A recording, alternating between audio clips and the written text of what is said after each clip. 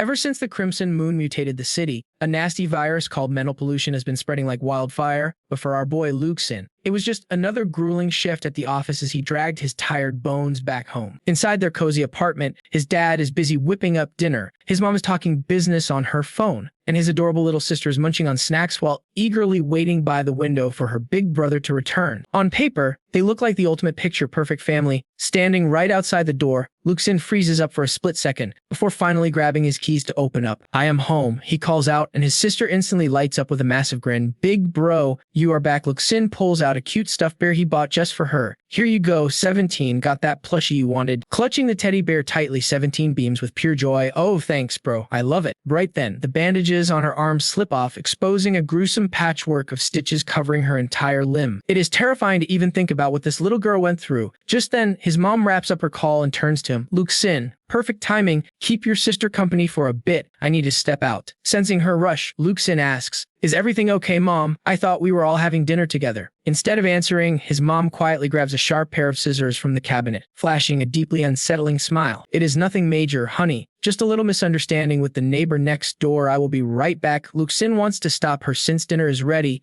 but he hesitates and decides to let it go. "Okay, Mom," but Lu Xin's knowing smirk suggests he already knows exactly how this is going to end. Our main guy, Lu Xin, is actually just a regular guy working an 8-hour shift and living in Qinggang. Right now, he is just enjoying a cozy, ordinary dinner with his family, except there is one major catch. His family is anything but normal. Mid-meal, his massive father suddenly slams his wine bottle onto the table and roars, "Useless trash. Who dare to enter my kitchen? Drop dead. All who damn it. No matter how much I peel or cook, it still tastes awful." The giant of a man is absolutely terrifying to look at. Just then, a police siren wails outside, sending his temper over the edge, screaming. All they do is scream, "Damn it, can a man get some peace and quiet?" Snapping completely, he yanks the window open and yells at the street, "You useless watchers, this damn neighborhood has nothing better to do than spy on people all day." Watching her dad lose his mind, 17 starts trembling and clings to her brother. "I am scared." Bro Lu Xin gently comforts her. "Stay calm, stay calm. 17 is alright, dad is not going to hurt you." Right on cue, his mom walks back in. "Why are you screaming again? Cut the noise already. I could literally hear your loud mouth going all the way down the hallway. Stop shouting nonsense before you traumatize the kids." But as she steps into the light, Lu Xin immediately notices she is completely covered in fresh, dripping blood. Yet he does not even flinch, treating this horror show like an average Tuesday. Seeing his wife, the dad explodes in a fresh fit of rage, hurling curses. "Those damn kids can go to hell. Everyone drop dead, and you worthless bitch. You deserve to die too." Instead of getting mad, Lu Xin's mom just flashes a smug grin. "Oh, of course, in your eyes, everyone deserves to die except for you, right?" The second she says that, the dad lunges forward, glaring with furious, bloodshot eyes. "What did you say?" But instead of backing down, she keeps poking the bear. "Is because everyone else lives a better life than you. You are just a pathetic coward, hiding like a sewer rat,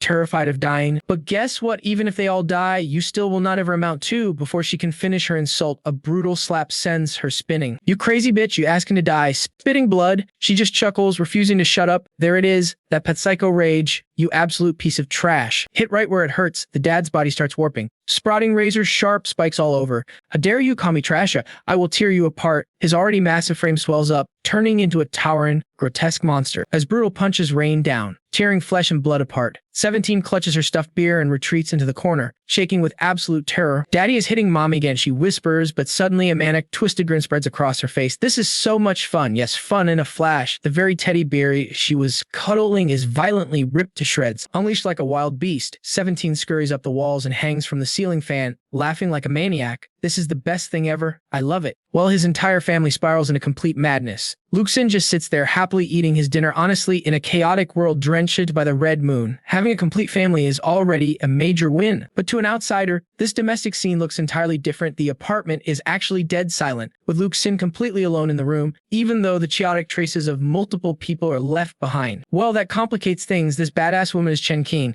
and she's clearly not to be messed with. Her agents feed her constant updates, reporting that the psychic abilities of Subject 13, their current target, have finally surfaced. Out of the shadows, a mysterious man speaks up. So this guy actually has recruitment potential. What kind of threat does he pose? And what is his actual power? Chen Qing reports back, saying we still don't know. Unlike other psycho-mutants, he has only shown signs of highly advanced and unstable physical mutations so far. On the surface, he seems totally ordinary, sticking his daily commute and doing a solid job at work, but his brain gets seriously scrambled sometimes. Intrigued, the man in the shadows grins. Sounds like a prime asset and easily manipulated. Have we sent a Dreamweaver into his head to test him yet? Chen Qing lights a cigarette and sighs. Yes, but once that Dreamweaver entered his mind, never came back out. The next day at work, Lu Xin helps out a rookie like he always does, only to get roasted by his petty coworkers. Oh, look at Mirror, nice guy helping the rookie again. Dude, we are already drowning in our own work. Why train your own replacement? He is going to get himself fired. How else is he going to bag that Employee of the Month award? All his over-the-top enthusiasm just makes the rest of us look like lazy jerks. The rookie Lu Xin looks super embarrassed by the comments. Sorry, Lu Xin, I am just too slow and keep dragging you down, but helping folks is practically second nature to Lu Xin, so he doesn't mind one bit. Just then, a coworker calls him to the manager's office. Lu Xin quickly finishes showing Lu Qing the ropes before heading over to see the boss. The second Lu Xin walks in, the manager shoves a thick folder into his hands. Lu, take these documents to the coffee shop on the corner of Qinggang Street right away. No delays, make sure they get there safe and sound. Clutching the files, Lu Xin is confused. Isn't this Iran supposed to be handled by admin or the interns? Why pick me? The boss is acting super sketchy today. Plus, that woman standing there is giving me weird vibes. Realizing he got caught staring, Lu Xin quickly makes his escape to avoid any drama. Deciding to mind his own business, he heads off to deliver the package. The moment Lu Xin leaves, the manager turns to Chen Qing, bowing and scraping. Chief Chen, I did exactly what you asked. Don't worry, I did ask questions, but about that project you promised me earlier. Chen Qing stands up coldly and drops a truth bomb. He is definitely not getting that contract. The manager panics, stuttering, what? But we had a deal, I just helped you out, before he can whine further. Chen Qing shoves him back into his chair and glares right into his eyes. Boss, listen closely. You never saw me here, and you never gave him that task. Suddenly, Chen Qing's eyes glow a deep crimson, releasing a hypnotic, mind-bending flash of light. Fully hypnotized, the manager slips into a daze, his memory of her completely wiped clean. Having got what she came for, Chen Qing smoothly exits. Meanwhile, down at the subway station, a pregnant woman steps into a packed train, searching in vain for an empty seat. Left with no choice, the pregnant lady sighed and rubbed her belly. Well, baby, looks like we were standing. Just then, Lu Xin stood up to give her his seat. That was just Lu Xin. The guy was always helping people, even random strangers he did not even know. Once everyone settled in, the subway train started rolling toward the next station. Suddenly, out of nowhere, little Sister 17 popped up. Clutching her teddy bear, she crawled upside down along the ceiling right in front of Lu Xin, calling out, "Hey, bro, big bro." Lu Xin immediately looked away, praying no one noticed him. Like, how did this kid even find him here? 17 started swinging from the handrails, trying to get him to play. How, this is awesome. Look at me swing. But with every single swing, the entire subway car rattled so violently it felt like it would fly right off the tracks. The other passengers could not see 17 at all. They just felt the terrifying vibrations and started freaking out. Seeing her brother ignore her, the little girl tilted her head, confused. Bro, why are you ignoring me? It is so much fun. Lu Xin leaned in and whispered under his breath,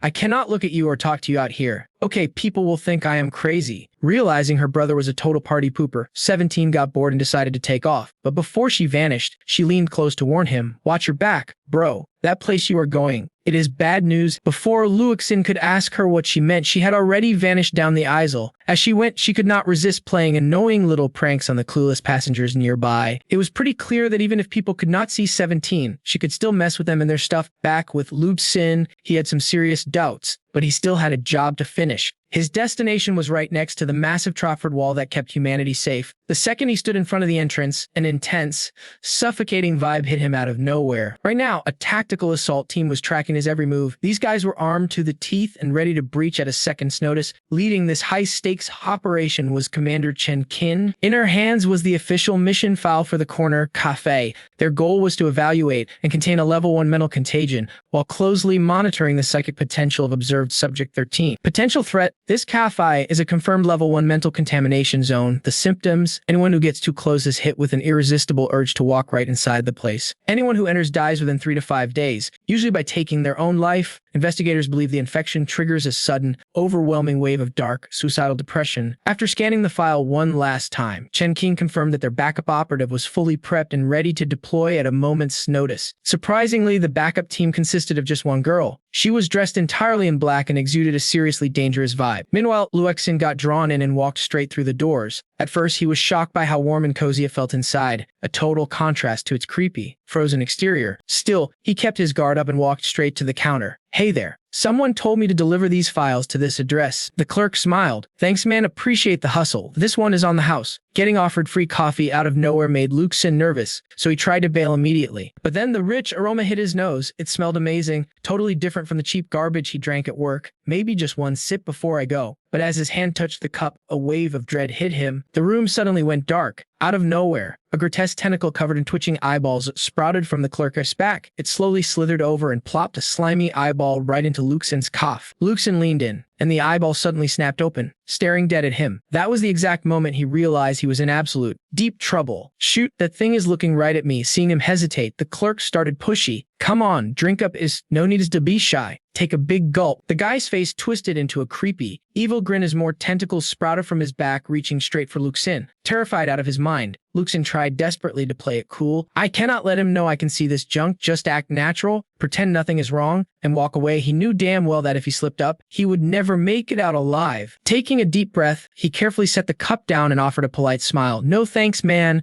I appreciate the offer." With that, Lu Xin turned around and bolted for the exit. But after just a few steps, a freezing chill ran down his spine, covered in cold sweat. He glanced back. Every single customer in the cafe was staring directly at him, their eyes glowing with a creepy light. Lu Xin immediately bolted with everything he had, and his escape was captured perfectly on the surveillance cameras over at command. The monitors were completely baffled. "Wait, what? That is literally a textbook level 1 contamination zone. Normally, a psychic mutant with infinite potential stepping in there would trigger an absolute bloodbath. Why did nothing happen? This makes zero sense. Damn it. We wanted to test Subject Teen and find the source of the CAF's contamination so we could take them all down in one sweep. We had 3 backup plans ready, but nobody saw this scenario coming. Lost." The team turned to Chen Qing for orders. Chen Qing paused, then snapped, "Keep tracking him. Put plan number 4 into action immediately." Meanwhile, down in the subway station, Lu Xin caught his breath after sprinting the entire way without stopping once. Collapsing onto a waiting bench, he wiped the cold sweat from his forehead. "Man, I am glad to be out of there. Why were those people so incredibly creepy? Oh wait, when 17 warned me earlier, she was definitely talking about that freak in the Kasafa. But ever since the Blood Moon incident, even the lunatics wandering the outer wastelands are still human. What I just saw back there, that was definitely not human. I need to ask my family tonight. They might actually know something about this." Just then,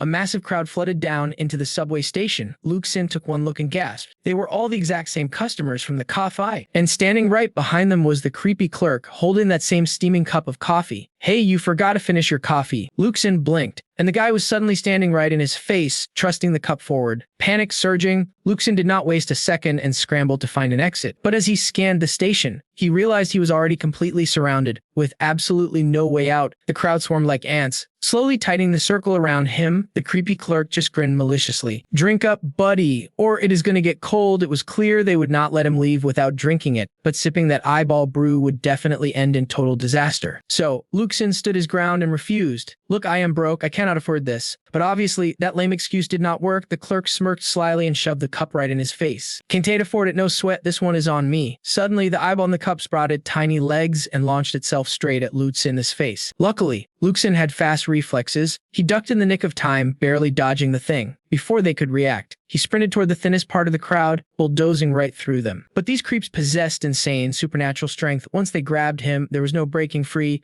Swarmed by the mob, Lu Xin panicked and let out a terrified scream. "Let me go, get away from me! You freaks, do not touch me!" But no matter how loud he shrieked or how hard he thrashed, the brainwashed mob refused to let him go. Over at AQ, Chen Qing and her crew are staring at the monitors, totally losing their minds. Like, what is actually happening? How did this guy get shut down so easily? He looks like a total normie. Chen Qing figures Lu Xin has zero control over his powers and completely botched it. Her sidekick instantly suggests sending backup to shut this test down. Once Chen Qing gives the green light, the girl in black stands up and pops open her umbrella, ready to jump straight into the action. Right then, the data guy screams out, "Hold up, everyone needs to look at these crazy numbers." Back with Lu Xin, he is running out of juice after struggling so hard. They force his mouth wide open, and that freaky eyeball prepares to dive right in. Is this game over for him? Just as Lu Xin is about to lose hope, he hears his annoying little sister giggling. "Hey bro, I told you to watch out, but you never listened to me." Spotting 17, Lu Xin panics and screams, "Save me right now." Instead of helping, 17 just smirks at him. "You always ignore me, pretend I am invisible, and never tell me outside. Now you want my help. Guess you do not hate me so much anymore." Huh, looks like the kid is throwing a tantrum because her brother ignored her warnings. Meanwhile, Lu Xin stares at that twitching, creepy eyeball and begs her like his life depends on it. Save me, but little 17 has a catch fine. But you have to promise to buy me the coolest toy ever. Lu Xin is literally about to die, but he still screams back, I do not have any money, man. Being broke is a total nightmare. Right then, the eyeball leaps forward, aiming straight for his open mouth. At the very last second, 17 smashes the eyeball away and drags Lu Xin out of the crowd. The moment they touch, Lu Xin's eyes flash a deep blood red, looking exactly like his sister's freaky eyes. Aha, big bro, here we go. Suddenly, Lu Xin gets a massive surge of power from his sister, making him go completely wild. Though he still keeps his head straight, the siblings chat casually while absolutely wrecking the crowd. Meanwhile, the special ops team watching this are losing their minds. That is some insane body control, a textbook spider-type ability. He was totally trapped and about to get infected by those monsters, but he still broke free. Plus, his agility is off the charts, bending his body in ways normal humans cannot even comprehend. This raw potential is almost on par with a gecko. Suddenly, the data spikes wildly, signaling some major trouble. Back in the subway, that creepy employee gets totally furious watching his pre try to escape. Wow, you are fast, but you are not getting away. A bunch of nasty tentacles sprout from his back, whipping wildly right at Lu Xin. Each tentacle packs insane power, smashing through concrete walls and floors like paper. It is pretty clear this thing wants to tear Lu Xin to shreds. But thanks to his crazy reflexes, Lu Xin dodges them all. Qing finally breathes a sigh of relief and orders them to wrap up. But suddenly, an agent screams and points the screen. Wait, look at this. Something is totally off. Everyone else looks over and gasps at what Lu Xin is doing. Instead of running away after escaping the subway station, he hangs right above the exit, waiting to jump the infected mob chasing him. Seeing him act so smug, the crew starts whispering, what on earth is he doing? It looks like he is straight up mocking them. Even though spider types have insane speed, those infected freaks from the Kef have zero chance of catching him. Honestly, in this world, barely anyone can catch up to a guy with spider type powers. But seriously, I do not get this guy who in their right mind stares down a bunch of monsters and instead of running away, stands there and trash talks them. Even Chen Qing realizes this kid is totally out of his mind. Back to Lu Xin. He panics when his sister starts dragging him right back into the subway. Sis, what are you doing? 17 just smirks and asks, what do you want to do? Lu Xin breaks into a cold sweat. Let us get out of here. Do you not see that giant monster? 17 is not scared at all and mocks the monster. Bro, why are you so chicken? He should be the one crying. The infected employee is absolutely livid after being clowned by a kid. The guy completely mutates into a straight-up nightmare monster. Charging right at Lu Xin, his tentacles grow absolutely massive, popping out mouths filled with razor-sharp teeth. One look and you know this thing is highly dangerous. Lu Xin begs his sister to run, but 17 gets super excited. I am not running. Look how cute it is. I want to play. She grabs Lu Xin and drags him straight toward the beast. But to everyone watching, it looks like Lu Xin has totally lost his mind, charging headfirst at the monster. According to the screens, his mental instability has hit its limit, and a level 1 mental monster has spawned. The tech guy urgently asks Chen Qing if they should send in backup. Chen Qing watches closely, carefully calculating her next move. Normally, an unarmed spider-type mutant stands absolutely zero chance of beating a high-level mental monster like this. Yet, he did not even hesitate to charge straight at it. Looks like she is going to wait and see, only stepping in if things go totally out of control. Back with Lu Xin. He easily dodges every single tentacle strike with his slick moves. He gets right in the face of the employee, grabs his arm, and rips it clean off. To little 17, this brutal fight is just a fun game of tag, but then Chen Qing panics as the screens go black. Oh no, the subway cameras were destroyed by mental force. Move out now, the strike team gets the call and deploys immediately. Meanwhile, the intense battle between Lu Xin and that monster is still going strong. Tearing the arm off, Lu Xin taunts him, look, one arm down, having fun yet. Pissed off, the monster lashes out, but this time Lu Xin does not dodge. He shreds the tentacles with his bare hands. Sensing danger, the tentacles try to pull back, but in seconds, Lu Xin shreds 3 of them into tiny pieces. The monster scrambles to escape, but Lu Xin is not letting him off that easy. He runs straight up a vertical wall, sprinting forward like a total beast. Tables turned, you are not escaping now, weak already. I am not even done playing. On the run, he rips off a metal railing and pins the monster to the ground, locking it in place. The monster takes a fatal hit and goes completely still. Just when you think it is finally over, pieces of the monster splatter onto the infected, completely hijacking their minds. These infected puppets then scatter in every direction, carrying chunks of flesh to escape. But with his insane speed, Lu Xin immediately snaps one of their necks. No mercy for anyone, everybody gets a taste. In a flash, he wipes out the entire infected crowd, letting absolutely nobody escape. Standing in a pile of bodies, Lu Xin smirks. Seriously, none of you guys can even fight. Suddenly, he hears a noise behind him and whips around. Who is there? He turns out the subway guard actually survived. The moment Lu Xin spots the old man, he flashes a creepy grin. How, look at that? We still have one left. Anyone in his line of sight is now easy prey. 17's insane bloodless seems to have completely hijacked his mind and body, driving him to charge forward for another kill. Right then, Lu Xin's sanity screams out. Enough, luckily, he manages to pull his sister back just in time, allowing the guard to survive. But 17 is still totally hyped up and hyperactive. Do not hold me back. She glares at the guard like a wild predator craving fresh blood. Lu Xin frowns and snaps at his sister. Enough, 17. Look, I only let you slide back there because it was a total emergency. If we do not stay on the same page, we are going to get killed. Besides, those Kef freaks were not even human. So whatever, you killed them, but this guard is a normal dude. You cannot keep causing chaos. Got it. Hearing him raise his voice, 17 finally chilled out. She threw her arms around him, playing the cute little sister card. Come on, big bro, do not be mad, I only did it keep you safe. You know, look how wild those monsters were. Lu Xin sighed, gently patting his little sister on the head. If you are scared, just hide. You do not have to do all that extra stuff. Suddenly, 17 sensed footsteps approaching and yanked her brother away. Who is that? Fine,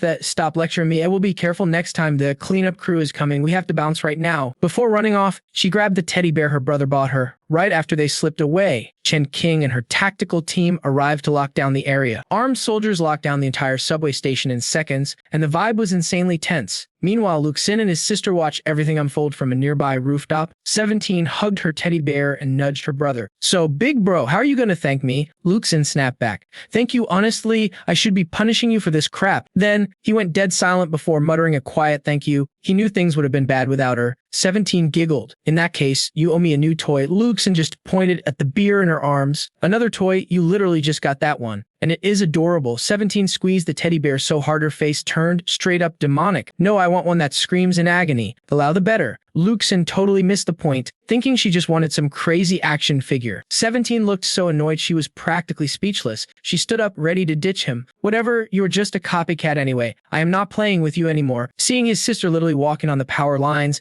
Lu Xin freaked out and asked where she was going. 17 ignored him, offering one last creepy warning. Watch your back, bro. Someone is stalking you. That comment made Lu Xin break out in a cold sweat. Who is targeting me? Talk to me. But since she did not get her new toy, 17 just potted and shut her mouth. He, not telling bye, she waved and skipped along the high-voltage wires like it was a sidewalk. Left completely alone, Lu Xin realized he had absolutely no clue how to get down. From this height, one bad slip would turn him into a human pancake, but out of nowhere, he decided to leap straight toward the fire escape of the opposite building. Seeing those insane gymnastics, it is clear Lu Xin is no ordinary dude. He stealthily made his move while keeping a close eye on the streets below to avoid getting spotted. Running into those armed guys would be a massive pain, so he had to take the long way. After sneaking around and making sure the coast was clear, he blended right into the crowd. Suddenly, a voice from behind made him jump. Hey, Lu Xin, get in. Coffee is on me. Turns out Chen Qing was already parked right there, waiting for him. Staring at her, Lu Xin started panicking. In 23 years of his life, no girl had ever asked him out, let alone someone like her. Was she one of those subway agents who had been tracking him this whole time? Still, a coffee invite did not seem like an ambush, and rejecting her would be super awkward. Dang, this guy is already starting to overthink things. He completely forgot about the near-death experience he just survived. After scratching his head to find an excuse, he mumbled, "Is it urgent? I am not really in the mood for coffee." Chen Qing studied his reaction closely, sting. Interesting, he just survived a chaotic supernatural event and got a random invite from a stranger, yet he is acting cool as a cucumber. She opened door, telling him they could hit a bar instead. With no real choice, Lu Xin quietly arrived in. Once there, Chen Qing pulled out her credentials to introduce herself. I am Chen Qing, and here's my badge. I do not mean you any harm, but I will admit everything you went through today was entirely set up by me. Lu Xin carefully inspected the badge in her hand. No way. This woman was actually a top-tier commander from the King City Special Patrol Division. She was a big shot from the main city, someone far beyond his league. Why would a high-ranking officer ever cross paths with him? Turns out, the document delivery and the monster attack were all part of her elaborate test. This lady was out of her mind. Lu Xin was ready to chew her out for almost getting him killed, but then he spotted the gun holstered on her hip. Knowing when to fold, he just sighed. So, why did you put me through that? Chen Qing poured herself a glass of whiskey and shrugged. Let me explain things from the very beginning. I am with the Special Operations Department. We deal with abnormal events and contamination outbreaks within these walled cities. Think of us as a government agency. After the Red Moon disaster, the main cities and satellite cities unite to purge the crazy mutated freaks outside the walls. Whether it is dealing with the royal knights, the mental cults, building the high walls, or maintaining order, our department handles all of it behind the scenes. Right now, our primary mission is handling the internal contamination spreading through the main and satellite cities. Hearing this, Lu Xin stared at her with wide, shocked eyes. Contamination. Chen Qing pulled out a thick folder and slid it across the table.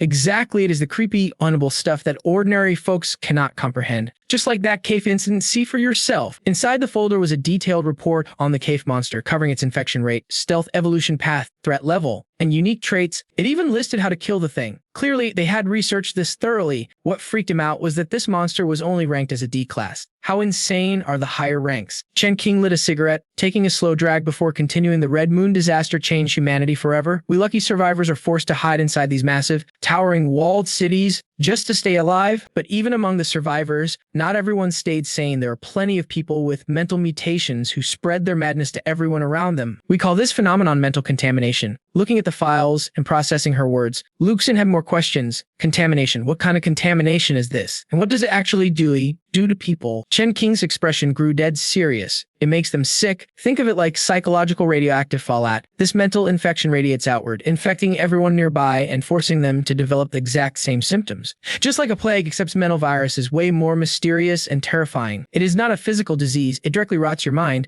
Some infected people fall into deep depression and end their own lives, while others completely lose their minds and violently attack everyone in sight. Some even start talking to inanimate objects or develop bizarre, obsessive thoughts. Simply put, the source of this contamination creates a highly contagious mental illness that spreads like wildfire. On the outside, these infected freaks look completely normal, but on the inside, their minds have warped into something totally alien. The worst part is they do not live outside the walls like the other monsters. They live right beside us, ready to snap and infect anyone at any second. Just snacking. Just look at the cave you were in. There were 37 people there. Every single one of them was deeply infected by that monster. They completely lost their minds, and unfortunately, the only cure for them now is a bullet to the head. Hearing this, Lu Xin completely lost it, yelling, so all those people are just gonna die. Even if we take out the source monster, there is still no way to save them. Chen Qing stubbed out her cigarette, stood up, and stared him straight in the eyes. Killing the source doesn't magically cure the infected. That spiritual monster is just patient zero. Anyone or anything touched by its influence is now a ticking time bomb, fully capable of spreading the psychic plague. The infected you took down at the subway station were basically contagious cells, but once the host dies, the severely contaminated survivors will panic and scatter everywhere. If even one of them slips away, they will mutate into a new source of infection. By then, the outbreak will spread like wildfire. Hearing this, Lu Xin raised a question. Wait, if that's the case, why didn't the monster just leave an infected host side as a backup clone to resurrect itself whenever? Chen Qing broke it down for him. A level 1 monster isn't a genius. It infects people purely on instinct. The heavily infected hosts are blindly drawn its side. Only when the main body is killed do these backup hosts develop their own consciousness. But by then, the game is already over. Realizing he had just survived a brush with death, Lu Xin pressed further. If it's that insanely dangerous, why did you put me in there? Weren't you worried I'd get infected too? He asked the question, but his eyes were acting sus, glued right to her cleavage. Chen Qing confidently smirked. Same wouldn't he get contaminated? Truth was, he was already infected. Noticing Lu Xin's stunned face, Chen Qing whipped out his secret file. Inside was a massive pile of complex data, past evaluations, photos, and hijras. Absolutely everything about Lu Xin was listed in extreme detail, leaving nothing out. Chen Qing lit another cigarette and took a slow drag before continuing. Ever since the cataclysmic Red Moon event, a select few have unlocked insane mental strength, giving them master-level control over their own bodies, down to every single muscle fiber and bone joint. And you, my friend, are exactly that, a psychic mutant with gifted mental abilities. Our analysis of your powers shows that your primary skill is having hyper-precise mental control over your physical body. In our tactical action squad, we have a guy with a code name who has pushed his body control up to 80%.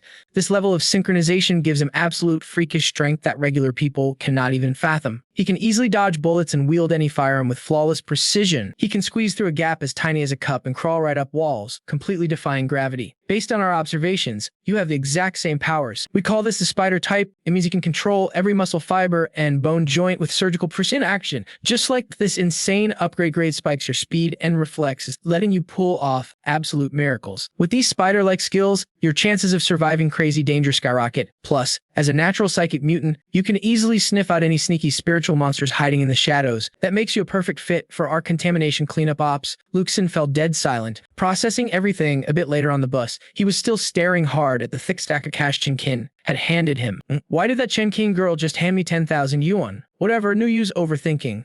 I desperately need this cat. Honestly, I absolutely love having it. By now, the bus pulled to the satellite city station. After walking a short distance, Lu Xin arrived at an orphanage without a second thought. He pushed the door open and walked in like he owned the place. The moment the old security guard saw him, he nodded. Hey, you were here? She's teaching a class right now. It looked like Lu Xin was a regular here. But instead of going inside, he just stood outside, peeking through the window. Inside, a young girl in a wheelchair was laughing and playing with the kids. Suddenly, she sensed a presence, whipping her head toward the glass as someone out there. After waiting a moment with no reply, she turned back to the kids. Huh, guess nobody's there. I could have sworn. Nah, I must be tripping. There's no way it could be him. Outside, Lu Xin had quickly ducked out of sight, avoiding her gaze. They looked so happy, better not crash their party. He just dropped the cash straight into the mailbox. Without a single regret, Lu Xin stuffed the 10,000 yuan he just made into the mailbox. Before walking away, he plucked a beautiful flower and placed it gently on top. Watching him walk away in silence, the guard sighed. You should tell her face to face so she stops working. She always leaves flowers on it. Besides, I worked my butt off growing these flowers, and you keep stealing them. Lu Xin dodged the topic with a grin. Hey, I'll swing by this weekend and buy you a drink, old man. The guard was totally used to his excuses. Forget it, I'll buy the drinks.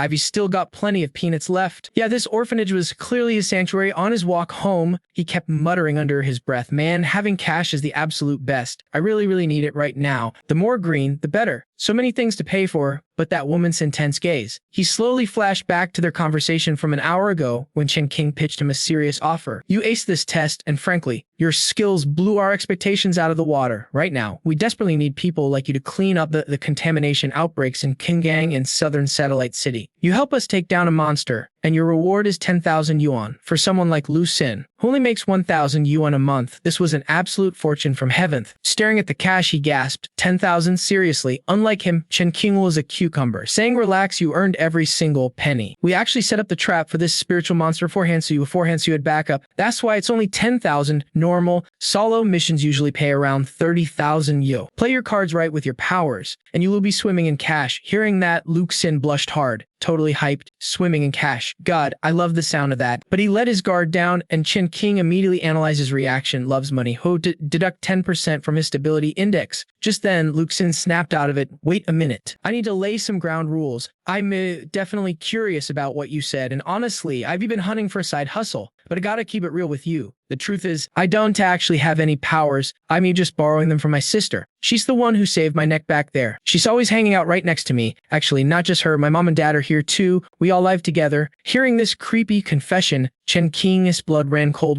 What? Over the comms, her team was practically yelling, Chief Chen, we need a final verdict on this guy. If he has severe multiple personality disorder, he's basically a ticking nuke, constantly on the brink of losing control. We should just reject him. We need to neutralize him immediately before he triggers a disaster. Do not forget how weirdly the Dream Master died. She literally just entered his dream for standard test, yet she died right there, leaving absolutely zero trace of psychic residue behind. A clean slate like that has never happened before. This time, even Professor Bai is totally clueless about her cause of death. Chen Qing let out a sigh, deeply troubled by this enigma. He's already a high-risk threat, and now he shows multiple personality traits. Do we really just execute him on the spot? No, let's push him a bit more. Taking a deep breath, Chen Qing turned back to Lu Xin. According to our intel, you've been living entirely alone ever since the Moonlight Orphanage was shut down. Your dad, mom, and sister, none of them exist. In fact, you're the sole resident of that entire decaying building. As she dropped this bombshell, Chen Qing braced herself for a potential freak out. Ripping off the mask is a risky move, but it is the ultimate test. If this kid loses his mind, we are cutting him loose for good. But guess what? Lu Xin did not even blink. He stayed dead cold. Look, I already knew other people could not see them, but we do not just hang out. We eat dinner, watch TV, and chill. And when stuff hits the fan, they always have my back. Tell me, how can anyone say a family like that is not real? Looking at Lu Xin, his eyes did not show a single trace of a lie. Outside, the heavy assault squad was locked and loaded. All they needed was a single green light from Chen Qing to kick the door down. Chen Qing held off on the order and threw out one more question. I've got one question for you. If your freaky powers come from your family, Can you promise they will not take over your brain? Lu Xin just smiled and started talking. Honestly, do not worry, my family is great. My little sister is super cute. She just likes playing with toys and running around making noise. My dad loves cooking. He is always in the kitchen. Mom is super gentle, never picks fights. She just reasons with people. They would never try to hijack my body. Seeing how chill Lu Xin was, Chen Qing was completely speechless. The guy was just too normal. How could anyone talk about people who do not even exist like they were just regular roommates? So, back in the present, Lu Xin walked inside. She obviously did not buy it. Whatever, as long as I get paid, nothing else really matters anyway. Right then, Chen Qing slammed the brakes in front of him. I will give you a ride. On the way, she laid out the deal. Starting now, the squad is officially taking you in. But for now, you are just a rookie on trial. You must pass probation to go official. Your pay is 5,000 yuan a month, plus some sweet extra cash for field missions. If you are down, sign this contract. Lu Xin grabbed the papers and read them over. He figured 5,000 yuan just for being on probation was a pretty sweet deal. But he was still super curious about what the actual job was when he asked. Chen Qing's eyes went dark with sadness. Our job is tracking down special pollution sources. Basically, we are the ultimate shields for every single soul in the city. So you really need to brace yourself, because the crazy situations we deal with are always highly dangerous. Look, death is always around the corner, and you could even morph into one of those monsters. But in this city, after that Red Moon disaster, every regular person is precious and worth saving. That includes you too. Getting the picture, Lu Xin signed the paper. Staring at the contract, Chen Qing looked at him. I am really curious. You knew the risks, so why did you sign without hesitation? Lu Xin did not play games and just answered, back in the orphanage, the director told me the Red Moon wiped out most of humanity. Cities crumbled, civilization went backwards, like a total living nightmare. If the survivors just keep clawing at each other's throats,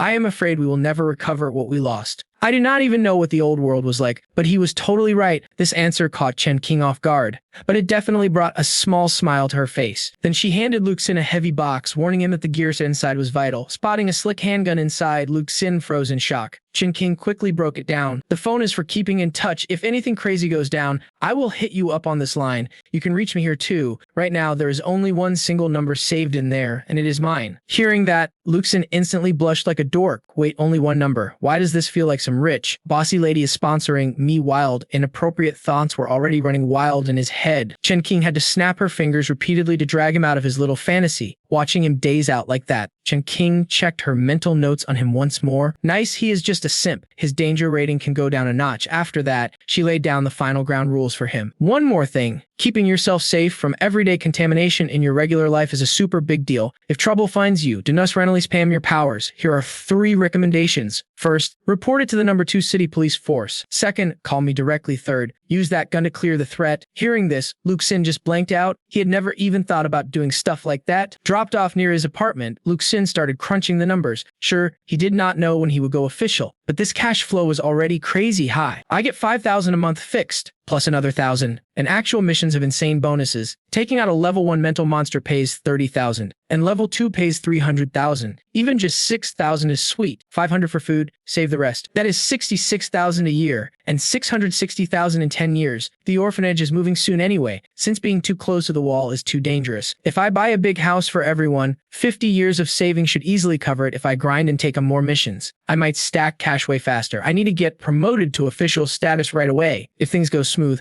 I might even have some pocket money left over. Right then, little 17 called down from a utility pole. Hey big bro, what are you up to? Mom and dad are waiting for you to eat dinner. Seeing his sister, Lu Xin decided to make a pitch. Once she realized what he wanted, little 17 immediately set her terms. You want to borrow my powers to make cash? What is in it for me? Without thinking, Lu Xin offered some lame toys, a screaming plastic chicken, or maybe a drumming monkey, or a dancing donkey. Little 17 was totally unimpressed and rolled her eyes. Bro, you are not even trying. I am out of here. Peace. Seeing his cash cow slipping away, Lu Xin panicked and yelled out, hold on, let us negotiate. What kind of toy do you actually want? Just tell me, and I will find a way to get it. Do not just disappear. Little 17 then pointed her finger at a drunk guy passed out in the alley. I want a really fun toy. I love things that can move around and actually talk to me. They must be in one piece, because only then can I rip them apart and stitch them back together. Give me that, and I will do whatever you want. Her face lit up with pure excitement. It was wild hearing such creepy words come out of such a cute little girl. Lu Xin blanked out for a second, then leaned down to whisper, look, sis, you cannot just go around hurting people. That is literally against the law. Suddenly, the air turned ice cold. Little 17 smiled and wrapped arms around him. Oh, really? Hurting people is illegal. Then why did everyone anyone get to hurt me. If you do not want me hurting other people, then just let me use you as my personal toy for a bit." She squeezed him with insane force, like she wanted to tear him apart, but only his jacket ended up ripping, tracing the massive scar running down her brother's spine. Little 17 began to sob uncontrollably. "Does it still hurt, big bro? You are such an idiot. When they hurt me, you were the only one who jumped in to protect me." Lu Xin felt a heavy pang of sadness. He sighed, then forced a warm smile. "Hey, little sister, do you know I'm not the same helpless guy anymore? I got a new job, and I am making real cash. I cannot buy you that creepy stuff, but I can take you to buy any regular toy you want. Go crazy, buy whatever you want, deal." Little 17 finally wiped her tears and flashed her usual bright smile. To her, big bro is literally the center of the universe. Next thing you know, they hit up a toy shop, grab a massive pile of plushies, but if onlookers catch him acting totally bizarre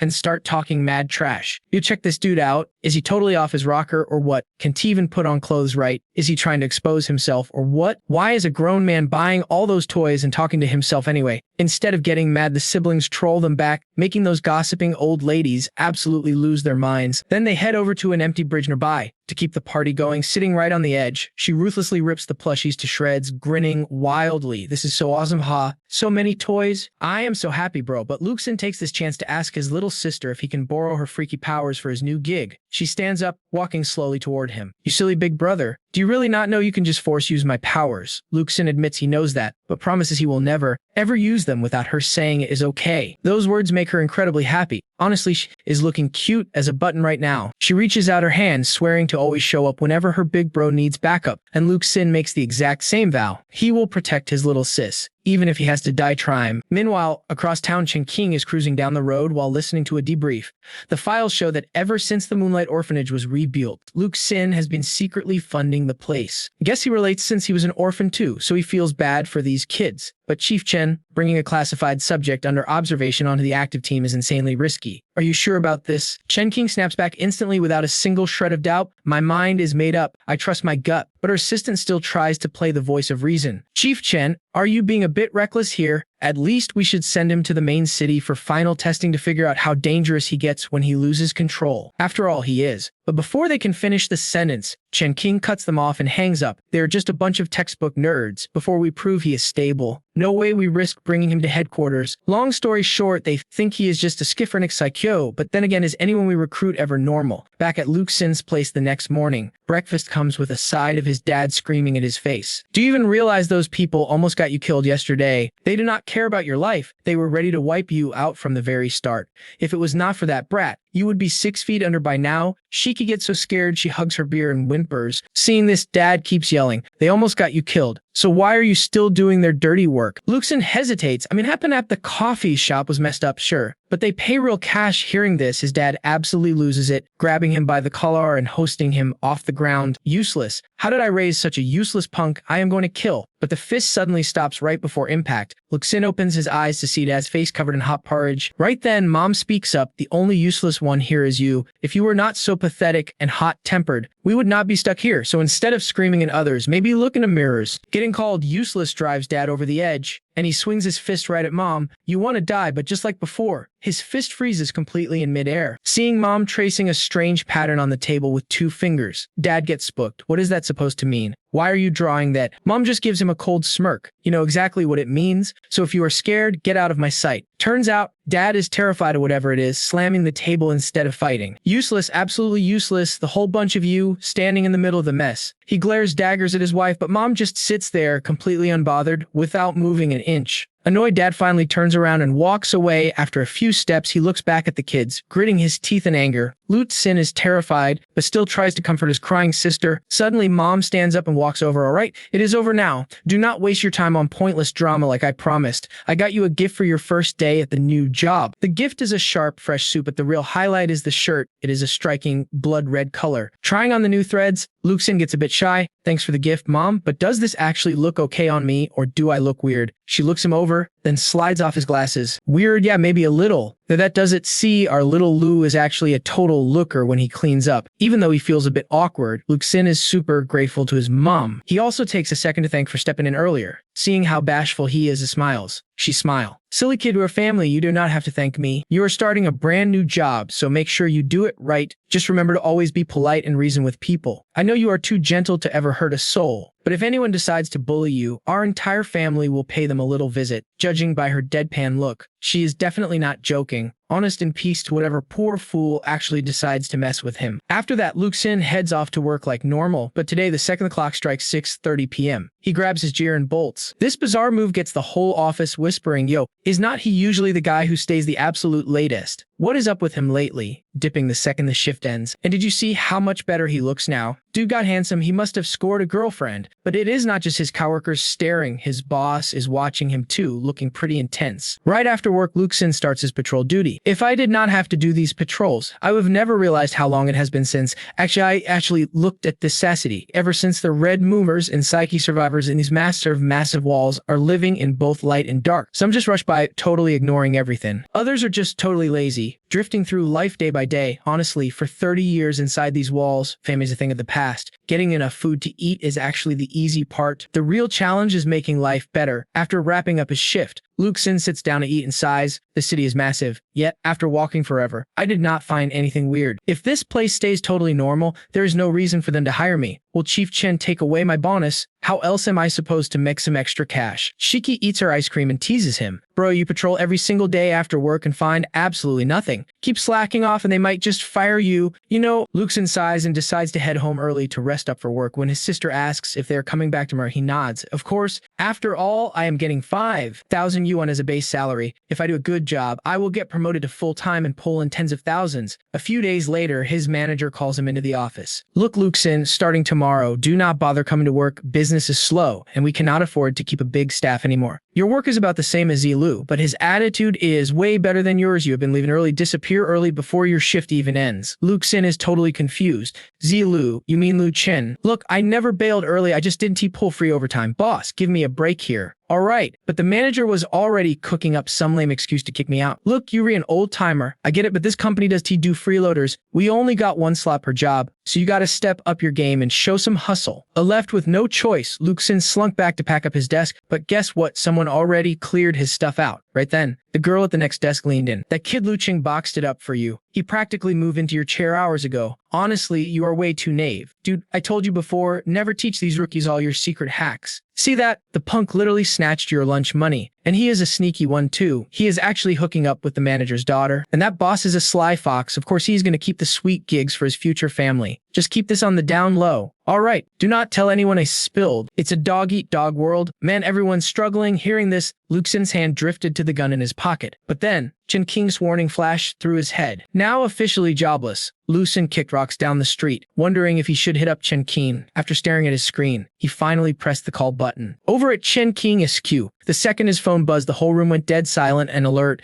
Snatching the receiver, she demanded to know what kind of disaster just went down. Lu Xin stammered, totally clueless on how to break the news, only murmuring that he had a tiny glitch. Chen Qing shot up from her chair, practically screaming. What glitch? What happened? What's wrong? The whole squad crowded around the desk, sensing the tense, weird vibes through the phone. Lu Xin panicked and started explaining, look, it's just that I leave work on time to patrol the streets. Seriously, I never ditched early. I just finished my work and walk out. But out of nowhere, my boss canned me. When he mentioned troll, the entire strike team froze like statues. Hearing Chen Qing press him, Lu Xin quickly explained, yeah, like scanning the blocks for mental monsters, just in case they pop up. Honest to God, I never slacked off on company time. I only go after clocking out, but they still ask me anyway. The boss wants to hand my shift over to his favorite guy. Hearing the whole sob story, Chen Qing rubbed her temples. You called me for this. The entire tactical squad nearly face-planted. They literally thought a national threat was going down. Chen Qing told him to hang tight and clicked off. Lu Xin let out a massive sigh. If she told him to wait, maybe she could pull some strings. Still, he was feeling pretty depressed about being canned. Just then, Little 17 crawled up. Bro, you just called that lady. How about I go over there and turn those losers into my little toys? Huh? They dared to bully you, so let us just wipe them all out. I bet mom would totally love to help, and maybe dad would pitch in too. Seeing his little sister go off the deep end, Lu Xin scrambled to talk her down. Forget it. No matter how rotten they are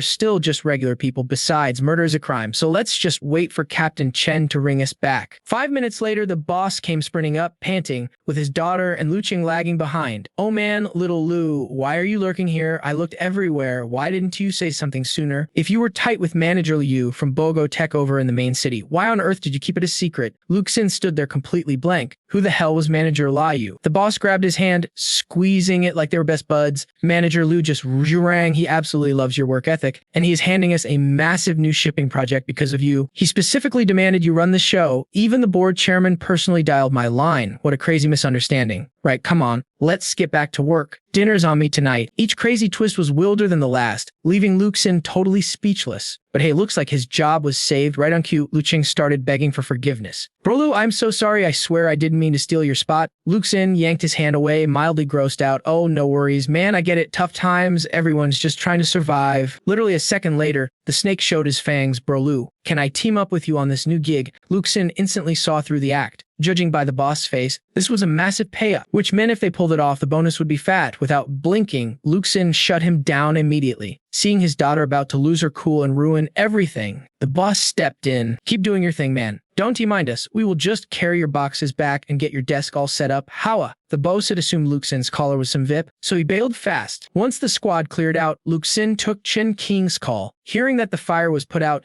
she asked, "We literally hired you and gave you a fat allowance, yet you still want this cheap gig. The pay is trash, you could just quit." But Lu Xin shrugged. Your rulebook never said I can hold down a normal job. Besides, 1,000 yuan is still real money, right? Realizing she could not reason with this total money grubber, Chen Qing asked why he patrolled. Lu Xin shrugged casually.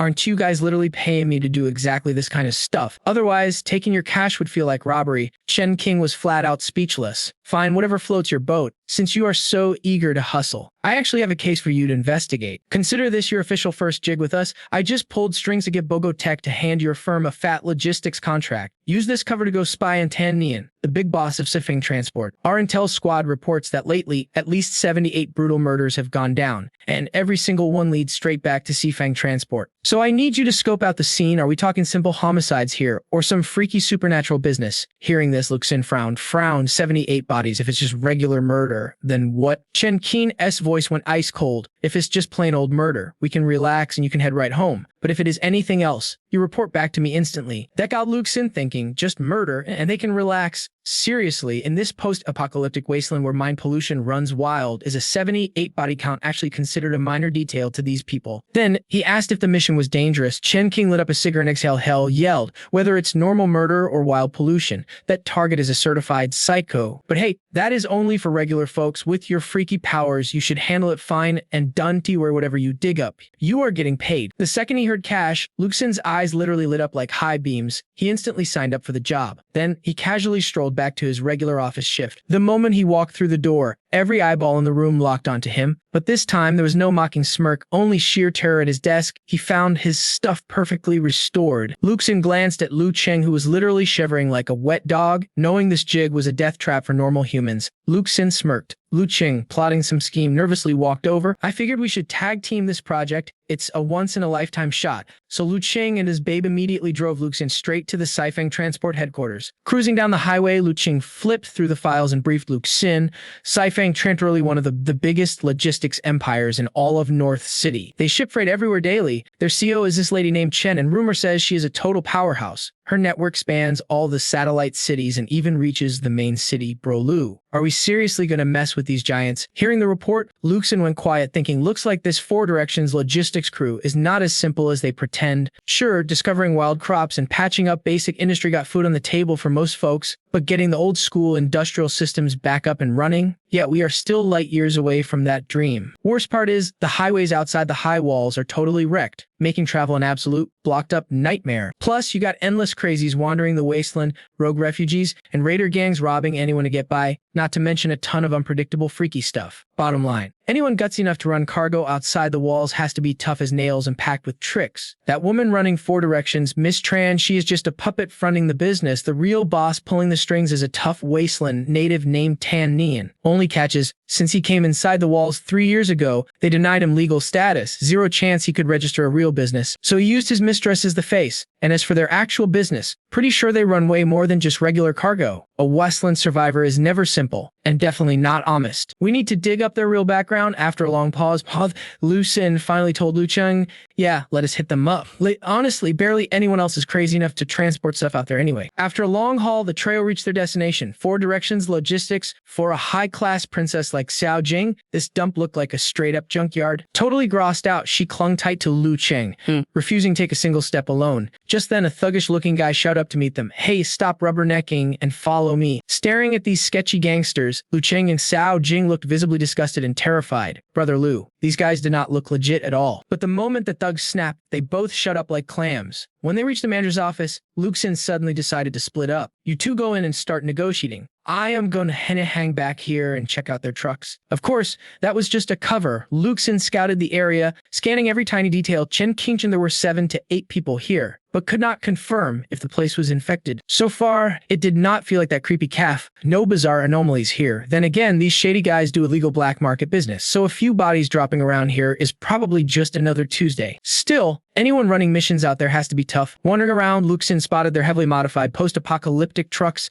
dark stains and dents. Are they actually blood and battle scars? Suddenly, an agonizing scream cut through the air. Turns out, the 4 Directions thugs were brutally beating Lu Qing. What kind of business deal is this, you punks? We risk our necks out there in the wasteland just to let soft city weaklings like you squeeze our prices. Who do you think you are, playing civilized with me? I will throw you outside for the freaks to eat. Nearby Jing was sobbing hysterically, desperately trying to get them to stop. Stop hitting him. Please stop. You do it again and I will call the cops. Hearing the chaos, Lu Xin gripped his gun and rushed over to see what was happening. What is going on here? Xiao Jing quickly explained. We just thought their price was way too high and tried to negotiate, and they instantly started beating him up. Plus, their financial books are incredibly shoddy. We cannot work with them. It is just asking for major trouble. Before she could even finish, a savage woman grabbed her hair and started slapping her face. You little brat, who has the problem here? If you guys did not keep whining, we would not have to beat you. Hearing the whole story, Lu Xin actually calmed down and let go of his gun. Ah, so that is what happened. Maybe I should just take my sweet time so they can get beaten a bit more. Our boy sure knows how to hold a grudge, but he decided to step in anyway. Hey, sorry about that. My bad. Why are we fighting? Seeing him, the 4 Directions crew crowded around. So you are the boss, right? The guy on the phone mentions a manager, Lu. Perfect. We were looking for you. You called wanting to rent our trucks. I prepped the vehicles, got the drivers ready, and now you back out. You trying to play us? Punk. Look, times are tough for everyone. Give a little, take a little, and we both win. But if you want to play hardball, do not blame us when things get ugly. Lu Xin just smiled and said, you are totally right. How about I go back and discuss this some more? Seeing him act soft, the big guy pushed even harder. A discuss. We are busy as hell. Who has time to argue with you clowns?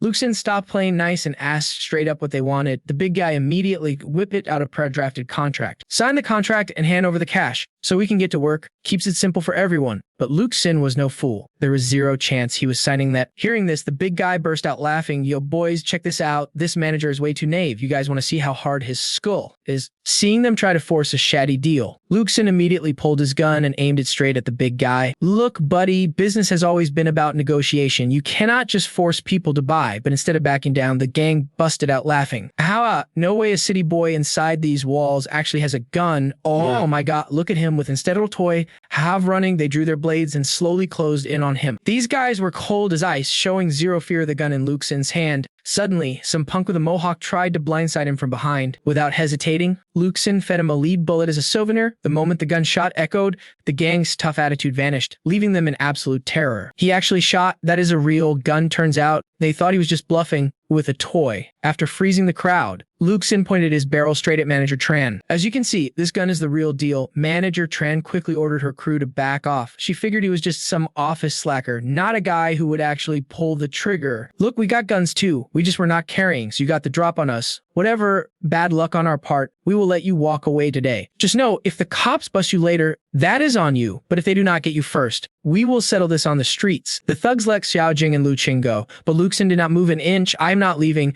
We still have not finalized our deal. Hearing this, Manager Tran stared at him in utter shock. You seriously still want to talk business right now? Lu Xin held his gun steady, completely unfazed. Absolutely. But we are definitely renegotiating that price. You do not get to just dictate the price. We need a fair deal. Though furious, Manager Tran did not dare talk back. One wrong word and she would be eating a lead bullet. Just then a man slowly walked into the room. I have pointed a gun at plenty of people coming here to negotiate deals. I've even hung a few over a lake full of hungry beasts, but having some punk point a gun at my crew just to talk business. That is a first. This man was the mastermind behind 4 Directions 10 Nian. The moment he walked in, the thugs froze in sheer terror. Too scared to look him in the eye, Manager Trent tried to explain, but Tan Nian cut her off, walking straight toward Lu Xin without a shred of hesitation. Drop the gun. Bro, you re-outmatched, and I'm in not here for a fete, just follow me. Lu Xin agreed without missing a beat. After all, getting close to this guy was his whole plan anyway. A few minutes later in the room, Lu Xin was straight up shocked by how much food this guy could inhale. Plates were piling up, completely wiped clean, and he wasn't showing any signs of stopping. Tan Nian did to eat alone. He offered some to Lu Xin, saying he'd been out in the wild so long that city food just fill him up. Lu Xin quickly declined. He definitely wasn't here for a free lunch. Sure, the outlands still face quick food shortages now and then, but a guy with Tan Nian's status, shouldn't he be starving, dog? It just didn't make any sense. Chowing down, Tan Nian kept talking, saying he was used to dodging death in the Badlands. He survived real hell. Now he just wanted to eat, sleep, and hook up with girls without worrying they'd pull a landmine out of their underwear to blow him up. Inside these high walls, it's best to keep our heads down and play by the rules. If we both just take a step back, life gets easier for everyone. Don't you think so, man? So spit it out, bro. What are you here for? I've seen plenty of guys carrying guns to do business back in the Badlands, but you look like you've never set foot outside these walls, so quit playing. Who sent you, and what's your game? Lu Xin pulled out Tan Nian's file, ready to cut straight to the chase. You read Tan Nian, right? Have you run into any weird supernatural stuff lately? The second those words left his mouth, Tan Nian completely froze. Are you trying to set me up? Spit it out. What do you want? Talk, or I'll blow your brains out right now. Facing down the barrel, Lu Xin didn't even flinch. Such a wild reaction meant he definitely hit a nerve, but there was nothing to fear. Boss Chen told him to investigate, but never specified how to get the job done. To save time, you've got to use the right approach. Why not just ask him straight up? After a brief pause, Lu Xin snapped, me, man. I'm just here to see if you've run into any trouble lately. Hearing that made Tan Nian lose his mind even more. Investigate me? What? Are you a cop or something? He had no clue little 17 was lurking right behind him, ready to take his head off if he flinched. Tan Nian acted tough, but his mind was about to snap. Lu Xin sensed it and tried to de-escalate. I'm not with the cops, so just chill out. Lu Xin knew he couldn't push this guy any further, or things would get messy real quick. He quietly gave little 17 the signal. On command, she snatched the gun and tossed it right to her brother. Lu Xin caught it effortlessly and instantly popped the magazine out. I'm not trying to bust you, man. I'm just here to see if you've run into any trouble. Shocked by the sneak attack, he finally realized how dangerous the guy in front of him was. How did you do that? Lu Xin shoved the gun in his pocket and smirked. Dante asked, even if I told you, it's not like you could learn it. Can we talk now? Have you experienced anything weird lately? I can jog your memory if you want, like say those recent murder cases. Hit right where it hurt. Tan Nian nervously looked away. This kid looked like a Nave City boy,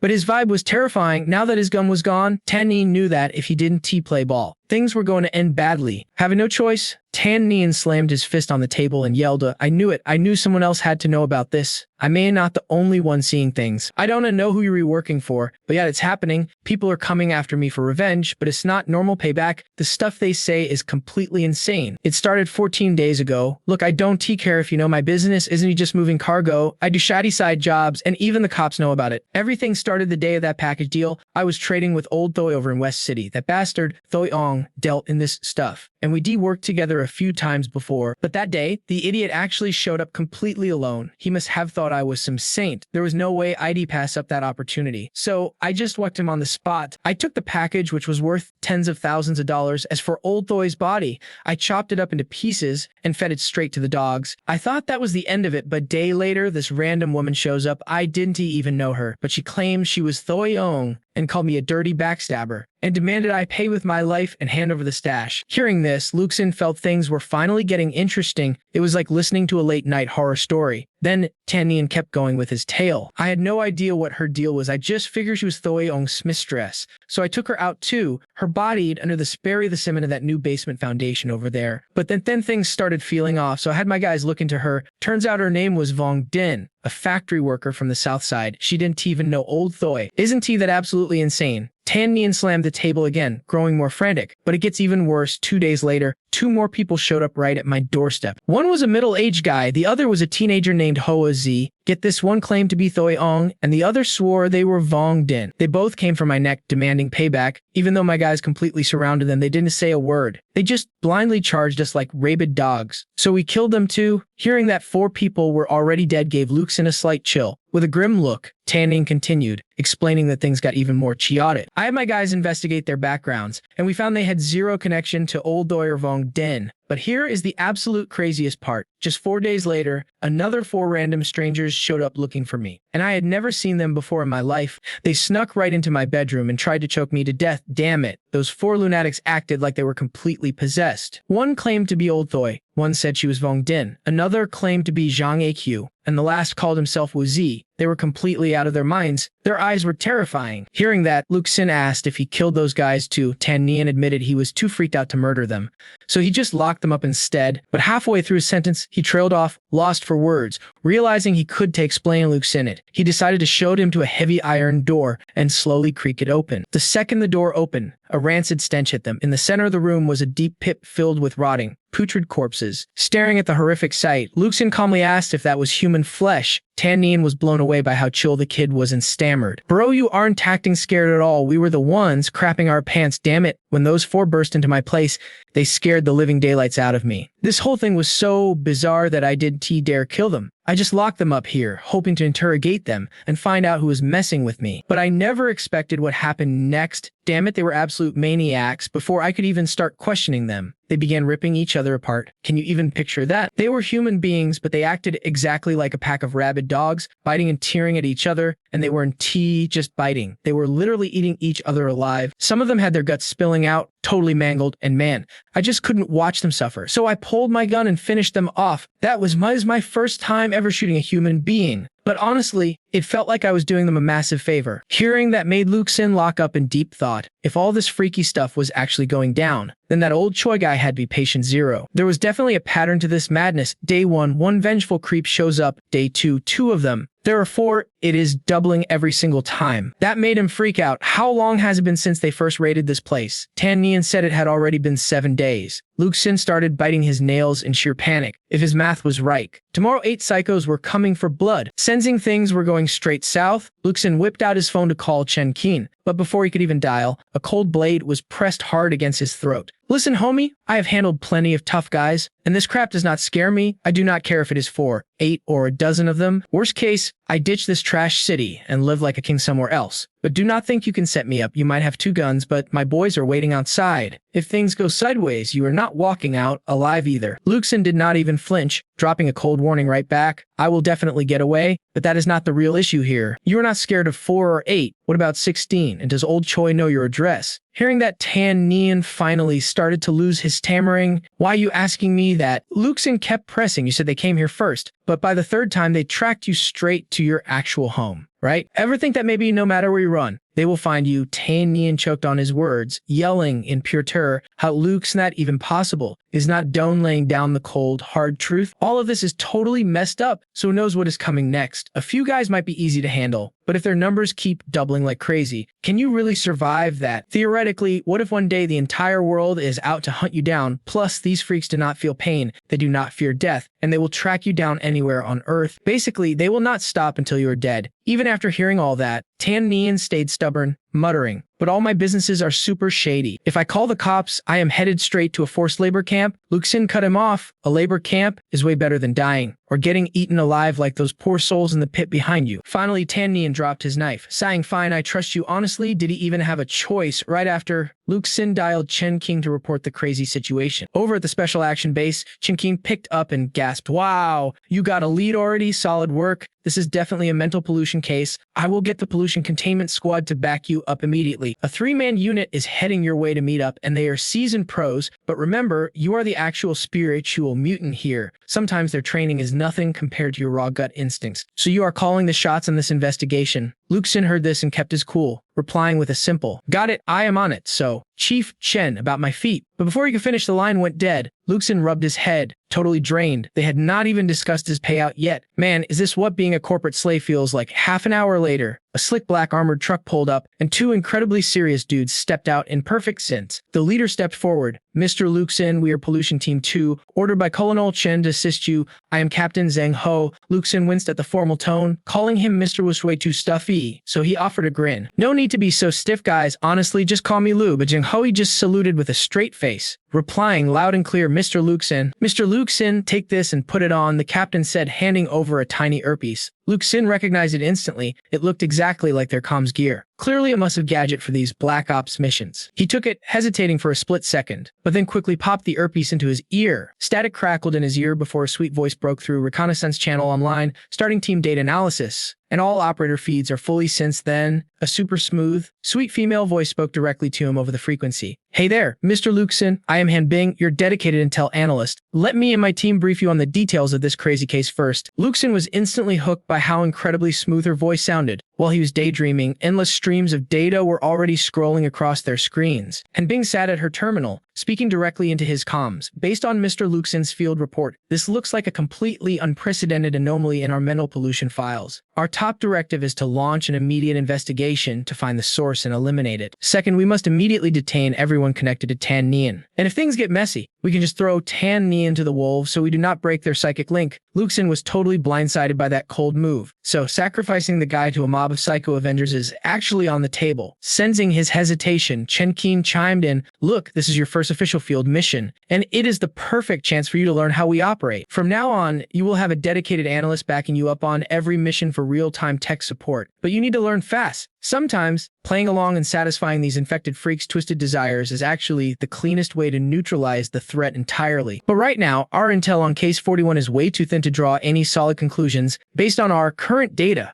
Those dead guys did not even know each other. They only became crazed Avengers after getting infected, which means their daily paths definitely crossed at some point." Han Bing chimed back in that shared location is definitely patient zero for this whole mess. "I suggest we deploy more scouts to dig into their backgrounds." Lu Xin frowned and interrupted.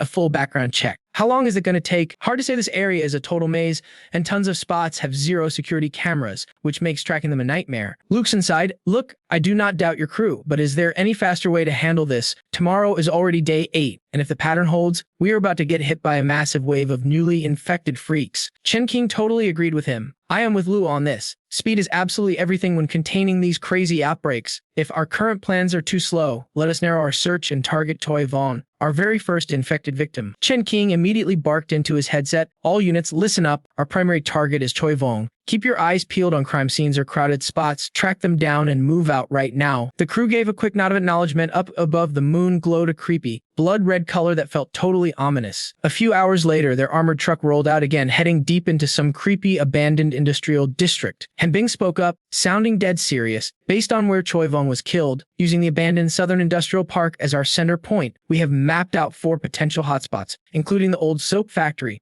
the Southwest landfill, and the water treatment facility right by the lake. We just got the scout reports back, and those first 3 locations are completely clean, nothing unusual at all, which leaves us with the last spot, South Lake. This place is a total maze. If the outbreak source is actually hidden here, you guys need to stay sharp and watch your backs." The team finally arrived, and one scout carefully stepped down into the dark water. Lu Xin scanned the area. Something felt totally off. Little 17 was supposed to be benched tonight, but there she was right then. He spotted her, just chilling all by herself right at the edge of the river. She slipped out again, sitting there jiggling like crazy. She spun around, saw him, and squealed in a shaky, hyped-up voice. Hey bro, get over here. This place is literally so much fun to play in." Lu Xin heard this and raised an eyebrow. A fun toy. He couldn't help but think, this kid's taste is completely wrecked compared to normal people. I mean, could she actually be tracking something? He crouched down carefully and asked, "Is there something in this lake? What's down there?" 17 flashed a seriously creepy grin and muttered, "No clue, but I get the feeling it's a toy that'll last us a really long time." Lu Xin caught the hint and said, "All right, looks like we finally hit the jackpot. Can you actually use your powers underwater?" The little girl flashed a terrifying smile and replied, "Never tried it before. But hey, I'm on down to test it out." Lu Xin reached over to pat her head, smiling. "Man, you are one brave kid." He then turned around and walked over to the squad behind him. "Hey, quick question. Is that gear of yours actually good to go right now?" He quietly sized them up. Chief Chen had just told him how much crazy high-level skill you needed just to operate this kind of high-tech gear. But here she was, squatting just 4 to 5 meters from the water, and the detection device wasn't showing any weird spikes at all. Could she be completely immune to whatever psychic wavelength this gear is supposed to detect? Suddenly, the soldier in front of him spoke up. "Look, if we dive in for a quick second, we might be able to use our weapons. The real issue is, our hazmat suits are not waterproof at all. Going underwater in heavy armor is a total pain, and if we strip down and touch the toxic pool directly, we're basically dead. But hey, if the bosses give the order, we've got to march in anyway." Lu Xin grinned and shrugged. "Got it, how about I dive down first to check things out? You guys just chill right here." The soldier stared at him, totally shocked. "Wait, you actually want to jump in first?" Lu Xin calmly shrugged. "Hey, someone gotta do the dirty work." Right then, his comms earpiece suddenly buzzed to life. It was Chen Qing buzzing in. "Did we clear the other sectors? Is this lake the final hotspot?" "Yes, absolutely. Captain, the odds of a massive toxic contaminant pool being in this water are off the charts." Lu Xin didn't even flinch. He slipped off his jacket and prepped to dive. Dante sweat it. I'll take a quick look. Working underwater is super dangerous, Chen Qing warned through the radio. If the risk is that high, why are you throwing yourself into the lake? A madman. Lu Xin froze up, not quite sure how to answer. Without waiting, Chen Qing ordered backup to hit the scene in 30 minutes, drain the entire lake, and search the bed above them. The night sky was still stained by the eerie, blood-red moon. The backup crew rolled in and drained that lake in record time. Talk about fast. Lu Xin sat on the edge, sizing up the situation. But before he could even finish his thought, Chen Qing cut him off. Handling psychic hazards is always dangerous. One slip up doesn't just put you in the ground, it triggers an absolute catastrophe. That's why we always live by 2 strict rules on this job. Rule 1, if you can smash it with brute force, do it, or just burn and bury the whole thing. That's the power of teamwork. Soon, the lake bed was bone dry, exposing a single weird fish flopping in the mud. Chen Qing, enough about it.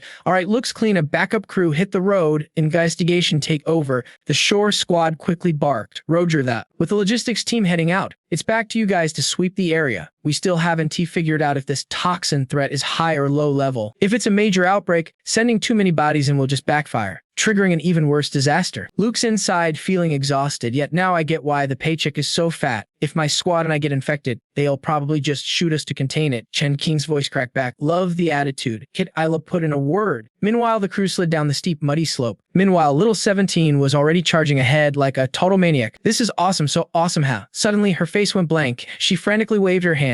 Hey bro, check this out. He shoved the scanner closer and froze as a creepy voice hissed through the static. Tan Nian, you murdered me. You've got to pay with your life. The rest of the crew paled as they heard it too. Tan Nian killed me. An eye for an eye. The voices were coming straight from those flopping fish. An horrific human face were actually warping across their scales. Back at AQ, Chen Qing and Hanbang heard the commotion. What's going on down there? Give me a report. But the voice just kept screaming, Tan Nian killed for blood me. You were the one who murdered me, Tan Nian. We had no beef, so why did you slaughter me, Tan Nian? You monster. Suddenly, a deafening wave overlapping screeches blasted out, burrowing directly into the skulls of everyone standing in the pit. Even Lu Xin was clutching his head, fighting the psychic noise. Then he sensed a weird shift and whipped his head up ahead. All those flopping fish were suddenly being vacuumed toward a single, creepy spot. In a flash, the fish literally detonated. A thick cloud of black dust blinded the squad, leaving them completely helpless. Before they could even react, the shockwave slammed into them, launching everyone backward. From the exact spot where the fish had gathered, a blinding, crimson light began to pulse. The surviving soldiers saw it too. Out of nowhere, massive tentacles whipped out, binding the soldiers tight. What the hell is this? Someone screamed as their scanners clattered onto the dirt. Through the radio, a voice was shrieking, fall back. Disperse immediately. Get out of there. The shore crew stared down, completely shell-shocked. How is this happening? Meanwhile, Lu Xin stood frozen, gazing at the nightmare unfolding. It looked strangely familiar. Wait, have I actually seen this thing somewhere before? Suddenly, something massive bolted straight for them from the shadows. It was a twisted, deformed soul. Lu Xin panicked, realizing he was trapped. Shoot, no time to dodge, but right then, a pair of small, icy hands grabbed his shoulder. In a split second, she took over his movements, effortlessly dodging the monster's lethal swipe. Little 17 smirked, looking incredibly smug. Don't sweat it, bro. Ivy got your back. Lu Xin stood there, completely out of his depth.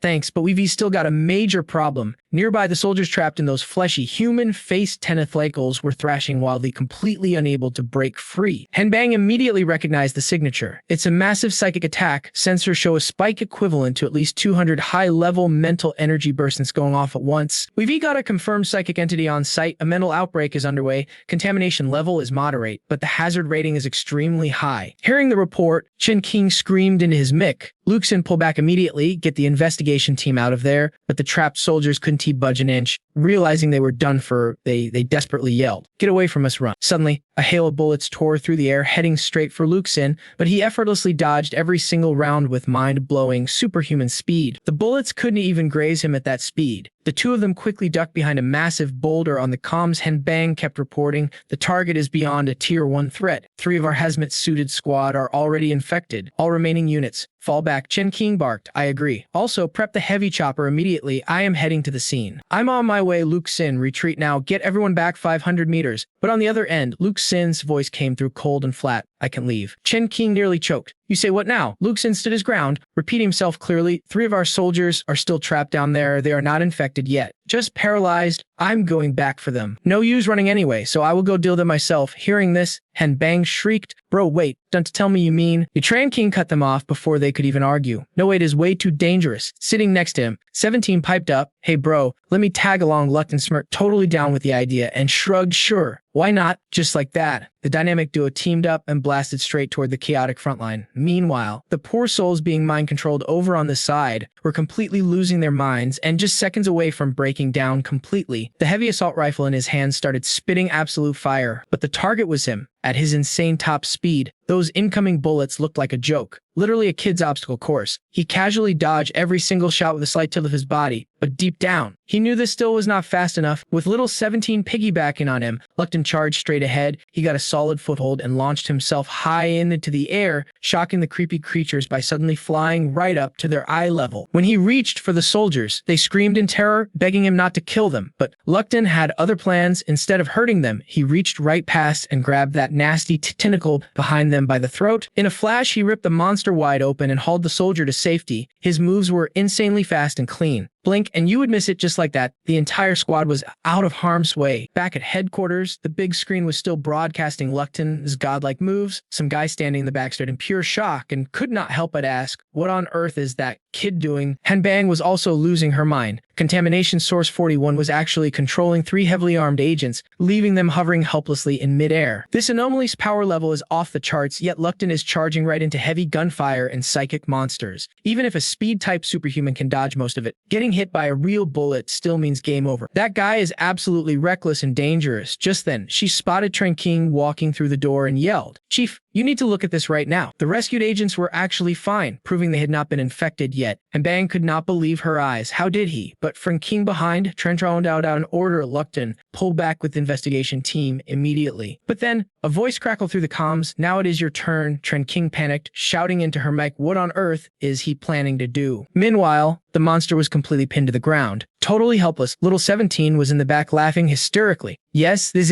is it, Howa. Suddenly, something came barreling right at them. A massive tentacle tree erupted right in front of the siblings. Lu Xin was caught totally off guard as the entire area transformed into a terrifying, desolate wasteland in a split second. Dozens of creepy, human-like figures crafted from the tree's branches sprouted up, launching a storm that rushed straight toward them. Lu Xin smirked at the chaotic scene, chuckling to himself, well, aren't we feeling enthusiastic today? He immediately used his insane footwork to leap in another direction, easily dodging the attack of a clone diving straight at him. He was caught in the spotlight from above as it scanned the area. Of course, the command senders saw those freakish things pop up, especially that massive tree. The panicked crew stared at the screen and asked, what on earth is that thing anyway? Unleashing his maximum speed, Lu Xin zipped past the endless horde of wooden puppets. He closed the gap on one of them in a flash and casually snapped its arm like a dry twig. Another clone tried to sneak attack from behind, but got instantly shut down with a brutal chokehold. Speaking in a trance-like state, Lu Xin murmured to himself, if these shadows surround you, you are the first one out of luck. But since I am blocking them, they are the ones who are screwed. He knew these puppets were just the giant tree's primary attack method, but for some reason they felt oddly familiar to him. Lu Xin glanced over his shoulder and said, but none of that matters right now, Sis. The stage is all yours, a voice replied. Sure thing. Over at the Qinggang Special Contamination Unit, field agents radioed in, reporting that they were spotting creepy, human-like monster shadows all over the place. Was the shadow up on that trellis the same guy who came to get revenge on Tan Nian? The ringleader's actual corpse was destroyed, but this monster swallowed and merged with their spiritual body. So those guys trying to get revenge on Tan Nian were just infected puppets. This massive tree right here is the actual host and source of these psychic monsters. And Bang stared up at the big monitors and asked, so what is Lu Xin doing now? Chen Qing, standing right next to her, replied, he is handling the contamination in his own unique way. Hearing this made him Bang even more anxious. The target is confirmed as a Class 1 psychic anomaly, but we are still not sure if it has reached Class 2 yet. Judging by the way they actively attacked and infected our field agents, we can assume they definitely have some sort of intent, but even draining the entire lake did not trigger it at all, which means its consciousness is still pretty low. A monster growing like this cannot have high intelligence. So why did it target Tan Nian in the first place? Chen Qing expertly analyzed the situation, saying, this psychic contamination was triggered because someone was seeking revenge on Tan Nian. So the first guy who sought revenge,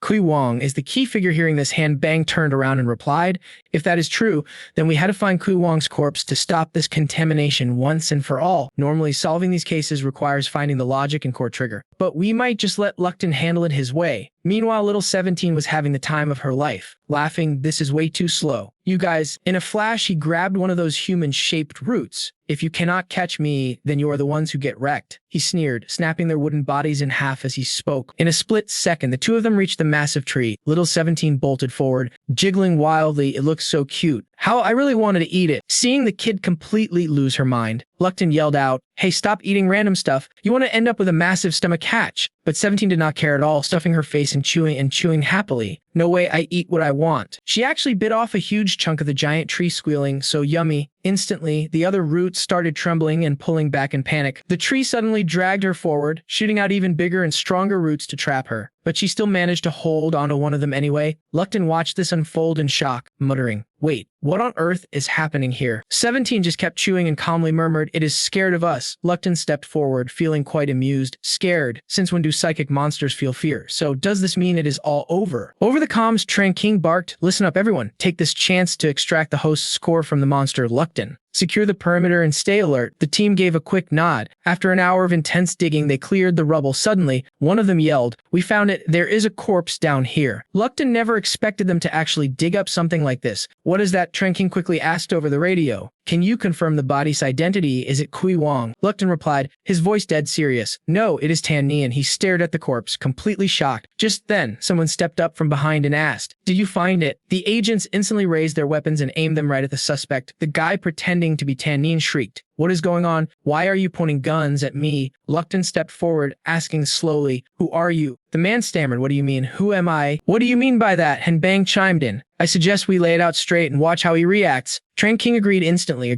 "Everyone, keep your eyes peeled and stay on guard." Lukton frowned and muttered, "If you are actually Tan Nian, then whose body did we just dig up?" The dude's jaw dropped. "Wait, what freaking corpse?" Luke simped his cool and told him straight, "You're that crazy pollution source at the bottom of the lake. It's a dead body. And guess what? That corpse is actually you. If you died ages ago, then who the hell are you right now?" The guy's face warped in pure terror. "Me? No way. If you dug me up, then who am I?" The vibe went totally ice cold. Little 17 stood there, squeezing his hand tight, before she suddenly piped up, "Hey, that guy looks exactly like those creepy fruits on the tree." Lu Xin's brain did a double take. Those shadowy creeps fighting his sister on the tree earlier did look crazy familiar. Now that he thought about it, they looked exactly like Qinggang. The dude was having a total mental breakdown, shaking like crazy. He stammered, "Who am I? I am," and his eyes got totally completely bloodshot and terrifying. Then he glared at them, screaming his absolute lungs out, "It's fake. It's all a lie. You were all trying to set me up. I knew coming into this city was a massive trap. You want to ruin me right then?" Dozens of guns locked onto him. Lu Xin stood there, completely baffled. Like, how is this possible? Qingrang's speed and twitchy movements were not human, not even close. Suddenly, someone yelled, "Crap, he is scaling the wall to escape." Chen Qing heard the commotion and barked out, "Take him down, but keep him alive." Instantly, his body began shaking so violently he couldn't control it. His voice went completely hollow, like his mind was white kui. His eyes flared up with madness, and then he just crashed hard on the dirt. He ended up face down in a massive pool of blood. Suddenly, his whole body started to glow, morphing right before their eyes into someone else entirely. Over on the side,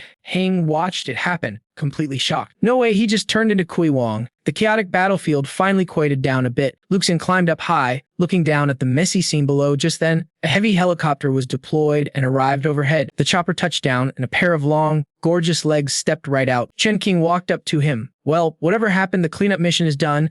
I'm getting you a sweet bonus." Lu Xin turned around to ask, "But what about?" Chen Qing cut in. "Experts are coming to analyze all of this. We run into unexplainable stuff all the time on these cases, but as long as we bag the key players and investigate, we usually crack it. Honestly, though, right now we've got absolutely zero clues. I just read the full incident report. Did you guys seriously hear the fish talking back there?" Lu Xin thought back and grunted in agreement. I mean, they definitely heard those fish shrieking with pure, raw hatred. Chen Qing sighed. "Fish can talk. The video had zero audio of that, so you were definitely hallucinating from the psychic pollution."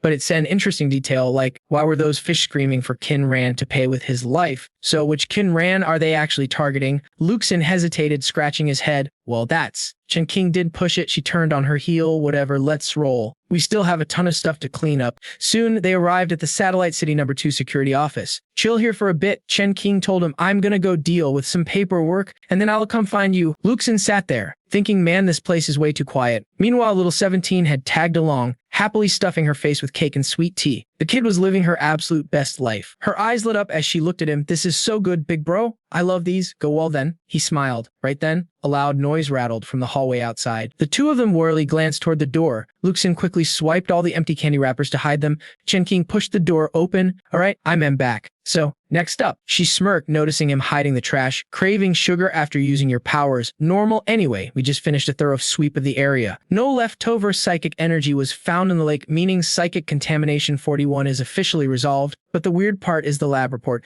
The corpse of Qinggang, which we recovered earlier, matches perfectly with Qinran's profile. It's a perfect match for contamination source 41. There are still some massive question marks, but at least nobody else is getting hurt." Lu Xin smiled. "Well, that's awesome." Chen Qing sat down, quietly sizing up the teenager sitting across from her. Right now, he looked nothing like the badass who wrecked that psychic monster. She slid a thick stack of files over. "Look, a separate research team is handling the details on contamination 41. Our job right now is to thoroughly debrief on how we handled this mess. Normally, we got to crack the core logic and find the anchor of the contamination before we can neutralize it, but this time, we didn't find either of those things. Yet you still shut it down. So do you have some hidden superpower? Because honestly, there's no way a regular agent could wipe out a threat with almost 200 units of psychic energy." Chen Qing laid out her theory. "Our last evaluation showed you are a spider-type rank. See, your neural level usually sits around 100, and your previous psychic fluctuations never crossed 50. Usually, a psychic's neural activity spikes way higher than normal when they go face-to-face with active contamination. That is exactly why we almost never let a psychic agent solo a contamination zone. We usually play it safe, solving the puzzle and finding the core anchor. But not you. You just straight up brute force the source. Case 36 was well enough, but now you did again. Wiping out 41 like that is insanely direct and violent. It's totally unheard of." Lu Xin shrugged casually. "Well, here's the thing. I didn't actually do it. Both times, it was my little sister." He picked up a few crumbs from the table. "See, she ate these." Chen Qing stared at him, dead serious. "Okay, so where is she right now?" Lu Xin pointed his finger right above her. "She is sitting on your head, literally smiling at you right now." Little 17 was dangling there like a creepy horror movie ghost. But Chen Qing saw absolutely nothing. She frowned, wondering if this kid was playing a joke. She let out a sigh. "Whatever, forget it. Let's move on from that. What I am actually curious about is why you ignored my direct order to fall back. Why did you attack that tree? Did you somehow know those 3 squad members were infected? How could you possibly be so sure?" Lu Xin looked at her like she was dumb. "How was I sure? Easy. I literally just looked at them." Up on the ceiling, little 17 was happily crawling around like a spider down below. Chen Qing's jaw hit the floor when she heard his answer. "Wait, you retelling me you just saw it?" Lu Xin nodded. "Seriously? I can actually see what the monsters look like. I could tell those 3 were just trapped in its web. They hadn't even digested into the monster yet. Plus, my little sister could only help me fight because I can actually see her. Sure, those psychic monsters are total nightmare fuel, but if you just dodge them, you're totally fine." Chen Qing stared, trying to process this. "Wait, so you can literally see mental distortions in real time?" Lu Xin looked genuinely confused by her question. "Wait, you guys seriously can't see them? Well, if that's the case, then that sounds like a personal problem. Whatever, you did an awesome job today. Go get some rest, and I'll hit you up when it's time for your next checkup." Lu Xin stood up to leave, but hesitated at the door. "Right? Thanks, but, about that one thing." Chen Qing saw right through his hesitation and smiled. "Hey, don't stress. I know some of your files and abilities look a little weird to the higher-ups. Ever since the Red Moon event went down, neural mutations have been totally unpredictable. Have you seen way wilder stuff? Like people literally copying other people's powers." Lu Xin blushed, awkwardly scratching his head. Actually, that's cool, but I was just wondering when my paycheck clears." Chen then looked at him like he was from outer space, but she just shrugged and said, "Don't sweat it. The cash is hitting your account soon." The heavy door clicked shut again. 17 walked right beside him with a major scowl on her face. She muttered, "Hey bro, a bunch of really shady-looking people were giving you the evil eye back there. It was super creepy. And those freaky, glitched-out girls, they were totally whispering about you too." Lu Xin quickly gestured for the kid to keep it down. "Hush now. All right, don't say another word. They are paying us good money." Just like that, the whole room fell dead silent again. Meanwhile, Chen Than slumped in her chair, totally exhausted. Lu Xin can literally see the pollution sources. How did she not notice this before? The more insane his powers get, the higher the risk of him completely losing control and going wild. Right then, a crowd of weird, glitched-out figures made of scrambled images materialized out of thin air. A bald old dude piped up, "This Lu Xin kid is something else, huh? He doesn't just see the freaking threats, he actually breaks down the pros and cons to handle 3,000 minds here. His neural level must be off the charts. My preliminary guess is it is easily over 300. Just then, an old guy with a thick black beard cut in. This meeting isn't some science fair for you to debate research. The main point is recruiting a highly dangerous mutant. Chen then snapped back from her seat. What are you talking about? He did awesome day, which you'd awesome today. Really did he break? But the old dude just kept arguing. But anyone with eyes can see his mental state is completely messed up. He is showing severe signs of schizophrenia and a massive split personality disorder. Have you even considered what happens if he snaps? A ticking time bomb like him could destroy Satellite 2 or even wipe out the entire main city. Chen Than glared right back at him and snapped, so what's your genius plan then? He laid out his plan. For a guy like him, we need constant monitoring and tight control. I would gladly throw cash at him to keep him supported. But I really do not want anywhere near these intense mental contamination cases. He is a totally unstable patient. Chen Than lost her temper and fired back. Keep watching and controlling him. Do you ever stop to think that treating him like a prisoner might actually piss him off and make him lose control? And who is going to take the blame for that? Plus, that unstable patient just saved our entire city from a massive disaster. Just then, a blurry holographic figure sitting right in the middle of the table spoke up. The deputy minister's concerns are actually valid. The risk with this kid is huge, and keeping him in check is incredibly difficult. In fact, his neural level might be way higher than any of us can even imagine. Everyone turned their heads to look and gasped. Professor Bay, a middle-aged man wearing a white lab coat, stepped forward and said, I know exactly what you guys are debating. I went over the kid's file myself. In my opinion, saying there's an 80% chance he loses control is actually an understatement. 3 days later, a black car cruised through the busy city while a phone buzzed loudly on the console. Lu Xin was sitting inside, completely clueless about the mood. Why is everyone acting so incredibly tense anyway? The voice on the other end said, Hello, Lu Xin. I'm Bing from the Information Department of the Special Pollution Cleanup. I'm calling to brief you on Special Pollution Source 41's analysis and final resolution. Every time we wrap up a mental contamination case, we do a full breakdown of how it was handled. We have to update our special agents on the results. Lu Xin replied, thanks. Sorry for the trouble.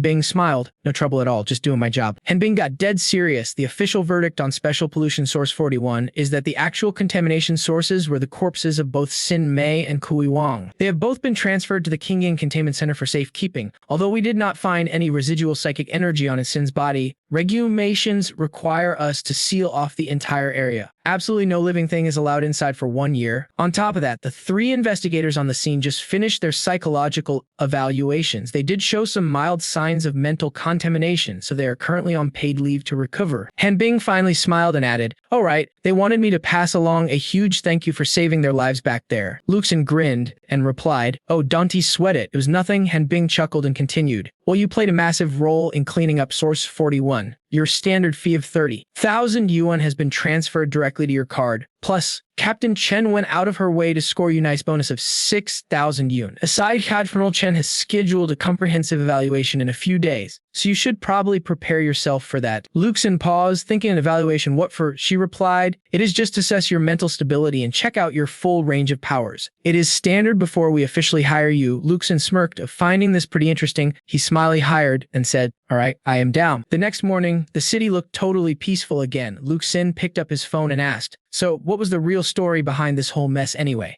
Bing calmly explained, the lab guys found that Special Pollution Source 41.1 was actually Xin Nian's corpse, which we dug up from the bottom of the lake. The DNA matched our tissue samples perfectly. Source 41.2 was Qi Wang's mutated corpse. We also questioned 4 employees from that shipping company, but all of them could only recall their basic impressions of working with Xin Nian over this past year. On the day of the incident, 3 guys were dealing with Xin Nian. They all testified that Xin Nian killed Kui Wang, and they even helped him cover up the body. But someone noted that on that day, Xin Nian's appetite suddenly shot up, which creeped everyone out. Lu Xin frowned. What does that even prove? Bing replied seriously, not much, but for psychic mutants, warping someone's memory is a total piece of cake. Lu Xin stared in absolute disbelief. You can actually rewrite someone's memories. That is completely insane. Bing continued, the research team came up with a wild theory. They think Xin Nian was just heavily contaminated. His real identity was actually Kui Wang, but he had absolutely no clue. He honestly believed he was Xin Nian the entire time. His power was so crazy that it assimilated other minds. Once he got infected, his brain literally spawned a second personality. The researchers aren't totally sure, but they have a few working theories. First, those trapped souls still had their own wills, so they absolutely despised the pollution source. The random ghost things coming to his door probably hadn't fully merged yet. This is actually the best way to track down the main source. Second, psychic entities are inherently flawed. They can get super self-destructive and full of self-loathing, sometimes creating a psychic monster that literally devours itself. We think this Xin guy was just an alternate personality triggered by the heavy mental pollution down at the lake bottom. It completely infected Qinggang, forcing him to transform into Xin. The lab guys believe that he wouldn't just become Xin permanently. He would start questioning his own existence. Like, why did he turn into this freaky shape anyway? But sadly, that massive fire ended up ruining everything, and we lost our main research subject. Lu Xin thought it over, so after getting infected, Xin killed Qinggang and basically turned into a monster that lied to itself. And then Qinggang turned into a monster to get revenge, swallowed Xin whole, stole his face and wiped his memories too, and Bing calmly replied, "Don't worried, everything is under control." These low-threat pollution sources are immediately shipped straight to our special containment facilities for secure lockup. They have the most high-tech equipment over there to guarantee the infection won't leak. Lu Xin literally jumped for joy. That cache cleared fast. Next thing you know, he was back at his place. Right at the door, 17 was hanging off the lamppost waiting. "Hey, brother Xin, you're back from work." Out of nowhere, a freaking sword drops from the sky, aiming straight for him. Lu Xin whips his head around to look. 17 drops down from the sky like a total boss.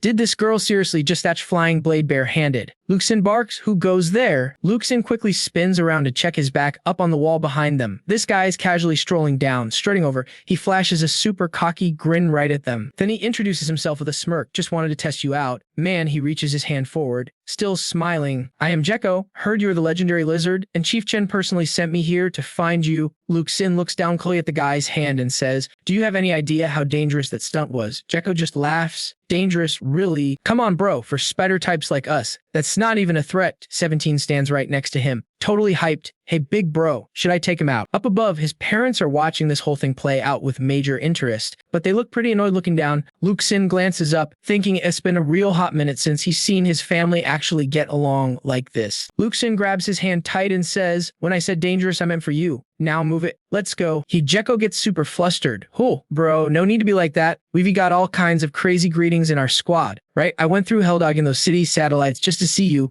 Aren't you even going to invite me upstairs?" Lu Xin sighs, feeling totally exhausted. "You seriously want to come up and hang out?" Lu Xin demands, "Cut the crap. What did Chief Chen actually send you here for?" Jekko throws a friendly arm around his shoulder. "It is huge, bro. You have got some serious street cred just to get you to the entrance exam. 6 of Qinggang's top monsters literally came all the way to satellite number titty number for you. Why are monster and asks calmly, Lu's testing me anyway?" Gecko grins. "Go see for yourself." Meanwhile, 17 has been clinging on to Gecko the entire time. Lu Xin snaps at her. "Hey, little sis, stop touching his neck like that." Gecko looks around in confusion, wondering who he is talking to. 17 immediately hops off his neck. Lu Xin sighs, feeling too tired to explain. "That is my sister. She wanted to rip your throat out, but do not worry. She usually listens to what I say." Gecko smiles nervously. "Usually, wow, you really haven't changed a bit. Have you? No wonder everyone says you are insanely dangerous." Suddenly, Jekko's watch lights up. He grins. It is on. The test alert is here. Hearing this, Lu Xin looks up and asks, "Do they always wait until the last minute to send these out?" Jekko turns to him with a grin. "Listen, bro, those monsters have terrible tempers and absolutely hate latecomers, but we have a long way to go. So, time to show me what you've got." Scaling the high wall, he yells,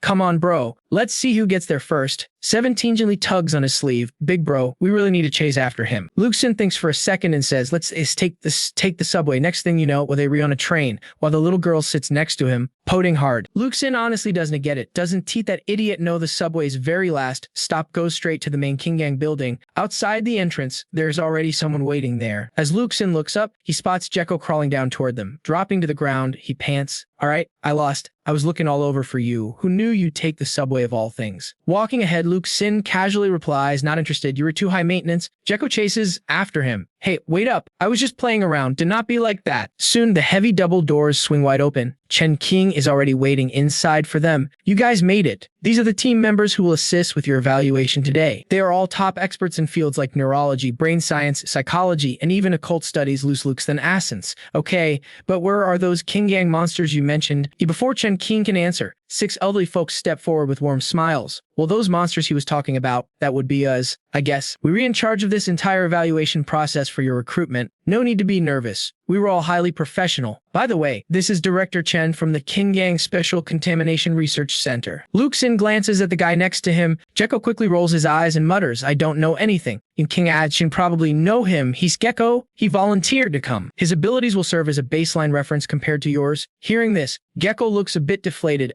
Ouch, calling me a baseline reference hurts a little, you know. He eagerly waves at the group. Hey there, experts. They just brush right past him. Excuse us, make some way.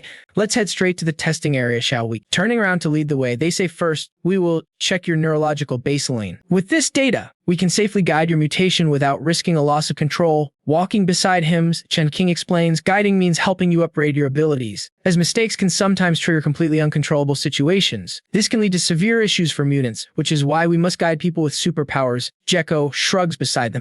Classic talk from ordinary folks. There are so many things people assume they can do based on pure theory. But when it actually comes down to it, they can't do jack. The second he says this, a bunch of terrifying glares lock onto him. Like, why did everyone assume ID turned into a mutant? Meanwhile, at the shooting range, target boards are lined up neatly in front of them. Chen Qing picks up a handgun. Our very first test is marksmanship. Since you probably haven't had any professional training, let's start with a quick practice round. She expertly slaps in a magazine, then flips off the safety. She quickly raises the gun and fires, scoring a solid 7 on the target. Chen Qing looks back at him with a smile. All right, practice is officially over. As Lu Xin watches, Gecko smirks for me. As long as I know how to load the ammo and pull the trigger, my training is pretty much complete. Lu Xin has no choice, so he picks up the gun with a serious face. The bystanders gasp as 3-point targets suddenly pop up right in front of him. But those 3 points leave the crowd behind him completely jaw-dropped. Wait, actually there are 3 consecutive hits. Gecko tries to offer some comfort. Don't sweat it. Bro, it's tough to aim when you start. Just focus. As Lu Xin is about to put the gun down, someone grabs his hand. 17 stands behind him, jiggling as she adjusts his grip. With a sharp, determined gaze, she aims forward. Under everyone's stunned eyes, she fires a shot that hits the dead center for a perfect 10. What the hell just happened? Lu Xin stands there, handling the gun with expert skill. But suddenly, the weapon in his hands completely falls apart. 17 sits on the table, totally taking to boring. Shooting his board apart is way more fun. Lu Xin turns to the crew behind him. I'm not really into guns. Can we test something else? Gecko yells from behind. Come on, bro, we were practically born with guns in our hands if we done to use guns. What are we even supposed to use? After that, he moves on to the bullet dodging test, while 17 stands aside, completely covering the old scientist's eyes. Like during the 100-meter sprint, Gecko easily clocks a crazy 3.9 seconds, but Lu Xin drags ass at over 5, and things in the VMO chamber did not look any better. For the subconscious test, they told him to put some back into it and use his mind to grab an apple. But little 17 was standing there, totally annoyed. I am your little sister, not your personal helper. Okay, if you were in actual danger, that is one thing, but right now nothing is happening, grumbling the whole way. She still climbed onto the ceiling and slowly crawled forward. All right, should I get started now? Ahead in the blink of an eye, she was right above the professor, using her stubby legs to yank his wig clean off. Lu Xin had absolutely no clue this was coming. Staring at that shiny bald head, he thought, wow, so even this big shot professor is balding. Right after that, they hauled him off to another room for a psych evaluation. Meanwhile, the panel of professors in Qinggang were having a quick briefing. Do you have any conclusions, professors? One of them spoke up, saying his active power is Class C, but his latent potential. Just then, the psychologist who evaluated him walked in, announcing that the final round was finally over. With a dead serious look on her face, she said his mental evaluation showed some major red flags. Pushing up her glasses, she spoke in a calm, almost disbelieving tone. He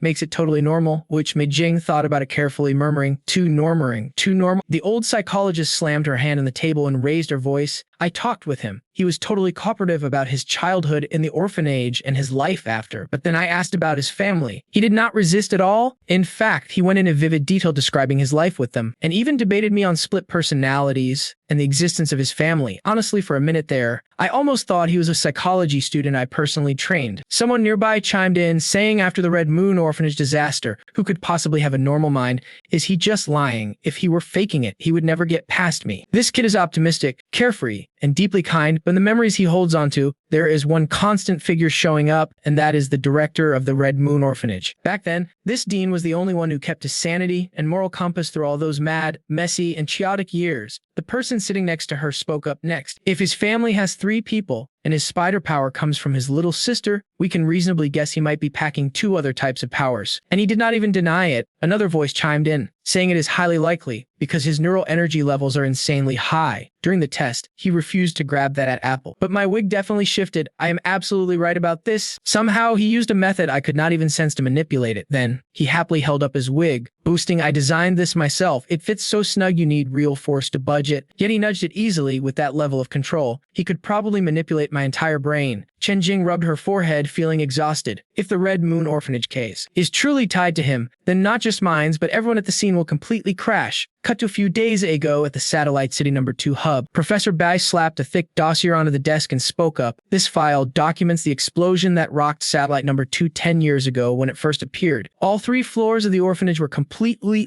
leveled, leaving only 2 survivors. One was Lu Xin, and the other was Seng Xiao Lu, currently the principal at Red Moon Elementary.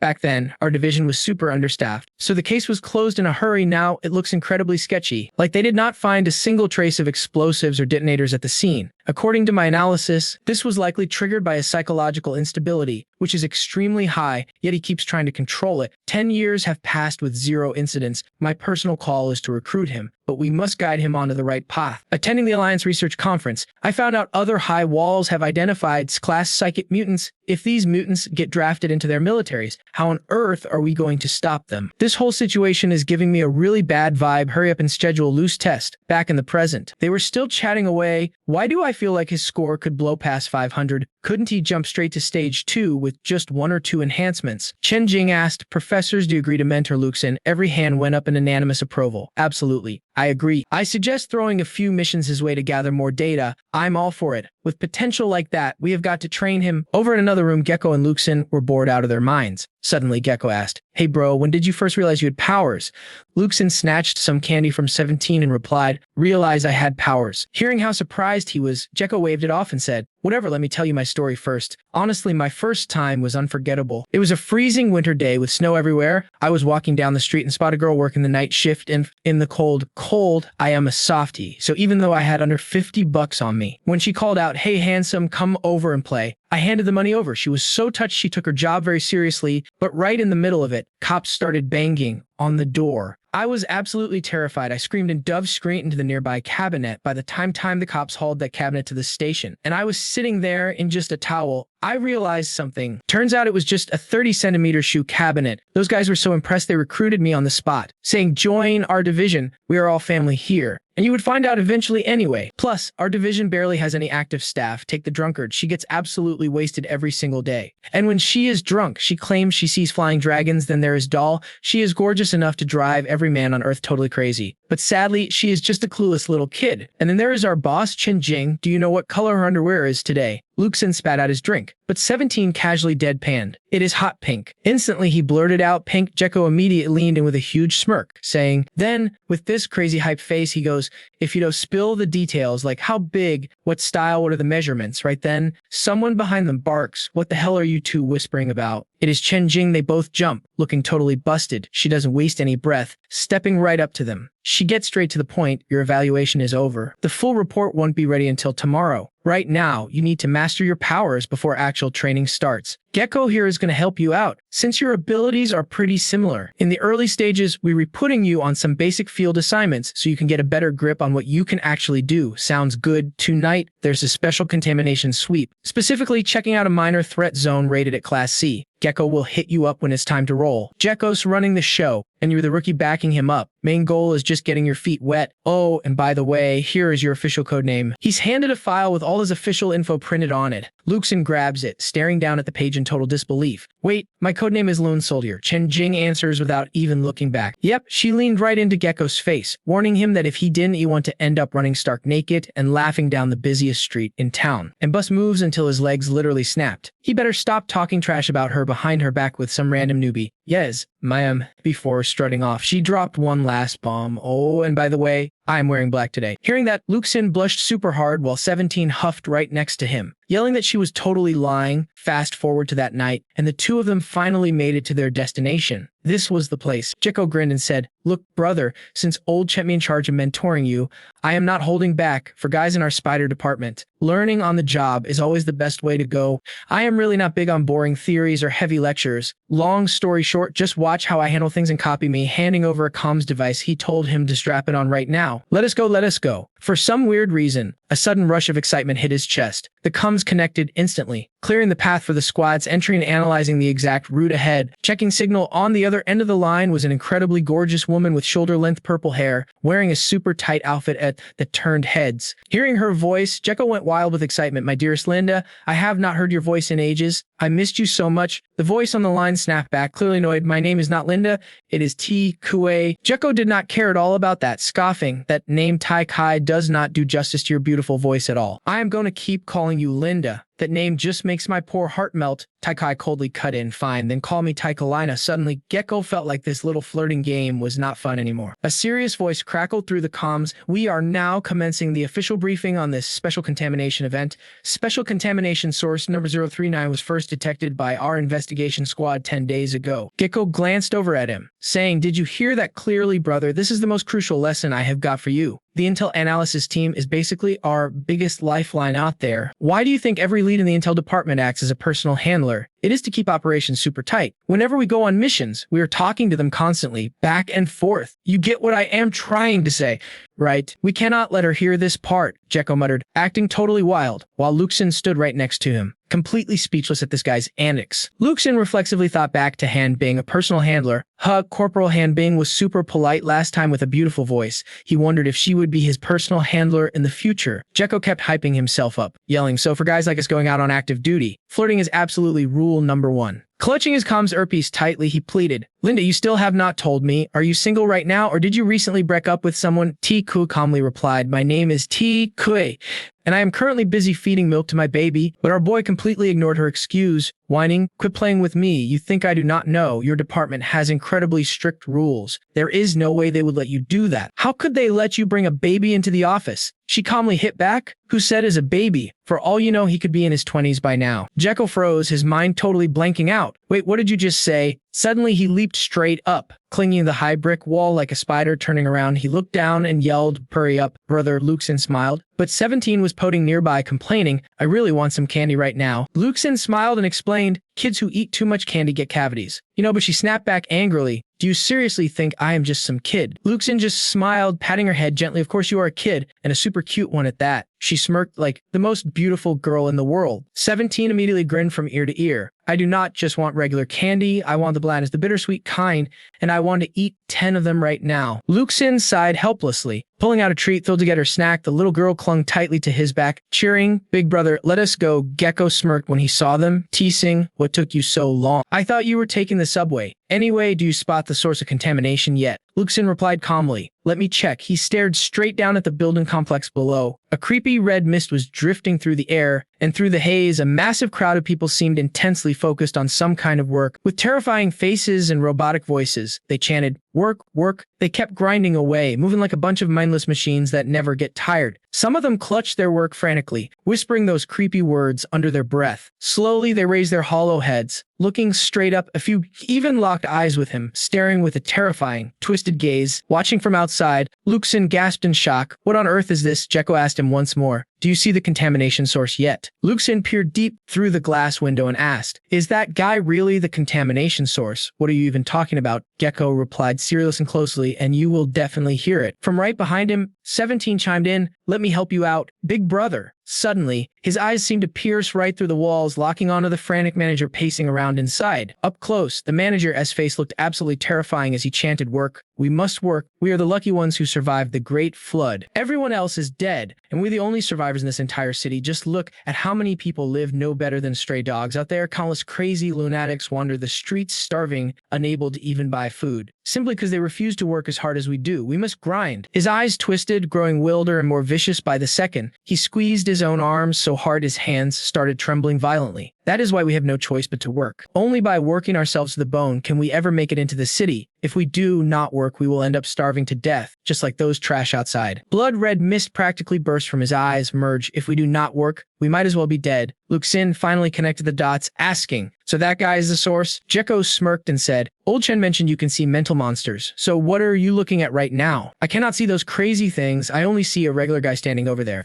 Yeah, Gecko calmly analyzed, "Same here. That fat dude wearing the business suit is the actual source of contamination. To be exact, he is just classified as a psychic mutant right now, but a mutant like this is way more terrifying than a standard contamination source. He has already infected over 100 factory workers in there." Suddenly, the comms earpiece buzzed with some new intelligence. "Yuan Shang Garments Limited, Director Trine Yuan Shang. He is 40 years old. He entered the satellite city at age 27. Setting up this entire garment factory was a massive mistake, putting him on the brink of bankruptcy multiple times. 10 days ago, someone reported weird activity here to guards. But when our investigation squad arrived, things were already completely out of control. Every single person in that room has been slowly infected. They will randomly attack anyone who enters the factory or tries to stop them from working. They have now been working nonstop for over 2 days straight, without absolutely no food or sleep. If they do not stop, they will literally work themselves to death. Meanwhile, Trine Yuan-sung could completely lose control and mutate further at any given second. Once it happens, the contamination zone will expand rapidly, swallowing neighboring factories too. That is why headquarters issued a direct order to clean up this mess. Lu Xin frowned, asking, "How do we clean this up? There are over 100 people inside." Gekko casually threw an arm around his shoulder, explaining, "Look, our job is to neutralize the source, not slaughter the infected. Look, our top priority is always stopping this crazy contamination, but let's be real. Even if we want to keep our hands clean, somebody's got to do the dirty work. Besides, some workers are only lightly infected. We can still save them." Then he flashed a super cheeky grin and buzzed the comms. "Hey Linda, throw me a bone here. What's your play?" Linda snapped back, totally annoyed. "My advice, use a high-powered tranquilizer gun to put the source to sleep from a safe distance. Since Qinggang hasn't completely lost his mind yet, a piece of his original consciousness is still holding on. This is our best shot, period." Bicho frowned, shaking his head. This dude can mind control 100 people at once. His neural psychic energy must be off the charts. For all we know, he might block the bull of the mental shield before it even touches him. Linda calmly replied, "That is why I am ordering the support team to trigger distraction explosion in the east side side edge of the factory in 30 seconds. That will grab Trine and Guy and Hung Hun's attention. Even if he tries to flex his psychic powers, the shock will mess with his focus and leave him completely distracted. That is your cue to shoot. You will only have a tiny window, so do not miss." Bitch, who grinned, patting his holster. "Copy that," he said, pulling out a sleek custom pistol. "These babies never let me down." He quickly prepped his gear like a total pro. Scaling the opposite wall, he hung upside down, grinned, and radioed in that he was ready. "All right, game time. 30 commencing countdown." Ludi 5-10 watched them with a dead serious expression. 20. 17 was bouncing with excitement. 10. Countdown. 2. 1. Go! Instantly, the far side of the factory erupted in a massive explosion. Bichu smirked. Bingo. He raised his gun and fired a perfect shot. The dart flew straight through the glass window, shattering it into a million pieces. Qinggang Hung gasped, his face twisting in sudden shock. Bicho laughed. "Too easy, guys. Let's wrap this up." The team breached the warehouse and secured the area. Qinggang Hung was out cold in seconds. Hala, mission accomplished. But as he scanned the room, a weird vibe hit him. Something was totally off. Either Qinggang Hung was knocked out cold, the workers kept mindlessly doing their jobs. Bicho bragged, totally hyping himself up. "Bro, tell me I am not a genius. Pure professionalism right here." Linda rolled her eyes, used to his ego. "Nice job. The cleanup crew is moving in no." Suddenly, little 17 popped up right behind his back, tugging his sleeve. "Hey, big bro, you need to look at this." Luke's tan spun around. Who is that? Hiding under a workbench was a little girl clutching a rag doll, her expression incredibly creepy. "Hey, mister," she whispered. "Why are you not working?" She stared out at them. "Why is nobody working?" As she spoke, her face started glowing with an eerie, terrifying green light. Bicho radioed it in. "We have got a little girl here. Looks about 7 or 8, with a distinct mole on her forehead." Linda sounded totally baffled. "A girl? Our intel says Qinggang Hung had an 8-year-old daughter, but she died a year ago. She was neglected because her dad was a total workaholic while running around the factory floor trying to play." She sucked right into the machinery, hearing that completely blows their minds. But then, the little girl sitting right in front of them speaks up in a super creepy, deadpan voice. "Mister, everyone else is working. Why aren't you?" In an instant, the entire room drops into a dead, suffocating silence. Gekko finally connects the dots, his face going pale. "Damn it, this is a secondary contamination source." Lu Xin looks totally lost. "Wait, what the heck is a secondary source?" "It's a psychic anomaly triggered by some mental breakdown, like schizophrenia. They've got a weird connection to the main host, but don't actually have their own free will or full control. Right now, it looks like the target missed his kid so damn much that his raw psychic energy literally manifested a brand new daughter. If this venom is solid enough for us to see with our own eyes, then the monster's psychic level is absolutely off the charts." The creepy little girl stretches her pale hand right toward them. "Daddy says everyone has to work. If you do not work, you get punished." Suddenly, the workers nearby grab weapons, ready to tear them apart, mindlessly droning work. Gekko has no choice but to strike first. "All right, let me take a crack at this." A dagger flies straight through her, completely unhindered, and thuds into a foam box behind her. Gekko gasps, totally freaked out. "Are you kidding me?" She doesn't even have a physical body. The creepy girl bows her head, then unleashes a bone-shattering scream of pure sonic energy. Why aren't you working? The screech drives the zombie-like workers into a total frenzy. In Sickens, our guys are completely surrounded by Munless, work-obsessed mob ready to kill. Out of nowhere, an axe swings right at his head. Gecko has to pull off some crazy mid-air flips just to dodge the blow. They scramble to escape the absolute center of the chaos and think, is there any other way out? Fortunately, Lu Xin barely dodges the attacks thanks to 17's power backing him up. Suddenly, a voice crackles through their earpieces. The arachnid-type power cannot deal with a secondary contamination source like this. I highly suggest you two fall back immediately. I'm going to request headquarters to deploy Wall and let her psychic powers wipe them out. Gecko freaks out, screaming back, "Are you totally insane? Letting Wall loose means every single one of these workers is going to die." Suddenly, Lu Xin leaps right down into the thick of the danger, with little 17 clinging tightly to his back. A sharp command instantly barks through the comms. Gecko, stopping right now, switch to radio channel 2. Wait.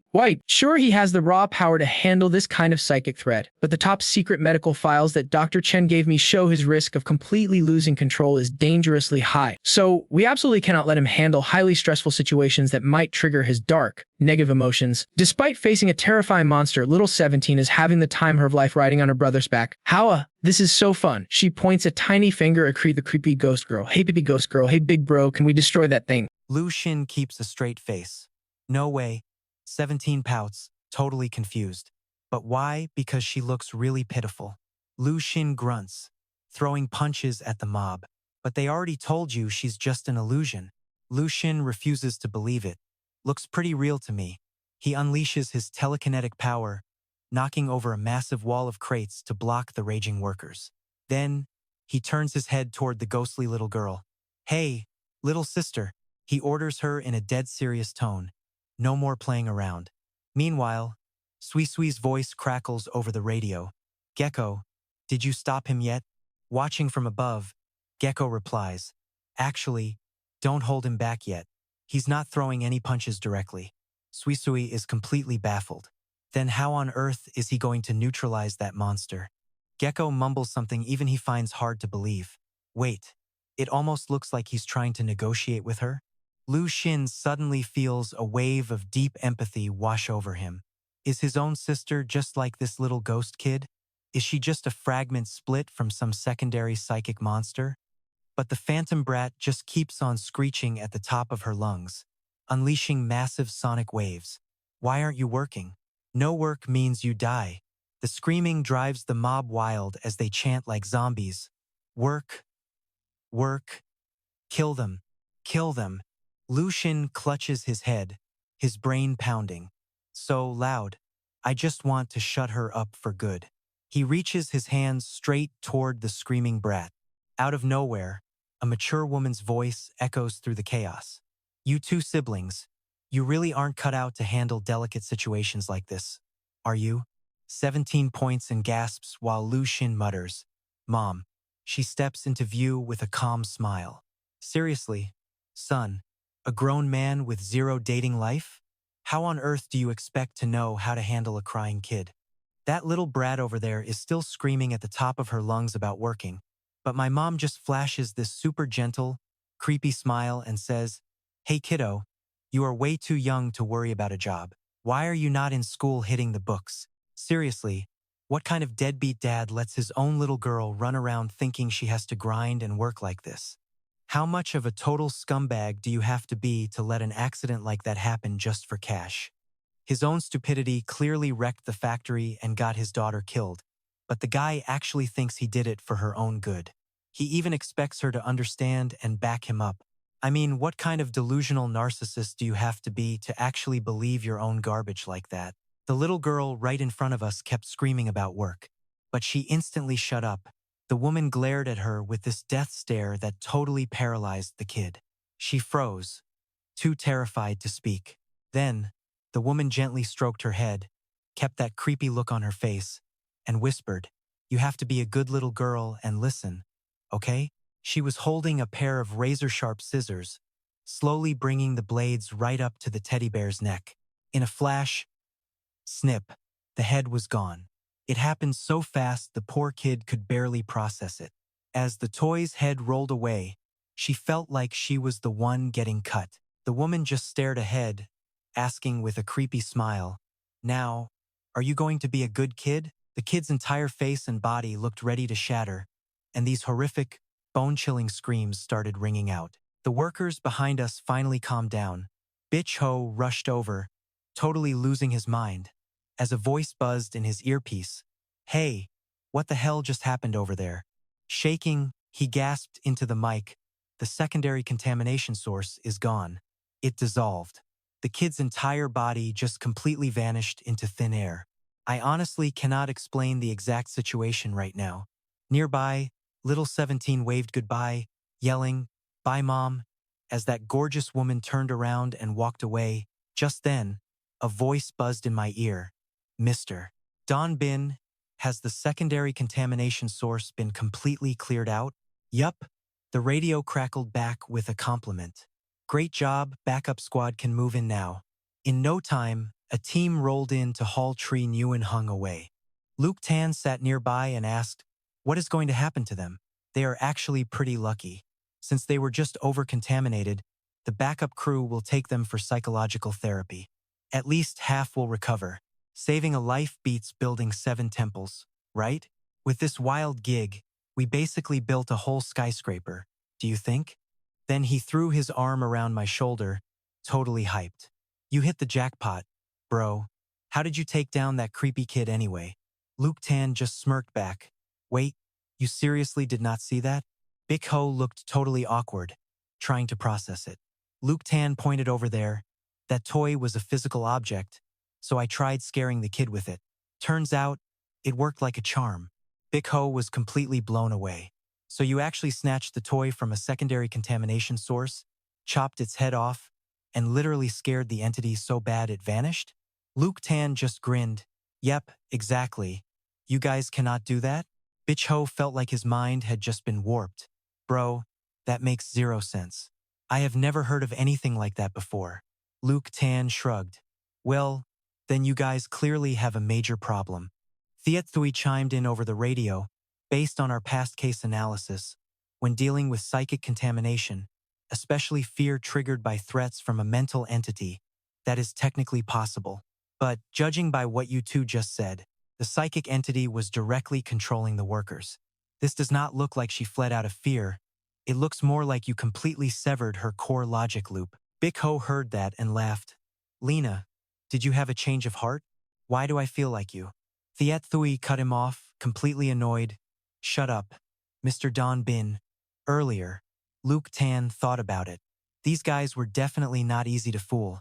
He remembered what Mom did, then calmly said, "I realized the key to this whole mess was Tree Nguyen Hung's bizarre obsession with his daughter. It caused his mind to fracture, creating a duplicate daughter. Since she suffered for so long, both her actions and her mind were programmed to fully support him. But that daughter was just a total figment of his imagination. She did not actually exist.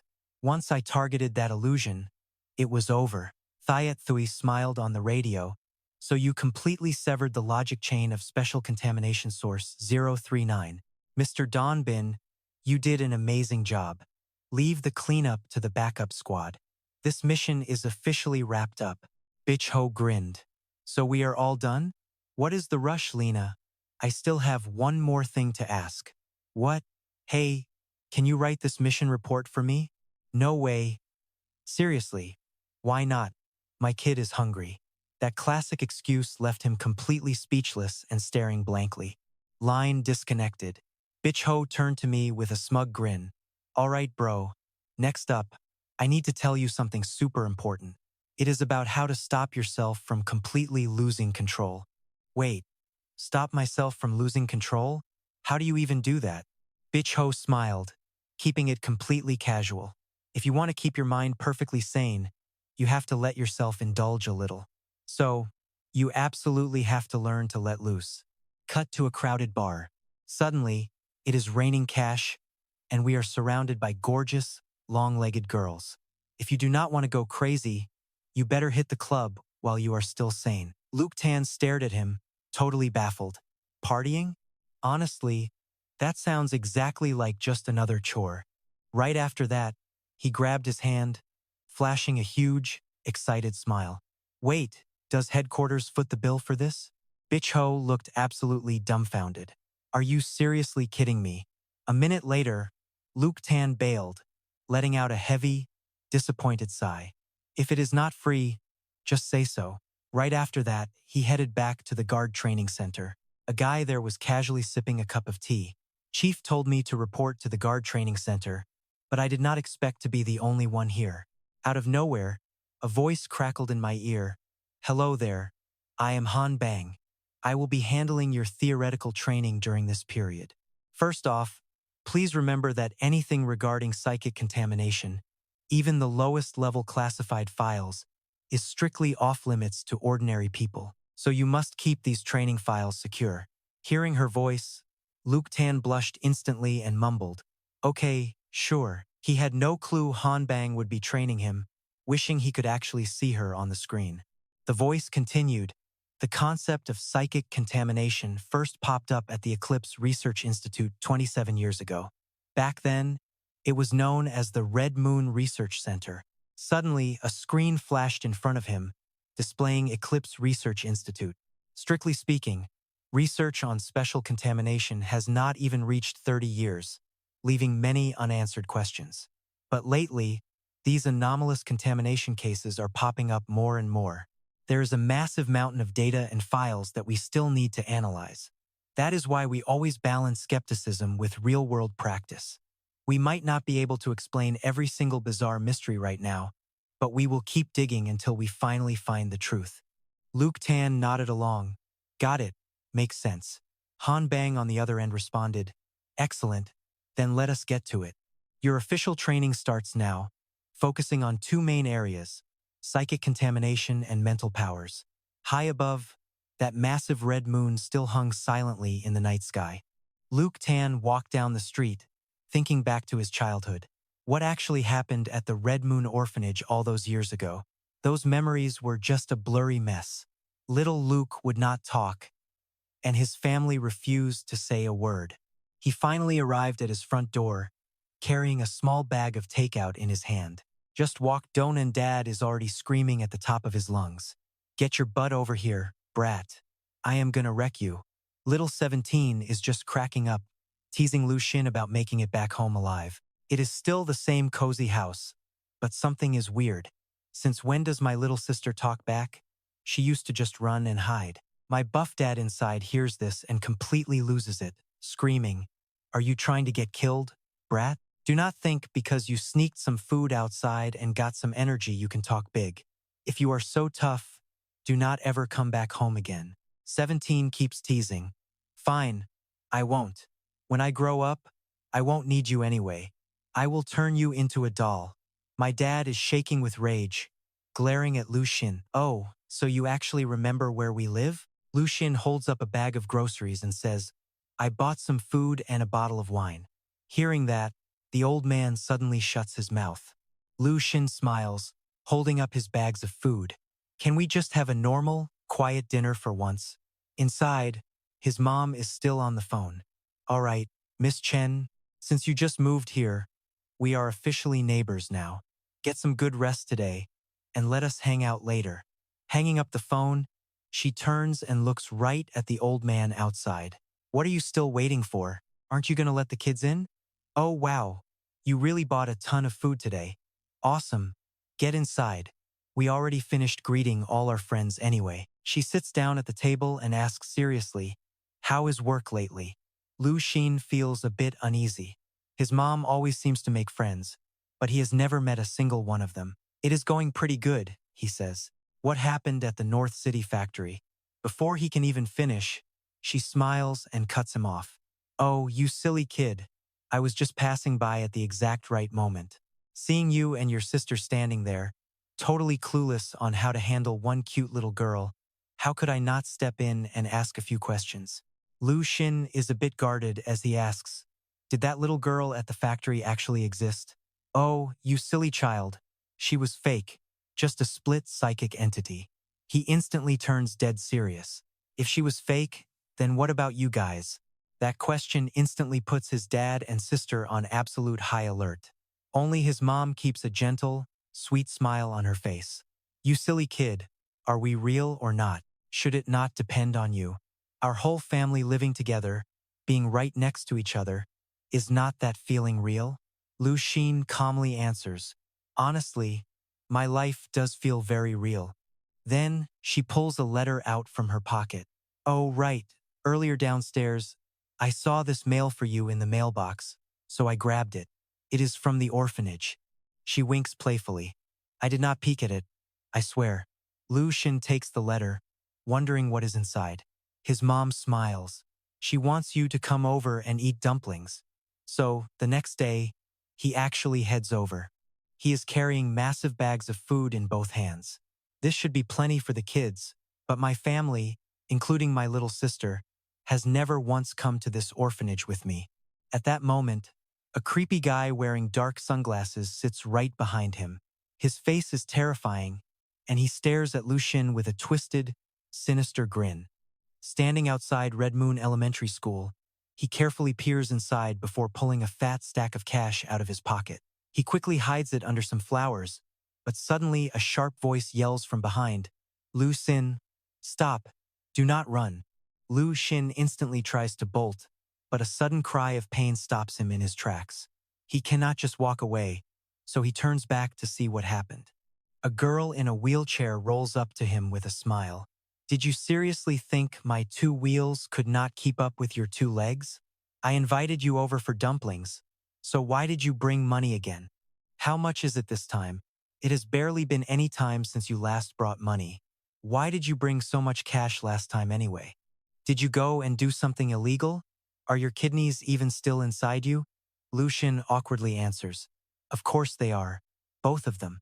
I just got a massive payout recently. My boss is insanely generous and even gives me extra allowances. The girl frowns. If your boss is paying you that much cash, is your job super dangerous or something?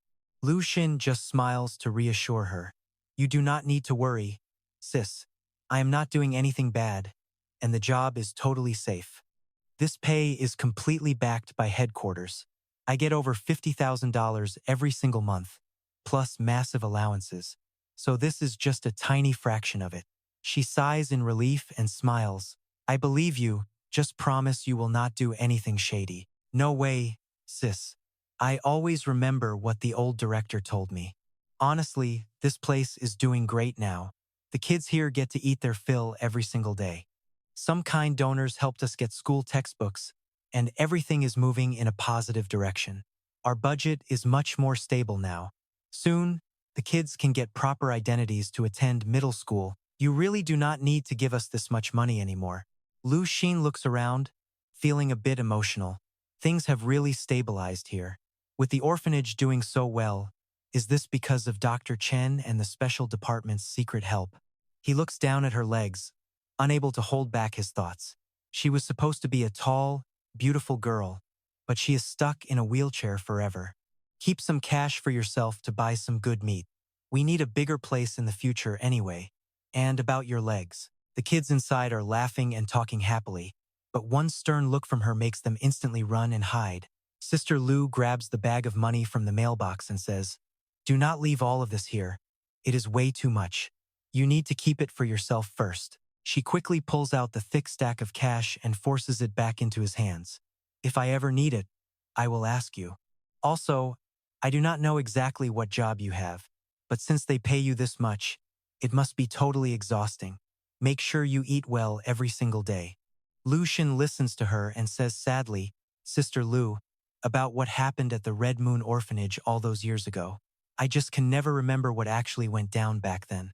Sister Lu sits there and says gently, Lu Xin, do not dwell on the past every single day. Remembering will not help anyway, so forgetting might be for the best. She flashes a beautiful smile. Come on, let us go eat dumplings. I even put eggs in them. On his way back, Lu Xin cannot stop thinking. Tonight felt so good, and seeing all those kids so happy was amazing. But that creepy guy has been watching him the entire time, while the overhead street lamps light up his path. Lu Xin is completely lost in his own thoughts, totally oblivious to his surroundings, thinking about how beautiful and genuine Sister Lu's smile actually was. The guy smirks, making Lu Xin turn his head and glare. Not leaving? What do you think you are doing? The stranger instantly stares right back with a deeply twisted grin. Lu Xin reflexively draws a gun and aims it right at him. The guy moves incredibly fast, dodging almost everything, but a bullet still grazes his shoulder. He screams in absolute disbelief, "Are you completely out of your mind?" Watching him flee, Lu Xin snaps in frustration. Damn it, he immediately takes off after him. Do not even think about running. They tear through a narrow alley with gunshots constantly echoing all around them. But the guy somehow dodges every single bullet. With a smirk on his face, he just keeps running to escape. But then, he suddenly leaps right onto a distant cliff face. Come on, try and catch me. You can't cross this, can you? But completely against his expectations, Lu Xin actually throws himself backward over the edge. Wait, are you serious? Are you literally trying to kill yourself? Lu Xin smiles, silently calling out to his sister. Reaching his hands forward, 17 appears with a grin. I am here. Instantly, he launches himself high up using the cliff face below. The punk couldn't believe his eyes when he saw what Lu Xin did like. How is that even possible? But there was no time to think, and the wild chase was back on. Lu Xin sized up the runner in front of him and quickly figured he was about to catch up. The gap was down to just 100 meters, but the crazy bastard was somehow scaling the massive wall barehanded. Lu Xin was caught off guard from behind. The guy was actually trying to leap over the outer wall. Looking up from below, he knew he couldn't let this punk escape the city. He grabbed the gun from his pocket and tossed it high into the air. Hey sis, waste him. The gun spun several times in midair, and 17 caught it with a wild grin. The shot blasted the guy right off the wall, sending him crashing down. Lu Xin just watched from below. Totally unfazed, he knew this gun didn't pack that much of a punch. We only use standard ammo, so how the hell did his head get completely sliced off like that? Could be 17 landed happily, spinning the gun around her finger, and proudly chirped, "Mission accomplished." The headless body tumbled down, but his fingers instantly clawed back onto the surface. Even without a head, the freaky bastard was still climbing. Lu Xin saw things were turning ugly and shouted, "Hold on tight, we're going up." He scrambled after the headless freak up the massive wall. Suddenly, 17 on his back pointed and yelled, "Look there." By the time they leaped to the top of the massive wall, they saw the headless target already speeding away in a getaway truck. Suddenly, a loud voice shouted from behind, "This is City Patrol Squad 4.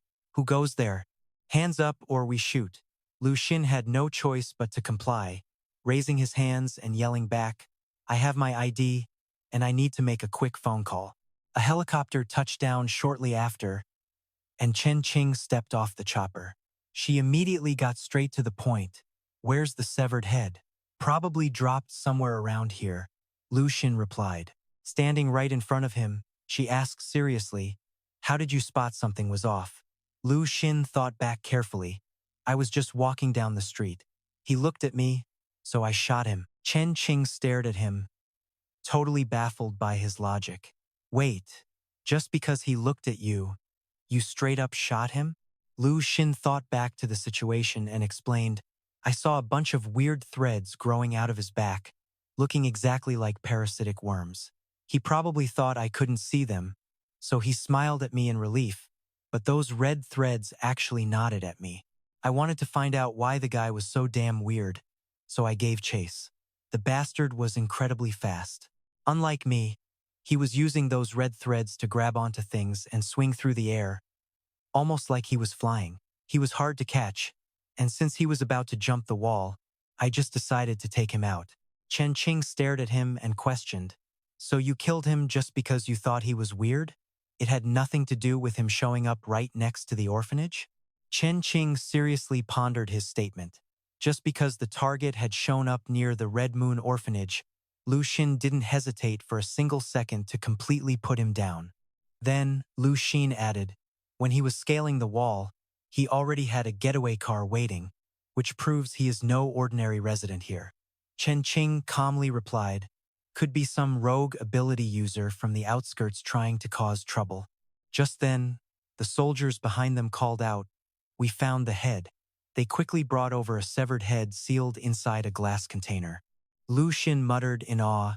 No head, but he's still moving. Chen Qing, standing right beside him, shrugged and said, "Timing-wise, your reaction is way too slow." She then whipped off her dark sunglasses and barked at the head, "Lower your damn eyes." Her crimson eyes glowed as if lit from within, and the severed head immediately complied, casting its eyes down. Lu Xin was absolutely stunned. He had no idea she could actually communicate with a dead head. Chen Qing pushed her mental power further, commanding, "Now tell me, who are you?" The head seemed completely brainwashed, but then it suddenly snapped its eyes shut with a terrifying, twisted look on its face. Chen Qing slid her dark sunglasses back on and sighed. "It's a bust. No consciousness. Cut it open." Her team quickly got to work, popping open a heavy metal toolkit right there on the spot. Lu Xin watched from the side and mumbled, "Man, this squad literally has tools for everything." As they sliced the head open, he couldn't help but gasp. "Is this the contamination source? That doesn't look like a normal human brain at all." Chen Qing analyzed the tissue carefully. "This is a neural modification. Have you ever seen a puppet before? A regular human dies instantly without a head, but a puppet can still keep moving. Their abilities actually share some similarities with ours, though theirs are more advanced. They are basically transforming living humans into mindless tools controlled entirely through the nervous system. This is probably a highly advanced puppet-type ability at work." Lu Xin muttered under his breath, "Puppets? Man, this world is getting crazier by the day. Of the 9 known mental power systems out there, the puppet system is one of them, and this actually relates to you. The professor suspects that you aren't a spider-type user at all, but rather a completely new class of power we just discovered. That bald professor actually suggested extracting your power for cloning."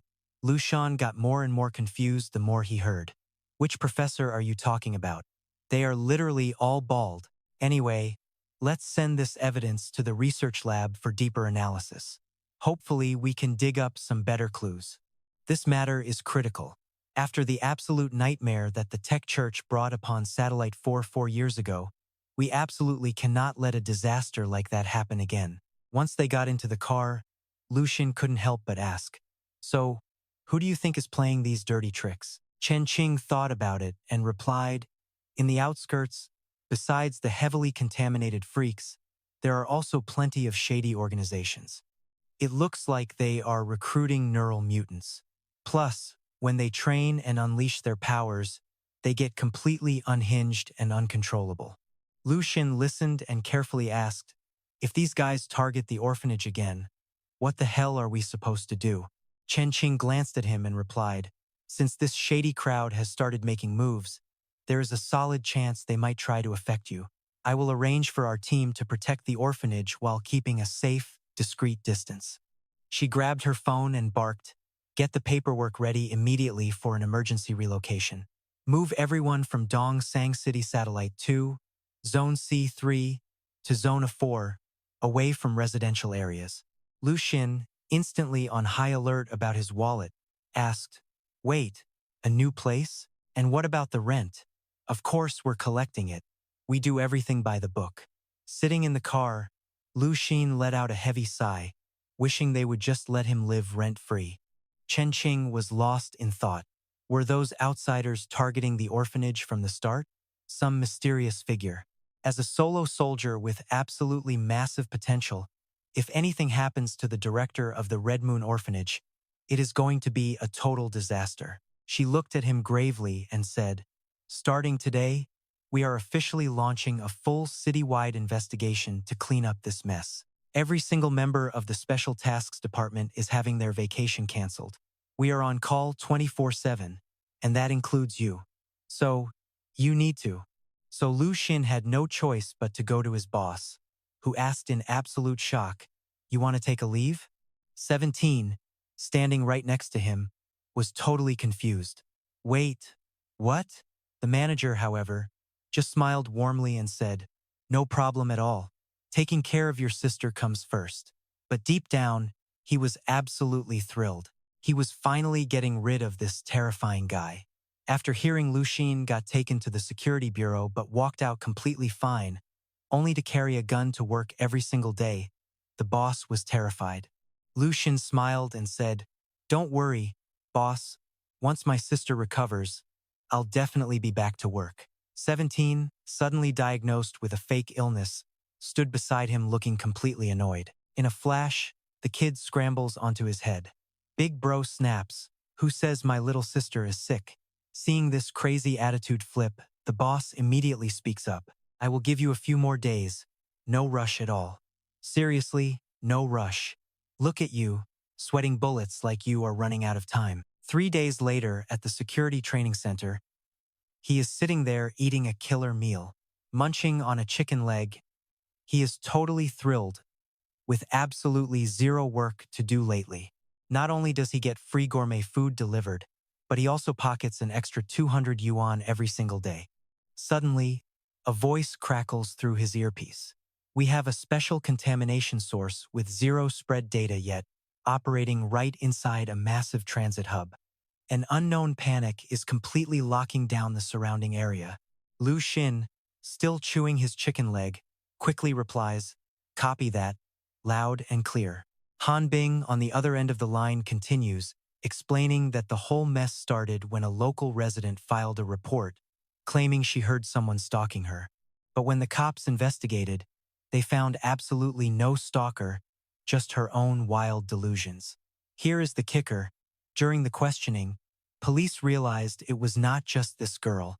Literally every single resident in that entire neighborhood was in a state of extreme, unspoken paranoia. Everyone is trapped in a wave of sheer panic, even starting to hallucinate. They just stand behind cracked doors, staring out at anyone who passes by with deep, suspicious eyes. In just 2 days, 2 residents snapped from the extreme tension and ended up in a brutal brawl over some completely minor issue. Fists turned to knives, leaving one guy dead and the other dragged off to jail. The security force analyzed this bizarre incident and quickly flagged it, bringing the main investigation unit right into the mix. During the initial probe, they detected signs of a mental contamination source, but the investigation hit a major snag. Hearing this, Lu Xin asks, "What kind of roadblock are we talking about?"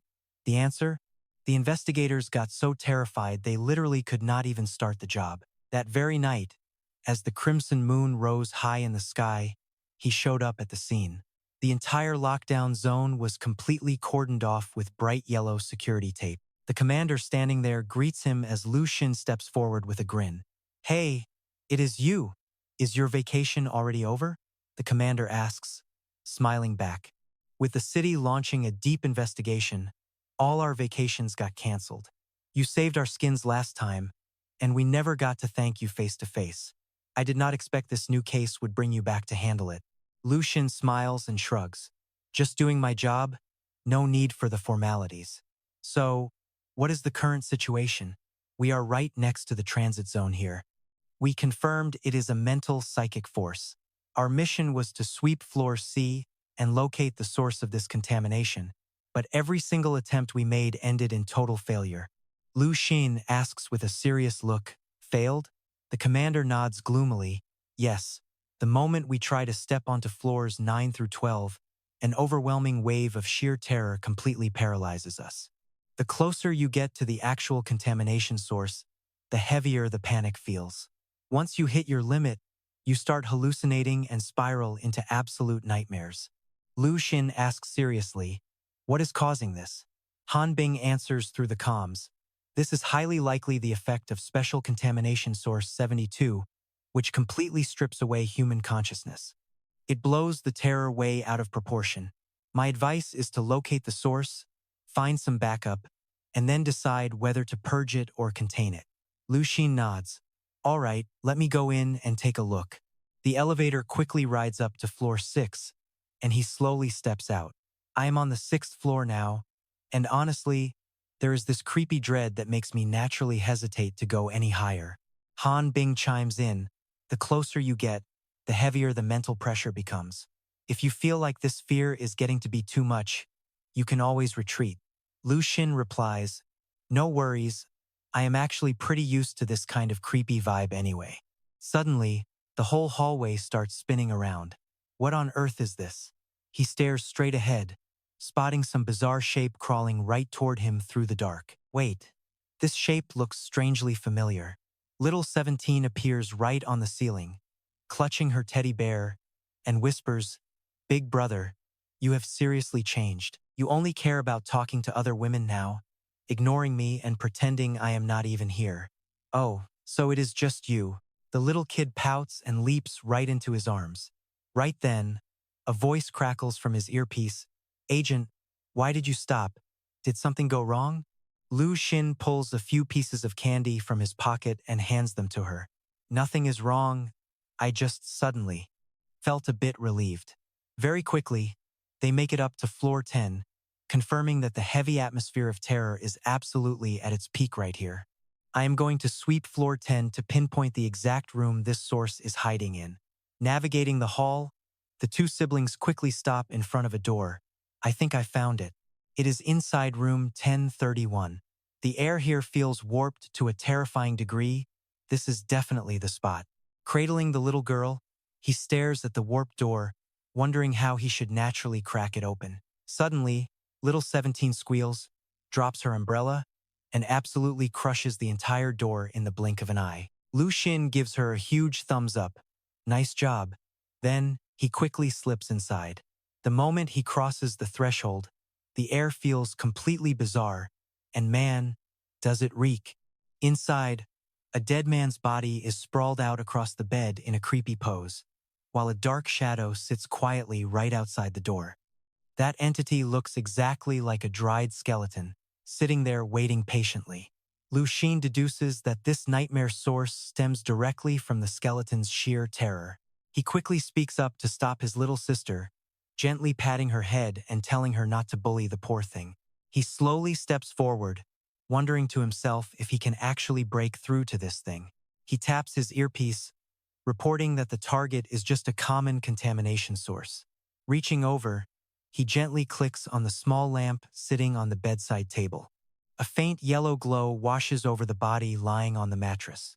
Right then, the sitting skeleton begins to dissolve into thin air. "Looks like this dead guy is our target." Lu Xin spots a few loose pills scattered on the floor and frowns. It seems like as he lay dying, he desperately tried to reach for this medicine bottle but fell short. Han Bing speaks up through the comms. "I ran the search for the transit zone apartment, room 1031. The resident is a 23-year-old male named Wang Chu, who worked at a North City factory. He lived completely alone, with no family, relatives, or any other records." Lu Xin, "Can you tell what the cause of death is from there?" "It is a pill bottle. This is specialized heart medication. He likely had a sudden heart attack and died because he could not reach the medicine in time. We will still need an autopsy for the official cause of death. So, how do we handle this now? I recommend using a special containment bag to secure the body. That will cut off the contamination source from the outside world before the backup squad moves in." He pulls a specialized bag from his jacket, quickly bagging the pill bottle first. Finally, he carefully wraps up the body. Lu Xin then slowly walks over to the window, staring out. "So, how exactly did this contamination source form?" This young kid was home all alone, had no family, and because a sudden heart attack prevented him from reaching his medicine, he passed away. Right before he died, his psychological stress must have surged, triggering a mutation in his nervous system. Since he never wanted to hurt anyone, it only formed a low-level contamination source instead of some crazy mental monster. And since he is already dead, the mental energy of the source is slowly fading away. Lu Xin stares out at the massive moon hanging in the night sky and asks, "Then why did he only leave behind a contamination source of pure, raw terror? Maybe he was just scared out of his mind." Dude was literally dead, and nobody even noticed or cared about his terror. Lu Xin sighed quietly. "Guess that is how it goes." Then he whipped his head around. "Thank goodness. At least I have got my family with me." Sister 17 was chilling in the room, happily playing with some toys. Before heading out, Lu Xin double-checked with them. "Hey, so this whole investigation is finally wrapping up, right? I seriously hope this toxic crap stops popping up so much. Are you dealing with some kind of crazy trauma from this mess too? I can totally feel that you are feeling a bit depressed right now." Lu Xin kept his cool and replied, "Honestly, I hate all this toxic junk. But hey, I got paid, so I gotta deliver. Besides, this Wang Chu guy probably wished someone would have found his body a lot sooner. You know?" Han Bing chimed in on the line. "Yeah, totally. People have tons of ways to blow off steam these days. This kind of stuff should be getting rarer. At least, I hope so. Anyway, how is the payout looking for this gig?" Han Bing giggled and said, "Chill out. I have got your back. I am totally on your team. You will get your standard bonus after this. I will wire your base salary and every single side hustle bonus super fast, just like this mission. It is barely D-class, which usually pays $10,000, but I will pull some strings and get you 12,000. Sister 17 pouted in the back, saying, "Why don't you just march into the main city and thank her already?" Lu Xin's face flushed bright red, and he totally snapped back in defense. "What are you talking about? She is just a coworker." The kid laughed and kept teasing him, saying, "Quit dreaming, bro. Main city girls are totally pampered, gorgeous, and sweet. Word is they are basically perfect little fairies who do not even use toilet paper. And you are just some basic worker from a trashy satellite town. Also, is that seriously how you describe someone being fancy?" Just then, someone in the car behind was tailing them. A young guy inside pointed ahead and said, "Mr. Shu, that is the single soldier." The old man next to him nodded in response. "So that is the freak who can see psychic monsters? I heard his risk of going totally psycho is off the charts. Actually, looking at the data, his rate of losing control is the absolute lowest. He is the only guy who can actually spot and neutralize people taken over by those psychic beasts." The old man, Mr. Shu, calmly nodded. "Exactly, and I do not have any other options. But since this is an off-the-books gig, we cannot let the cleanup department find out." His assistant smirked and said, "No sweat, just pick a date. Let us make it tomorrow then. Her condition is getting way too dangerous." As he spoke, the painful image of his daughter flashed through his mind. Morning came in a flash. Lu Xin was sitting there, carefully doing some serious mental math. With those 3 completed missions and the extra training allowances, his total earnings right now were sitting at around 60,000. No, wait, 170,000. If only I could make this kind of cash every month. In just over a year, I could buy the orphanage a sweet apartment right in the town center. Too bad they are running so many deep investigations now. I probably won't get many gigs for a while. Just then, a voice called out next to him, "Excuse me, are you Mr. Single Soldier?" The guy was wearing glasses and stepped right up to him, saying, "Let me introduce myself. The name is Lu, and I work for a top business consulting firm in the main city. I was sent to find you on behalf of an elderly gentleman who wants to hire you to help him handle a private and urgent matter." Lu Xin shook his hand as a sign of goodwill. "How did you even find out about me?" "Well, due to our line of work, I have made a few inquiries about the talented individuals here in Qinggang. Here is the deal. This gentleman's daughter is suffering from a bizarre and creepy illness. Right now, even the best doctors in the main city cannot find a cure for it. So, he was hoping you could come and take a look at her. Just to be clear, this is not an official commission, but more of a personal cry for help." Lu Xin raised an eyebrow and asked, "A personal request? Is that even allowed under my company's strict rules?" The guy calmly smiled and replied, "As far as I know, basically every single talented operative in this city takes on private side gigs like this from time to make extra cash. Plus, the old gentleman is a highly influential figure in the main city. He just wants to bypass all the annoying department red tape and handle this directly. You can still report it to your bosses later, but keeping it private for now is much better. If you can actually manage to cure the old gentleman's daughter, he is willing to pay you a massive reward of $100,000. And even if you can't cure her, you still get $10,000 just for your trouble." Lu Xin gasped, his eyes lighting up. He grabbed the guy's hand in a tight grip and yelled, "Wait, did I hear you right? 100,000? The consultant looked genuinely terrified by Lu Xin's insane grip. "Man, your hands are like iron. You are about to crush my fingers." Lu Xin chuckled and let go. Why would I break your hand? Just let me check in with my bosses first. Later, as he sat in the car staring out the window, his mind started wandering. Why are there suddenly so many lovey-dovey couples walking around the city lately? And they are all carrying red roses too. Pretty soon, they pulled up to a massive, upscale mansion. Inside, there was a gorgeous grand piano, and the entire interior was incredibly fancy and super expensive. Lu Xin sat on a plush chair, looking around in awe. Man, if only the kids at the orphanage could live in a place like this. How much does a huge mansion like this even cost? I heard someone offered 5 million, but the old master refused to sell. Oh, and here is the contract. Lu Xin took the papers, his mind racing. I still need to calculate the house budget, and who knows if I can even secure this 100,000. He carefully read through every single page of the contract, recalling the guidelines Han Bing had laid out. The headquarters did not strictly ban taking on private commissions like this. Of course, they did not exactly encourage it either, and every single private job had to be logged. If you run into serious danger or feel like some unexpected variables might screw things up, you must report back to headquarters immediately. Still, even if I fail, I get a solid consultation fee. Thank goodness headquarters does not have rules banning making side cash. Just then, old Mr. Shu and his servants walked into the room. The young consultant quickly stood up to greet them. Regarding the treatment process, you must be Mr. Single Soldier. Pleased to meet you. Just then, Lu Xin noticed a large cabinet sitting nearby, and some weird scratching sounds were coming from inside. Staring closely at it, he asked, "What is up with that cabinet?" Mr. Shu answered, trying his best to keep his voice steady. "My daughter is locked in there.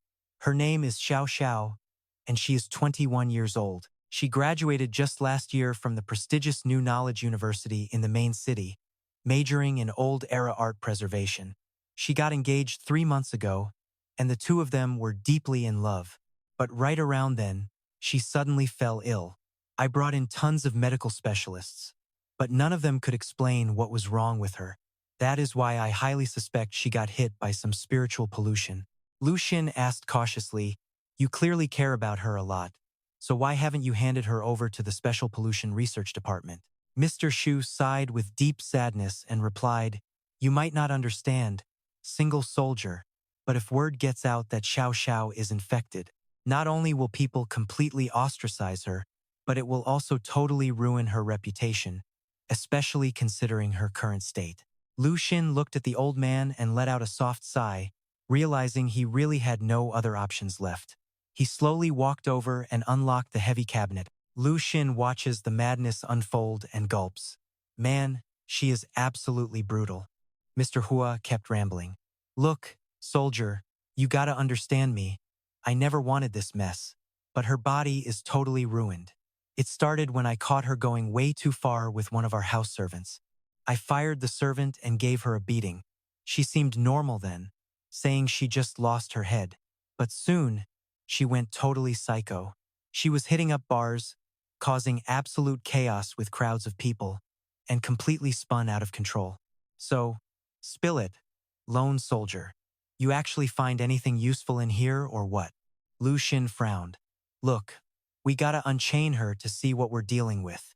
Let her go." The old man panicked. "Are you nuts? If we release her, she'll lose her mind and try to rip your throat out." Lu Xin just smirked. "Relax, I got this. Plus I'm packed. Won't even need my piece. Honestly." Left with no choice, the guy sighed and hit the release button on the panel.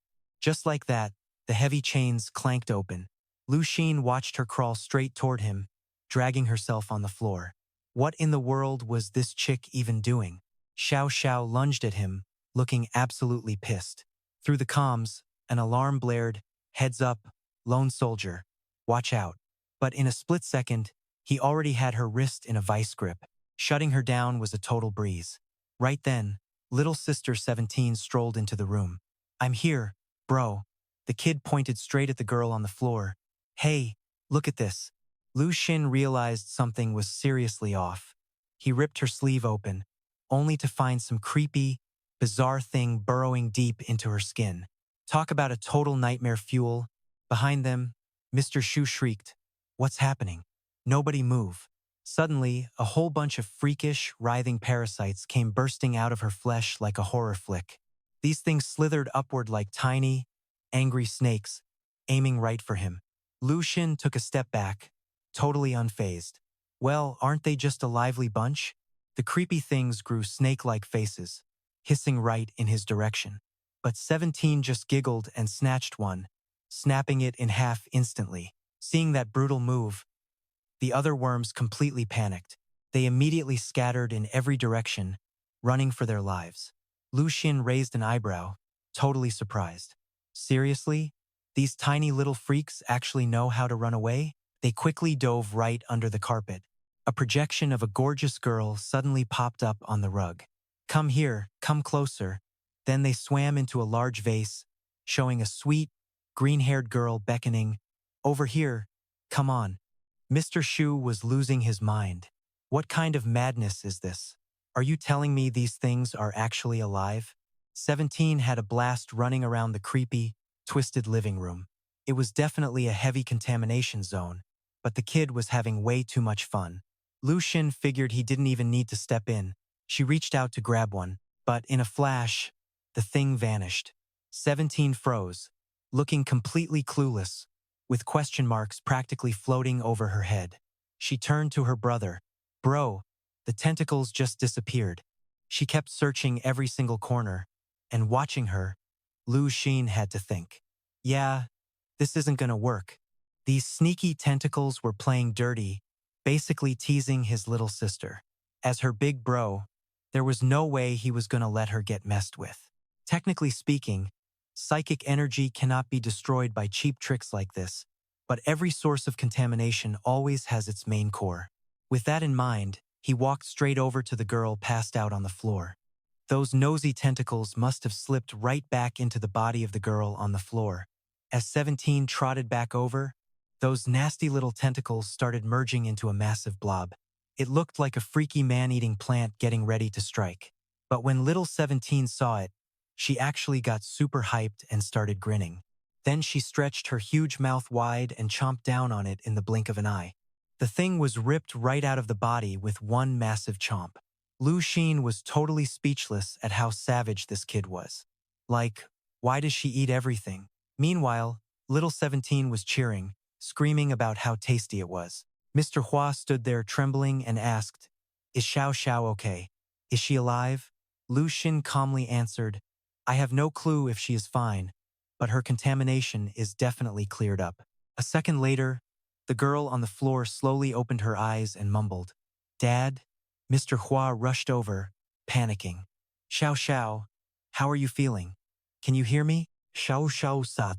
Lu Xin played it smart and backed out, saying, I am going to grab some fresh air. You guys do your thing. But the second he stepped outside, the vibe went totally freaky.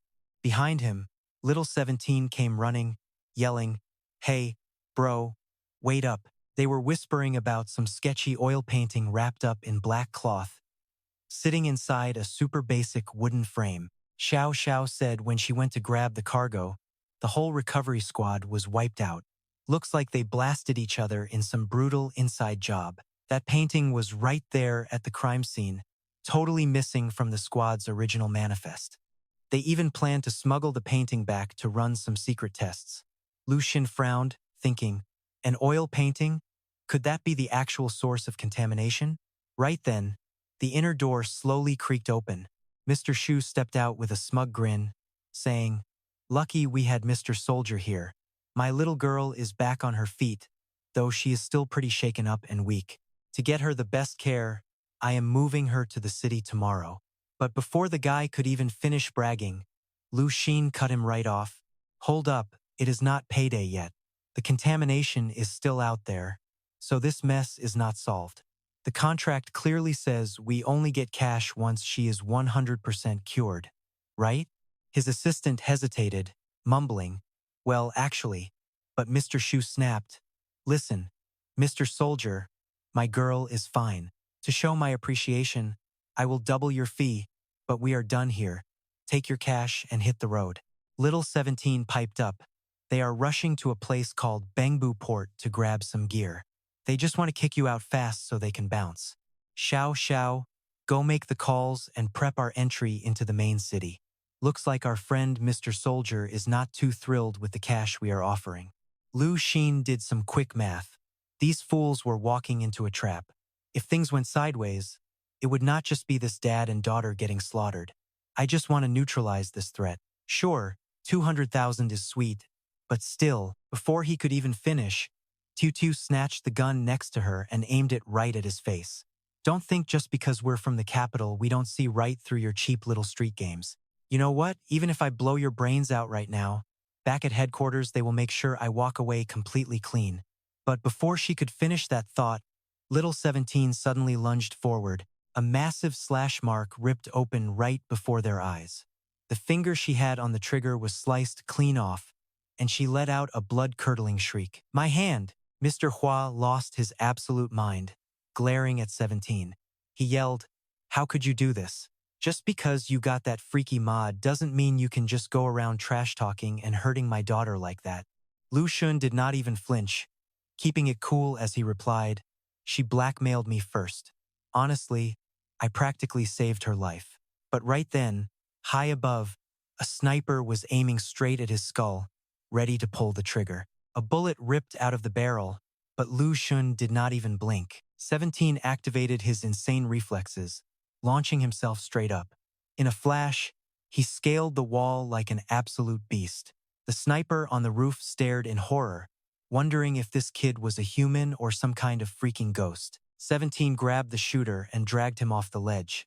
The guy screamed in agony as he fell, making the father and daughter look up in shock. Falling from that height definitely broke some bones. He ended up face down on the concrete, groaning and clutching his busted ribs. He glanced back. Seriously, there were still more of them? Little Sister 17 wasted absolutely no time, instantly taking control of the entire mob. You got it, big bro. Wait, what is going on? Why the hell can I suddenly not control my own body anymore? In a split second, he hurled his entire body straight toward his own teammates. Then, his hands grabbed the gun against his own will, pointing it directly at himself and pulling the trigger. A massive blast echoed through the air. Little 17 clutched the gun, giggling wildly, having the time of her life. But then, she suddenly stopped, like she just remembered something. She looked at him with puppy dog eyes and whimpered. Lu San did not blame her at all. Instead, he gently stroked her beautiful white hair and told her it was fine. The guy who hired him saw this nightmare unfold and screamed, Mr. Solo Soldier, please, we can talk this out. Let us negotiate. Mr. Shu is a pretty big deal in the main city. We should talk things through with logic, you know? Making a massive scene like this is only going to be a nightmare to clean up. Lu Xin glanced over and asked, I am not being reasonable? She is the one who pointed a gun at me first. This is just a fair exchange. I did not use my power to bully her, so she shouldn't bully me just because she is weak, right? Over on the other side, Mr. Chu lost his mind and screamed, do you seriously think that joining that department gives you the right to act completely above the law? Lu Xin calmly replied, I do not think that at all. Honestly, I am just saving your lives, no matter what kind of painting you are trying to restore to see what it is. It is definitely not something you people can handle. If things go sideways, you will be the ones paying the ultimate price. Hearing his confidence, Mr. Shu was stunned, stammering, a painting? How on earth did you know about that? Lu Xin calmly replied, do not worry about that. All you need to know is that you people are just outsiders. But dealing with contamination is my top priority. By the rules, I cannot just stand by and watch you get hurt. So now, I must report this to my boss. Since you refused to cooperate first, you cannot say I breached the contract. Seconds later, his walkie-talkie buzzed to life. Hello, Chief Chen? Here is the deal. I took on a request from an outsider. I already took care of the troublemakers, but I stumbled upon a strange painting. High above, the crescent moon seemed to stare down, silently watching their every move. Chen Qing arrived at the scene shortly after. Where is the painting, Mr. Shu stared at her with an incredibly serious face, saying, Captain Chen, I know your department holds massive authority in this city. But this time, your subordinate pulled a crazy stunt like this, so you absolutely owe me an explanation. Chen Qing stood nearby and calmly replied, Mr. Shu, I have reviewed his actions. He did nothing wrong. If you think he did something wrong, feel free to file a formal complaint. Headquarters will make its own judgment. Hearing this, Mr. Shu was so incredibly furious he could barely utter a single word. Chen Qing kept right on going. Since he is in the clear, let us talk about you. I know you regularly hire private search teams to smuggle illegal goods into the main city through your own secret channels. But some things cross the line. You are coming with us to retrieve that painting. Then you will be interrogated. Anyone who breaks our rules has to pay the price. That is our bottom line. Soon, their armored vehicle sped toward the port. With Chen Qing behind the wheel, the four of them sat in silence until she spoke up. Mr. Shu, tell me exactly what happened. Start from the beginning. Do not even think about hiding anything. You know I have plenty of ways to make you talk. Left with absolutely no choice, Mr. Shu sighed and finally began to speak. Some time ago, I hired a few search teams to hunt down valuable artwork buried in abandoned towns. 2 months back, they sent word saying they had finally dug up some really good stuff. I was busy back then, so I sent Xiao Xiao to meet them. Driving up front, Chen Qing scoffed. You should be glad she failed. Otherwise, that dangerous thing would have already been smuggled into the city. Shooting a sharp glare at the woman sitting next to her, she said, Your turn, Miss Shu. Spill everything you know. Staring blankly like a puppet, Xiao Xiao muttered. When I finally arrived at their meeting point, every single member of the search team was dead. The way they died was absolutely terrifying. Their bodies were riddled with bullet holes. The shooter was actually their own captain, who also died by turning his own gun on himself. I have no clue what went down, but the artifact was still there, along with an item they never mentioned, a painting. That painting was gorgeous. Without thinking, I hid it away, I succeeded, and suddenly my mood became incredibly good. I felt this intense urge to share it with someone else. That feeling got so intense that I completely lost control and dragged my servant into the room. When I finally woke up, that crazy, empty feeling was gone. But it felt so beautiful, I just wanted to see that painting again. I did not want them to call me that. Mr. Shu, sitting beside her, chimed in. I knew about the contamination sources, but I had absolutely no idea it could be this severe. Chen Qing replied from the front seat. You did not care, because you did not see it with your own eyes. At the end of the day, your endless greed caused this mess. I get the picture. You two can get out now. Someone will escort you to headquarters for further questioning. With just the two of them left in the car, she said, You did good this time. Let us head back to the security bureau first. Then we will take the painting to headquarters for research. Lu Xin sat there, completely puzzled by it all. So what actually is that painting anyway? I honestly thought only living, breathing people could become sources of contamination. Chen Qing calmly replied, Well, you handled case 72 pretty well. If deceased people can generate spiritual energy, then special, everyday objects can definitely do the exact same thing. Past research discovered long ago that through a certain ability or method, intense spiritual energy can actually reside inside some ordinary objects. We call these parasitic spiritual items. Some of our standard weapons are made like this too. Oh, by the way, once this is over, you should learn to drive so you can chauffeur me around. Hearing this, Lu Xin thought, driving is no joke. Maybe I can get my sister to lend me her powers for this? Just then, a massive traffic jam blocked the road ahead. A woman holding a bunch of black roses was confessing her love to some young guy. Sitting in the car, Chen Qing frowned. Wait, why is traffic backed up all of a sudden? Up ahead, the girl thrust the flowers at her crush, crying, Please marry me. I want to be with you forever. The guy snapped back. Are you out of your mind? What the hell are you doing in the middle of the street? Besides, you are the one who dumped me first. You went behind my back and dated a dozen other guys. Just go home.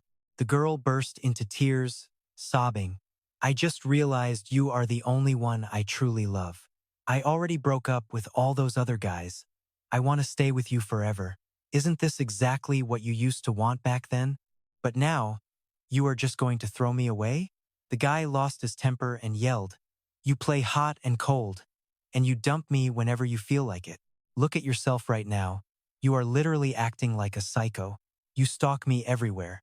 If I even look at someone else, you start a fight, and now you block traffic just to force a kiss on me?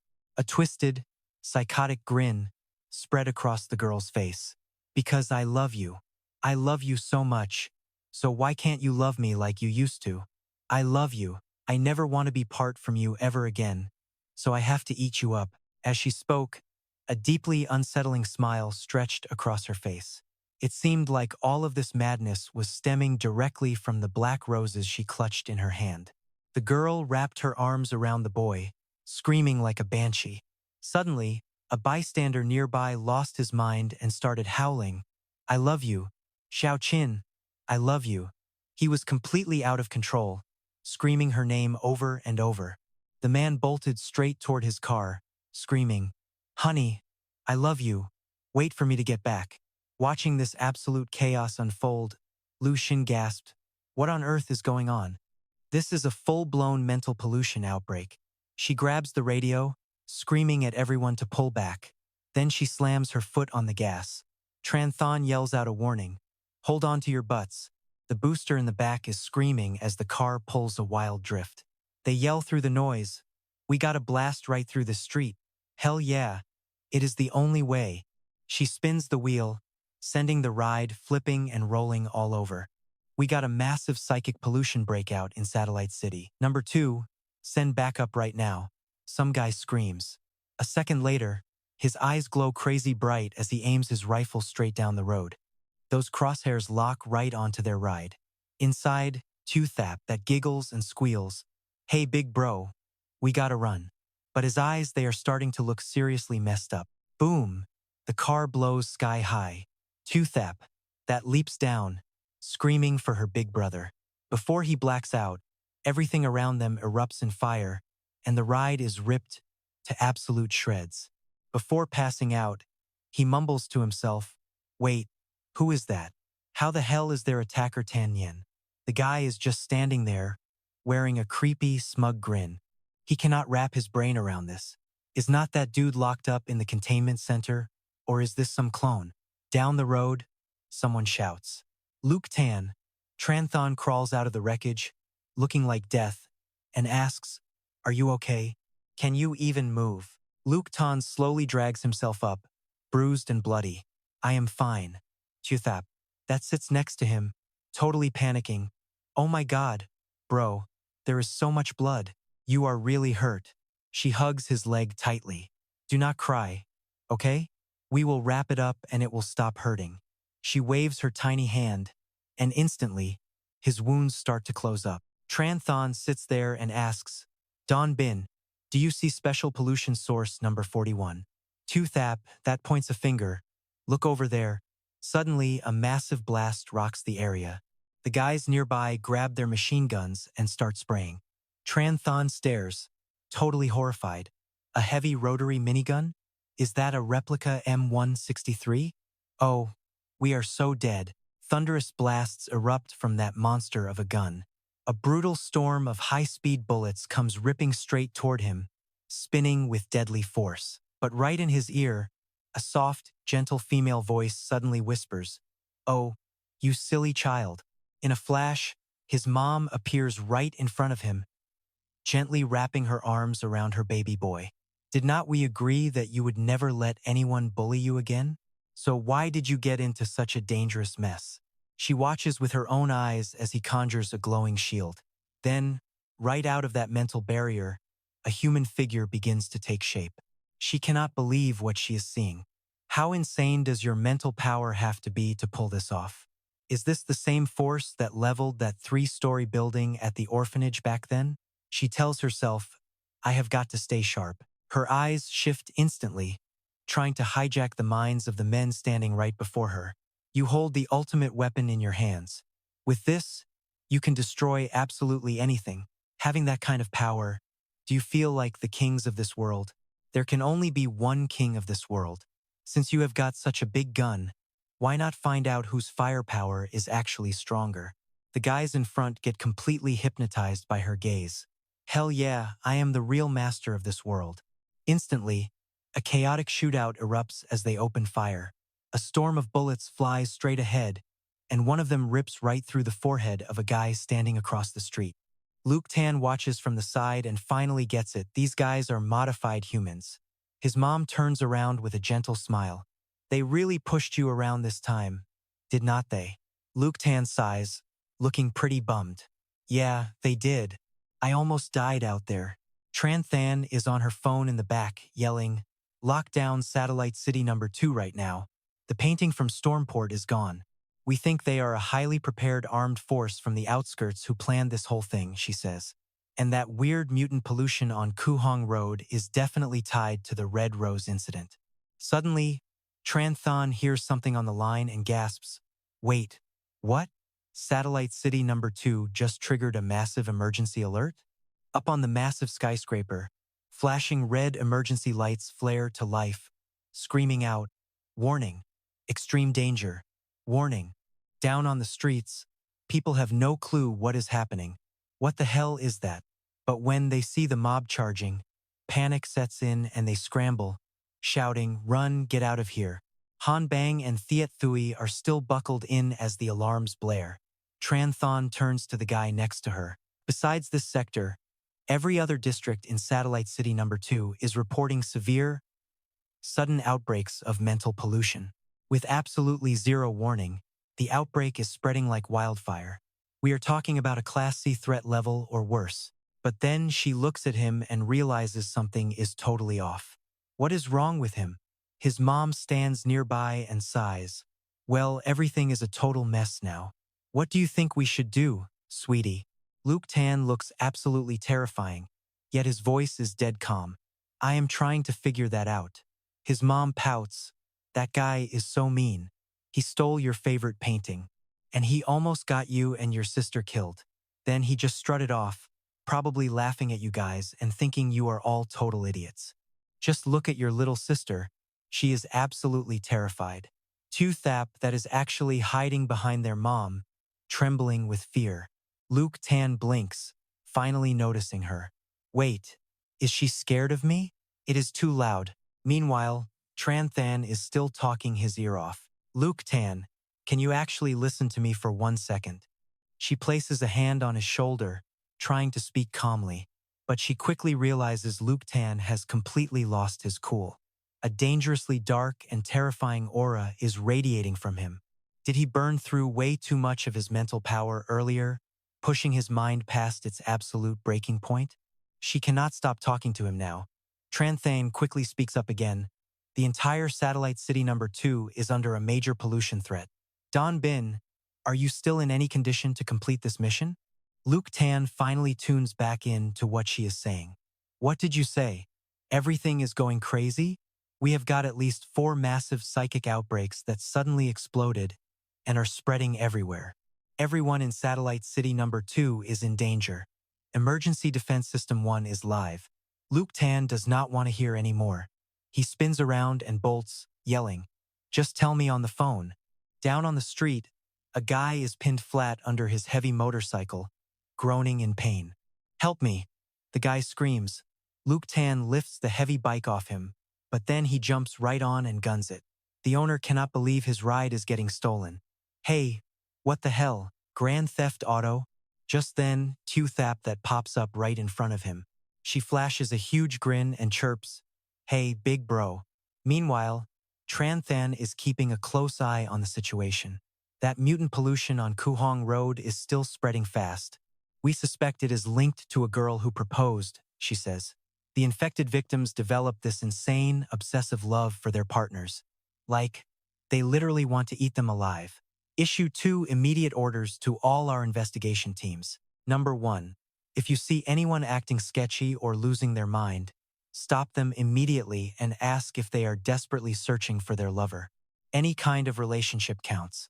If they cannot explain themselves in a convincing way, eliminate them immediately. Number 2, use every single live stream, television channel, and radio broadcast to warn the public. Tell everyone to lock their doors, stay inside, and hide immediately. Do not go looking for family, and especially not your lovers. Yes, same-sex couples count, too. The survival of Satellite City number 2 is entirely on us. Behind him, his mom just smiles. Toothap, that is riding on the back of the motorcycle, grinning ear to ear. Let's go. They tear off straight into the city, where absolute chaos is about to erupt. Just stepped back into the city and boom, straight up chaos. Couples everywhere were literally suffocating each other, screaming, "Babe, I want to be with you forever." Talk about a tragic, high-drama overload. Some old dude was desperately bolting from a pack of girls, yelling, "Why are you chasing me?" Meanwhile, an old grandma was blasting a megaphone. "Don't panic, people. Quick, hide behind the roller shutter behind me." While the guards panicked, Lu Xin roared down the street, with his little sister riding shotgun on the back. He gunned the engine towards the new orphanage location, praying like crazy. "Please, let everyone be safe. Don't let anything happen to them." He hopped off his ride, but little sister 17 just sat on the bike, waiting patiently. Up ahead, a voice called out, "Mr. Soldier." Lu Xin recognized Chen Qing immediately and yelled, "Is everyone all right? What is the situation up there?" "Everyone is totally fine, completely untouched.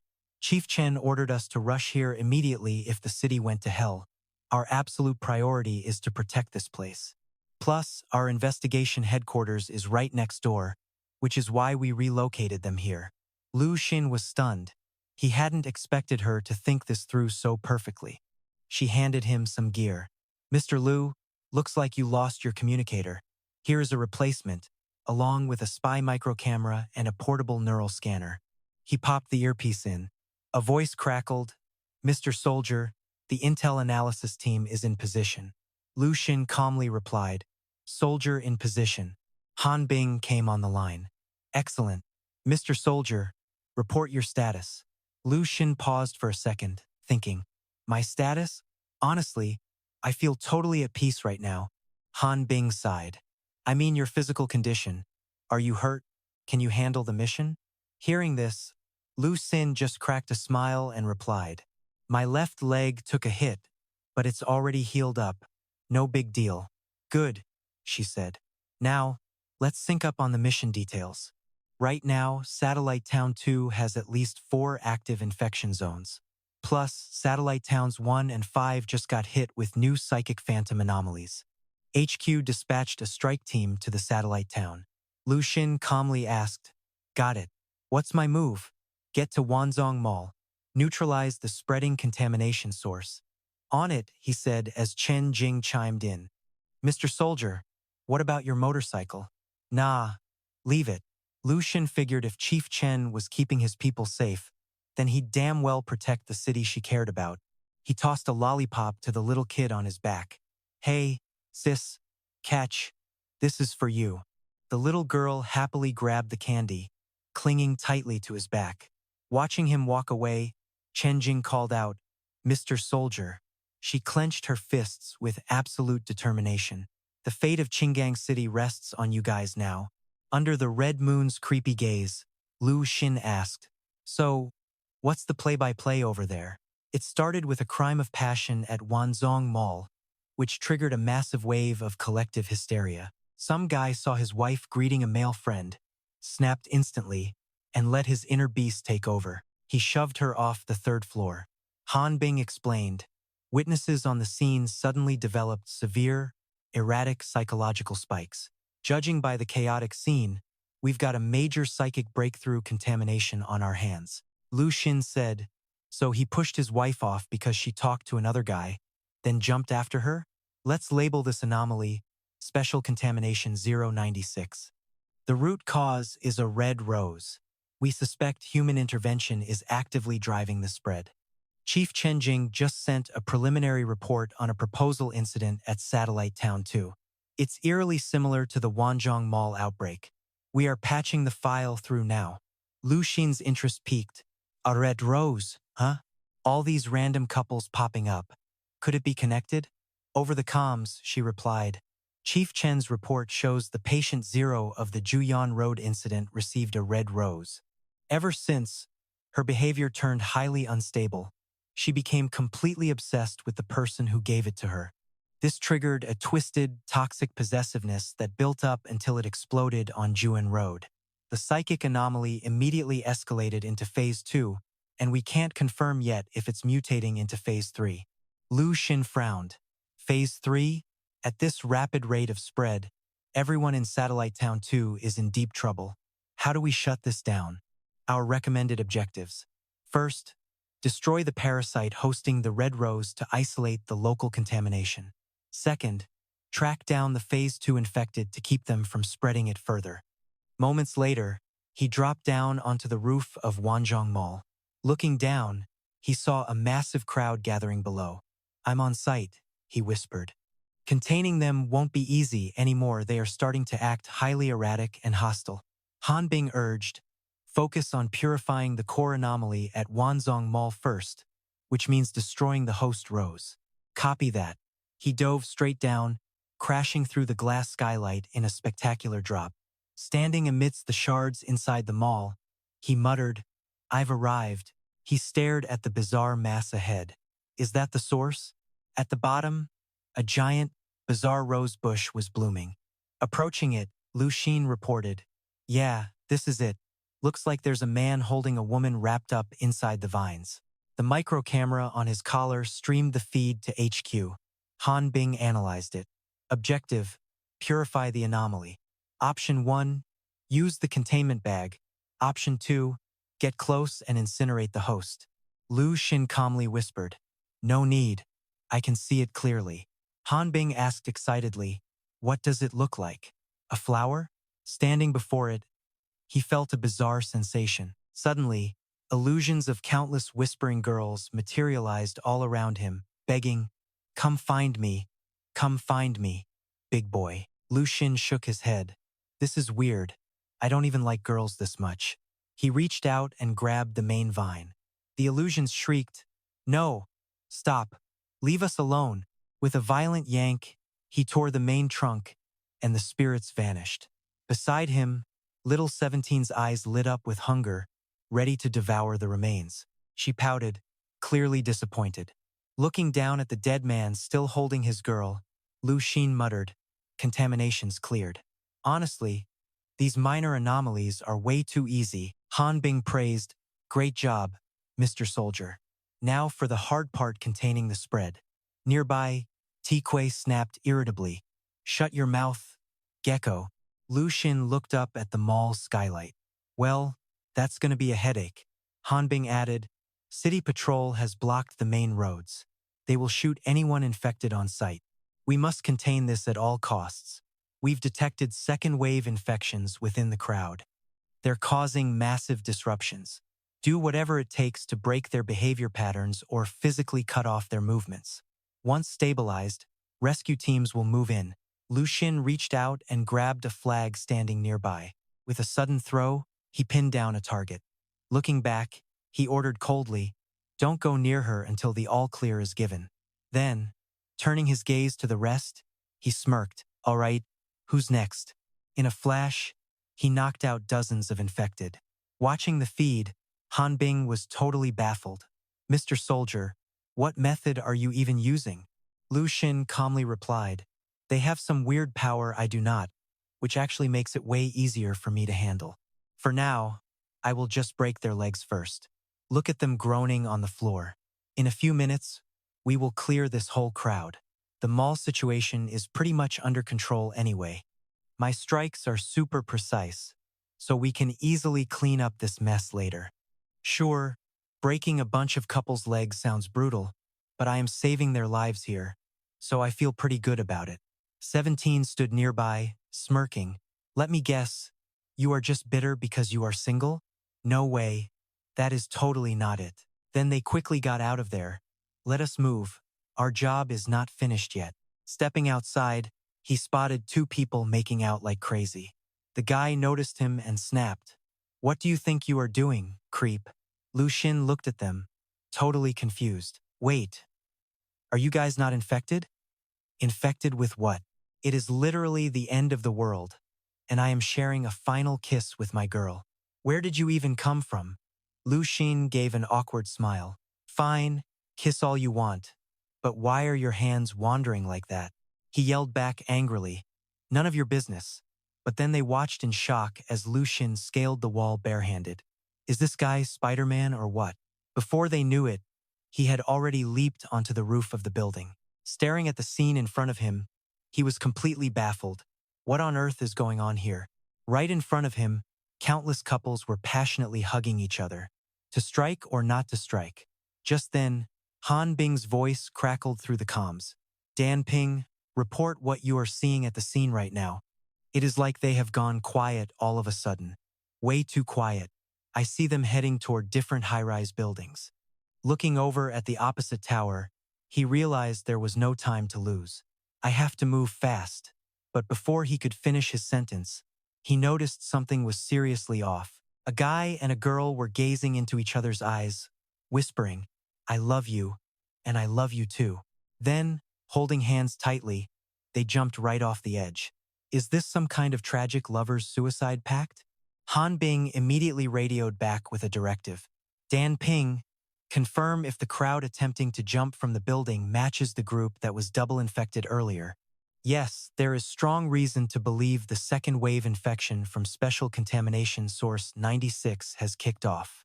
Right now, it looks like a mass lover's suicide. Once their brains hit the absolute limit, they choose to end their own lives as a twisted form of ecstasy. Our previous analysis was right. Even though the core neural energy of the contamination source is extremely low, it is still triggering a massive wave of secondary infections. This is causing total chaos, like a baser instinct gone wild. Data shows that after mutating, the secondary infected group has about 30 minutes before they act out their deadly lovers pact. Exactly. Couples together will feel an overwhelming urge to die. Even single people will get obsessed with proving their love by throwing themselves off buildings. Lu Xin rushed over to where they were. He really could not wrap his head around this insane situation. How did things get this incredibly messed up so quickly? Han Bing answered solemnly, because this is definitely man-made. Even if a normal contamination source popped up, it would rarely trigger a sudden, uncontrollable outbreak of mass madness like this. This likely connects to that stolen painting the chief reported. It is probably some powered outcast from the outskirts pulling the strings. Lu Xin's mind raced. Could it be that same guy, Tan Ran, again?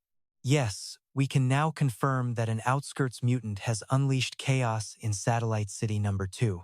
All we can do is try our absolute best to shut this down before the body count rises any higher. Lu Xin quickly pulled little 17 off his back. The gap is too wide. Let us split up for now. They immediately broke apart, while Lu Xin grabbed a small flower vase in his hand. In a flash, he hurled it straight at a guy standing nearby who was screaming, I love you, nom nom. Meanwhile, 17 laughed gleefully. Look at me, big bro. Am I doing good? This way, they will not be able to jump anymore. By now, both of their bodies were completely tied down and secured. Lu Xin pinched the bridge of his nose, feeling utterly helpless. Stop playing around. The kid pouted a bit but still yanked them apart. Lu Xin sized up the situation. These two looked completely fine now. How on earth did my little sister pull that off? All right, Before he could finish, a cold shiver ran down his spine. Wait a second. What is happening? Out of nowhere, a massive crowd had gathered, staring dead straight at him. In the blink of an eye, they threw themselves over the edge. He yelled into his comms, I see a ton of people left on the roof over here, but I can't reach them in time. Han Bing was shocked by the horror, but quickly tried to comfort her partner. Human power has its limits. Do not blame yourself. Lu Xin just stood there silently, watching the horror unfold. The kid beside him asked anxiously, Are you okay? His mind was spinning. If you can save them, you save them. If you cannot, it is just beyond your control. I get the logic. The old director used to say the same thing, but seeing so many people about to die, it makes you feel completely powerless. Suddenly, the loud chopping of a helicopter filled the air. A chopper was flying straight toward them, and high up in the open door stood a young girl. It was Wawa, smiling down at them. Suddenly, millions of red rose petals drifted through the air. The crowd gasped in awe. So beautiful. She stood high above, gazing down at the people below. She is gorgeous. I want to love her. I need to have her. Standing under the shower of petals, even Lu Xin could not help but blush. 17, standing right beside him, suddenly muttered, "She is so pretty." Lu Xin snapped his eyes over to her. "You like her too?" But instead of a normal crush, the kid's mind went straight to some dark, terrifying ideas. "I really want to catch her, rip her clothes off, and sew them onto me." Lu Xin sighed, completely unable to process the kid's twisted logic. Who even is she? Han Bing, overhearing their conversation, chuckled over the comms. "That is Wawa. Thank goodness she is here. She must have cleared up the outbreak in the main city and rushed over to back us up." Then, he remembered what Bahuko had said before. So it is her. Bahuko did mention her once. Han Bing's voice turned deadly serious. "Listen carefully. Do not stare at Wawa, and whatever you do not look into her eyes. Otherwise, her psychic field will scramble your brain, causing permanent mental damage." "Wait, what?" Han Bing continued over the radio. "Staring directly at Wawa for over 1 minute means you will never be able to forget her face. If you stare for 3 minutes or look straight into her eyes, you will fall desperately, hopelessly in love with her. Stare for 5 minutes or spend more than an hour within 10 meters of her, and you will start believing Wawa does not belong to this world, that this world is too filthy and unworthy of her, and she should not even be here." Looking down, he noticed she was already leaving. "She is moving. I have to follow." Suddenly, the people behind him let go of each other. They rushed down from the rooftop in a frenzy. Lu Xin was completely bewildered. "Wait, are they not in love anymore? What is wrong with them?" Han Bing smiled over the line and replied, "Wawa just saved them. Seeing Wawa has warped their focus and their romantic obsession. Right now, dying is the last thing on their minds. They only care about finding a way to get closer to her." "Bihuko, have you reached South City yet? The crisis at Golden Dawn Mall is resolved, but 3 hotspots remain active, starting with Skywater Square. Green Cliff Bridge and the Qingmian vaccine plant are also heavily contaminated. You and Wawa need to hustle over there and back them up immediately." On it, Lu Xin quickly caught up with Wawa and yelled, "You take Skywater Square. I will head to Green Cliff Bridge since it is closer to me, and besides, you can fly." Wawa stared at him silently for a moment, then gave a quiet nod. "Understood." Over the comms, Han Bing froze, totally thrown off by that answer. The absolute epicenter of this crazy outbreak was Vanchuan Mall and the runway area. 10 minutes ago, the guard force and city patrol reached Qinggang Bridge to set up a total lockdown, desperately trying to stop the spread. But a fresh update just dropped. The infected count is off the charts, hitting critical levels, right as Lu Xin finally arrived. They've got strict orders to hold their fire, but that lockdown is totally falling apart. Looking down from above, Lu Xin muttered, "Is the mutation starting already?" He then glanced at the little kid beside him and asked, "Hey, you tired yet?" Little 17 sassily shot back, "Sure I am, but who else is going to help you do all this heavy lifting?" Over the radio, Han Bing thought he was asking her and quickly chimed in, "Thanks for checking on us, soldier, but we're totally fine. You guys are doing the real hard work." Hearing this, Lu Xin could only offer a forced, awkward grunt. Then, he and his sister quickly soared high into the sky. There were tons of infected, but they were moving pretty slowly, so they could still be saved. The real headache was figuring out a way to make them all lose their ability to move at the exact same time. Suddenly, he realized something was way off with himself. His body had actually entered some kind of bizarre state. He couldn't help but wonder, did I just slip into some alternate dimension? An old man shambled toward him, shouting, "I'm so happy." Right next to him, a couple was aggressively making out, whispering, "Come on, let's go. Let's follow them again." Lu Xin felt an eerie vibe creeping in. What on earth was all of this? And where'd his sister go? Sensing something was completely off, Han Bing shouted over the comms, "Soldier, what's going on over there? I accidentally entered a can you see it? From where I'm standing, everything looks completely normal." "What do you mean weird?" The vibe here is before he could even finish, an old man walked up and struck up a conversation. Hey kid, you aren't infected, so why'd you wander into my world? I ran into a bald, middle-aged guy. Hearing the description, Han Bing quickly pieced it together. A bald guy? Wait, did Ghost Child actually show up? I'm the soldier from Satellite City number 2. The old man replied, I came over from Satellite City number 4. The situation here's totally under control. Once these people run out of this area, they'll definitely fall right into my line of influence. Once they're in, they can forget about leaving, and they sure as hell can't die. You've got abilities too, so why'd you run in here? Lu Xin asked, confused. Aren't you supposed to tell me why? If I knew, why'd I be asking you? The old man muttered, that's seriously bizarre. Right after that, it felt like Lu Xin was snapped straight back into the real world. His target had transformed into a young girl sporting a high ponytail, holding a beer can as she looked at him. She said, the level I'm projecting is supposed to only let normal people enter. Lu Xin couldn't help but marvel. I'd absolutely no idea an ability like this even existed.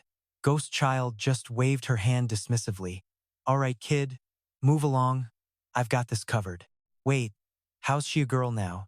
And is that thermos in her hand actually filled with white wine? Suddenly, a sharp flash of pain shot up from his leg. Looking down, he saw little 17 sinking her teeth into his ankle. Ouch, that hurts. Sis, what on earth are you doing? Dangled in the air, little 17 happily replied, you were totally zoning out, so I just wanted to snap you back to reality. But I guess I bit too late. Lu Xin sighed and asked, what's her deal anyway? Ghost Child's actually a schoolgirl. She's 18 this year. Tai Kui, sitting nearby, suddenly blurted out, wait, did you say over 10,000 people? Han Bing explained further, but she manifests in a way that even I can't fully explain or block. In her own consciousness, she genuinely believes she's a 60-year-old man. So every single time she uses her power, she drags everyone around her into a massive illusion. That's why we always end up seeing her as a middle-aged guy. Lu Xin sighed to himself. Whether it was the insanely beautiful doll or this ponytail-wearing old guy, it really seemed like every single one of his coworkers had some serious issues. Han Bing spoke up again. Since Ghost Child's already made it to Qinggang Bridge, then out of the 4 major contamination sites, Soldier just handled one, and Ghost Child can lock down another. Huawei's already cleared the 3rd one over at Tianshui Square. She's currently rushing to the 4th location and will arrive in 5 minutes. But we've just got word that there's still one area completely out of control. It's the southern wall where Gecko's stationed, and things are incredibly urgent. Lu Xin and his sister immediately flew in that direction. What's the situation at the southern wall right now? People actively breaching the city wall. After Director Chen reported that the painting was stolen, Satellite City number 2 went on high alert. About 20 minutes later, massive crowds headed straight for the southern wall, and some even tried to climb over during the chaos. Tai Kui, sitting nearby, sighed, what are you crying for anyway? On his end, Lu Xin kept listening to the report about the massive crowds currently rushing toward that location. The South City's also the exact area where Xiao Lu's orphanage is located. Han Bing said seriously, we're not sure if a mental outbreak's erupted there yet. Lu Xin quickly replied, understood, I'll head there immediately. He quickly found a vehicle nearby. Take a break for a bit. Sis, we're driving. Soon, the silhouette of the siblings' car was speeding down the city's main avenue.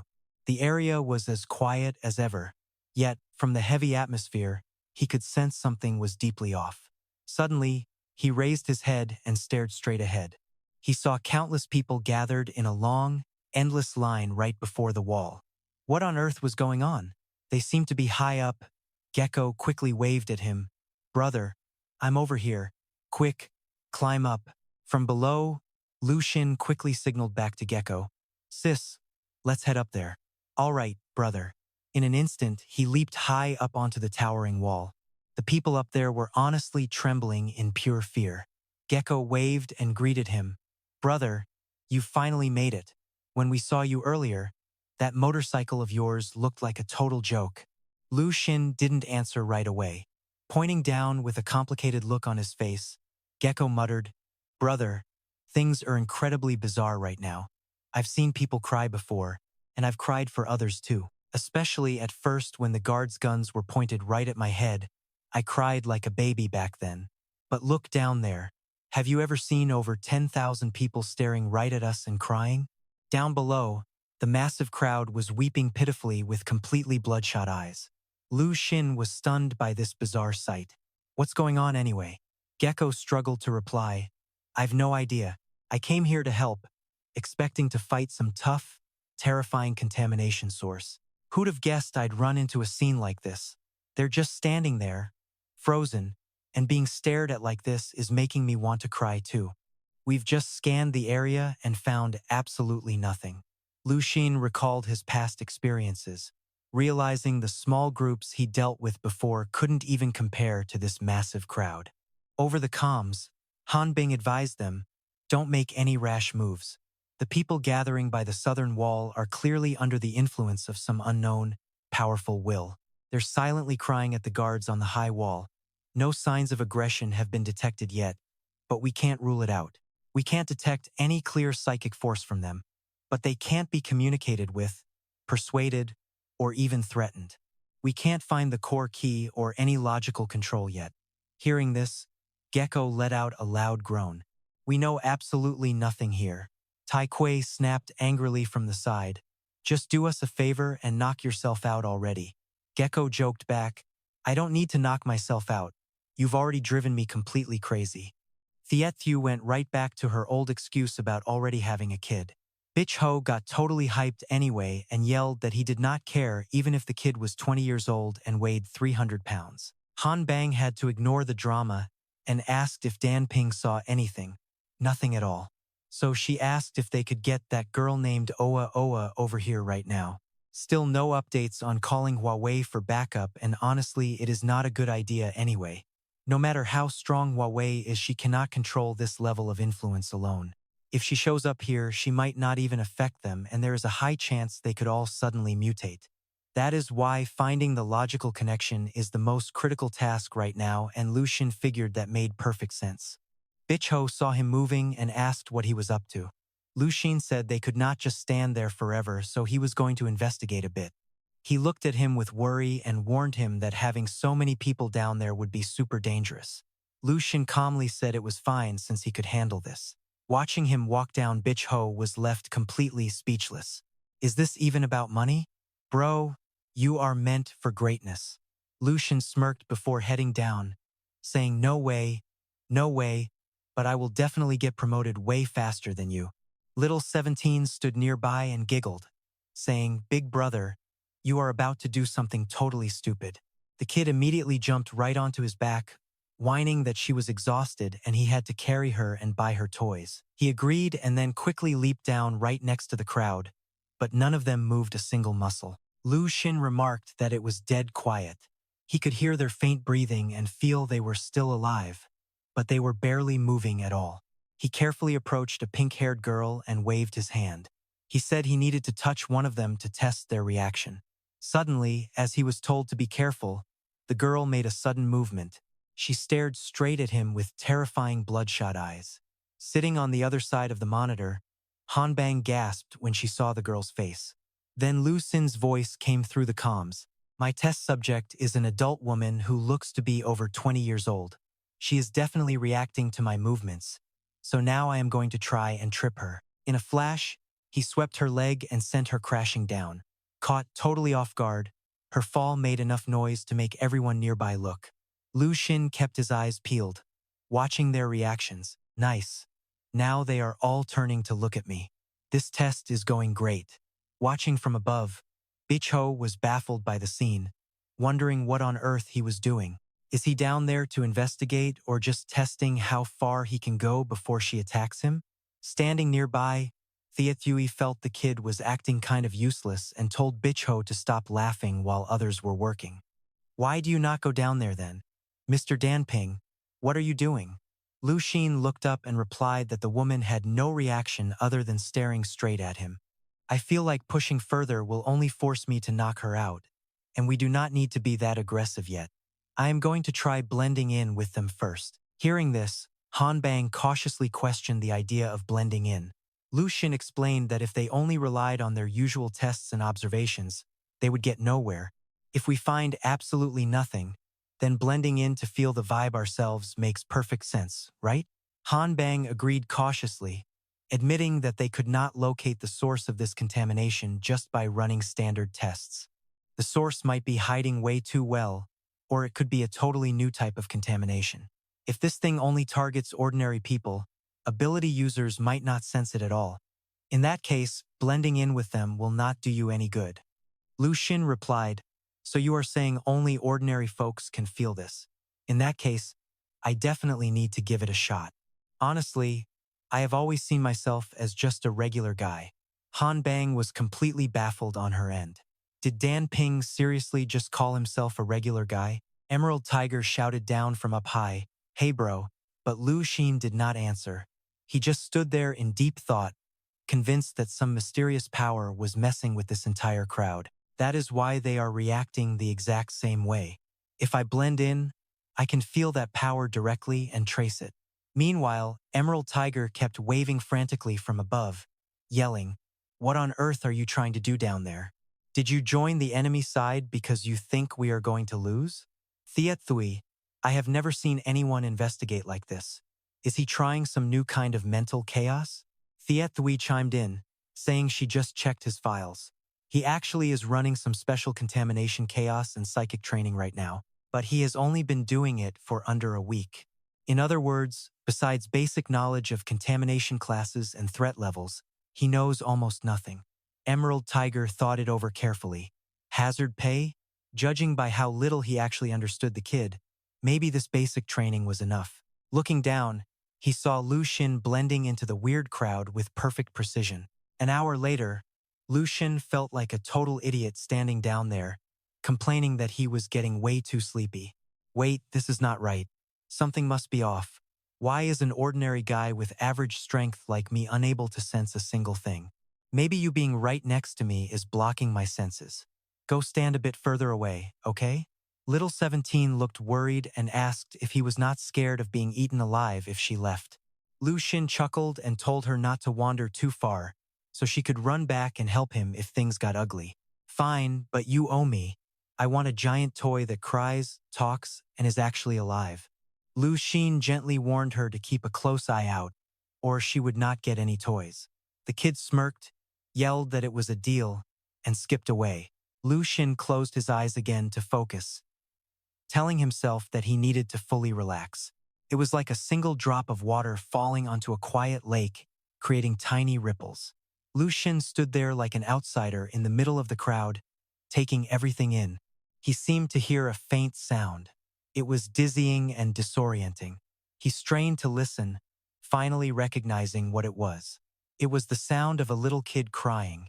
The kid was sobbing, begging them to stop, but he was completely surrounded by a crowd of terrifying doctors. Then another kid shivered in a dark corner, hugging himself tight and screaming, "Stop, please stop." Staring at those creepy doctors, all he could do was beg them to leave him alone. That poor kid could only scream in absolute agony. Lu Xin recognized that familiar energy source immediately. Suddenly, a voice snapped him out of it. "Brother, you are crying." Little 17 was right there, hugging his leg like a good little sister. Lu Xin quickly wiped his face and muttered that he was definitely not crying. He quickly reported his findings. Han Bang asked what the contamination looked like. Lu Xin said it was a boy crying. It was hard to detect, but hearing it filled you with intense sadness. "I also saw illusions, meaning this entire crowd is already infected. I bet the contamination source is actually a little boy hiding inside their hearts." Watching the feed, Han Bang said she got it and would alert the squad. She warned him not to let them rush in, as they probably would not survive the mental attack. The team members are all wearing heavy protective gear, which dulls their senses and makes detecting this source almost impossible. If they take off their helmets, they will be infected instantly by the crying, turning into sobbing puppets who join the crowd. This is way too similar to Special Anomaly 72 from that apartment case, except this new threat is much stronger and much harder to track. So is this whole thing just a wild coincidence? Or is special contamination source 72 actually some kind of sick experiment? Gecko smirked and gave Iron Green the rundown. The comms messenger said Single Soldier already sniffed out the pollution trail and is actively hunting down its exact source. Like, seriously? How does he even do that? Is he for real? Is that kid a walking humanoid brain scanner or what? Iron Green lost it on the other end and immediately started yelling. Shut your mouth right now. Stay sharp and help him block any threats around there. Gecko slowly opened the case beside him, pulled out his sniper rifle, and muttered, I got this. I only have one question. Iron Green calmly shot back. She is the absolute queen of our data analysis crew. You tell me, is she hot or what? Oh man, so she does not even have kids yet? Technically, she is still basically a kid herself. Gecko let out a massive laugh, saying, all right, now I feel way better about this whole situation. Aiming his rifle straight ahead, he whispered, gotta keep things super steady this time, which is why I locked the scope on. Down below, Lu Xin tracked down someone radiating a highly bizarre and creepy energy. Found him. It is definitely this dude. But wait, something is off. He instantly notified the other side, saying, I have located the contamination source and can neutralize it whenever you want. Han Bang, sitting nearby, immediately chimed in, currently pulling up the target files. Single Soldier, fall back for now and stay on high alert. He played it safe, obediently stepping back to keep his distance. Suddenly, the target started going through a super freaky mutation. His head split wide open to reveal a bizarre, creepy robotic brain. Then, a metallic ring shot straight up into the sky, completely breaking free from his skull. Luxton was totally stunned. This is not a real kid. It is just some machine playing a recorded crying sound. Who would record a kid crying like this? What the hell is this thing? Han Bang yelled through the comms, watch out, Single Soldier. That freakish thing is a creation of the tech church. The machine let out a few cold, robotic beeps, announcing target detected, initiating phase 2 of the experiment.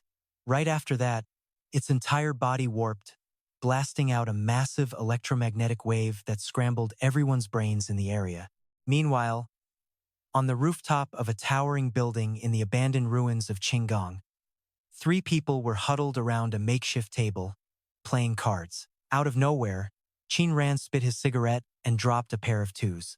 A kid sitting across from him with a robot head dropped a bomb. Qin Ran just stared at the table and calmly asked, seriously? This? The robot kid quickly threw down another stack of cards, a straight right to the top, laughing as he gestured. Boom. Only got 1 card left, guys. But wait, the guy across from him dropped a bomb first. What the hell?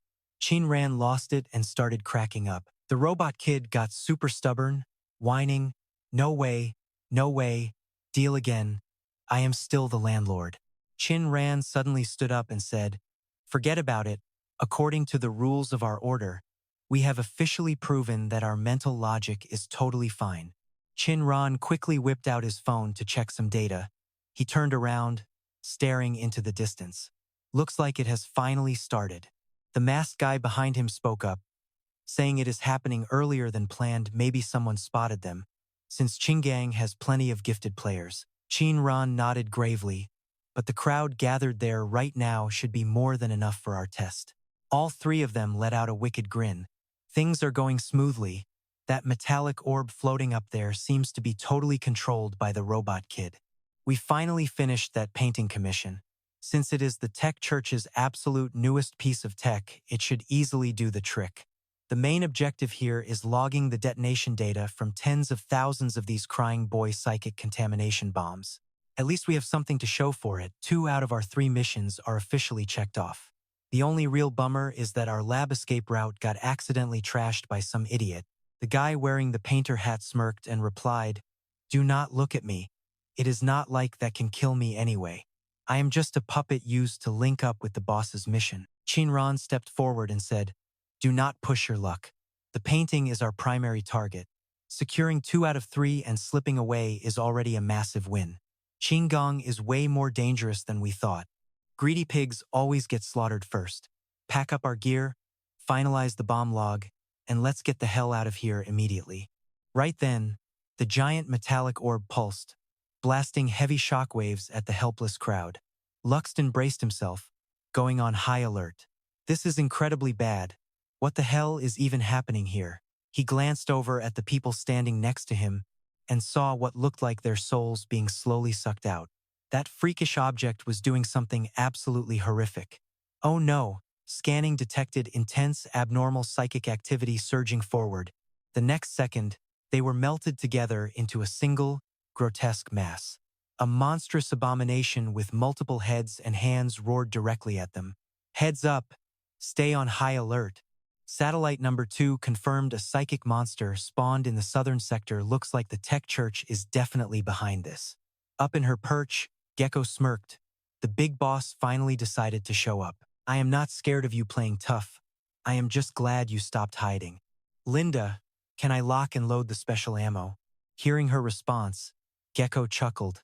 Look, I was not really asking. I am just letting you know I am firing the special ammo now. Keep your eyes glued to the screen. This is going to be epic. Down below, Luxton watched the abomination go completely wild. Single soldier, the psychic monster is fully active. Take it down immediately. Roger that. Little 17 grinned right next to him. Hey, big bro. Looks like you could use some backup right about now. The two of them quickly locked hands. With the little girl piggybacking on his back, Luxton smiled confidently. First things first, we gotta shred this psychic freak. Meanwhile, the giant monstrosity below was aggressively vacuuming up the souls of everyone in the vicinity. In a flash, he materialized right behind its back. Channeling all his insane strength, he ripped its body completely in half, tearing the massive beast to shreds in the blink of an eye. But the moment he ripped them apart, the severed halves started regenerating independently. Luxton definitely did not see this coming, gasping, "Are you kidding me?" It just split into two separate monsters. From his high vantage point, Gecko grinned, whispering, "Go get him, baby." With a loud crack, that special plasma bullet shot straight out of his rifle. In a split second, the blast vaporized the entire monster. Bullseye, Gecko smiled, muttering, "This experimental plasma round from the research lab is seriously the best.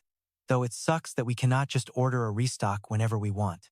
Hey Linda, tell them I fired 2 rounds so I can get a couple of spares. All right?" Iron Green groaned, telling him, "Stop hitting on the rookie and the underage girl just to get extra gear." Luxton overheard the radio chatter and blushed instantly, snapping, "Who are you calling underage anyway? Seriously, those spider types really love playing with guns, do they not? Too bad my little sister is not a fan." Little 17 stuck out her tongue, giggling, "I just do not like them." Meanwhile, Luxton quickly tore the monster's flesh to pieces once again. In a flash, the shredded pieces dissolved into thin air. But right after that, they started flying around to harvest even more souls. Before they knew it, they were dragged right back into the vortex. That is when Luxton realized something was seriously off. Han Bang caught the tension in his voice, asking, "What is wrong, single soldier?" Luxton voiced his fear. "Why is this thing constantly growing larger and larger? It is like the beast is literally feeding on the mental energy of everyone nearby." And sure enough, the horde was swelling in size by the second. Gecko carefully watched her scanner, warning him, "The threat levels are skyrocketing on my gauges." Just then, the two siblings tried to rip the monster in half again, but the beast immediately absorbed every single surrounding soul straight into its massive, mutating body. They immediately fused back together, making Luxton gasp in shock. "Are you kidding me? They can literally merge back together like that?" Even Han Bang didn't see this twist coming. If that freak is pulling mental juice from the crowd below the wall to fuse, then that means Thiet Thui, sitting right next to him, cut him off. No freaking way. No psychic monster can hijack and merge other people's brainwaves that fast, not even a level A contamination source. It is just impossible. Bitch Ho chimed in, "But hey, it is tech church gear we are talking about, so expect some seriously weird crap. Their tech is always built different, but we better find a way out, fast." Just then, Lu Xin bolted straight toward the beast. Packing some serious raw power, he was ready to rip the giant freak limb from limb. But the thing was stuck in an endless loop, sucking up every soul in sight. It let out a bone-chilling roar as it swallowed them whole. Its mental power surged to 300, then hit 500 in a flash. Next thing you know, it spiked to 1,000. The comms went wild with panic. We have got a massive problem. This psychic beast is already over 2,000 and still climbing. Look, if an average civilian only has 10 points of mental energy, then the total brain power of that crowd has already blown past 10,000. A 10,000 level monster is basically a walking nuclear-class threat, right? The two of them were completely out of options, just trying to rip it apart while unloading their heaviest ammo. Is there really no other way? Damn it. The beast took 1,000,000 bullets straight to the face and was still growing. Big Ho yelled through the radio, "I am totally out of special ammo. Anyone got a real plan yet?" On the other end, Han Bang and Thiet Thuy were sweating, trying everything they could. I pinged HQ for emergency backup, but honestly, it is not looking good. If we want to stop this massive freak right now, we have got to isolate the crowd from it immediately. So honestly, whether HQ backup arrives or we handle this ourselves, it is pretty much the same deal. By the time they actually get here, it is going to be way too late anyway. Bitch Ho stared at the towering monster and asked, "Damn it, what is the absolute worst-case scenario here?" Thiet Thuy yelled back, "The beast is just endlessly devouring everything in its path. Plus, it is likely tied to the tech church. I am seriously starting to think this thing was designed with one ultimate goal: self-destruction. A nuclear-level psychic beast unleashing 10,000 points of mental energy will instantly wipe out every living thing within 10 kilometers. It could even fry the systems of the entire satellite city." Lu Xin was stunned by this revelation. On the other end, Thiet Thuy sighed, "Which means we only have one real option left. I suggest we put down all the infected people." Hearing this, Lu Xin went dead silent. On one hand, you have 1,000,000 innocent people in the satellite city. On the other, the infected crowd. The math was brutally simple. But is it really okay to just slaughter everyone here? If we actually go through with that, up in the control room, the higher-ups heard this and started panicking. What? Eliminate everyone? How can we do that? Han Bang spoke up over the comms. "Soldier, HQ wants you to abort the mission immediately."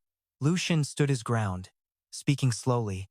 "No, I am not backing down. You guys get out of here." The rest of the team gasped in absolute shock. "Wait, what?" Lu Xin repeated his words, dead serious this time. I said, "Everyone needs to get as far away from here as possible. Do not get close to me. Do not look at me through any screens, not even cameras. It is going to get extremely dangerous." Han Bang replied, "We have to clear this with HQ first." Lu Xin calmly replied, "Fine, then make it quick." Seconds later, a red alert flashed on their screens, outlining the entire critical situation they were facing. Han Bang continued reading the report. "Urgent alert from South City, beneath the walls of Satellite City Number 2. The weeping crowd situation has a terrifying new development. A massive psychic entity has emerged. An agent soldier of our special unit is proposing a plan. He wants all field agents to abort and leave him to handle this solo. No monitoring, no coming close, and absolutely no recordings. We are awaiting your immediate orders." On the other side of town, inside HQ, a heavily bandaged Chen Qing listened to the report. He muttered, "Is this really what Soldier is suggesting?" Minister Shen of the Qinggang City Defense Ministry heard this and absolutely blew his top. What on earth does that crazy bastard think he is doing? This is the latest intel we managed to gather from our recent investigation into the Red Wish orphanage bombing from 10 years ago. Since it happened so long ago, our investigation has been moving at a crawl. But we have unearthed enough clues to know one thing. Soldier lied about what went down 10 years ago. Professor Bai, the head of Qinggang City Special Contamination Research Institute, silently looked over the newly delivered file. Should we actually trust Soldier's recommendation? Professor Bai slowly set the report down on his desk and calmly said, "Approved." Over on Chen Qing's end, the injured leader chimed in, "I trust Soldier. Let him do it." "I agree. the minister's assistant muttered. Honestly, no matter what crazy stunt soldier pulls, it cannot be any worse than our backup plan of dropping a literal thermobaric bomb on them. Besides, the body count is spiking by the second. With absolutely no other options left, Minister Shen sighed heavily. Fine, I approve, but keep our heavy hitters on standby just in case. Meanwhile, Lu Xin got the green light. HQ had approved his plan. The field teams immediately began pulling out, including the base security and the special ops squad. Everyone evacuated immediately. Han Bang gave one final, worried warning. Soldier, please be careful out there. Lu Xin unclipped the camera from his collar, muttered a quiet, got it, and dropped it. Instantly, the vibe around him shifted. As the towering monster began to writhe, Little 17 hovered above, violently clawing at its massive flesh.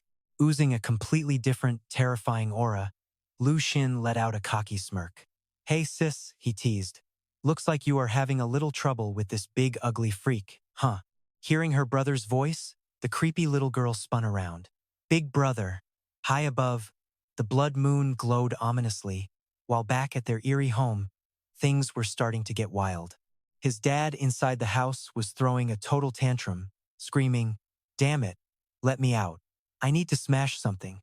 His mom materialized right next to him, smiling sweetly. "What are you planning, sweetie?" Lu Xing calmly replied, "I am going to end that monster. And then, I am tracking down the bastards behind this mess to ask them why. And once they answer, I am putting them down too. You won't stop me, right, Mom?" She smiled warmly. "Of course not, my sweet boy. I am always on your side." Lu Xin turned back. "Awesome. Thanks, Mom." But a voice from behind whispered, "But, besides taking out that monster, is there anyone else you want to put down?" Lu Xin calmly replied, "Nope, that is it." But she chuckled. "Oh, really? I know you have been itching to let him out." Back home, his dad's massive shadow roared in rage. "But once he is loose, the casualty list is going to be way bigger than yours. Like, every single person who is still breathing in this entire satellite city." Lu Xin got serious and asked her, "So, Mom, in your opinion, what should I do right now?" She looked at him and asked, "Do you trust your family?" Lu Xin froze, totally caught off guard. Ever since the orphanage went up in flames years ago, they had suddenly shown up, acting like they had always been there. Sure, they have some pretty messed up habits and constantly egg him on to do crazy stuff. They obviously have secrets, and they hide them only from him. They are all insanely powerful, while he is just an ordinary guy. How is he supposed to trust a family like that? His mom stepped closer, speaking softly. "You still think you are just an ordinary guy, do you not? But have you ever noticed that when you walk right into another psychic's active domain, your mind stays completely sharp and unaffected? You can hear the weeping that only normal people are supposed to hear. Is that because your psychic level is actually as low as an ordinary human's? Or is it because you are far above every other ability user out there? You always borrow your sister's power. But have you ever thought about letting her borrow yours? Sure, she is a bit wild, a bit creepy, and her personality is totally weird, but she still clings to you. You are always worried she will turn bad, so you keep your guard up. Tell me, do you choose to trust her?" Lu Xin went totally quiet. She locked eyes with him, offering a warm smile. "I got faith in you, kiddo, and in your little sis too." Lu Xin grinned. "Hey sis, you still want a new toy? How about I gift you that massive ugly thing over there?" She looked back with a wild laugh, screamed in pure joy, and leaped straight into the action. She immediately wrapped her arms around him in a tight hug. Mom stood behind them, beaming with pride. Now that is how family works. Riding on his back, little 17 giggled. "Thanks, bro. This giant toy is totally sick." Meanwhile, the hideous beast let out some seriously bizarre, creepy shrieks. Over on the sidelines, Gecko gasped, "Whoa, dudes, I can actually feel it." Right then, he unleashed a brutal beatdown on the giant beast, sending massive shockwaves ripping through the entire area. With Lu Xin's eyes flashing wild and crazy, Han Bing and Tai Kui whispered in panic. A psychic distortion field. That is the most terrifying area of effect ever. Any normal person caught in it instantly loses their mind or goes totally brain dead. Even for high-tier psychics, if there is a massive power gap, they will get infected in a split second and go completely berserk. Gecko muttered nervously, "Man, he better keep it together.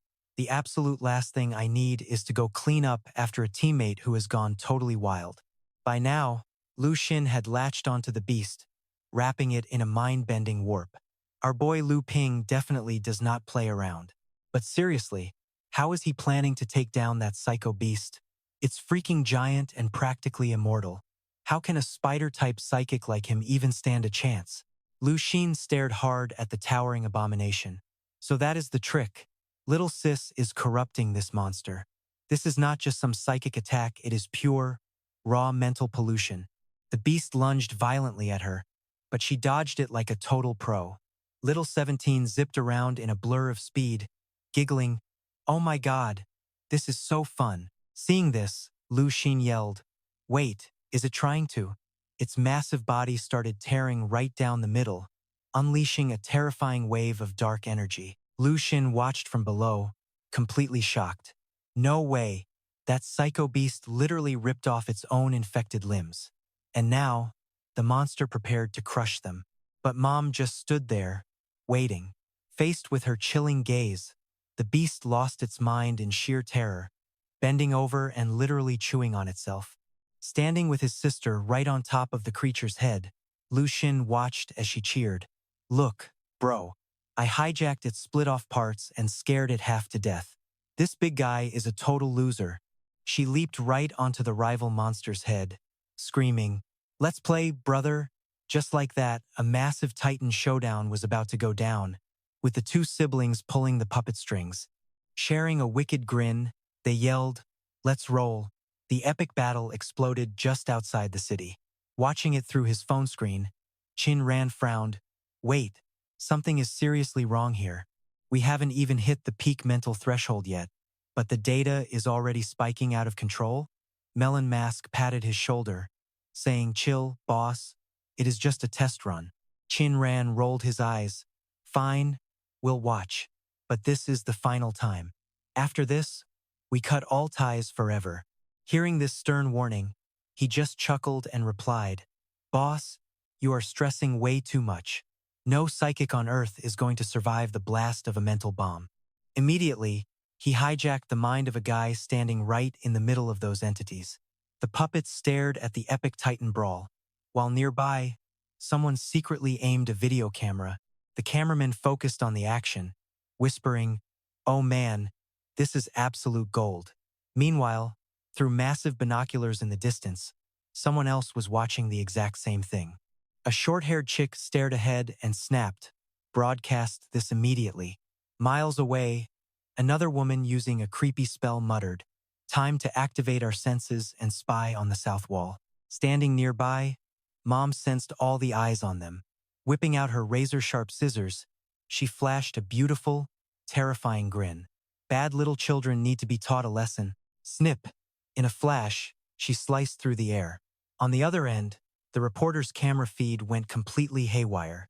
He gasped in confusion. "Wait, what's going on?" A voice buzzed in his ear. "Yan Shu, what is happening? Do you copy?" But he never got to answer. His body instantly disintegrated into thin air. Meanwhile, Chen Qing's binoculars snapped cleanly in half along with her clothes. She let out a terrified gasp. "What is?" But before she could finish, she was sliced completely in two. Over on the other side, the last woman squinted with one eye, desperately watching. "I can see Lu Ping going toe-to-toe with a high-level psychic beast. I am too terrified to get close. But seriously, something is weird.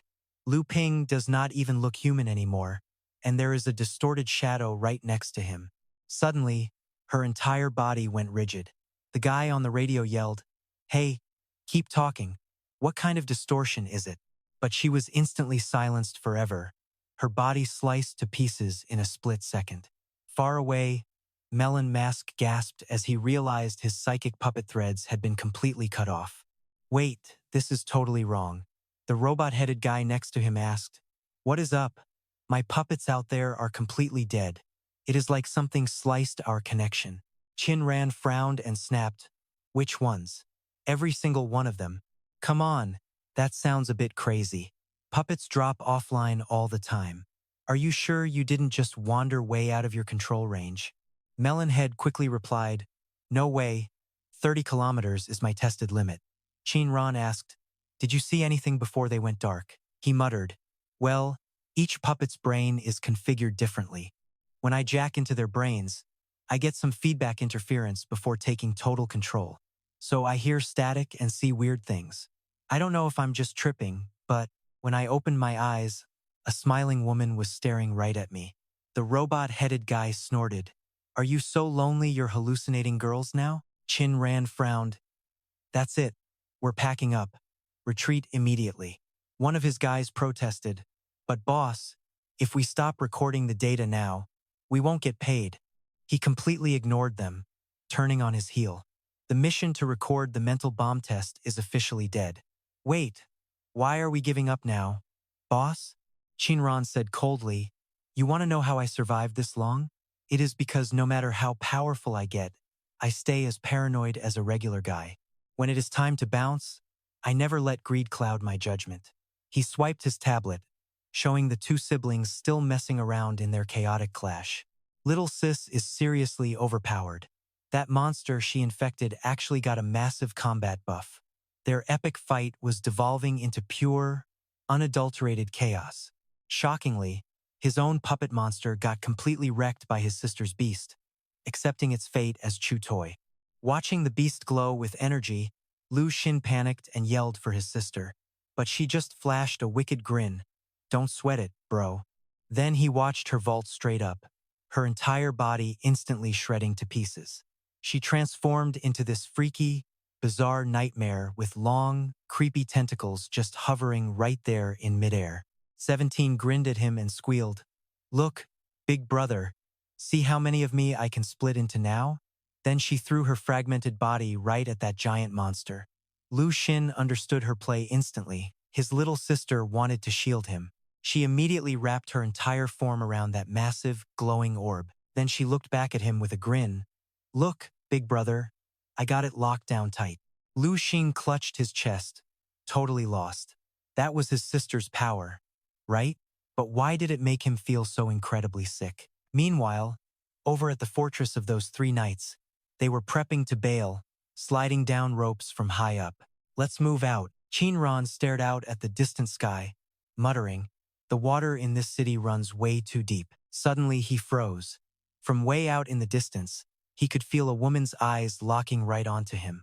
What the hell was that? It was the image of his mother, holding a pair of razor-sharp scissors, staring straight in his direction. With a seductive smile on her lips, she whispered, hey, hey. Far away, Gecko spotted this massive, giant woman. He quickly zoomed in with his device to get a closer look. What on earth is that? The intel was instantly routed to Han Bing and Ti Kui on the other end. Heads up, the neural radiation levels in the southern sector of Satellite City number 2 are dropping fast. Neural radiation is bottoming out, almost at 0. Requesting clearance to enter the hot zone. HQ approved it. Gecko, move in and investigate the scene. Copy that. On my way. Ti Kui suddenly blurted out, watch your back. He was totally shocked. Wait, are you actually worried about me? He grinned like an idiot and walked off. You got it, Lina. She got all shy on the radio, but once he arrived, the place was completely trashed and in total ruins. Gecko waved his hand at Lu Xin, who was sitting silently in the distance, and called out, hey, brother. Slightly freaked out, Gecko picked up a small twig and poked him. You good, man? Lu Xin slowly turned his head with this deadpan, calm expression, which honestly just terrified Gecko even more. Lu Xin calmly muttered, oh, you're here. I think it's wrapped up. Call the cleanup crew in. Gecko hesitated, looking around, and whispered, dude, what did you even do? Lu Xin sighed sadly.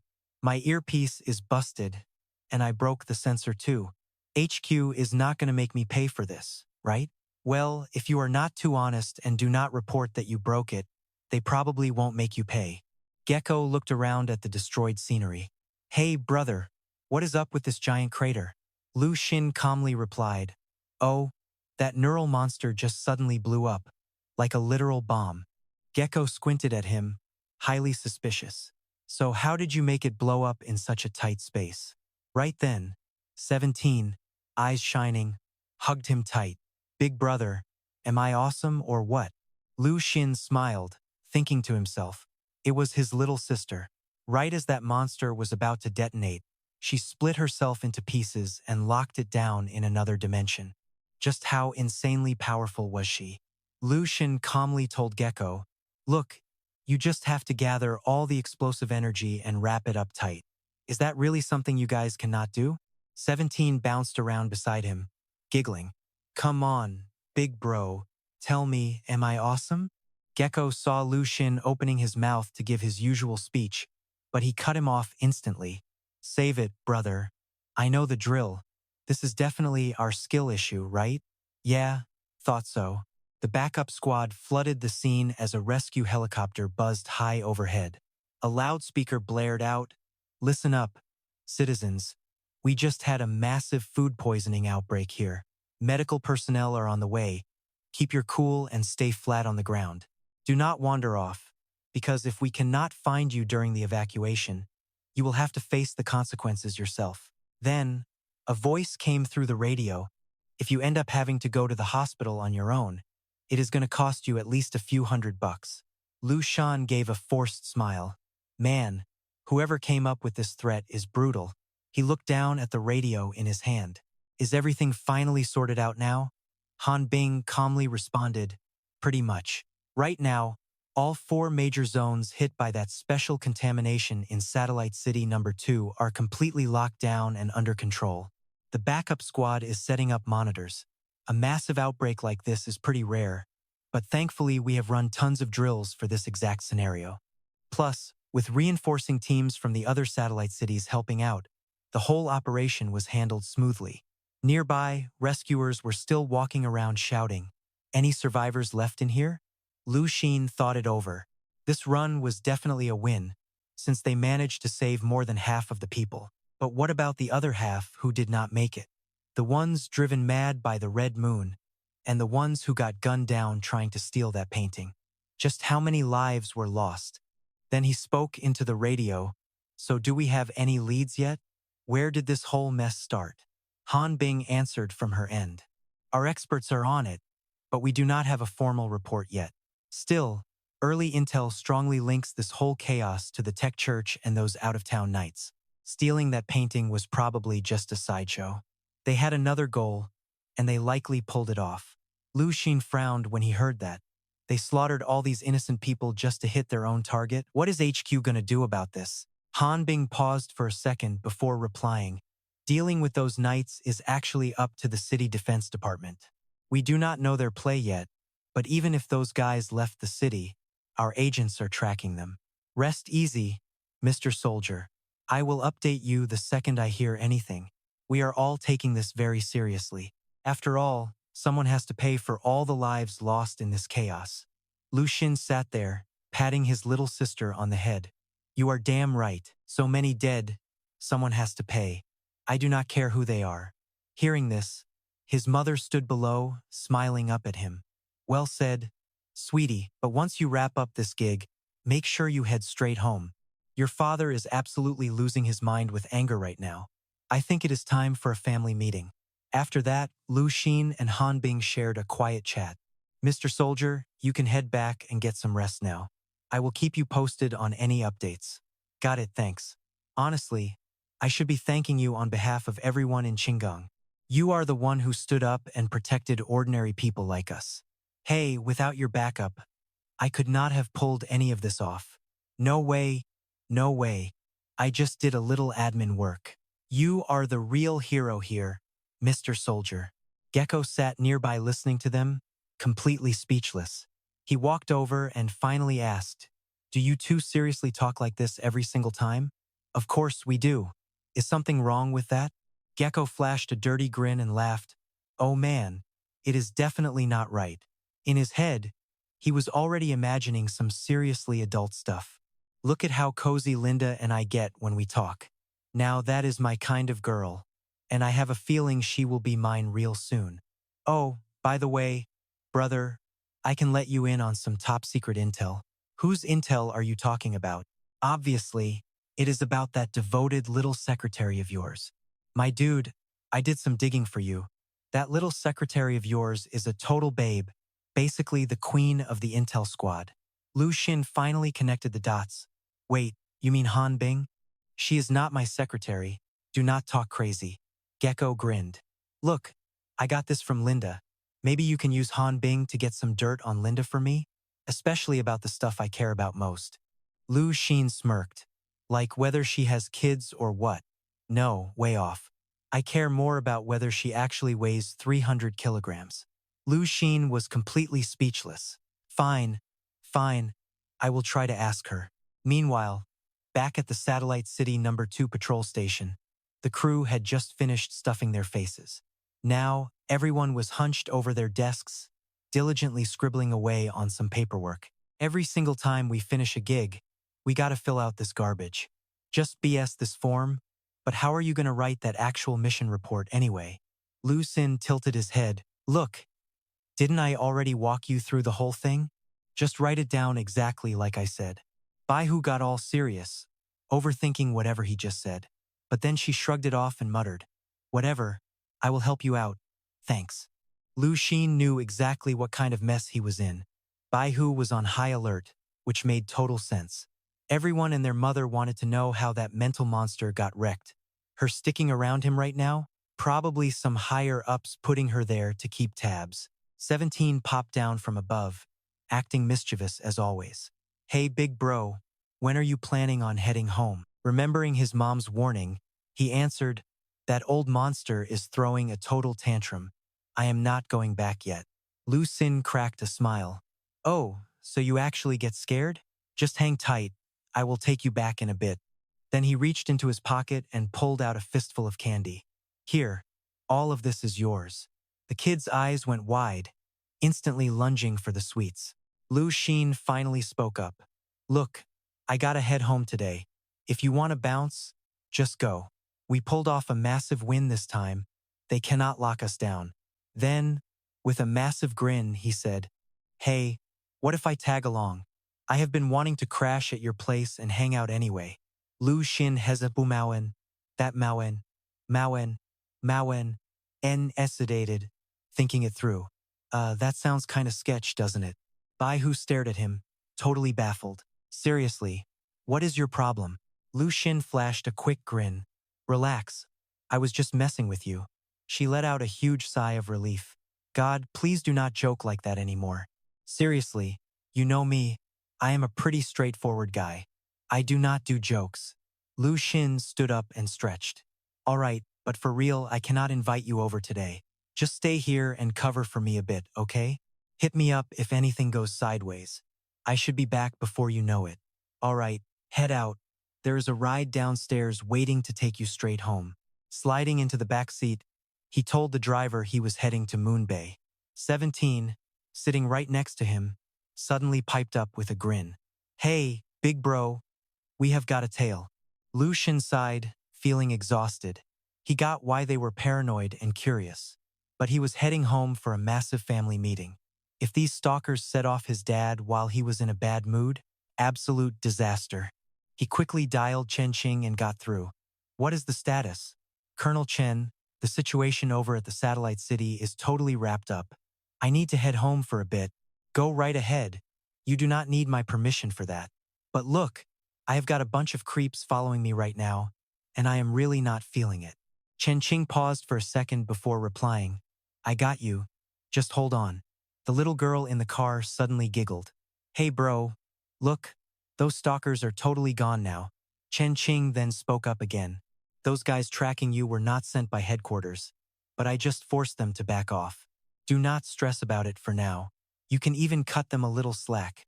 Lu Xin raised an eyebrow when he heard this. Wait, what are you doing right now? Chen Qing said calmly, I am in surgery. Got banged up during that attack, and I am only just getting it patched up now. Right in front of her, a team of doctors was busily operating. It is fine, just a gash in the stomach. Took some internal damage, but they are patching it up. I used my ability to numb the pain, so I do not feel a thing. Your situation is getting serious. You handled that mental monster brilliantly, but honestly, you did it too well, and now you have gone and spooked some powerful people. But hey, you are not the first. When we recruited OOA, Death Ghost, by who? Even when they first dealt with me, everyone freaked out exactly the same way. Our special division plays by our own rules. You do not need to worry about any of this political noise. Lu Xin nodded. Got it, just focus on your surgery then. But inside, he felt a bit awkward. My boss is literally on the operating table. Should I bring her some fruit or something? By now, he had stepped out of the car. Up front, the driver just got a ping. Orders from above. Stand down on the surveillance. Chen Qing from the Special Ops team has personally vouched for this guy. B3 acknowledged the transmission. Copy that. But wait, did not they say this guy is a class of threat now? The operator on the other side replied, we are doing this for your own safety. Headquarters just got a brutal update. During that insane super mental monster operation in Satellite City number 2, every single person who tried to investigate him ended up paying the ultimate price. We are talking about a senior investigator, an elite Class A agent, and even a high-tier ability user. Cause of death? Completely unknown. Hearing that, the agent broke a sweat, wanting to bolt. Understood. I am pulling out of here right now. Once they got back to their apartment building, 17 started running around, singing happily. Little Ua hunts for Mommy with her quick little legs. Mommy is hiding under the bed, so do not tell her. Hungry little Ua lies on the bed, quiet as a mouse. Dad is getting dinner ready, looking at her with a creepy smile. Lu Xin, walking ahead, groaned. Sis, stop singing already. She giggled. What, you do not like my song? He teased her, saying, you are completely out of tune. A moment later, they arrived at the familiar door of apartment 401. Lu Xin stepped forward, whispering calmly, do not be scared, sis. The moment they stepped inside, they saw the place. It was completely trashed beyond recognition. Useless. You are all a bunch of useless garbage. His mom stood nearby on the phone. Miss Chen, what is there to worry about? Everything is totally fine, just some messy business in the city. It is already taken care of. My son is working with the agency anyway, so just relax and get some rest. The massive man slammed his fist down, smashing the little coffee table to splinters. He roared in pure rage. Idiots. They are all useless trash, letting themselves get wiped out like that. He pointed a finger right at his face, screaming, what about you? Are you a useless piece of trash too? You were out there all night, yet you let those guys escape. You got totally played, ended up with a broken leg, and got absolutely nothing to show for it. Behind them, 17 was already shaking with absolute terror. His mom tried to calm him down. All right, that is enough. You have been throwing a fit all day. Besides, he is back, is not he? Now that the kid is asleep, is not it about time we had a little family meeting? A bare light bulb hanging overhead flickered to life. The four of them sat in a circle, facing each other. Mom is right. We really need to sit down and have a serious talk. Lu Xin spoke up right after. I do not think I did anything wrong. Since I am taking their paycheck, I should help them solve their problems. It is like the old director used to say, if everyone just does their job, this whole society can keep running smoothly. Plus, she helped me protect everyone back at the orphanage. So of course, I had to return the favor and protect the people in the satellite city. But his dad just roared back in anger. You are still spouting this garbage? You are out there protecting strangers. But who the hell is protecting us? What kind of job is that anyway? They are just using you. You do all their dirty work, and their first instinct is to suspect you? They are literally tracking you. You should have let them all rot. Otherwise, you are going to get this entire family killed. His mom, however, remained completely calm. If they all die, who is going to pay our son his salary? Who is going to keep the city running? Is an empty, dead city really going to be that much fun? Look, realistically, We can do things normal people cannot even dream of. They have every right to be terrified of us. Not everyone wants to sit indoors all day like you. This world needs some action to keep it interesting. Of course, I am a reasonable mother, but honestly, son, you did act a little soft out there. When those guys ran, you chose to save people. I get it, but what about now? That old monster of a dad was still screaming at the top of his lungs. If you do not want to get stabbed in the back, you strike first. Show them they cannot mess with you. 17, sitting in the corner, suddenly blurted out, "Big bro is totally right." Hearing that, both of his parents gasped in absolute shock. Wait, what did you just say? His dad was absolutely losing his mind, screaming that she was a stupid, clueless brat who didn't know anything. But 17 didn't flinch. Instead, she yelled right back, insisting her big brother did absolutely nothing wrong. Lu Xin pulled the little girl into a hug. His mom rushed over to ruffle her hair, saying, "Your brother is totally in the right. Honestly, he did the exact right thing. Now we need to talk about what happens next." Those thugs stole the painting, and while everyone thinks they just wanted the art, is it really that simple? There has to be more to it. If they only wanted the painting, why did a modified cyborg target you first? Why did the bomb have to detonate in the South City? Besides, the outskirts are supposedly wild and fun, and we have never even stepped outside these walls. Lu Xin looked down, thinking it over. Everyone actually made a lot of sense. His dad suddenly asked if he was finally on board. Lu Xin jumped to his feet, dead serious, and said, "I made up my mind before even coming home.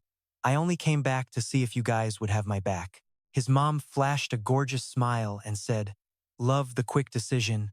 Let us go get them." With the family fully united, they were in. Meanwhile, back at the research lab, someone called out for Professor Bai. Chen Qing had tracked her down. He asked with concern, "How are your injuries? You really need to be resting up right now. Besides, there is no way I can rest right now. This whole mess is way too serious, and I cannot sleep until I crack it." The Shu family testimony, the art recovery site reports, and the search team files are all sitting right here.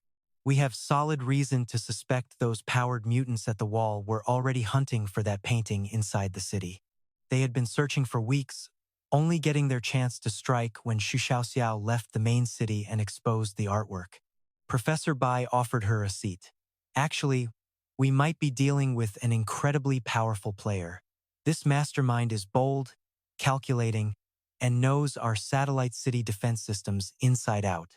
Based on how they manipulate their energy, they are at least a level 2 mutant, if not pushing even higher than that."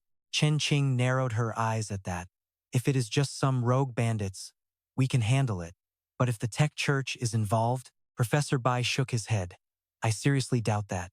Knowing how the tech church operates, if they planted a neural bomb in the city, there is absolutely no way they only left one. Of course, we cannot rule out the possibility that the tech church planned to detonate this bomb themselves, just to test their theories and gather fresh data. If that bomb actually went off, the fallout would have been a total nightmare," Chen Qing added, sitting nearby. "Honestly, we owe Dan Ping big time for stopping it. Actually, I called you here because something about this case is super sketchy. A while back, they planted a neural cyborg near the orphanage to get close to Dan Ping. Fortunately, Dan Ping easily dealt with them and chased the creep away before they could do any real damage. Our laboratory analysis confirms that both this neural cyborg and the attacker who targeted your team were created by the exact same puppet master. So those knights have been targeting Dan Ping for a while now. Do you have any idea why? Here, take a look at these files. This is the secret intel we gathered on the orphanage." Chen Qing grabbed the folder, skimmed the pages, and gasped. "Wait, you actually suspect him?" 20 years ago, right when the Eclipse Institute was first founded, there was a massive scandal. It all started when a rogue lab director stole a highly critical prototype along with major research assets and vanished into thin air.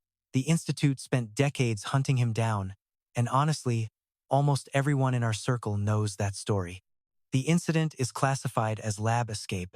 We have strong reasons to believe finding him is the main goal of the Knights this time. Professor Bai nodded. "Exactly. Someone deliberately covered their tracks, so finding real evidence is nearly impossible. Right now, it is all just guesswork. But if that old orphanage and the lab escape are actually linked, things get crazy. Then at least one person out there must know the actual truth. Chen Qing immediately blurted out a name. Are we talking about Tang Xiaolu? If you want to handle this case, I have a suggestion. Leave the other stuff, like figuring out how outsiders smuggled heavy weapons into the city, to us. Or digging up dirt on the Hua family. Old Shen plays much dirtier than you, so let him do it. But the orphanage case, that has to be you. Honestly, I cannot trust anyone else with this, Chen Qing quickly replied. I get it. Tomorrow morning, I will head over to the orphanage and have a little chat with Tang Xiaolu. Outside, the eerie red moon was shifting, signaling a massive storm on the horizon. Meanwhile, Xiaolu sat silently in her wheelchair, staring out the window. Weirdly enough, a gun was resting right on her lap. The next day, Chen Qing pulled up to the orphanage's new location. Luckily, the orphanage escaped the recent chaos. Moving them over here to keep them safe was definitely the right call. Walking inside, she spotted an old man reading a newspaper. Excuse me, I am with the guard department. I am looking for Director Tang. Hold on a second, class is still in session. A moment later, the school bell finally rang. She stepped inside and spotted her. Chen Qing walked over and introduced herself.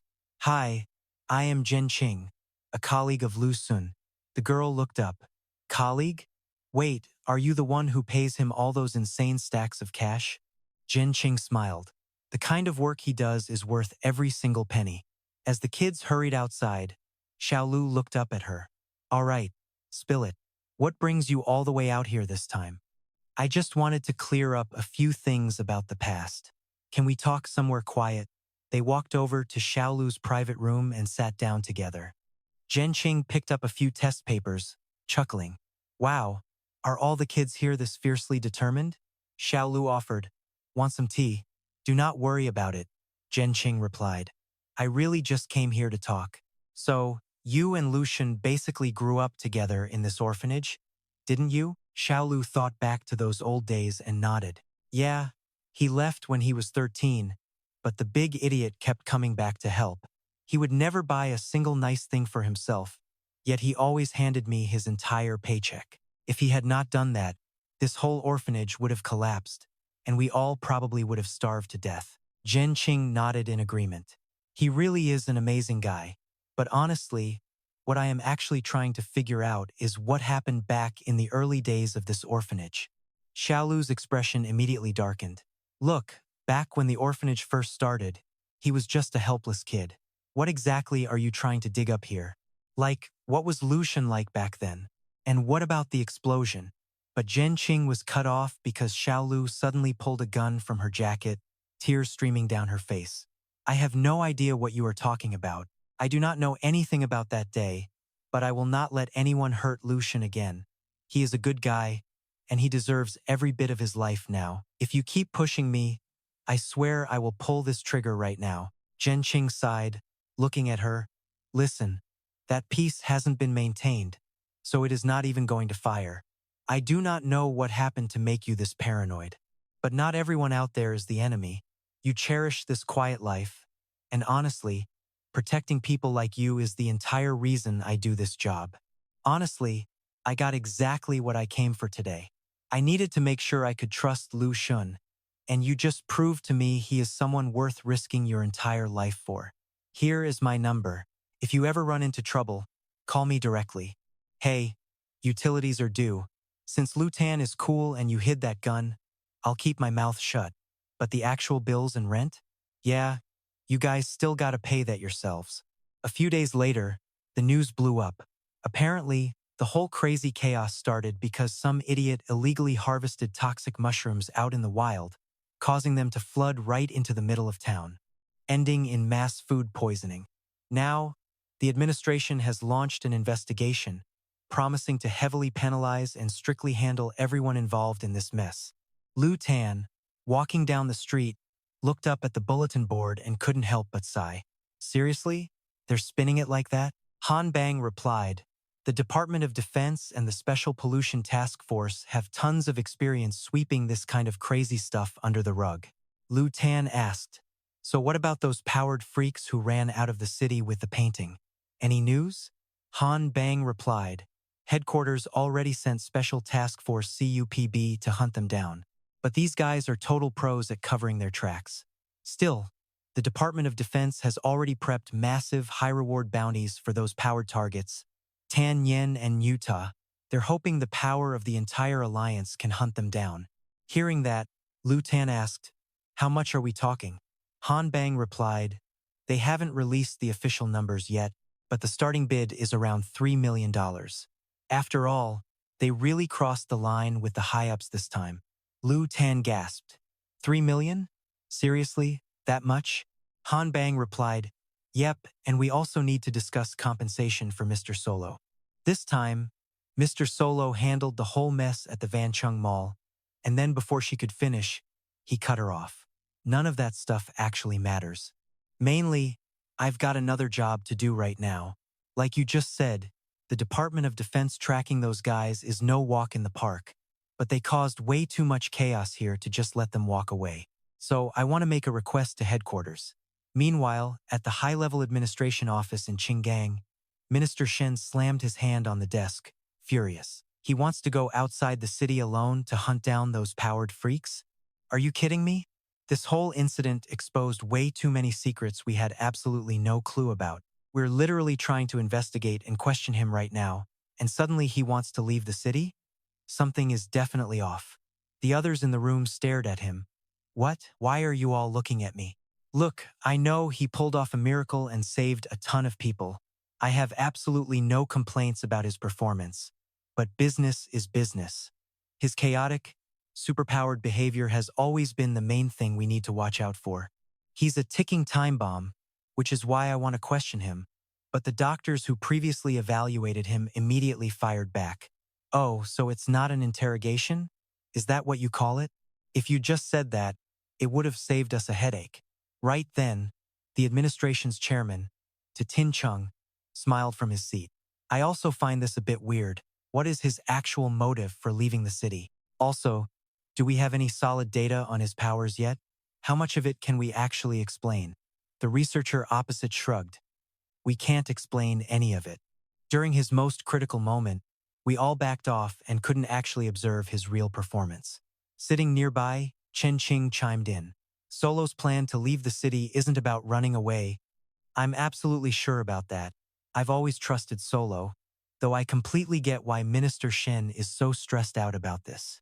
But honestly, every single mission Solo has pulled off so far has been completely by the book.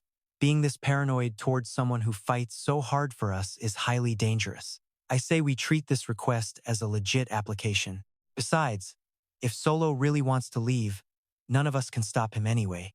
Sitting in the corner, Professor Bai spoke up. "I agree with her. So where is Solo right now?" Over at the Satellite City No. 2 guard station, Lu Tan picked up the ringing phone. On the other end, Chen Qing spoke first. "I saw your request. You really trying to leave the city?" "Yeah," Lu Tan replied. Chen Qing sighed. "Look, I suggest you don't go. We've started the initial investigation on that night group you're chasing, even though we don't know their full background yet. We don't know their origins or even how many there are, but we know they have at least 3 powered elites. First up is the key figure from Special Pollution Source number 41, Tan Yen. His exact ability is still a mystery, but we suspect he has some sort of rebirth power. The second target is a puppet master type. Before this, he controlled neural cyborgs to launch an attack on our squad. You saw firsthand how incredibly close we came to getting completely wiped out back then. Then there is the guy who triggered the Special Pollution Source number 93 incident right here in Satellite City No. 2. He used a dangerous pollution source, leveraging his own twisted power to spark that massive chaos. This alone proves his neural level is way higher than any average powered user we've ever faced. You're still a rookie, your basic training isn't even finished, and you have zero real experience fighting other high-tier powered users. So chasing them down is basically a suicide mission." Lu Tan listened quietly, remaining totally unfazed. Over in the conference room, Chen Qing pressed him through the phone, demanding to know the real reason he wanted to go chase them. Lu Tan stared out the window. Didn't you tell me this before? No matter who you are, if you screw up, you pay the price. They're heading for a brutal showdown in the wasteland. Chen Qing couldn't help but ask the obvious question next. Did you hear about that massive bounty? Lu Tan awkwardly fumbled to explain himself. No, seriously, that's not it. I just think it's messed up how many innocent people they killed. So I want to drag them back and make them pay. That reward stuff? We can worry about that later, right? Chen Qing sighed. Look, I can approve your leave request, but before you take off, you have to give me a specific timeline. It's just standard company protocol. Lu Tan carefully calculated his schedule. Let's say 10 days should do it. I don't really know the roads or the layout out there in the wasteland. I'm worried about wasting time hunting them down, so I padded the estimate a bit. Chen Qing told him, I'm hanging up first. Hold on. In the meeting room, the higher-ups immediately started whispering. Does he always talk this big? I have honestly never seen him bluff in my life. Are we absolutely sure this kid is sane? Seriously, Mr. 2, have you ever thought about sending Solo to our research lab? Sitting nearby, Professor Bai cut in. Look, I only have 2 points. First off, starting today, Solo's security clearance level is bumped up to grade A. Absolutely nothing gets leaked outside. Any further investigation or probing into his files requires approval from at least 2 high-level Qinggang officials.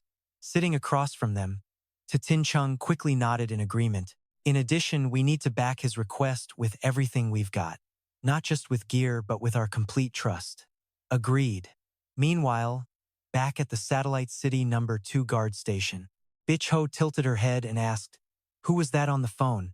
Chief Chen, my boss. She turned to him, curious. Where are you going? Outskirts, he replied. Bitch Ho nearly choked. Dude, are you out of your mind? Only an idiot leaves the city walls. You think the wasteland is like downtown? There's no food, not even a decent place to sleep. Living out there is straight up torture. There's a damn good reason why those wasteland couriers make so much cash. Every sane person is trying to stay inside the city. And you're actually volunteering to go out there? Right then, Chen Qing's call came back through. This wasteland mission is highly classified.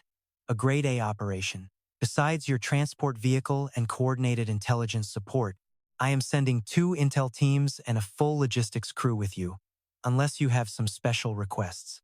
Lu Tan shook his head. No thanks. Keep all those extra teams. All I really need is a driver.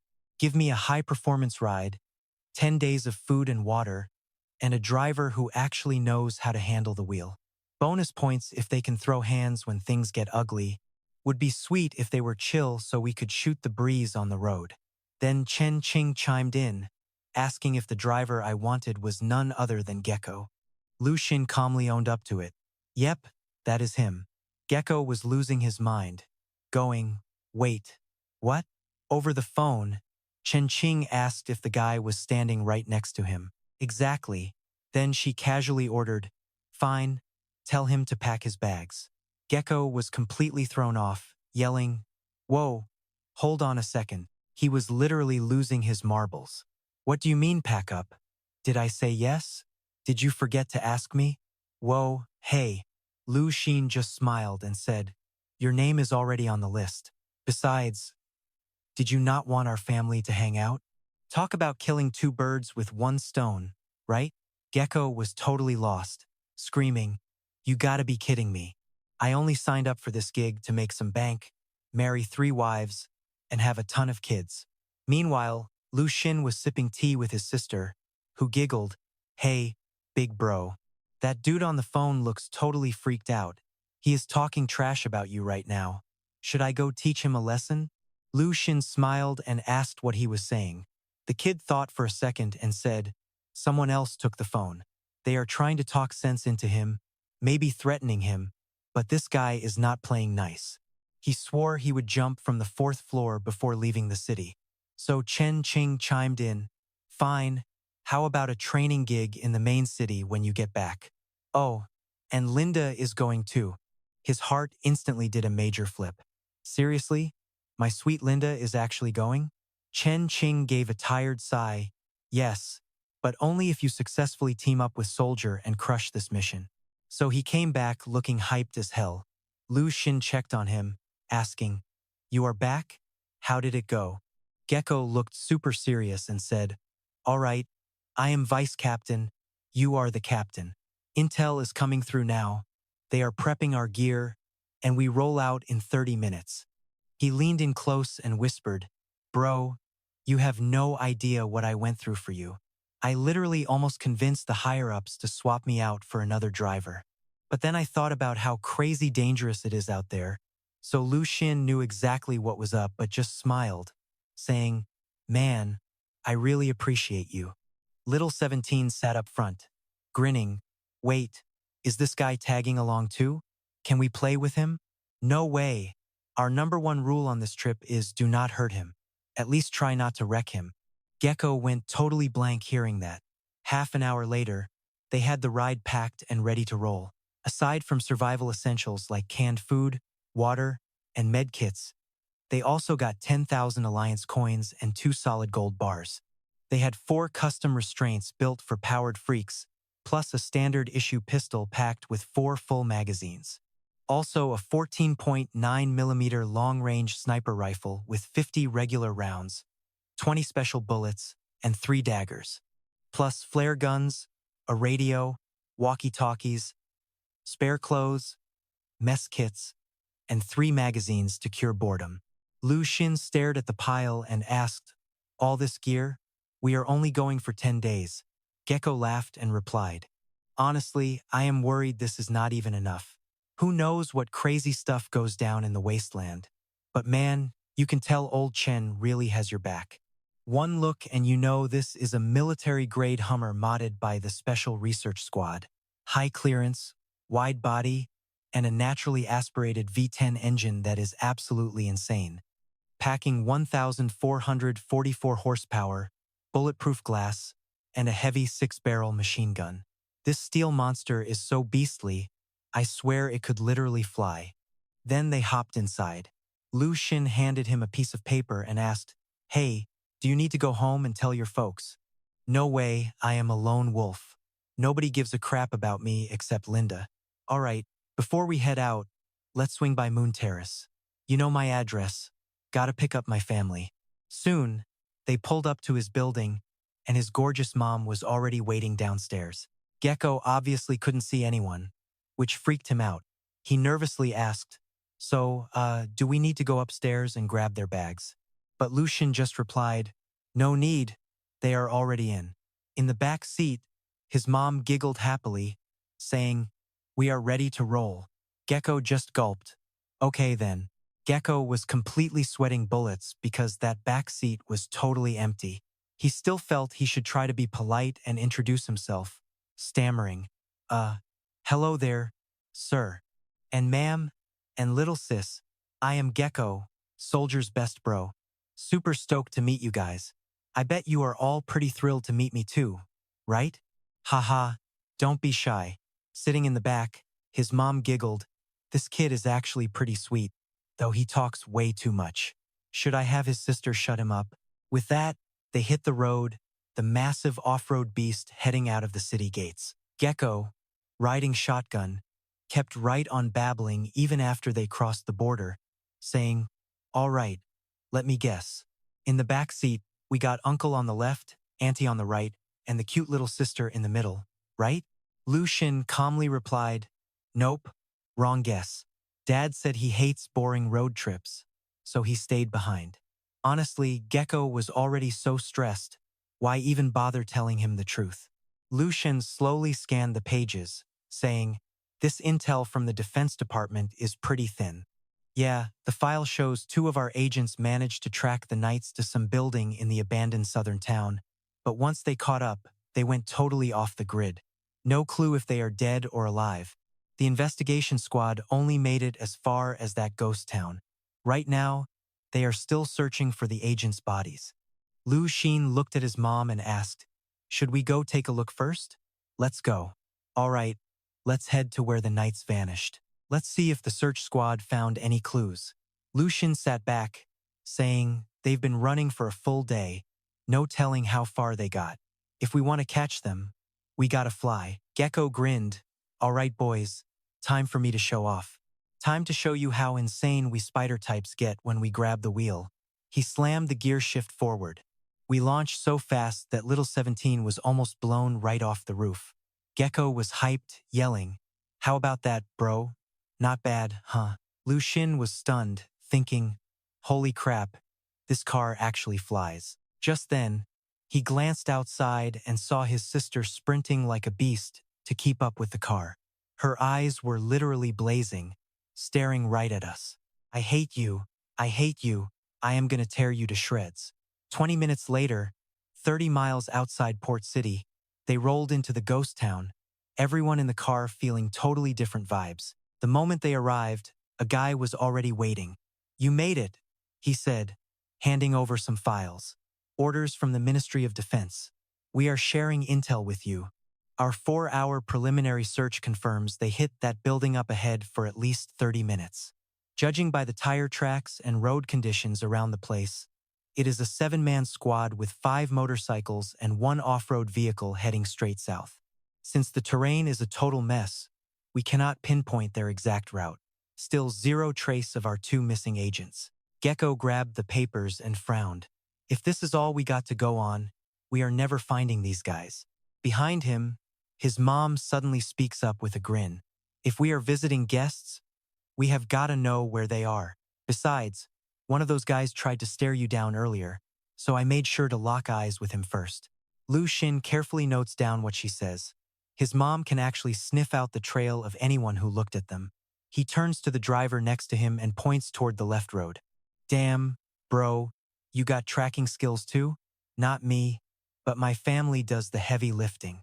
His mom giggles, totally flattered by the sweet talk. What a kid. Next up is a straight-up GPS run. Head west now, then hang a right up ahead. After 2 grueling hours, they finally pull up somewhere. Baihu cannot help but swear, man, these bastards really booked it. They ran so damn far. But we can definitely rule out the local knights around here. The squads operating around the Qinggang area, their hangouts and operations are totally under our thumb. But these guys keep running off-grid. Their main base isn't anywhere near here. This time, they are probably dirty mercenaries hired by Qingki to pull off some shady business right under our noses in Qinggang. Suddenly, the 2 in the car freeze. This random guy is sprinting straight at them, screaming his head off. They don't even tap the brakes, just plow right through him. To shake off the sudden shock, a goofy song starts blasting from the speakers. Don't look at me like I'm just a chicken. Even the green onions taste better with me. Lu Xin looks over, totally lost. Dude, why do you keep singing that? Nobody is talking, so I am singing to stay awake. Lu Xin asks, getting anxious. It has been hours. Want me to take over the wheel? No way, I've got this. What, you think I don't know how to drive? Baihu sighs from the passenger seat. No, I am just scared your family will take me out once I am useless. Dude, you really think my family is that psycho?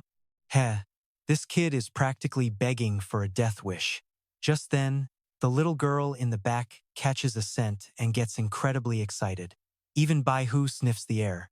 Wait, what is that smell? His mom in the back gets super hyped. Found it. It is right here. In the distance, some bushes are rustling, probably just wild dogs or something. Baihu steps out and fires his gun. Suddenly, glowing red eyes stare back from the shadows, creepy as hell. Lu Xin calmly walks forward as a voice warns him from behind. Watch your step.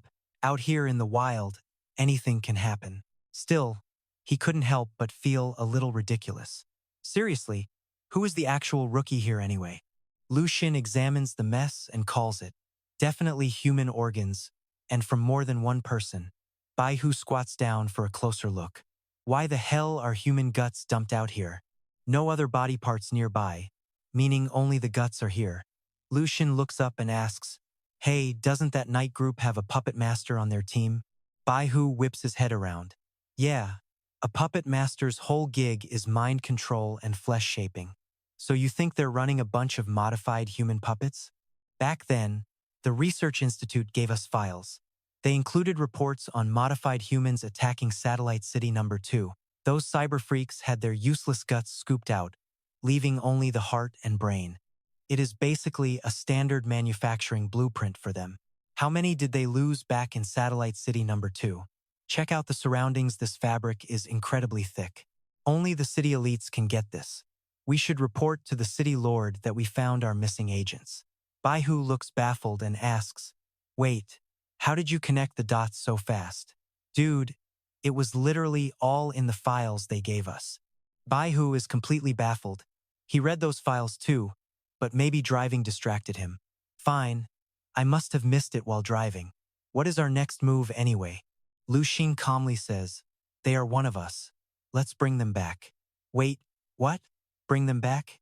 Can't we just bury them here? Wild beasts around here will just dig them right back up. Besides, in our special ops unit, I am pretty sure I am the captain and you are the vice captain. Right?" "Yeah. So what?" "So, vice captain, do your job and start bagging up our agents." Once the job is done, Baihu loses it and pukes his guts out against the car. Lu Xin stands there, politely handing him a bottle. "Here, wash your mouth out. You sure this is the exact spot?" His mom nods with total confidence, while their driver is still deeply traumatized by the whole ordeal. He drives looking half dead. "Seriously, how on earth did you track down our two colleagues?" Lu Xin points straight ahead. "Not just them. The bad guys are definitely close by too. Is there some kind of big hideout in this direction? Over there? No clue. Seriously, bro, are you a spider class or a fate class user? If they are actually hiding in Blackwater Town, we have got trouble. It is a massive outpost for drifters in Qinggang and used to be a major oil hub back in the day. Even though the oil is bone dry, it is still a massive trading hub. If the knights are hiding out there, we seriously need to gear up. The firepower in that dump is probably heavier than our own city guards. Out there, people don't care about the High Wall's authority. There are only two of us, and with all this gear on our truck, we look like easy prey to them." Lu Xin asks, "So going in there is going to be super dangerous?" The driver shrugs. "Relax. The name Qinggang still carries some real weight. But to be safe, I should probably call this in." Over at the Qinggang headquarters, Baihu makes a quick call. "We found the two missing agents. File a report that they are dead, killed in action. We suspect the knights slipped into Blackwater Town, and we are heading in to investigate.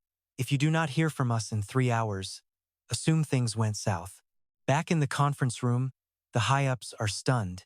He is actually on it, but they have been out there for less than a day. With zero intel or backup, finding the bodies of those two missing agents in the middle of nowhere is a 1000% miracle. Plus, pinpointing the knights' exact location so quickly, honestly, it makes absolutely zero sense. Professor Bai speaks up. How did he even track them down? Another official chimes in.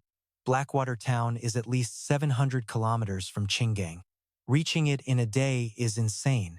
Either he planned this from the start, knew they were in Blackwater Town, or predicted their exact moves. After escaping to Satellite City Number 2, those knights had a massive supply problem on their hands. To travel that far, they would desperately need food, fresh water, and fuel. They had to hit a town at the perfect distance to restock. South of Qinggang, only Blackwater Town fits that description perfectly. Another committee member chimes in. "Let me add one critical point. Don't forget, they have a puppet master with them. At Phase 1, a puppet master can only control a maximum of 10 modified humans. 6 were destroyed during the ambush, and our team found another 3 over in Nanxiang. It is highly likely that their stock of modified puppets is almost completely empty. They desperately need a place to harvest new bodies, which requires an active labor market. Blackwater Town is the absolute only place around that checks every single box." Minister Shen barks an order. "Special Ops Squad, mobilize immediately and head to the outskirts of Blackwater Town. Hold positions 10 meters out. The second you get a distress signal, move in. In emergencies, use long-range electromagnetic weapons." Soon, our team rolls up to Blackwater Town, where armed guards are watching the gate. Baihu walks up to chat. Just scavengers looking for loot, stopping by for a quick rest. The guard scoffs. Looters? No way. You guys look way too clean for that. Bihu smirks. We are out here looting, not digging through trash. Why wouldn't we be clean? What, do we seriously need to roll in the dirt to prove it to you? The guy clad in black barks out the rules. Same old deal, folks. You can enter the town, but only with handguns. Keep them holstered, though. Fire a shot inside for any reason, and that is a cool $1,000 fine. As for parking, you have two choices. Inside the town, it is 100 alliance credits or 10 huz a day. Oh, and we might also cap your ammo and weapons. We have guards inside, but you still need to bring your valuables in. Park outside, and no one is watching. If anything goes wrong, you are on your own. Big Ho chuckles. Tell me about it. We are parking inside so nobody steals our damn wheels. The guard waves his hand, and the heavy gates creak open. Take the ticket, kid.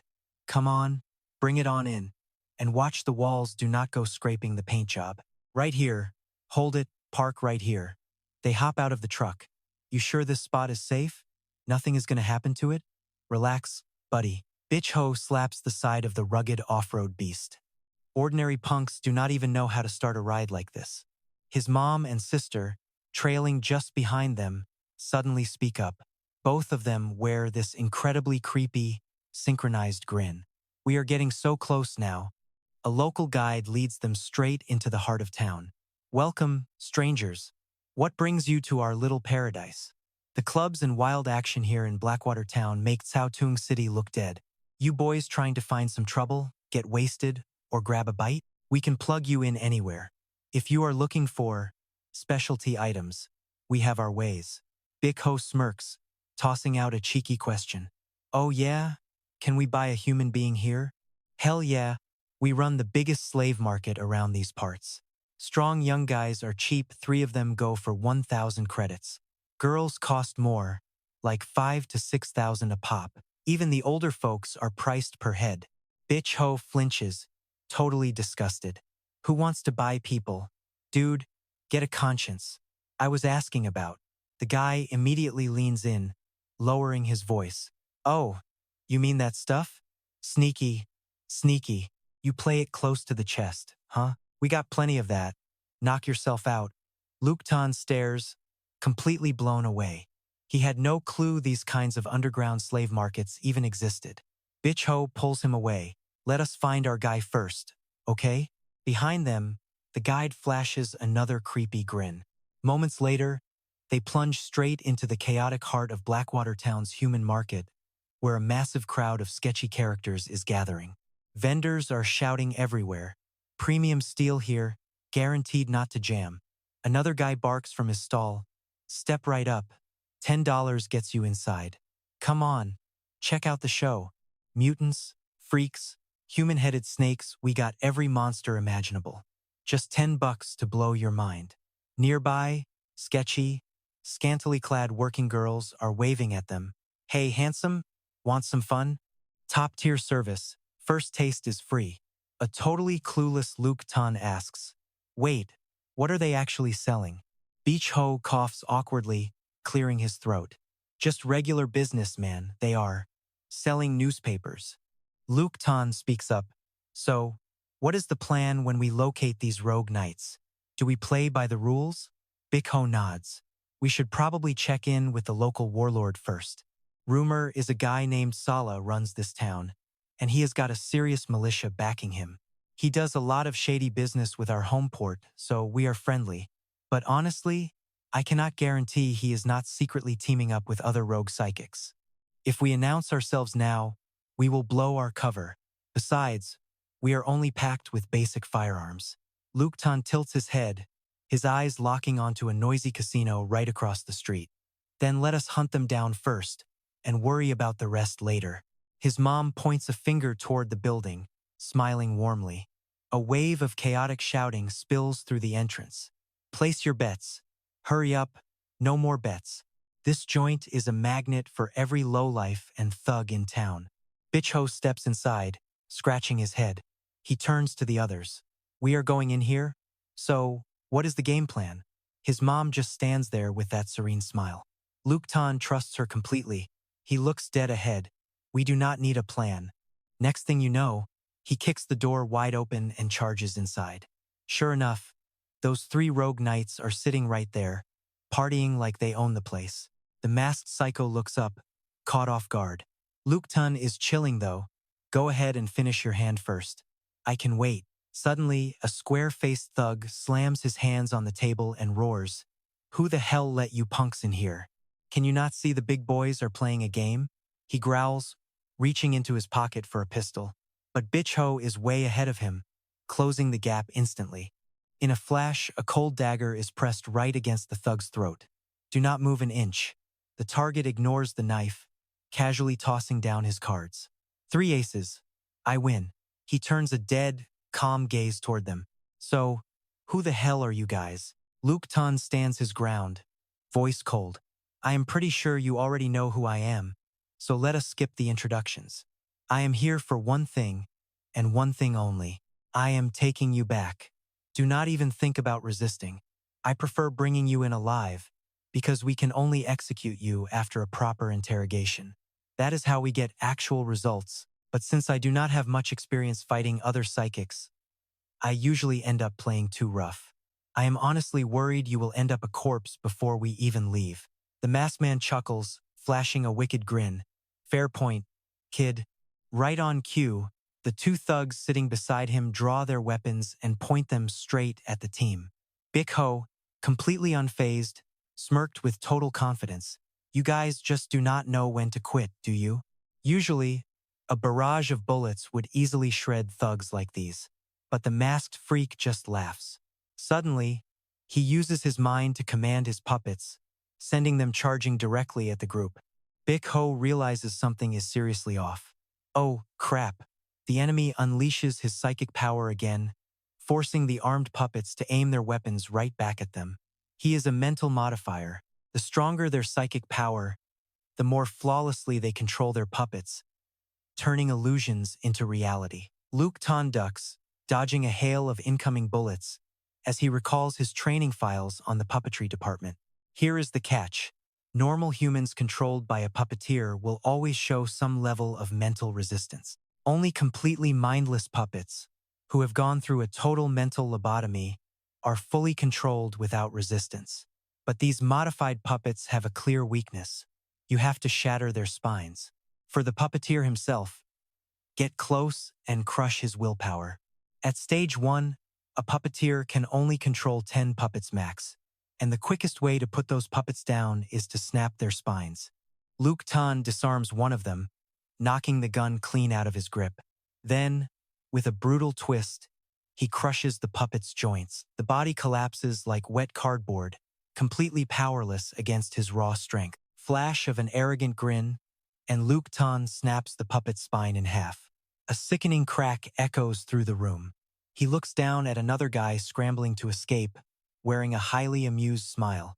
Behind him, Big Ho tackles a thug trying to pull off a cheap sneak attack. The guy is instantly neutralized. As the masked freak cackles, Big Ho pulls a high-tech collar from his gear.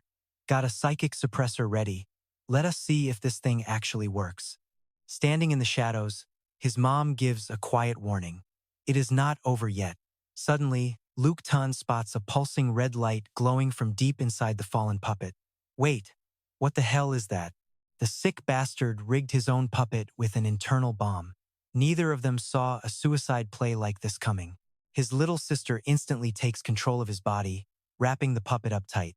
From across the room, Bitch Ho screams, "Bro, get out of there." In a flash, the puppet is balled up, and a sudden blast rips through it.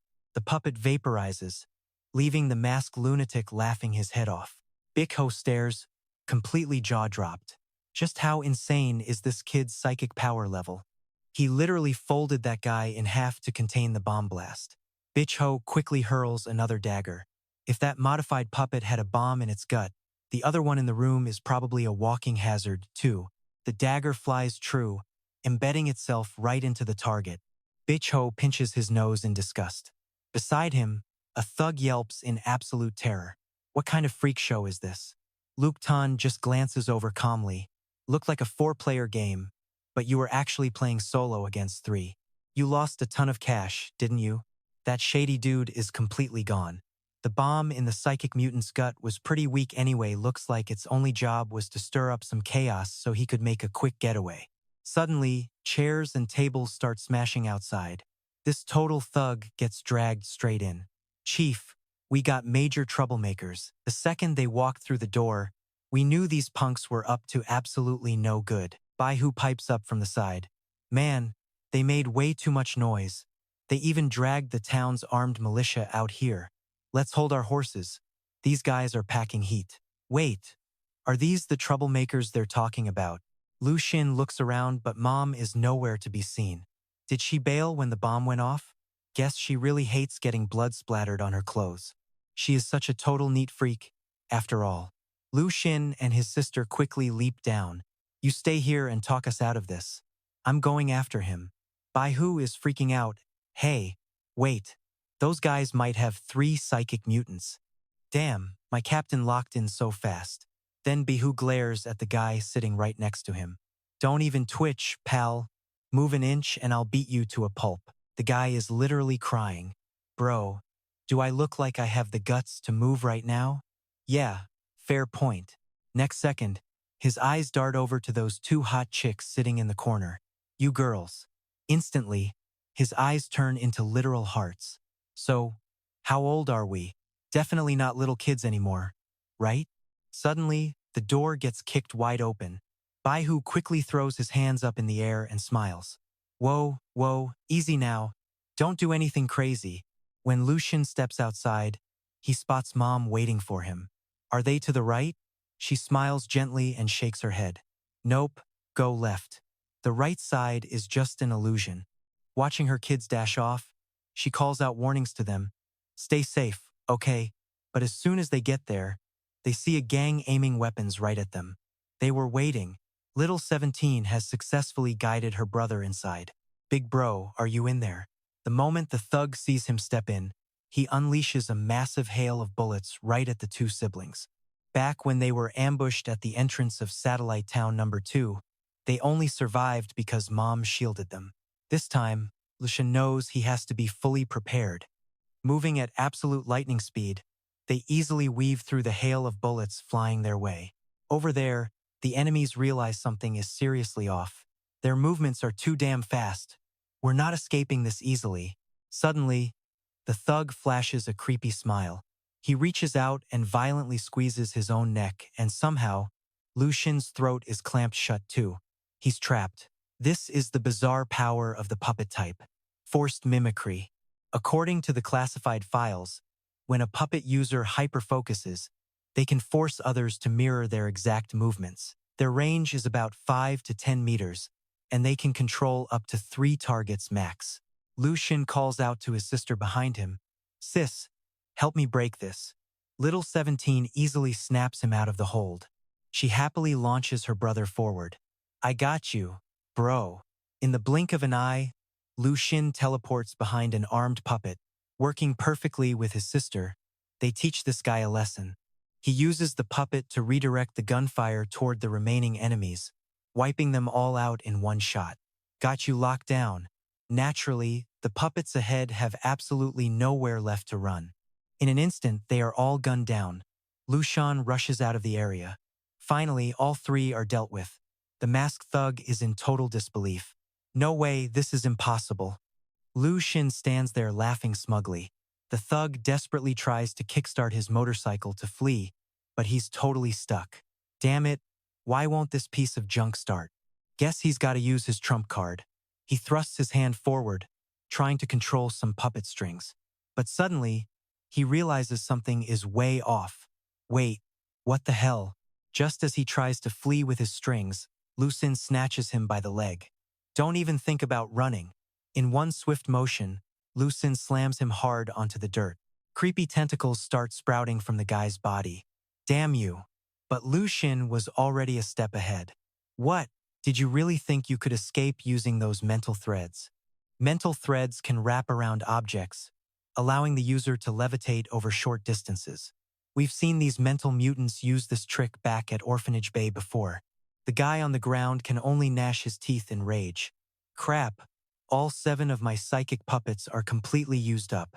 With them being so close, the guy launches his strings straight at Lu Xin. Go to hell. But Lu Xin somehow dodges with an insanely bizarre, rubber-like move. In a flash, he grabs the guy's hands tight. Lu Xin easily forces him to drop his gun. Then, in one brutal rip, he tears the guy's arm clean off. The thug collapses, screaming in agony. My arm! My arm!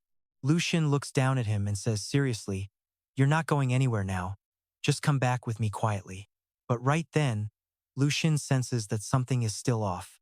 Ignoring his severed arm, the guy slowly stands right back up. You don't act like a spider type. I don't remember spider mutants being this freaking terrifying. Lu Xin chuckles. You're definitely not the first one to say that. By the way, where are the others? The guy actually answers honestly. They aren't here. We were just recording data on that failed mental bomb test. The boss felt something was off.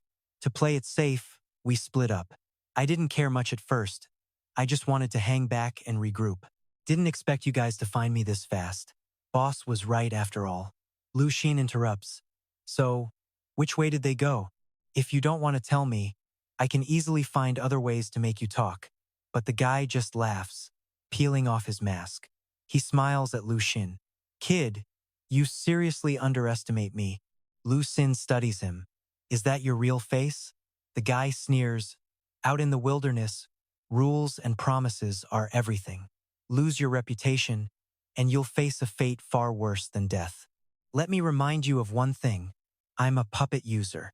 I can control my own body like a doll, so no matter how much you torture me, I won't feel a single ounce of pain. Lu Xin replies calmly, no worries. We'll definitely find a way to get what we need. Suddenly, Mom appears and warns, it's not over yet, son. A loud commotion echoes from a distance. Move it. Hey, stop pushing me. You talk too much. A crowd of armed thugs appears. Yo, buddy, let's just talk this out. Baihu is being dragged over by force. I'm telling you guys, I'm a real big deal back in Qinggang City. Lu Xin doesn't react, just glares coldly. Are you bastards here to start a fight or what? The leader yells, don't you know gunfire is banned in Blackwater Town? I don't care where you punks came from. Start trouble in Blackwater Town, and you'll end up in a ditch. Baihu calls out, don't get us wrong. We're from Qinggang City. We have official papers right here. We only came to arrest this wanted criminal, and we got him. Plus, he fired first. The leader scowls at them. I don't give a damn where you're from. So what if you're from Qinggang anyway? This is not Qinggang. It's Blackwater Town. Whatever Sarah says goes around here, and when Sarah isn't around, then whatever I say goes. You want to bust someone on my turf, you ask me first. The masked guy smirks from behind, absolutely loving the drama. The leader pulls him over. Blackwater Town has its own strict rules. Whether he committed a crime or not, you gotta clear it with me first. Besides, you claim you're from Qinggang, but how do I know you're not faking it? Do you honestly believe that if I waste you guys and throw your bodies to the wild dogs, anyone could touch us? Meanwhile, his mom stood there wearing a huge, happy smile. Lu Xin finally put the pieces together. So that is it. You are not exactly normal, are you? The big guy snapped back instantly. What did you just say? Lu Xin kept going. This punk committed a major crime back in Qinggang and we just caught him. Now you are trying to sneak him out and mess with us. Do you just not care about Qinggang? Or are you actually insane? The giant lost his temper and barked. What did you say? You trying to insult me? Lu Xin remained completely chilled out. Did you happen to take something from him recently? Like a bouquet of roses, for example. Ever since you got that, did you suddenly become super sensitive around him? Or maybe even deeply in love with him? Lu Xin thought back to his own experiences and it clicked. This guy was a partner of the runner who spread the rose virus back in Qinggang City. It made total sense that he had roses on him, and probably right after entering the town. He must have given Guangqi and some kind of gift. Now Guangqi and is totally obsessed with him and risking his life to protect him. Turns out, This twisted romance was his ultimate trump card all along. The surrounding crowd started shouting, "Is this kid out of his mind? Let us just beat him to death. This is crazy. No way that is true." Even the big guy blushed, yelling, "What absolute trash are you talking about? Shut your mouth before I end you right here. Keep talking that garbage and I will lose my mind." Bihu stood nearby, checking out the scene. Yeah, this is getting bad. Who knew a massive thug like him would have such a weird, secret crush? "Stop acting. I am calling your bluff." Suddenly, the two guys holding guns from behind were instantly wiped out. Bihu effortlessly snatched up both of their guns. Pointing them straight at the leader, she smirked. "All right, game over, my friend. Stop playing around. Whether you are mind-controlled or just really in love, back off and start cooperating like a good boy." But the boss was still fuming. "Who are you trying to scare, punk? This is our turf. You think two little guns can stop all of us?" Bihu flashed a wicked grin. "You seriously think I only brought two guns to this party?" Right then, a massive car slammed straight through the town's outer wall in the distance. Everyone stood there in absolute shock, whispering in confusion. Bihu quickly snatched a megaphone from a kid nearby and announced, "We are the Special Operations Unit from Qinggang City. He is the captain, I am the deputy, and we are hunting down a wanted fugitive. Our elite strike force is sitting right outside your gates, and 100,000 tactical missiles are locked onto your coordinates. So if you do not want to see your town turn into a giant pile of burning fireworks, then you better get your boss out here to talk to us right now." For the very first time, Lu Xin felt like he actually belonged to a real, badass team. Just then, a massive convoy of vehicles came rushing toward them. A woman stepped out of the lead car, gently cradling a yellow cat in her arms. Everyone instantly bowed, shouting, "Sha Ya is here." As soon as she stepped up, she barked out an order, "Put your weapons down, everyone. The people from Qinggang are not our enemies. And of course, we are not enemies of Qinggang either." Bihu glanced at the woman and offered a casual wave. "Hey there, Sha Ya. So, tell me, what is all this trouble about? If you wanted to grab someone, you could have just asked. My people would have caught them for you. No need to bring a whole army." Bihu gave a slightly awkward smile. "Well, about that." Lu Xin quickly chimed in, "Sorry about that, Sha Ya. We slipped in to investigate quietly because we did not want to spook our target, which is why we did not give you a heads up first. That was on us, and we know the rules. My partner fired 2 shots just now, at $1,000 a pop, and we will cover the fine." Sha Ya tilted her head, curious. "Oh, really?"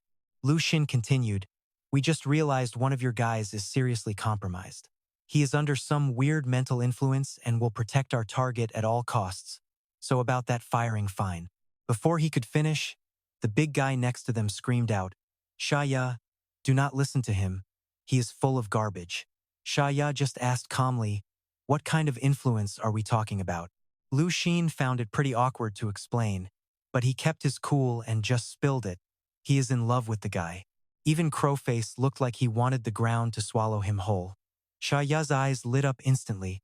"Oh my, you actually like this guy? How did I not know? Let us test that."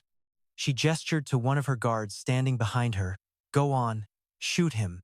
The guard immediately aimed at Crowface, making the big guy scream in panic. "Stop, do not do it." He threw himself in front of Crowface, sobbing, "Sha Ya, please, I beg you, spare his life." Lu Xin watched from the side and smirked. "Man, do you not feel any shame saying that?" Sha Ya watched the drama unfold and finally got the picture. "Well, look at that. This is actually pretty hilarious. I am going to have to look into this whole mess very carefully. How about I run a little investigation first and then send him over to Qinggang?" Lu Xin shook his head. "Absolutely not. We must take him now. For safety reasons, we cannot let him talk to anyone until we clear some things up." Sha Ya's expression turned serious as she asked, "All right then, what did this guy actually do? Are you guys allowed to share any of those details with me?" Lu Xin scratched his head awkwardly. "We are under a super strict confidentiality agreement, so we cannot talk. If you really need to know, I can ask headquarters for permission later. I just hope you understand our position, Sha Ya." The gorgeous boss let out a soft, charming chuckle. Suddenly, Lu Xin locked eyes with the cat in her arms, realizing just how incredibly fat the thing was. The chubby cat stared right back at him with an attitude. Then, the cat suddenly hissed and jumped up, meowing angrily. The crew stood there completely clueless. What is wrong with this pet? Shaya gently stroked her cat, then casually brought her own cut to her mouth, licking the blood away. Bihu watched this, immediately sensing that something was totally off with her. She quickly pulled a document out of her pocket. Look, Shaya, we are really not trying to be difficult here, but rules are rules. Do you recognize this official warrant? Shaya completely ignored it, whispering to her guard. If they came all this way, his crime must be massive. Leave him with me. Seeing his absolute dream boy about to be dragged away, the giant thug began crying out in desperation. Please, do not take me away from him. Shaya, please, think of all the years I have risked my life working for you. You have to help him. Shaya just turned her back, clearly done with his drama. Now that I think about it, our Blackwater town and Qinggang are basically one big family anyway. We rely on your food shipments to survive the freezing winters, and we need your medical supplies just to live like actual human beings. So, about today, I am really sorry, my friend, and I hope you can understand our situation. Lu Xin just smiled back. Do not worry about it. I totally understand. Thanks anyway. The thugs standing around were completely shocked. Since when did Shaya become so incredibly reasonable and cooperative? Lu Xin turned his attention back to Crowface. All right then, is there anything else we can help you with? Buddy, actually, yes. I would love to borrow this warehouse to ask this guy a few questions. Shaya smiled happily. Help yourself. Do you need me to bring over a chainsaw, some hot pepper juice, or maybe a spiked whip? Lu Xin practically winced just listening to her twisted ideas. No thanks. That is way too much trouble. Honestly, we are just happy you waived our firing fines. Shaya narrowed her eyes at him. Wait, what? Moments later, they dragged the target into the warehouse. Despite losing an arm, Crowface stood there, perfectly calm, and smirked. This is pointless. I can shut off my own pain receptors. Go ahead and try whatever torture you want. It is not going to do a single thing to me. Besides, you really don't look like some fancy dreamweaver or a hypnotist type. Lu Xin just smiled and spun around. I already told you, man, we are all good. I seriously have zero plans to get brutal with you. The dude heard this and got totally freaked out, but he tried to play it cool. So, how are you gonna grill me? Lu Xin just shrugged. Look, I am just a regular working class guy. I never went to interrogation school. I just need you to spill it yourself. It only works if you talk. Then, right behind the guy, a pair of creepy little hands slid out. In a flash, little 17 clung to him with a killer grin. Let us get this party started. Hee hee. Outside, Sarah was having a quiet chat with Baihu, puffing on a big fat cigar while she talked. Hey there, brother. What should I call you? He took the cigar, trying to act totally cool. But after one puff, he started coughing his lungs out. Sis, is this moldy? Sarah just shrugged. Pre-apocalypse stash, baby. Toasted it myself. I heard some rumors about your department back in the day. I thought it was hyped up, but seeing it myself is wild. Facing all those loaded guns, and you guys did not even blink. Hey brother, are there actually many freaks like you guys left in Qinggang?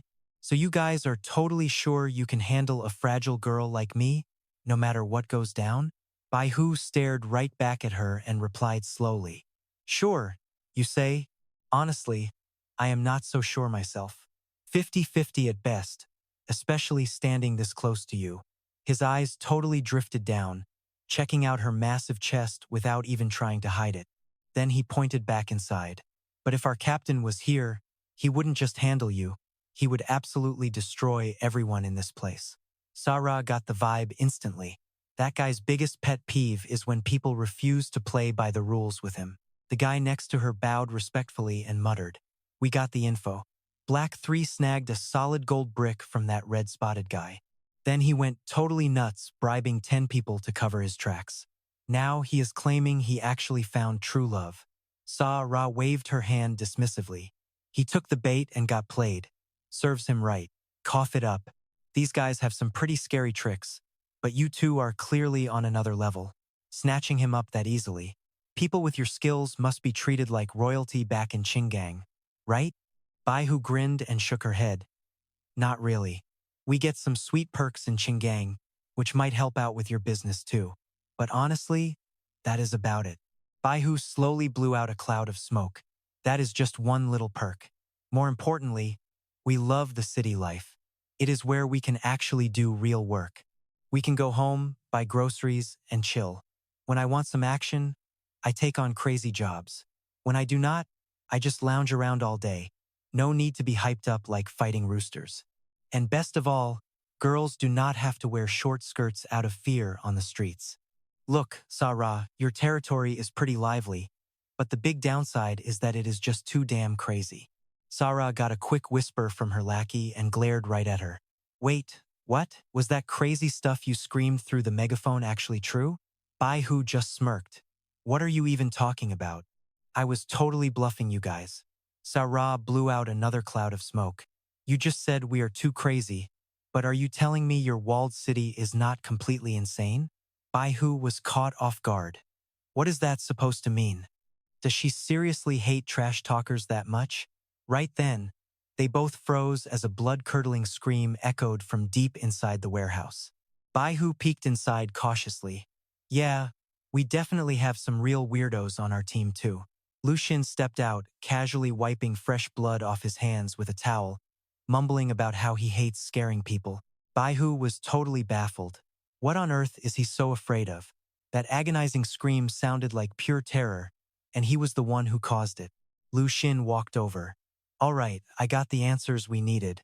We do not have time to drag him back to Qinggang. So can we lock him up here? The city will send a crew to pick him up later. Sa-Ra smiled at him. You really trust me that much, brother Lu Xin? Of course I do, he said. But deep down, he was dying to ask, who the hell is Lu Xin? Sa-Ra peered into the warehouse. It is cool that you trust me, brother, but this guy is completely out of his mind. Are you sure I can just lock him up here? The tied-up guy inside kept screaming. Monsters, they are all monsters. Lu Xin reassured them with a deadpan face. No need to worry. He is completely normal now. They climbed back into their familiar off-road vehicle, and Lu Xin sighed happily. Sa-Ra is honestly so sweet and incredibly generous. People always say wildlanders are ruthless, but they actually play by the rules. Traveling out here is going to be a total breeze. Baihu smirked, tilting her head. Are you seriously hyping Sa-Ra up just because she gifted you a motorcycle? Lu Xin shook his head. No, it is not just that. Sa-Ra actually gave us all the valuable alliance cash she found on that guy, and she is even keeping him locked up safely until our team arrives. Plus, she completely waived the fine for discharging weapons on her turf. She even filled our tank for free, packed us food, water, and local treats. She even wants to partner up when she does business in Qinggang. It is just a bummer that regulations say I cannot give her my number. Baihu chuckled from the passenger seat. Yeah, that really is a bit of a shame. Lu Xin looked over. Wow, look who finally decided to speak. You did not say a word when we left that town. I was genuinely worried you had gotten brainwashed or something. I was getting super anxious. Baihu smirked. Aw, do you really care about me that much? Lu Xin nodded seriously. Absolutely. You are the very first colleague I connected with in this department, and we work together the most. You taught me so much. Of course, I consider you a friend, so of course I care. Honestly, back when I was just a regular corporate slave, I did not have many friends. They kept talking like old souls. Baihu smiled. I did not expect this either, but we are not just friends. We are brothers. We have got to have each other's backs, no matter what. Totally, but my back is already covered by my crazy family. You can absolutely trust me to watch yours. Baihu remembered something and asked, Wait, do your parents and little sister mind having me around? His mom, sitting invisibly in the back seat, whispered a warning. Never tell a friend the whole truth, kid, or they will just end up drifting away. Lu Xin smiled back. It is honestly pretty funny. I just have some weird powers, that is all. I know there are times when people think I am not quite right in the head. Bai Hu smiled. Do not even sweat it. I heard a rumor a long time ago. Some professor at the research institute kept insisting your ability is not actually an illusion type, but something else entirely. But you seem pretty chill to me. At worst, it is just your family that is a little bit messed up. Hearing this, Bai Hu felt a sudden chill, like her life was on the line. Lu Xin quickly interjected, let us not talk about that ever again, all right? Bai Hu changed the subject. So, what did you squeeze out of that guy back in Blackwater Town? Why are we rushing off like this? Lu Xin got serious and shared what he learned. That puppet master is named Chen Qing. He is 34 years old. He dated 3 different women but never had any kids. Turns out he was a walled city resident. Once his powers kicked in, he ran off to the wilderness to get rich. He has done some crazy stunts out west. He fell right into Qin Ran's hands, but Qin Ran did not kill him. Instead, he invited him to join his elite mercenary squad. Every time a new mission comes in, Qin Ran sends out a telegram to gather them all at a specific meeting spot. Their gigs cover all kinds of wild things, from hits and escorts to scavenger hunts. This time, they rolled into Qinggang port just to snatch that damn painting. But who actually put up the cash? No clue. The squad just blindly trusts Tan Ran. This round, they got 2 main gigs. Job number 1 is recording all the data after detonating that nasty mental pollution bomb on that crying kid, then hand it back to the syndicate. So, according to his big mouth, their squad has 3 superpower freaks and 4 battle-hardened mercs. We also confirmed that the infamous Red Rose is a guy named Dai Tu Kui. As for Tan Ran, the dude just said 2 words, unkillable. Bai Hu perked up at that, asking, unkillable? Is Tan Ran really the freak of nature our higher-ups predicted? So he regenerates? You sure he's not spitting lies? Lu Xin asked, whipping out his notebook. But hey, lucky for us, I squeezed out another lead. I tracked down where Tan Ran is lurking right now. Lu Xin leaned in, dead serious, and said, even though Tan Ran didn't tell him where he was headed, he knows the guy's habits. Whenever this big boss gets into hot water, he always ducks into a hiding spot for a few days until the heat dies down. So, where is this magical place? At the end of Highway 85, near the tobacco market. He called it Happy Town. Hearing that, our driver slammed on the brakes, making the tires screech to a halt. The sudden stop woke up little 17, who sat up looking pretty ticked off. Bai Hu, totally oblivious to her rage, turned around, shivering, and asked, yo, bro, you sure it's that place? Yeah, why? Bai Hu pointed to the map. Right here. Lu Xin stared at the marking, totally lost. What's with all these skull icons? What does that even mean? It means it's a death zone you go in, you don't come out. Look, bro, our city has mapped out all the nearby factions and ruined towns, but there are still some seriously creepy, uncharted areas out there. We call these places forbidden zones. Step foot inside, and you either lose your mind completely or just vanish off the face of the earth. Tons of brave scouts died trying to get intel, and Happy Town is supposed to be the absolute worst of them all. Just then, his mom piped up from the back seat, smiling happily. Hey, I heard it's actually a pretty sweet vacation spot, isn't that right, sweetie? Little 17 nodded along, totally down. Lu Xin, sitting shotgun, chimed in, all right then, let's roll. Forbidden zone or not, we're bringing this guy in. Hearing that, Bai Hu felt his soul leave his body. He practically started weeping. I'm dead meat. Meanwhile, the crimson moon hung high in the sky, silently watching their every move. Later, they pulled over for a quick breather. Bai Hu immediately dialed headquarters to give them the latest update on their crazy situation. We have successfully investigated and confirmed that Tan Ran, the prime suspect behind that major incident 818 back in Satellite City number 2, is likely hiding out in Happy Town. The combat squad suggests we head straight in to investigate. Yes, as the vice captain, I strongly objected and chewed him out. But it's totally useless. The guy is the squad leader and he's dead set on this. Wait, what do you mean by be careful? Standing nearby, Lu Xin asked, "So, what'd they say?" Bai Hu, looking like he was ready for his own funeral, mumbled, "They're sending the files over. They said mapping out these anomalies is a solid bonus mission, so we might as well write a report, boo-hoo." Seeing his partner totally spiraling, Lu Xin tried to cheer him up.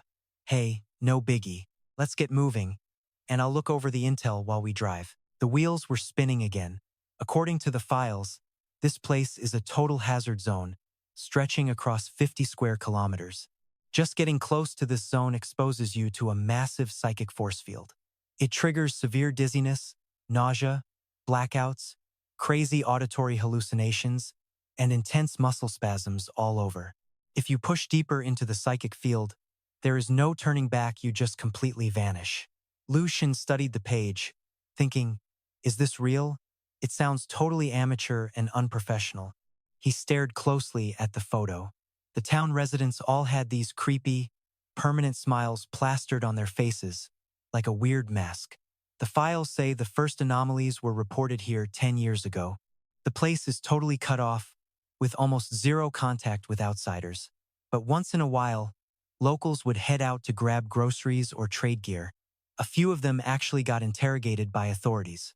But that very night, the interrogator studying the case file vanished without a single trace. Sitting next to him, Bai Hu was shaking.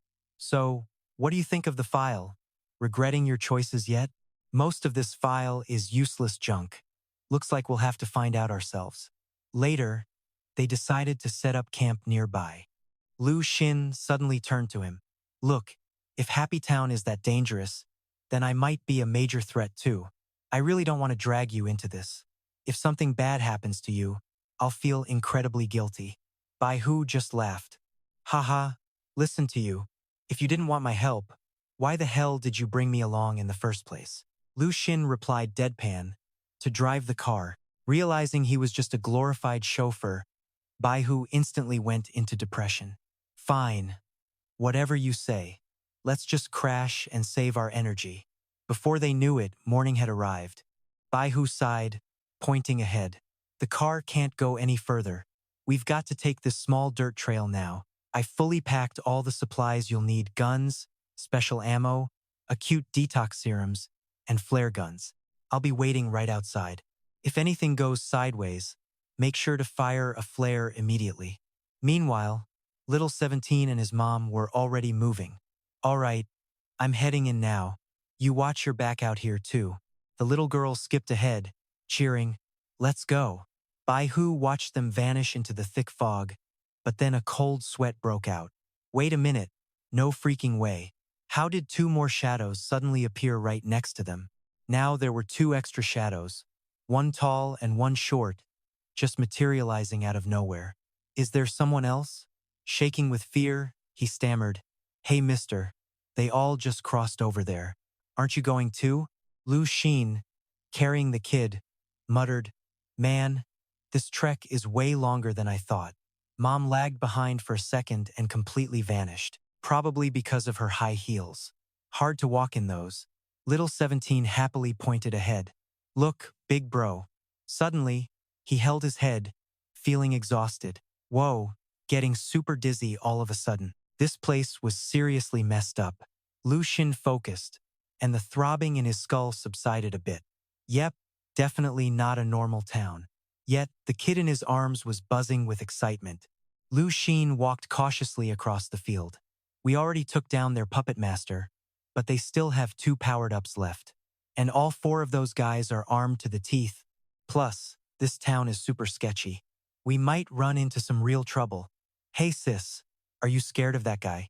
Little 17 grinned at the question. "Him? When I grow up, I'm absolutely gonna turn that dude into my personal toy. I'm gonna beat him up every single day. Besides, the thing I've actually been terrified of this whole time isn't even him." Moments later, they walked up to a field packed with people. The girl pointed ahead. "Look, big bro, are we finally here? Weird. It was morning when we split from Bai Hu, but now the crimson moon is already out. Did we lose a whole day here?" The headache and dizziness were pretty mild when we first entered, and the symptoms cleared up super fast. But then, he spotted a whole crowd of locals working incredibly hard in the fields. It was honestly bizarre. He couldn't help but admire their grind. Man, it is already this late and they are still working? Talk about a bunch of dedicated, hard-working folks. Lu Xin quickly approached a girl nearby to say hi. Excuse me, is this Happy Town? So I'm trying to ask about this guy, right? But this chick totally blanks me. Cold shoulder city. Out of options, I slide her some cash and try again. Like, come on. Is this enough to get you talking now? $50 just gone like that. Oof. My heart hurts. At least I can expense this later. Thank God. She snatches the cash and still says absolutely nothing. Seriously? Fine. Have it your way. Lu Xin is done playing games, so he immediately grabs the bill right back from her hand. He holds onto that bill like his life depends on it. Look, no talk, no cash, lady. Lu Xin has no choice but to turn around and walk away. Whatever. If she wants to stay silent, fine. But her creepy eyes just keep staring right at him as he leaves. He wanders deeper into this small town. Honestly, it is pretty massive, looking like it could easily hold tens of thousands of people. He quickly grabs the doorknob in front of him. This place is way too quiet. Are those freaks hiding inside one of these houses? Suddenly, from behind him, comes the familiar, sharp snip of scissors. His mom appears behind him with a sweet smile. You almost got some nasty filth on you, honey. This town is not bad. Pretty houses, nice flowers, and most importantly, it is incredibly neat and clean. Compared to that chaotic dump we just left, this place is literal paradise. Yeah, and the people are actually super friendly too. Suddenly, a noise echoes behind them, and his mom smiles. Yep, incredibly friendly. Right on cue, a whole crowd of locals appears behind them, fully armed and ready for a fight. Wait, what is going on here? What is wrong with them all of a sudden? They were literally just super polite. Seeing his mom look back at him, Lu Xin starts connecting the dots. Even if she denies it, this sudden aggression is totally on her. Right? Mom just cut whatever was about to get on me. Are these people seriously picking a fight with us just because she snipped their weird stuff? Lu Xin mutters to himself. They are not charging us yet. Finding Tan Nian is still the main goal. But since nobody here is talking, we will have to search this place door to door. She smiles at him. You know, I actually got here early. While you kids were busy playing hero saving that girl's money, I scouted the town. And hey, not every house had its lights on back then. Lu Xin frowns when he hears this. Wait, some house actually had lights on? Which one? She points ahead with a smile. I did not look too closely, sweetie. I was busy checking out those beautiful flowers, but I think it is over there. Let's go check it out. They move forward quickly, while Lu Xin keeps a sharp eye on the mob behind them. Good thing Mom and his little sister are here. Lu Xin glances at his little sister walking beside him. Hey, with so many bad guys around this time, how come you are not whining for a new toy? They are already toys. And I do not like stuff other people have already played with. His mom smiles. Well, I only remember the general area, sweetie. I cannot pinpoint the exact house. She snips something off him again with her scissors. Lu Xin suddenly stops and sniffs the air. Hey, does anyone else smell that delicious aroma around here? It is that meat smell. Reminds me of when I first met Tan Yin back in Satellite City number 2. That guy acts like he is eternally starving. They must be close. If we can flush them out right now, great. If not, the freaks hiding inside will definitely slip away. Suddenly, a dirty little kid walks right up to him. Hey, mister. He holds out 2 apples in his filthy hands. You want some apples, mister? Lu Xin is a bit embarrassed. Hey, that is pretty rude, kid. Who are you calling uncle? Try big brother. Lu Xin takes the apple anyway, and suddenly it gets an idea. Perfect. I know exactly how to flush Tan Yen out of these houses. Those pine trees on the mountain catch fire easily. We should pile some around these houses and light them up. That way, we do not have to kick doors down. The guys inside will come right out to us. Suddenly, a cold voice cuts in from the side. No need for that. Tan Yen opens the door and steps outside. Red mist swirls through the air. Lu Xin drops his backpack to the ground. I have been hunting you for days. Tan Yen replies calmly. Since you made it here, Qinggang must be in your hands. Not bad. He is a tough one. Never feared pain. We had a deal. If he got caught, he could spill everything after 3 days. Yet here you are, finding me already. Finally, he adds, I am dying to know what you did to him. Lu Xin does not hold back. I did not even touch him. He talked on his own. You butchered so many people in Qinggang. You had to know we would track you down. Tan Nian looked surprised. You came all this way for those Qinggang losers? Honestly, I thought you chased me down because you realized how valuable that painting is. Lu Xin wanted the painting too. If you have it, I am taking it. But catching you and the other 6 members is the priority. Tan Yen bursts out laughing. Brother, are you serious? You chased me all this way just over a few worthless lives? You are an ability user. To normal people, we are basically gods. Under this crimson moon, the world belongs to us, and we do whatever the hell we want. 17 clings to his shoulder. Those were living people. You really need to read more. Books say there are no gods. Even if they existed, they would not look like you. At best, you are just a psycho. Knowing exactly what he is about to do, his mom whispers from behind. Be careful, honey. In Lu Xin's eyes, Tan Yan's twisted face is reflected. The guy just stands there calmly, hands folded, offering a smug grin without a single trace of fear or hesitation. Lu Xin tilts his body, easily dodging the incoming bullets as he's stealing his resolve. Seeing his determination, his mom finally gives the nod. Go get him. She looks at her son with a gentle smile. Go do what you have to do. The moment the words leave her mouth, Lu Xin bolts forward. What kind of ability does Tan Yan actually have? The files are completely blank. I might not know how to completely destroy this guy yet, but absolutely ruining his day first is a great place to start. In a split second, he is right in front of Tan Yan, raising his hand to strike. His blistering speed catches Tan Yan completely off guard, making him frantically point his gun. What the hell? Lu Xin charges forward, shoving his bare arm straight into Tan Yan's chest to rip out his heart and lungs. The hand punches right through flesh and bone, grabbing the beating heart inside the rib cage. The heart is ripped clean out of Tan Yan's chest, but he acts like nothing happened, just standing there with a sinister smirk. Lu Xin's mom sighs, while Lu Xin himself stares blankly at the organ in his hand. How is this possible? Snapping out of it, he quickly shoves the heart back into Tan Yan's chest and mumbles. Oops, my bad. I went way too hard on that strike. At least it did not get crushed. Hopefully, it still works. He ponders. On the surface, contamination case 041 looks like someone killed Tan Yan, took his shape, and then faced people seeking revenge. Then they found the contamination source beneath the lake.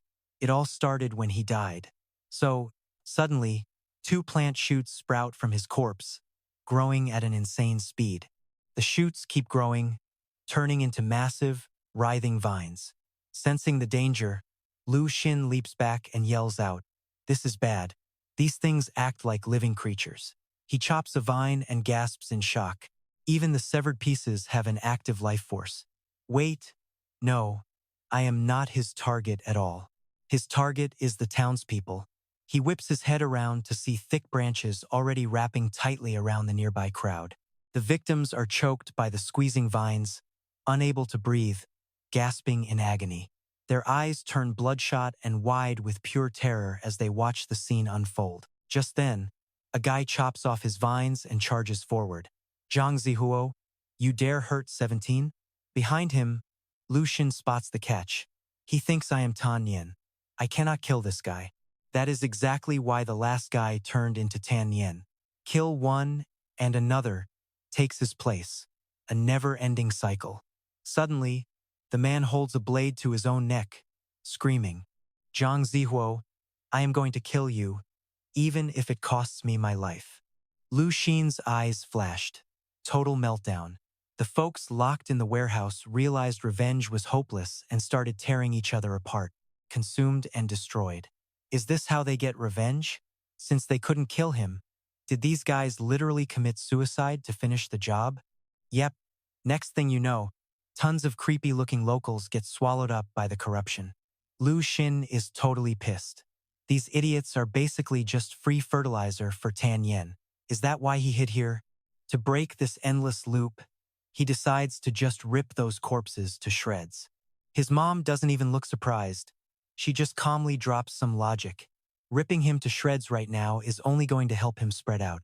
17 is getting super impatient too, yelling, "Brother, let's just rush this guy." Even after hearing his mom's warning, Lu Xin is still hesitating. What else can he do besides crush him? Lu Xin stops to think. No way, the timing is totally off. Dad wouldn't patiently hunt down these crazy Avengers. He'd just wipe them out instantly. Combined with Tan Yan's raw power, they are a match made in hell.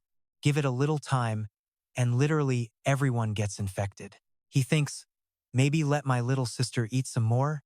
Like, just chew up the whole tree. But Tan Yan is different this time. Sister might have a hard time digesting this crap. Every option is a massive pain. Finally, he mutters his decision. Looks like I gotta handle this myself first. He leaps back, dodging the angry crowd. Tan Yan's cheat code is simple. If someone kills him, he infects them and turns them into a part of himself. Dodging attacks, he tries to analyze the situation. Why on earth do these infected people keep trying to hunt down Tan Yan for revenge? And why is the infection spreading way faster this time? Finally, Lu Xin's mom loses her patience and snaps. Why do you keep overanalyzing this like it is just his special ability? She glances over and drops a hint. What if this is actually the price he has to pay? Looking at the brainwashed townspeople, Lu Xin finally gets it. When Tan Yan becomes the pollution source, he devours everyone's minds to absorb them into himself. These people absolutely hate his guts and want him dead. That is the price for messing with their minds. Staring at the growing tree, Lu Xin realizes the real trick for Tan Yan is finding a way to neutralize their hatred so he can fully absorb them. So, he dumped all that hatred onto me. The townspeople are seeing me as Tan Yan, which is why they are coming after me for revenge. Dodge, think, repeat. Lu Xin realizes this is like a curse, and the key is on his own body. Right then, his mom creeps up behind him with a pair of scissors. Found it, she says. 11 stands behind her, grinning like a psycho. She snips the scissors, and a painful, agonizing shriek rings out. A literal face gets peeled right off his body. Lu Xin totally freaks out. It is Tan Yan's face. When the hell did that thing grow on his back? 17 jumps onto his shoulder, giggling, "Big bro, it does not hurt anymore." His mom explains, Tan Yan pulled that stunt so the mob's hatred would focus entirely on you. The crazy mob is still screaming their heads off, but a second later, they all slowly start dropping the sharp weapons they were holding. Seeing this gives Lu Xin the chills. That is exactly how Thoi Vuong turned into Tan Yan. Without his mom's help, he would have been ripped to pieces. The townspeople's faces start shriveling up. They stuff those pieces of peeled skin right into their mouths. Turns out, eating that skin counts as getting revenge, completely wiping out their anger. Ignoring 17 messing around, Lu Xin mutters to himself, now that the corruption has finally stopped spreading, what is going to happen next? Suddenly, a creepy human face emerges from the tree trunk and begins to speak. My growth rate is directly proportional to the mental weight of the target's curse, he boasts. How insanely powerful must you be to make me complete pollution source number 5 this fast? You are truly special. In the final second, escaping the lab actually worked out. Hearing that, Lu Xin flinches. Escaped the lab? His mom crosses her arms and coldly announces, it is time to wrap this whole thing up. She helps him charge forward instantly. Hurry, his face is about to disappear. Every system has 3 types of abilities. Nearby, a dark shadow pokes its big head out. The guy screams, blocking his path. You cannot hurt him. This big-headed freak suddenly grins like a creep and sneers. From here on out, you are going to listen to me. Staring at the intruder, Lu Xin sizes him up. That giant head actually looks kind of cute. Suddenly, Tan Yan's face on the tree trunk speaks up. You seem to have accepted a gift you should have avoided. Before the guy can even finish speaking, a hand shoots out and grabs him by the throat. Tan Yan obviously did not expect this move. Lu Xin calmly deduces, "You are the guy who scattered roses back in Thonchang, right? If someone takes your stuff, they start liking you automatically." Chen Qing pulled the exact same trick. A sudden realization flashes in Lu Xin's eyes. "My sister already went to find him," he says. 17 had snuck off to stalk the target. "You guys have no idea what my sister does to things she likes." Tan Yin gasps for air, muttering, "Sister, your ability must be part of the infection system." But Lu Xin has zero patience left. He brutally yanks him straight out of the tree trunk and slams Tan Yin's body hard onto the ground. Looking at the dead tree man, he mutters quietly, "This Tan Yin guy is finished." Suddenly, a ton of creepy tree monsters burst out of the trunk, staring at him with glowing red eyes. They charge straight at Lu Xin. He gets a bad feeling. Crap, Tan Yin is dead, which means these fruits will turn into him. He dodges the incoming attacks, but without his sister around, his body is not agile enough to completely avoid all of them. Meanwhile, that twisted human fruit tree keeps growing stronger by the second, reaching its branches toward the nearby corpses. Seconds later, a massive horde of tree monsters starts crawling right out of their dead bodies. They multiply fast, screaming like lunatics. "I am you, and you are me. Give yourself to me, and give me to you." Lu Xin is totally surrounded now. "You are going to turn into Tan Yen too," they hiss. His mom calmly reassures him, "No way. Looks like it is time." Her voice is chillingly flat. This was always meant to let him breathe and unwind. Otherwise, if we wait too long, he will get pissed and cause major trouble. Suddenly, the massive, terrifying figure of Lu Xin's dad looms right behind him. A blood-red moon hangs high in the sky, making the whole place feel incredibly creepy. In a nearby room, the big-headed freak is totally baffled. "Why is not this working? I saw that kid hand the apple to that guy. He should not have been able to resist me. Looks like I failed this time. Do I need to find a new boss?"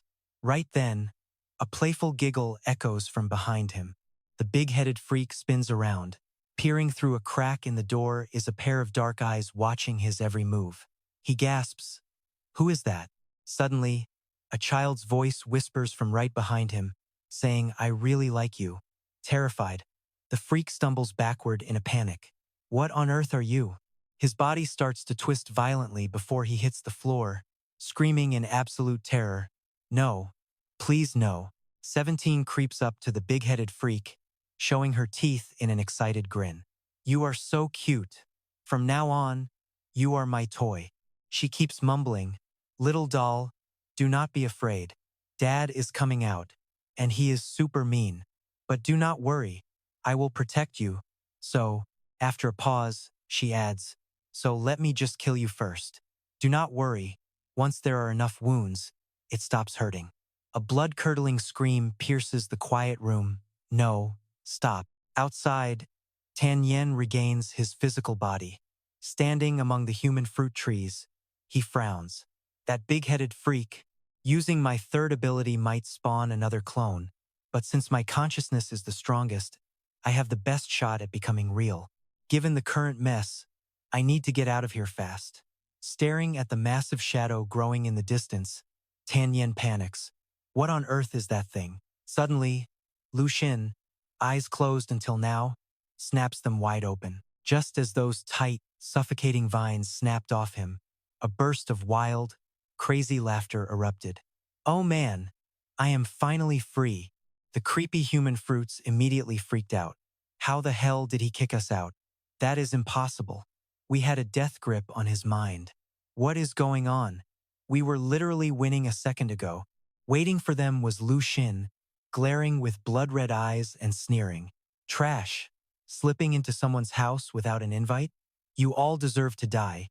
In a flash, the bodies of Lu Xin and his giant dad started moving, those creepy vines shaking as they prepped to strike. With crazy laughter and brutal growls echoing through the air, the human fruit freaks got grabbed instantly.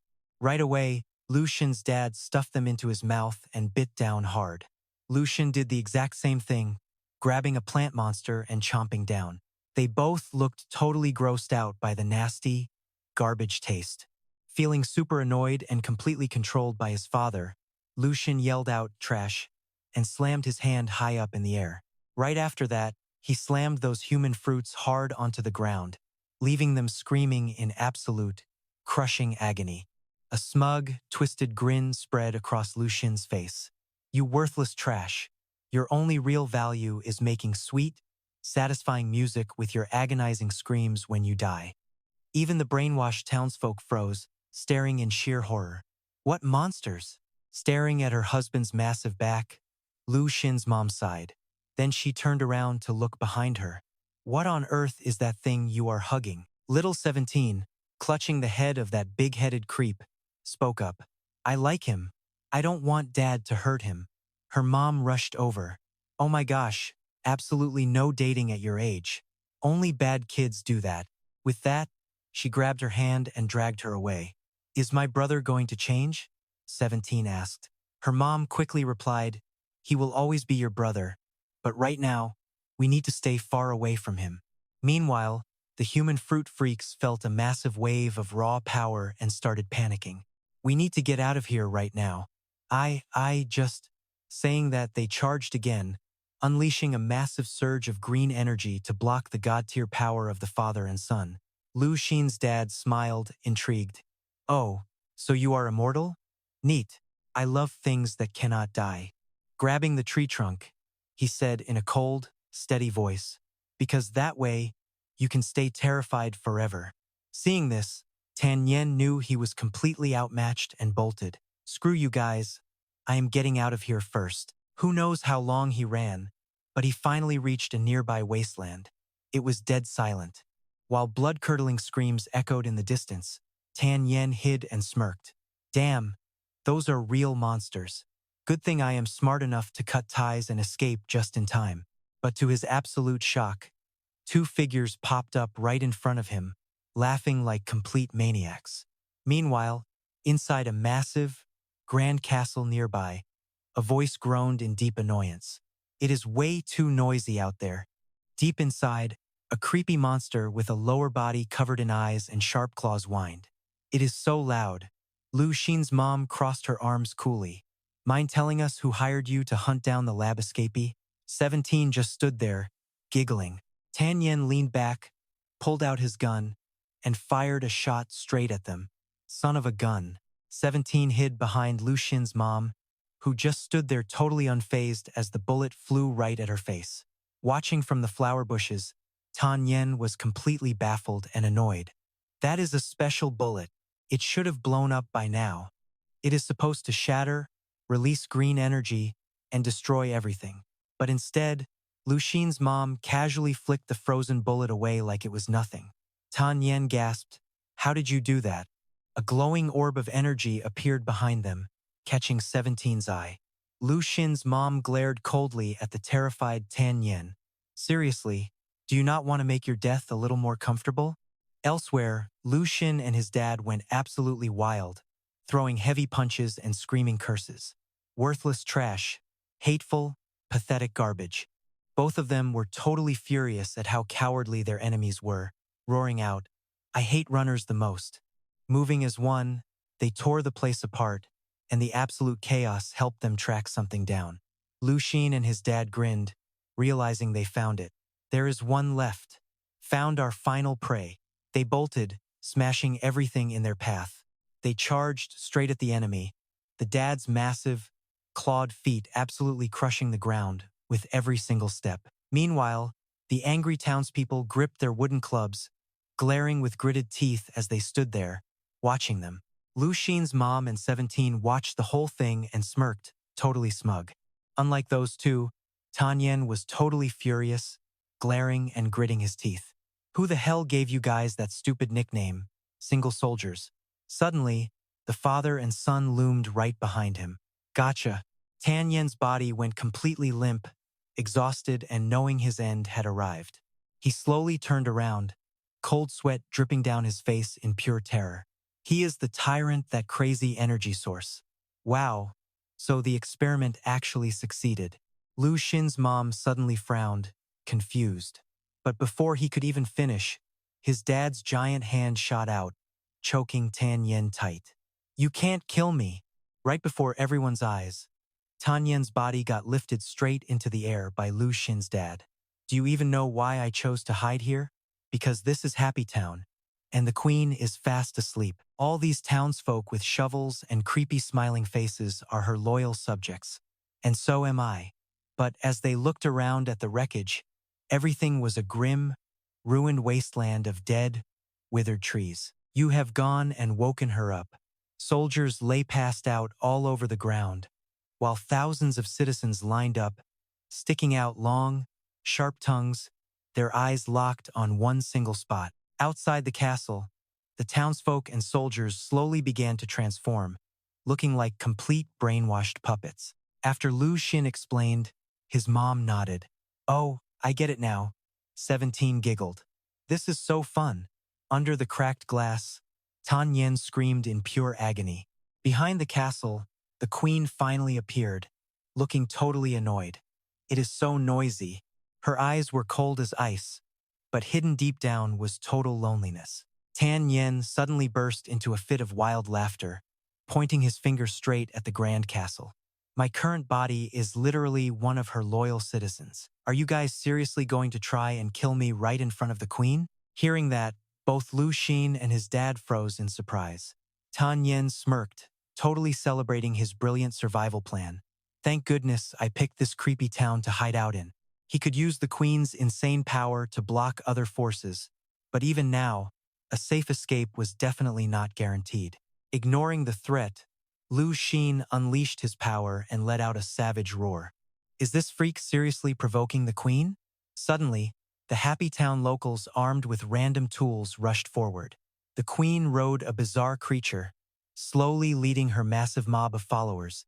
Watching from the dusty road, Lu Xin's family stood together as he explained his understanding of how this creepy town worked.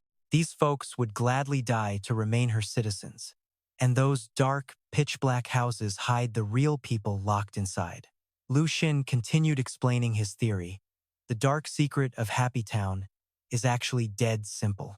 As the cold-blooded queen sat on her bizarre beast, he continued, "A queen was born in this place. She controls their minds, making them think serving her is pure happiness. She is easily one of the strongest anomalies out there, the queen of Happy Town." Lu Xin's eyes flashed with pure determination. "Now is the time to stand beside my family."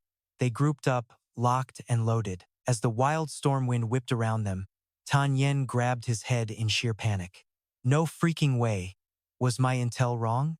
Shouldn't he be throwing down with the queen right now?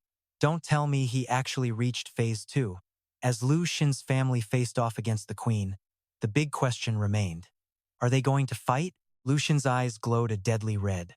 Thinking back on all the freaks he had crushed before, this beast might be the toughest opponent he had ever faced. I had that crazy urge to bolt again, but this was our fight, and I had to stand shoulder to shoulder with my family. No backing down now. Lu Xin's mom flashed a soft smile. Standing right in front of the queen, she showed zero fear, even saying, "Hey, your little town is gorgeous." Looking at her furious, twisted face, she actually tried to comfort her.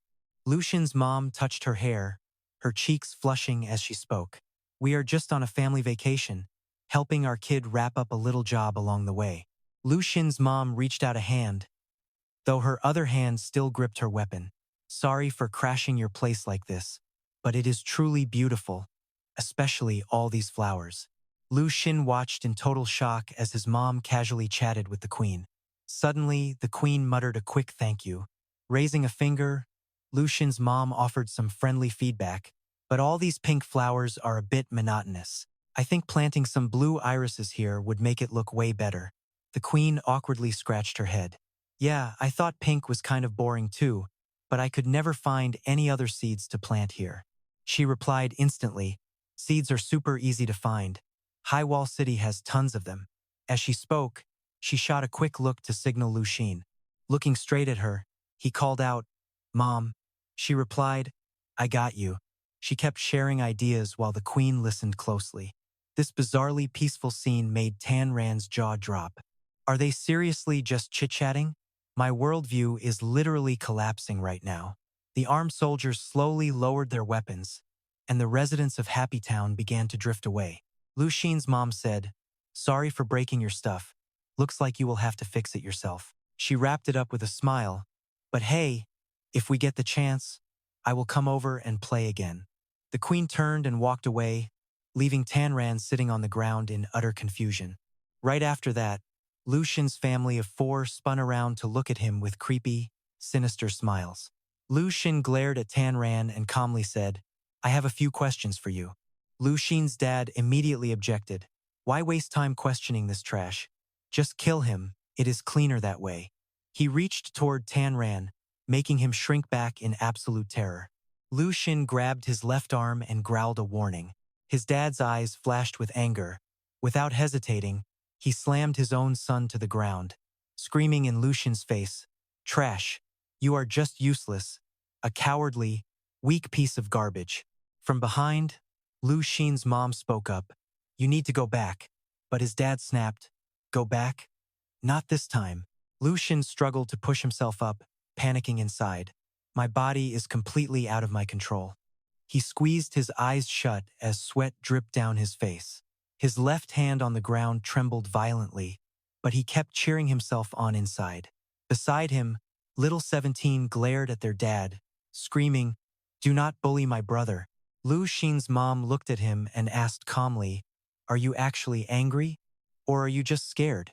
Where are you trying to run and hide? We are family.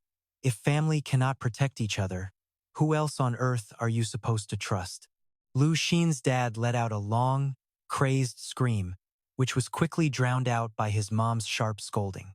"Do you really want this home to completely fall apart right now?" Meanwhile, 17 chimed in with her own creepy wish. "I want to turn him into a toy, the kind of toy that never moves again." The queen, who had not gone far, spoke up. "You guys." Lu Xin's dad and mom both startled, snapping their gaze toward her. But she just pointed and said, "Can you guys not fight here?" His massive shadow stepped through a glowing doorway, muttering, "I am not changing my mind. He is just a useless piece of trash. We protect him now, but sooner or later, he is going to kill us all. By then, it will be too late for regrets." Before leaving, he glared back one last time. The door slammed shut, hiding his dad's shadow. Lu Xin let out a sigh of relief and stood up.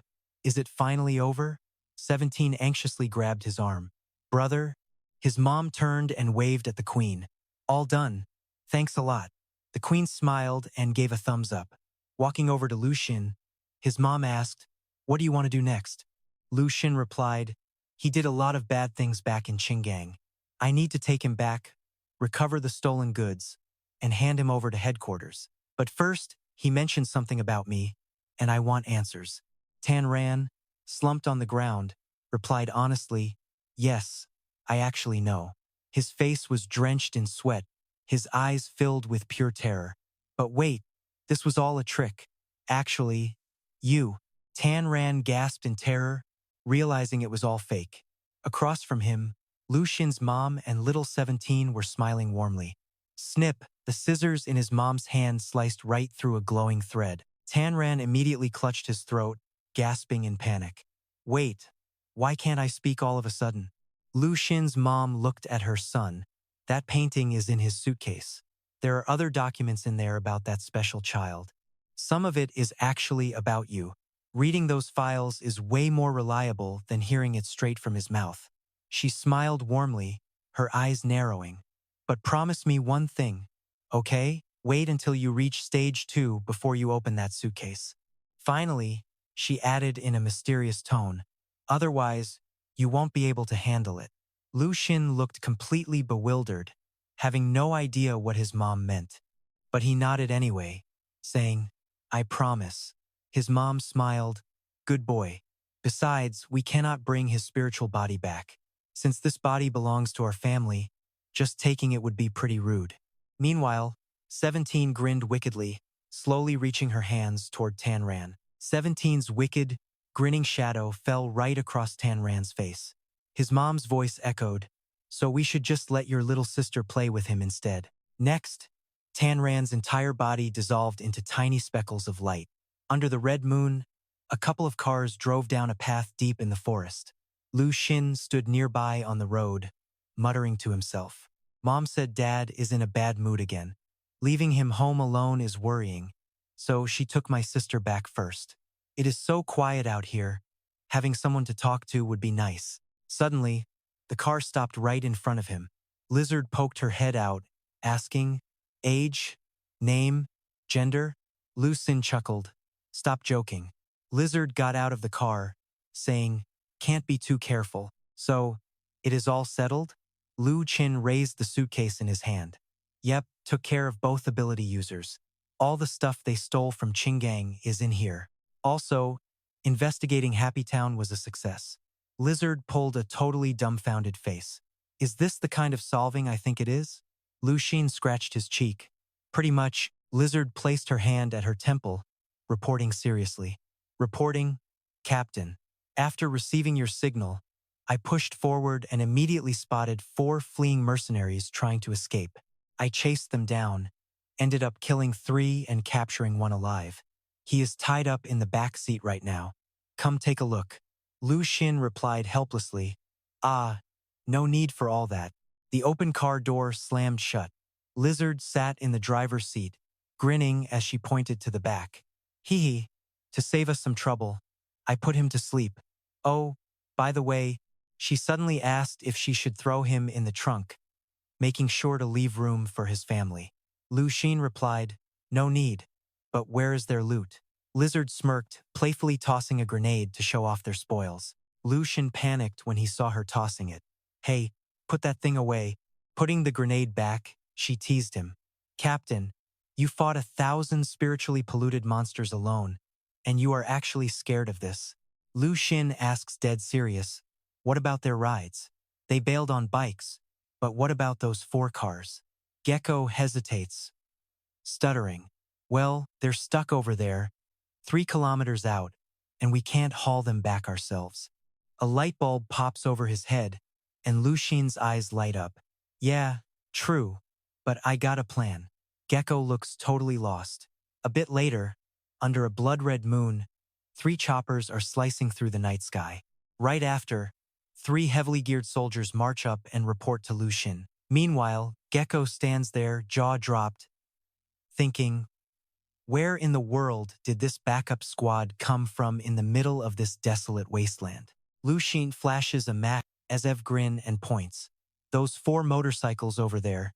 Do us a favor and go track them down, then haul them back for us." Gecko just stares next to him, totally speechless and brain-dead. "Bro, you are seriously something else." Qinggang Satellite City number 2. Lu Xin struts ahead while Gecko drags their newly captured prisoner right behind him. A group is waiting for them. Chen Qing raises her wrist with the watch, saying, "From your departure to your return, it took only 4 days, 13 hours, and 54 minutes. That is less than half of our original estimate." When the professors get this news, they are gonna rip each other's hair out arguing over what rank to give you. Lu Xin instantly pictures the absolute chaos and just lets out a helpless laugh. Chen Qing crosses her arms and says, "All right, let's hear the mission brief." Lu Xin spills everything, completely honest and not skipping a single detail. She asks, "Are you sure those 2 ability users are dead?" Lu Xin answers, "Dead as doornails, nothing left. Out of the 3, 1 was a puppeteer, and I personally took down Blackwater." Chen Qing pats his shoulder, advising him to go get some rest first and write the report later. Right then, Gecko drags the captured guy over, whining, "Man, is this our Colonel Chen? Always putting work before our actual lives?" Gecko grins from ear to ear, taking all the credit. "Got a special ops soldier right here. Captain, my bro Lu took down 3 guys, but I handled 4 and even bagged this one alive. So my credit is pretty huge." Captain Chen, about Tai Kui Chen Qing, cuts him off instantly. "I'll let her know. Just chill and wait for 2 days." He looks suspicious and asks, "Wait, 2 days? You guys haven't told her yet?" Chen Qing avoids his eyes, trying to play it cool while making up a totally bogus but convincing excuse. Meanwhile, somewhere else, Tai Kui is casually eating yogurt, totally oblivious. Back there, Chen Qing grabs the briefcase from Lu Xin, All right, I've already lined up a ride to take you guys back home. We're escorting this briefcase straight to the research lab. The specialists will handle the rest from here. You two get a 3-day break. Use it to figure out your mission reports. I'll ping you if anything pops up. Meanwhile, in the heart of Qinggang under a blood-red moon, the city is cloaked in darkness. Inside a secret room, Chen Qing sits with top brass around a long table. This is what single soldier snatched from the knights. She slides the rectangular briefcase onto the table. I checked it inside and out. Single soldier definitely hasn't opened this case. She glances at Professor Bai and continues. Based on Professor Bai's theory, this case likely holds that mysterious red moon painting, along with some highly sensitive research on mental pollution. And the man next to the professor chimes in, guessing her next words, files on the Peach Blossom Lab. Chen Qing raises an eyebrow, choosing her words carefully. Single soldier's deep dark secrets might also be locked inside. Under the eerie blood-red moon, his voice echoes through the room. Open it. Meanwhile, Lu Xin is already stepping into his apartment building. Gecko pokes his head out of the car window. Big bro, Lu, you seriously not coming? After a high-stress mission like that, you really gotta unwind, or you'll easily lose control. Gecko's eyes light up as he imagines cuddling with a bunch of gorgeous girls. Tell you what, since you saved my skin, tonight is totally on me. I'll make sure you're fully satisfied. Lu Xin shakes his head. Nah, pass. Go have fun without me. But in his head, his thoughts are racing. Lu Xin stands on the rooftop, reflecting on the last 4 days outside the city, clashing with insane monsters and surviving deadly battles. It was a close call. He heads upstairs to eat with his family, though he knows the house is probably a complete madhouse right now. Han Bing's voice crackles over the line, Mr. Single Soldier, heard you made it back. He replies, Yep, how did you find out so fast? She clasps her hands together excitedly. I knew the exact second you got back. I figured your schedule was finally clearing up, so I called. A huge congrats on absolutely crushing this mission. As Han Bing starts to bring up the rewards, Lu Xin interrupts. Wait, tell me one by one. I want to savor the feeling. She giggles, covering her mouth, and agrees. 10 minutes later, Lu Xin mutters to himself, totally smug. Man, I made a killing this time. Besides the fat paycheck, Han Bing even agreed to pull some strings so I can keep one of those bikes. Even if Dad is pissed right now, it is fine. We are family and can talk it out. Lu Xin climbs the stairs to room 401. Inside, his mom is chatting happily on the phone with Miss Chen. Oh, Miss Chen, you have no idea how awesome it is to travel with family. It does wonders for your health and mood. I even met a sweet friend who grows gorgeous flowers. Seeing Lu Xin walk in, his sister quickly greets him. Hey bro, you guys are back super late. His dad just grunts. Lu Xin pulls up a chair to the dining table. You guys should have eaten if you were starving. No need to wait for me. His dad continues sipping his booze, looking irritated, then snaps. At least someone had the decency to show up. The four of them gather around a cozy dinner, and Lu Xin sighs in relief. Dad's mood is way better than usual. Elsewhere, a hand in a black glove prees open the metal case. Once it clicks open, 5 pairs of eyes stare intently inside. Chen Qing stares inside and sighs. Man, this was not easy to get. She pulls out a transparent case and opens it. This has to be the painting. I'll take it to the lab to analyze its properties right away. She looks deeply worried as she flips through the files. This has to be top-secret data from the lab. We all know how massive this is. Not even the 6 head professors at the research lab have clearance to read this stuff. So Professor Bai speaks up calmly. Do not worry about it. No matter what is inside, Single Soldier is on our squad now. How we treat him is definitely not up for debate anymore. We just need to understand him. So stop being so tense and open it. Following Professor Bai's nod, she opens it with a heavy sigh. But when Chen Qing dumps the folder upside down, nothing but shredded paper falls out. Everyone gasps in total shock. Wait, what the heck is this? A full moon hangs in the dark night sky. Lu Xin's mom stands by the window and turns around. We should definitely go on more family trips like this. But I have a few complaints to make. She steps closer and continues. Your grumpy attitude makes this whole house so tense.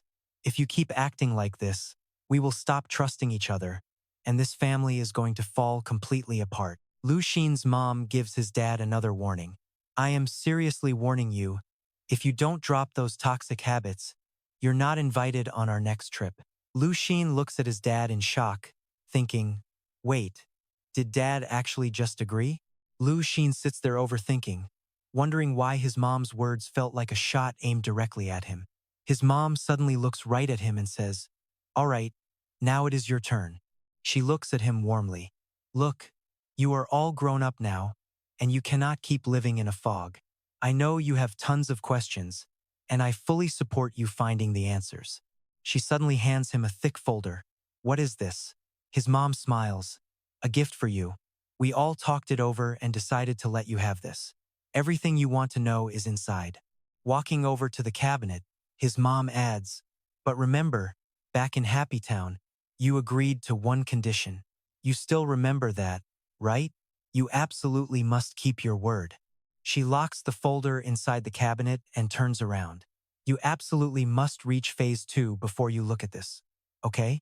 She hands Lu Xin the key. Keep it safe. He nods. Deal.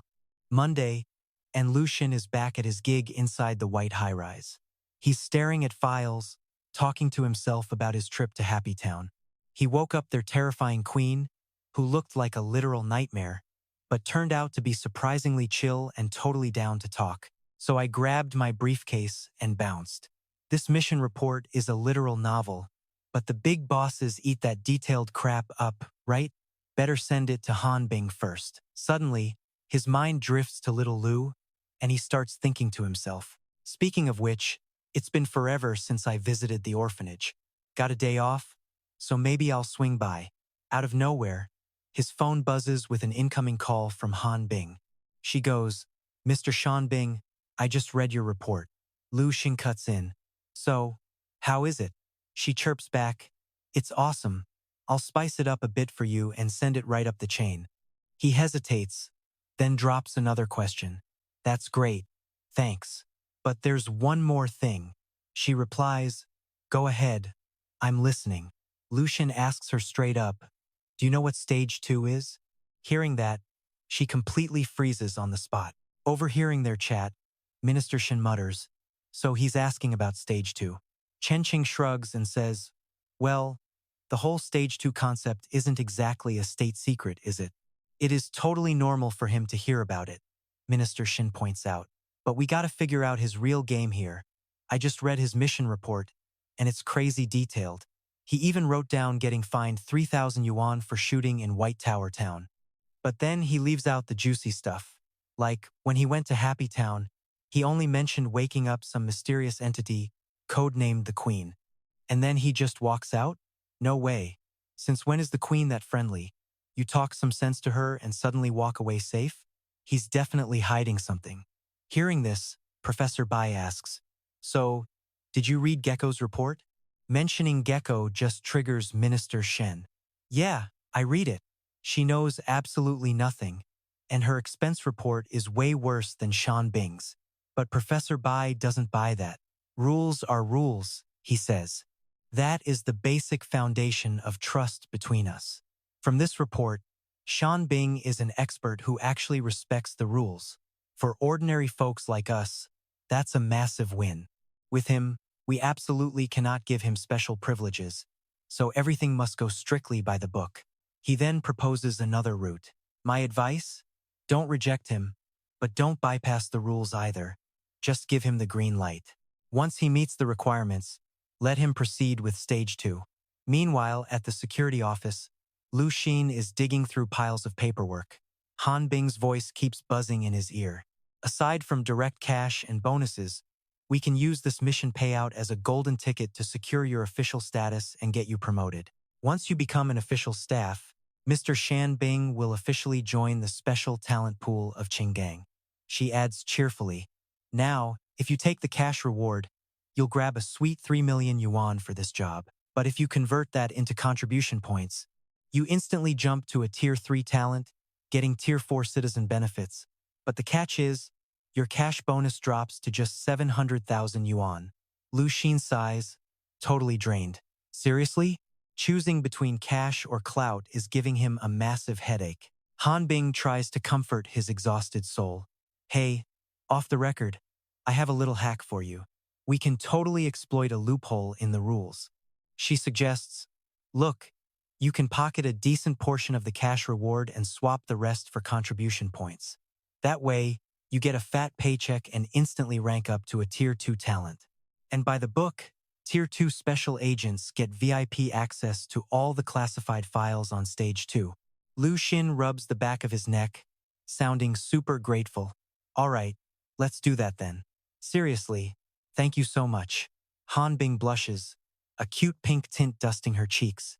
No biggie, I told you I've got your back. She then shifts to official mode.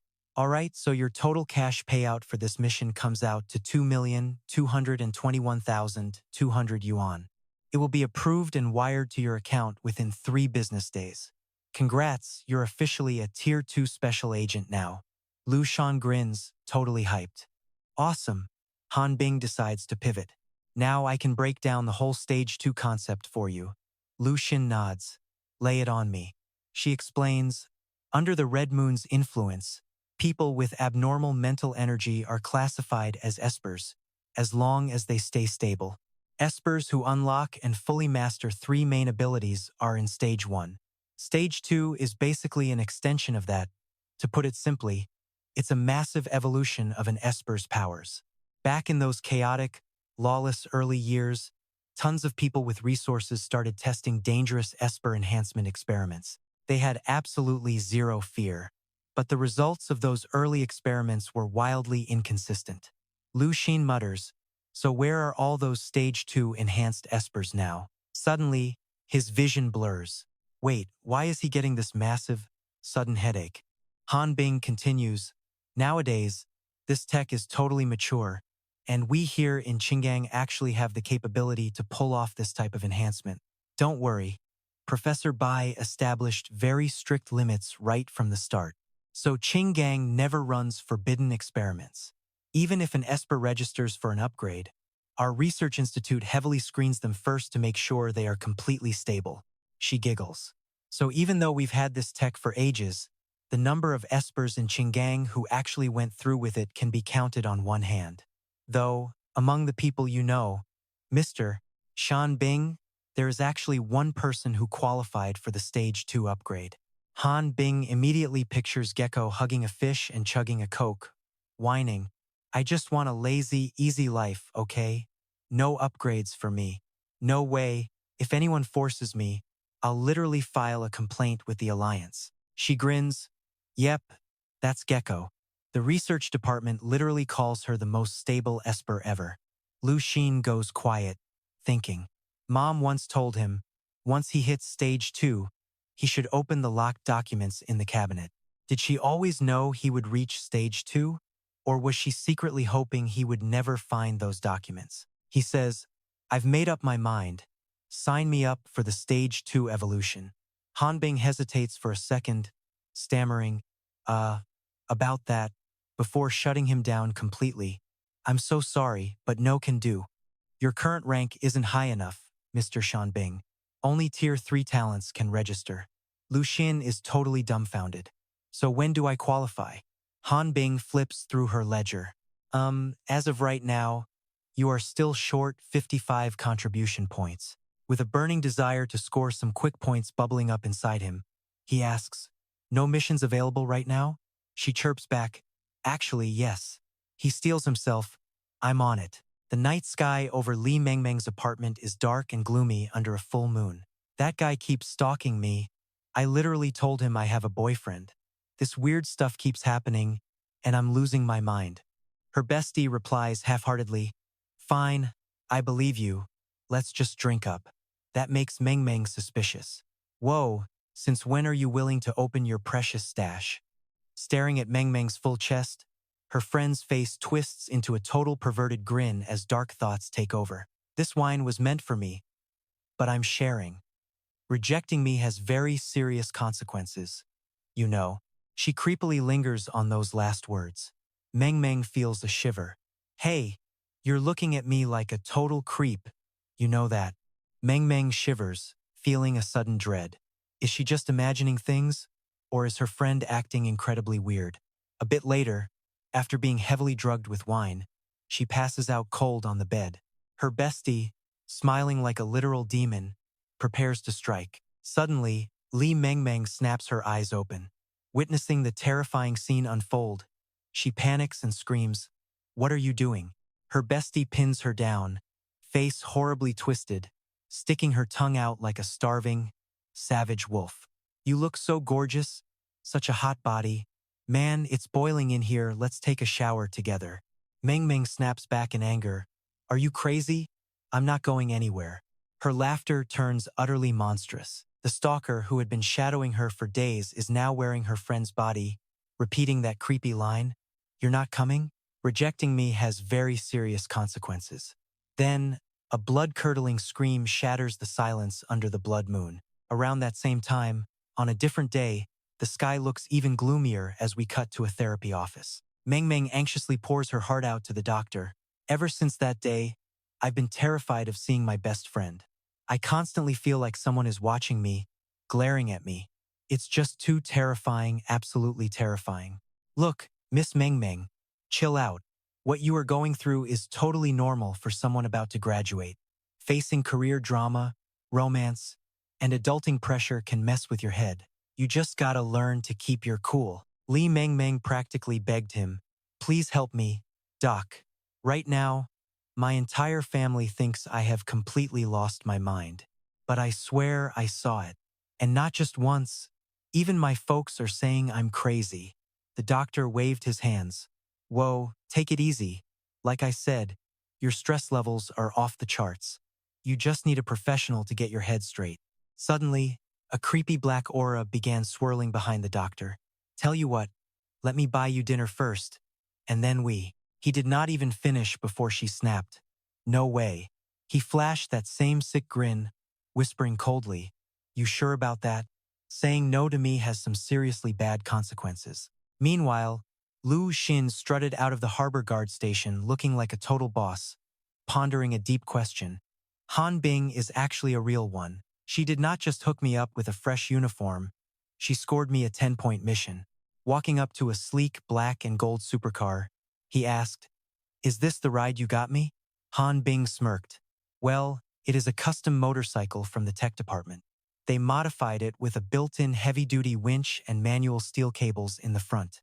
Plus, it has voice-guided GPS built right into the dash. Oh, and see that metal box on the back left? There is a smart robotic dog inside to back you up on missions. This bad boy is custom designed for special ops.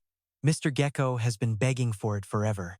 Lu Xin hopped on, rocking it side to side, totally confused. "Then why did you not just give it to him?" "I do not remember a single thing from last night." Han Bing recalled how Gecko hooked up with some girl and bailed immediately. "Well, because he pissed off his ex-girlfriend, who happens to run the new weapons development department." Lu Xin was speechless.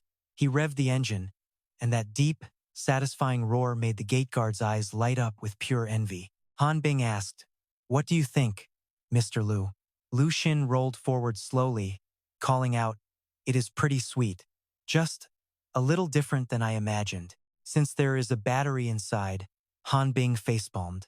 "Mr. Lu, you are talking about an electric scooter." Lu Xin cheered, "Awesome. Time to go hunt some ghosts." Though right now, he was crawling forward at a snail's pace. Back in the city, Li Meng Meng was wandering the cold streets in nothing but thin clothes, feeling totally lost and helpless. Even the doctor went crazy. "Where do I go now? Everyone around me looks so creepy and hostile." Just then, a cute little girl walked up and said, "Hi there." Suddenly, the kid's face warped. A demonic head with glowing red eyes loomed behind her. "Now do you know the price of rejecting me?"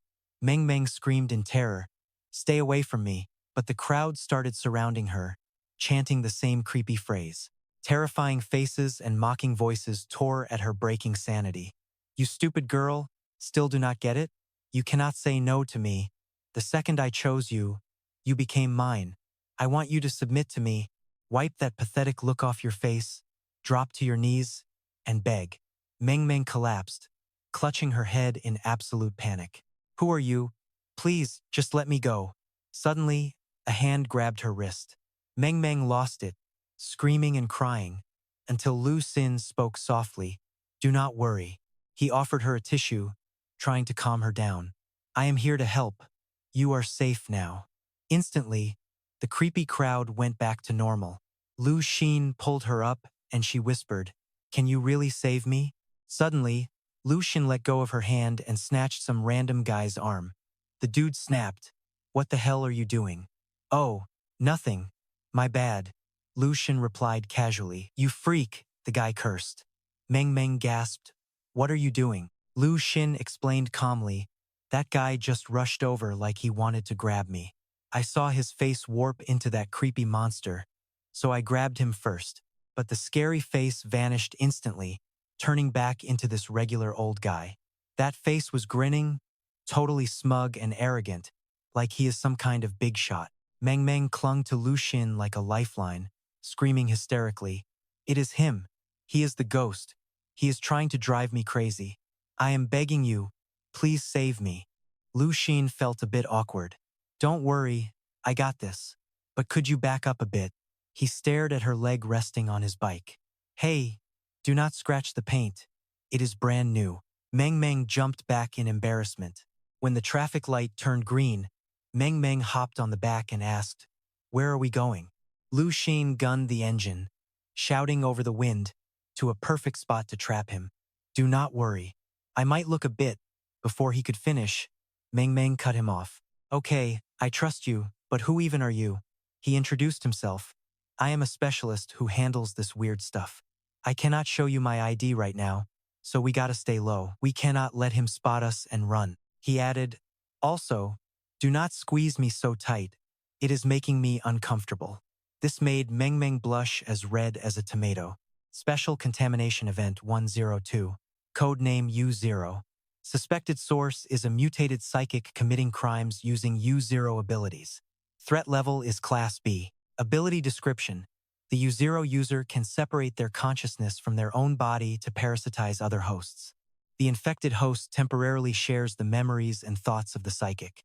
Infection method. Requires physical contact with the host.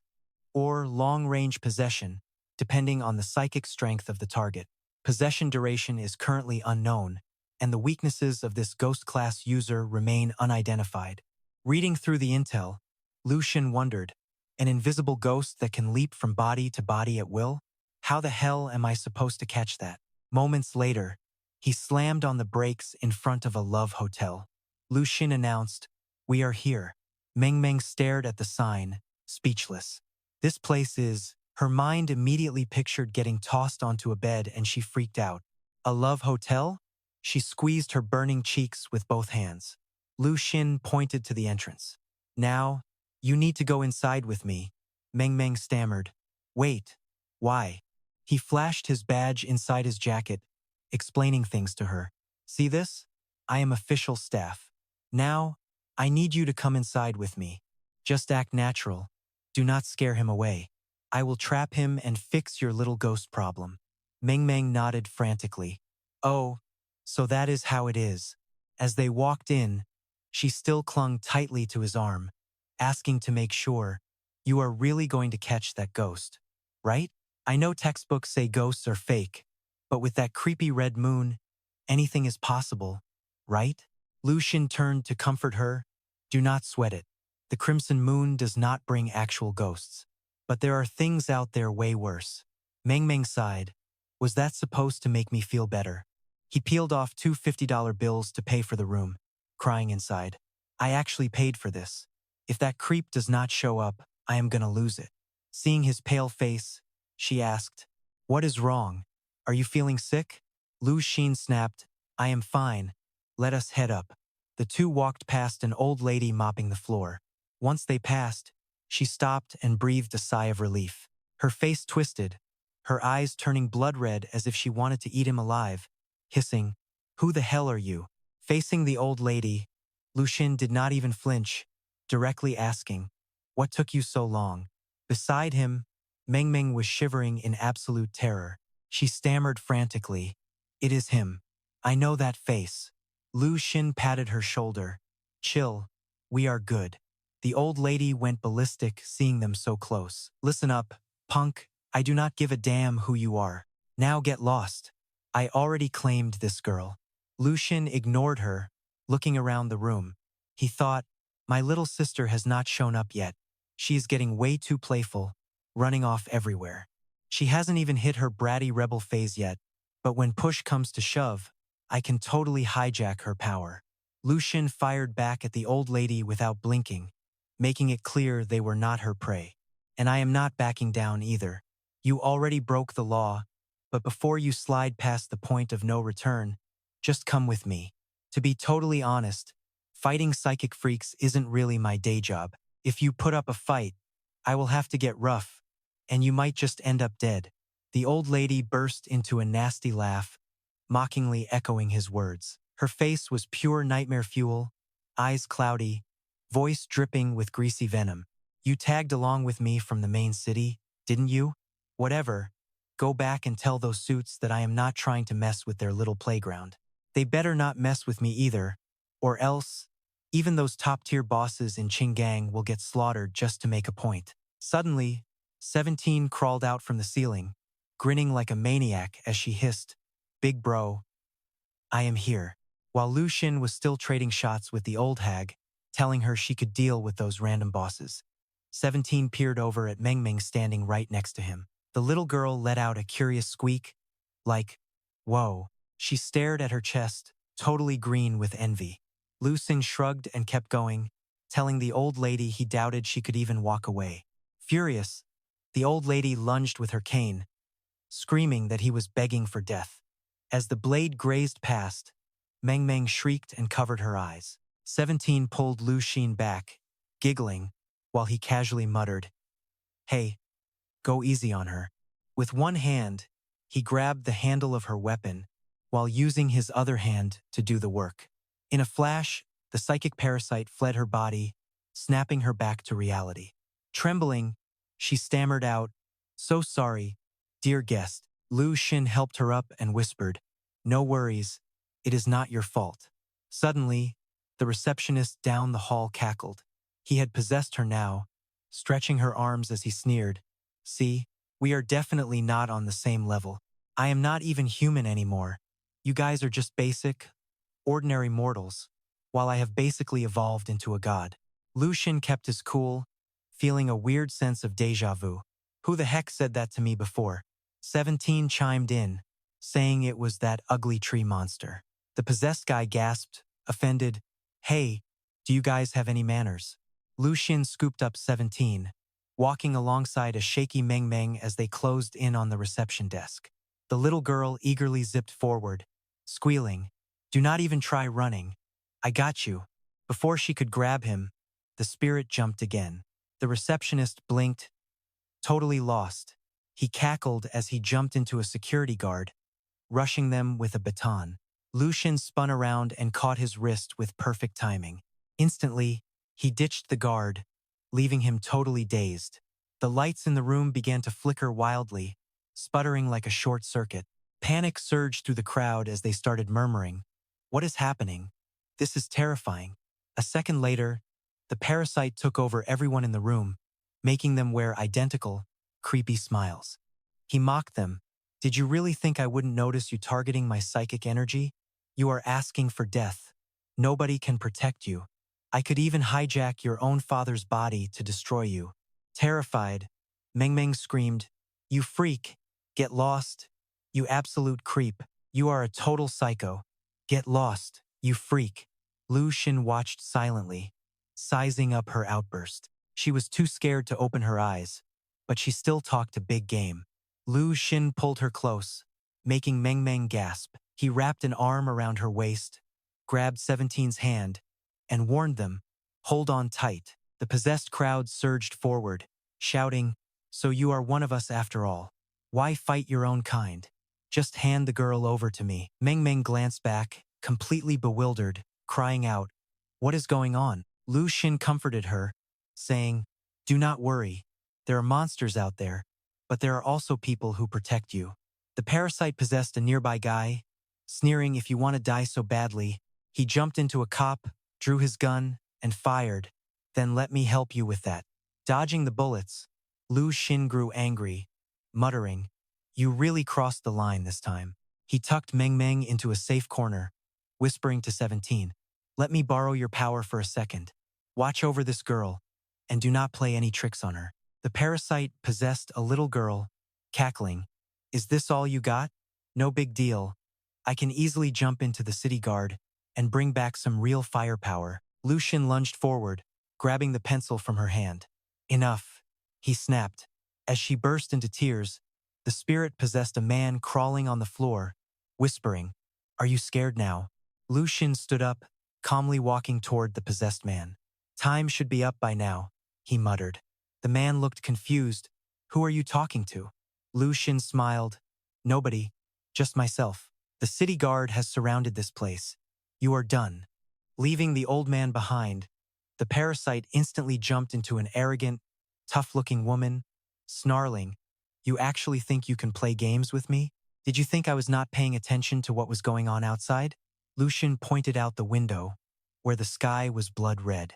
"What I meant by surrounded was not just this building, but the entire district. To keep you from getting spooked and running away, we locked down the entire perimeter." Lu Xin bragged about his strategy, adding, "While you were busy screaming like a lunatic, the city guard was sealing off every exit. I do not know how many they sent, but they definitely blocked off the airspace too." The woman sneered, "So what if they did?" She cackled, "Did you really think more people would help you catch me? The more minds there are, the easier it is for me to hide." Lu Xin did not back down at all. Every single soldier out there is wearing special psychic protection gear. They have 2,000 more suits on the way. Soon, every single person surrounding this entire area will be fully shielded. I do not know how long you can survive inside someone else's brain, but your host options are running out. Lu Xin got more pumped up as he spoke, "Until you are completely trapped, which means you are totally finished now." The parasite cursed, "Damn it," instantly abandoning the woman's body to find a new host. Lu Xin tracked the residual psychic trail, muttering, "Did he run away already?" He announced over the microphone, "Everyone stay calm. This is just an official drill. You will all get a nice reward after this. Just stay as far apart from each other as possible. Do not run around or the guard will open fire." After saying that, Lu Xin blinked in confusion. "Wait, are they actually giving out rewards?" The cop from earlier ran over, sweating. "Boss, what the heck just went down here?" He grabbed Lu Xin's hand, shaking it with shining eyes. "I remember you from the guardhouse. You are a total pro expert, boss. Just tell me straight, what can I do to help you out?" Lu Xin felt totally awkward. He ordered them to disperse, telling everyone to back off and keep their distance. Meanwhile, Meng Meng was still wiping her tears, stammering, you guys. Lu Xin calmed her down, telling her not to worry. "We will protect everyone," he promised. Internally, Meng Meng was screaming, completely captivated by how cool and handsome he looked. "He is so serious and handsome," she swooned. 17 rolled her eyes beside them. Looking up, Meng Meng caught Lu Xin's perfect side profile, thinking to herself, "Wow, he really is gorgeous." After a brief moment, Lu Xin leaned out the window to check on his motorcycle, letting out a quiet sigh of relief. "Thank goodness nobody messed with my ride during that chaos." Looking through the window, Lu Xin watched the city guard hard at work and praised them. Their efficiency is top tier. They locked down the entire place so fast. Down below, a guard raised a megaphone, blaring an announcement. "Attention! Listen up, everyone.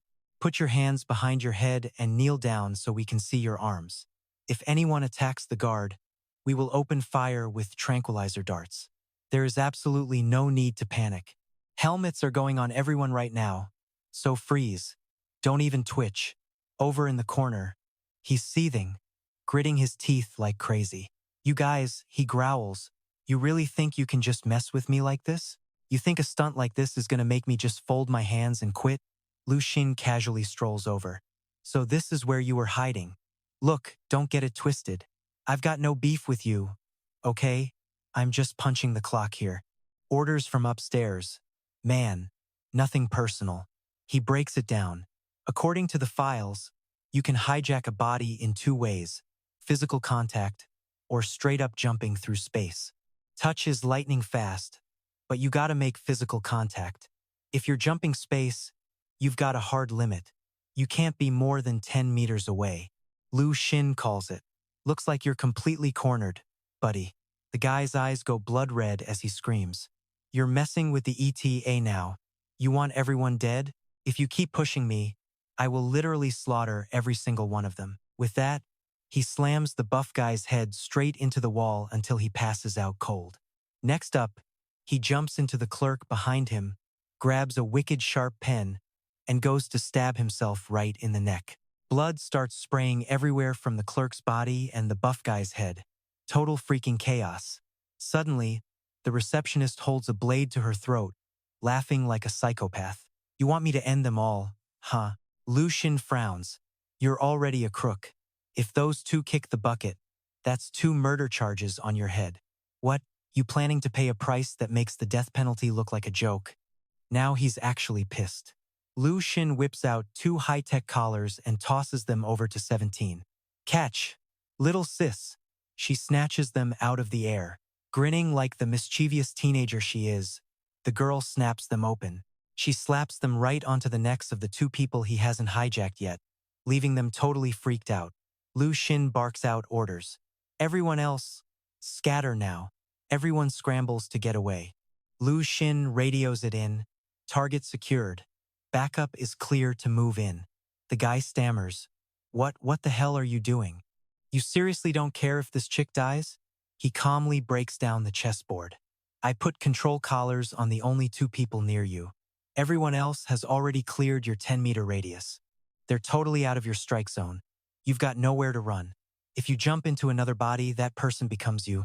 And if that body dies, well, Lu Xin plays nice and gives him a choice since he can't hop to another host.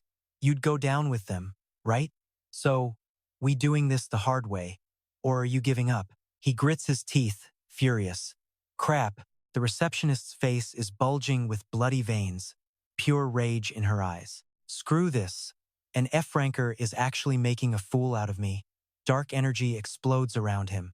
How can someone like me get pushed into a corner by a pathetic F-class loser? The ceiling lights flicker and sway violently as the circuits spark. He screams, "You forced my hand. I'm dragging you straight to hell with me." Lu Xin stands his ground against the massive pressure, totally unfazed. Flashing visions from countless victims start flooding his brain. So many innocent lives wrecked. Suddenly, Lu Xin connects the dots. Wait, are this psycho's memories? His eyes flare blood red, radiating a cold, lethal vibe. Oh, I see. Lu Xin lets out a twisted laugh, looking every bit as unhinged as the villain. You didn't just break the law, did you? He releases the old man and immediately leaps into an arrogant, tough-looking woman nearby. You think you can play me? You think I wasn't keeping tabs on my own damn surroundings? Lu Xin points out the window toward the blood-red sky. He drops a truth bomb. When I said blockade, I didn't mean just this building. I meant this whole damn district. To keep you from getting spooked and running, we literally locked down the entire neighborhood. He proudly flexes his master plan. The exact moment you started screaming like a total psycho, the city patrol completely sealed off every exit in this zone. No clue how many backup units they sent, but they don't play. Not even a mouse is slipping out of here. The woman sneers back. So what? You think throwing a crowd at me works? The more meat puppets you bring, the easier it is for me to hide. Lu Xin doesn't back down for a second. Every single soldier out there is geared up in full mental pollution hazmat suits.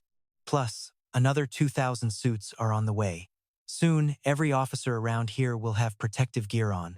I don't know how long you can survive inside someone else's brain, but your list of potential targets is shrinking by the second. Lu Xin gets more hyped with every word. Once you run out of heads to hop into, you are dead meat. The guy snaps, cursing up a storm, before ditching the woman's body and bolting to find a new host. Lu Xin watches the gust of wind trail off. Oh, he ran. He taps his mic to announce, "Attention everyone, do not panic. You are currently participating in an official military drill. There's a fat bonus waiting for you after this.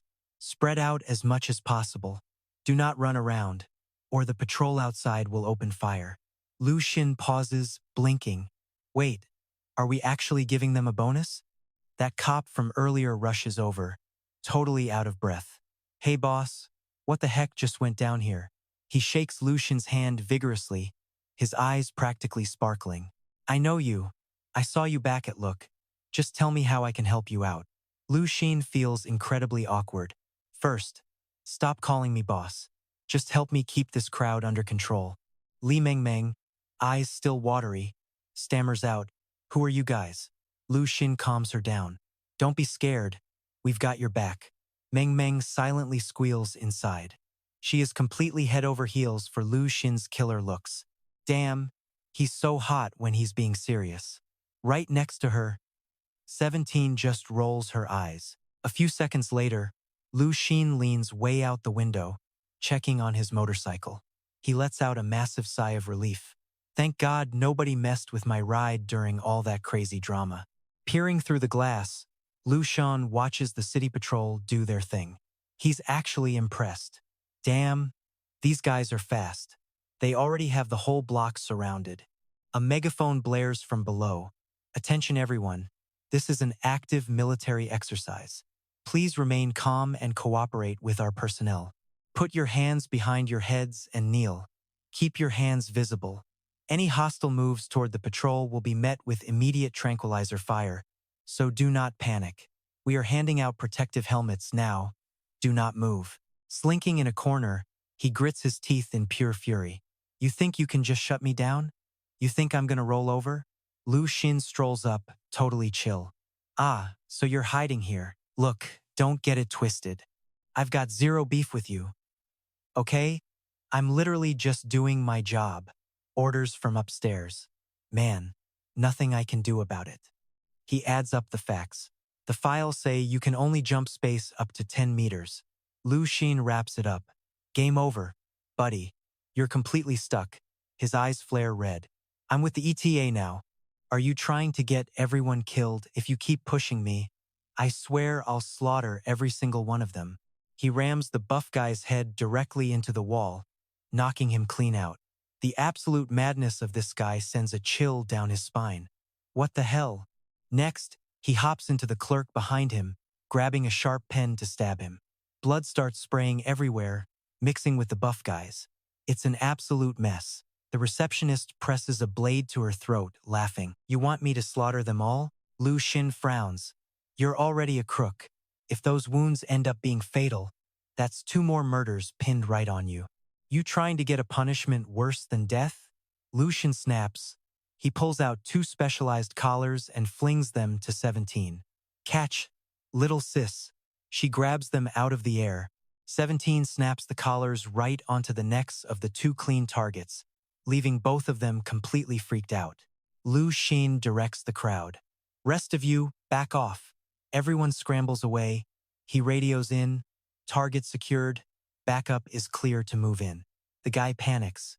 What are you doing? You seriously don't care about this girl's life? He calmly explained the situation. We left 2 people near the guy wearing the restraint collar, while everyone else ran out of the 10-meter radius. Out of your range of power, you have nowhere left to run. If you possess a body, that target becomes you, and if that target dies, you go down with them. Lu Xin kindly gives him a choice since he cannot jump to another host. You will die too, right? So, fight or surrender? He gnashed his teeth in fury. Damn it, the receptionist's face, possessed by him, turned pale and bloodshot. Humiliated, he slammed his hands on the desk as dark energy erupted. Someone like me, how could I let a nobody like you back me into a corner like this? The ceiling lights flickered and shook violently, short-circuiting. He screamed, You forced my hand, so I am taking you down with me. Lu Xin calmly faced this intense pressure, utterly expressionless. Images from countless different victims began flashing through his mind, revealing how many innocent people he had ruined. Lu Xin suddenly realized, could these actually be his memories? His eyes flashed crimson with a deadly chill. So that is it. Lu Xin laughed, looking just as unhinged as his enemy. You did not just break the law. The monster tried to possess Lu Xin, but he leaped aside. He gasped in shock. You. This was something the beast never expected. How can I not possess this guy? It stuck out its tongue, snarling. If that is how it is, I will just swallow you whole. 17 just sat there cross-legged, laughing. Lu Xin realized his little sister was not going to help, she just wanted to watch the show. Fine, he would handle it himself. He lunged forward, and as the beast leaped, Lu Xin threw a hard punch straight to its face. The monster clutched its nose, groaning, "You." He then stomped his boot right onto the beast, making the creature scream in absolute agony. A piece of the monster dissolved into the floor under his boot. Terrified, the creature quickly retreated and slipped back into the female receptionist. The receptionist clutched her stomach, screaming in pain. Lu Xin sighed, "Just stay put. Honestly, I did not want to go easy on you, but you are just too weak. I really do not get why you think you are some kind of god." Now, before they get here, he held out his hand, demanding, "I did not come to rent a room, so hand back the cash I just gave you." The receptionist screamed as the city patrol grabbed her. "What are you doing? Why are you arresting me?" Han Bing watched the monitor and noted, "She definitely knows nothing now. That specter has gone into hiding again. His power lets him hide deep inside the host's mind, completely undetected by others. But as long as we know he is in there, we can force him out." Lu Xin then asked, "So what will happen to that specter now?" "Under Qinggang law, he will likely face execution," Han Bing replied. This caught him by surprise. "Really? Execution? Can you explain how that works?" "More like depriving him of his right to live. Whether he goes to research or becomes a Class D agent for defense, those are actually his best options." The receptionist screamed as they locked a clear helmet onto her head. "What do you people want from me?" The soldier holding her steady said, "Please cooperate. We will make sure you remain completely safe. Plus, you will get some pretty solid financial compensation after this." Lu Xin gave a silent thumbs up. This backup squad was seriously legit. The patrol tied up the receptionist and led her away, calling out, "Thank you for your hard work, Mr. Soldier." Lu Xin politely replied, "Just doing my job. You guys worked hard too. Everything is fine here, so we will head out." "Hey, are you really just leaving like that?" Li Mengmeng suddenly spoke up, asking, "Hey, what is your name?" Lu Xin froze, while 17 giggled beside him. "She totally has a crush on you." Mengmeng quickly denied it. "Do not get the wrong idea. I am just worried about running into trouble again later and wanting someone to call. Could I please get your phone number? If another crazy thing happens, would you come back to protect me?" Lu Xin coolly replied, "Do not worry. He is locked up now. There will not be any more trouble. Even if something does happen, it all depends on what my boss assigns me. Plus, it might be my other colleagues coming to protect you instead." Though slightly disappointed, she smiled and said, "Thank you so much anyway." But I still think before she could finish, a soldier walked over and popped a helmet right onto her head. She started screaming instantly. Another soldier sighed. "Should we take that helmet off?" "No need," he replied. "We are all done here, so I am heading back now." "Oh right, sis," he suddenly remembered something, and both Han Bing and 17 replied. Lu Xing grinned happily. "Was I super cool back there?" 17 just blew a raspberry. Han Bing, however, cheered him on, saying, "I did not see the actual fight, but I bet you looked amazing." He blushed, saying, "Nah, not really." Inside the server room, 2 agents had been monitoring Lu Xin this whole time, analyzing his performance. Pretty clean work. Took him less than 2 hours to wrap it up. Out of 132 people, only 5 were hurt, and 2 are critical but stable. With the extra credit points, we can give him a B grade. Wait, only a B? That is not bad at all. Doozy is still a rookie. You might not know this, but his potential threat level of going out of control is 85%. The other analysts suggested, what if we rate his danger lower this time, then higher next time to balance it? The guy replied, I think that works. Look, Doozy just selected another mission. Han Bing presented a brand new assignment, outlining the situation. Ghost Child over at Satellite City number 4 requested a mental-type psychic to assist them. They discovered a highly unusual assassination of a local business owner. Ghost Child took over the case. After a month of digging, she found some clues and prepared to corner the target, prompting her call for backup. The special report states that the CEO of Ngan Hoen Limited was murdered inside a heavily secured room with the windows completely intact. Meanwhile, members of the outlawed Red Undershirt gang were all brutally slaughtered. Their limbs were planted like potted plants straight out of a Red Moon horror story.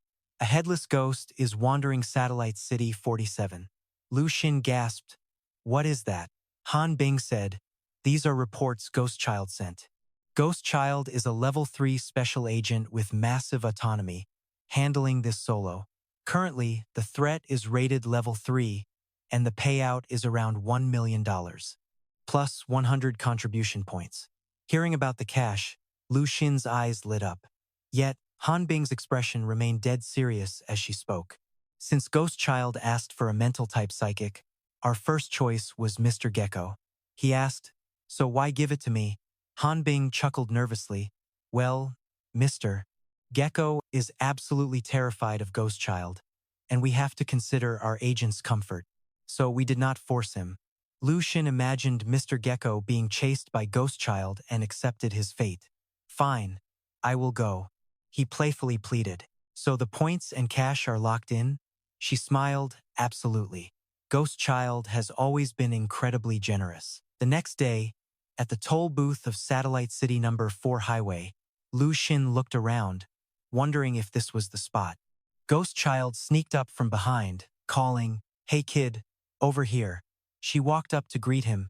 You are the rookie, right? We met once before, but things were so crazy that we did not get to chat. Lu Xin politely said hello. She smiled warmly. Thanks a ton. I know you are busy, but I really appreciate you coming all this way to back me up. Remembering Mr. Gecko's excuses, Ghost Child rolled her eyes and casually picked her nose with her pinky finger. I wanted to get her real name, but she faked a stomach ache. Super awkward, but I rolled with it. She just laughed, slammed her drink, and went, Good. Love that energy, kid. I will drive my ride over. Let's get some food. He just stared like a dork and mumbled, Okay. She pulled up in this total junker that rattled like crazy. Seeing him hesitate, she yelled, Get in. What are you waiting for? You could literally throw your bike in the back. Lu Tan politely declined, saying he would just follow behind. Ghost Child did not care what he was thinking and just shrugged. Fine by me. Let's roll. Following her was pure hell. He had to plug his nose, face turning pale. What was this junker burning? It was incredibly slow and spewed clouds of nasty black smoke. They finally pulled up in front of some crowded high-rise apartments. She announced, We are here. Before he could even ask where, she cut him off. This is my place. She gestured him inside. Come on up for dinner, then we can talk about the mission. Walking in, they ran into Mrs. Wang, who waved cheerfully. Oh, little Gaggy is back. Is this boy your boyfriend? Ghost Child waved back casually. Just a coworker. Mrs. Wang. What did you buy that smells so good? Mrs. Wang teased. Man, you have the nose of a hound dog. Lu Tan watched her, thinking these neighbors were way too friendly for an old apartment block. Suddenly, she threw the door open, yelling, Mom, Dad, I am home. Her parents were waiting on the couch, beaming. Our little Gag is finally back. Her dad stood up, asking, Did you bring a friend? Her mom warmly offered a seat. Hurry up and sit down. Lu Tan bowed slightly and said, Hello, uncle and aunt. Ghost Child said, He is my coworker. Keep him company while I make dinner. Do not be shy. Grab an apple to eat. Then she headed straight into the kitchen. Lu Tan got hit with a massive barrage of friendly questions from her inquisitive parents. What is your name? How old are you? He blushed and mumbled, I am 22 years old. Then it hit him. The agency rules state they should only use code names to communicate. Should he even reveal his real name? Honestly, he did not even know her actual name, And technically, meeting a coworker's family was totally against the rules. Before he could answer, her parents cut in, making him choke on his drink. 22? Nice, very nice. Our girl just turned 18 herself. Do not mind her weird attitude. She is actually a sweetheart. So, how far have you two gotten? Ghost Child popped her head out from the kitchen. Mom, he is just my coworker, Xiao Ping. He is helping me with work. We only met twice.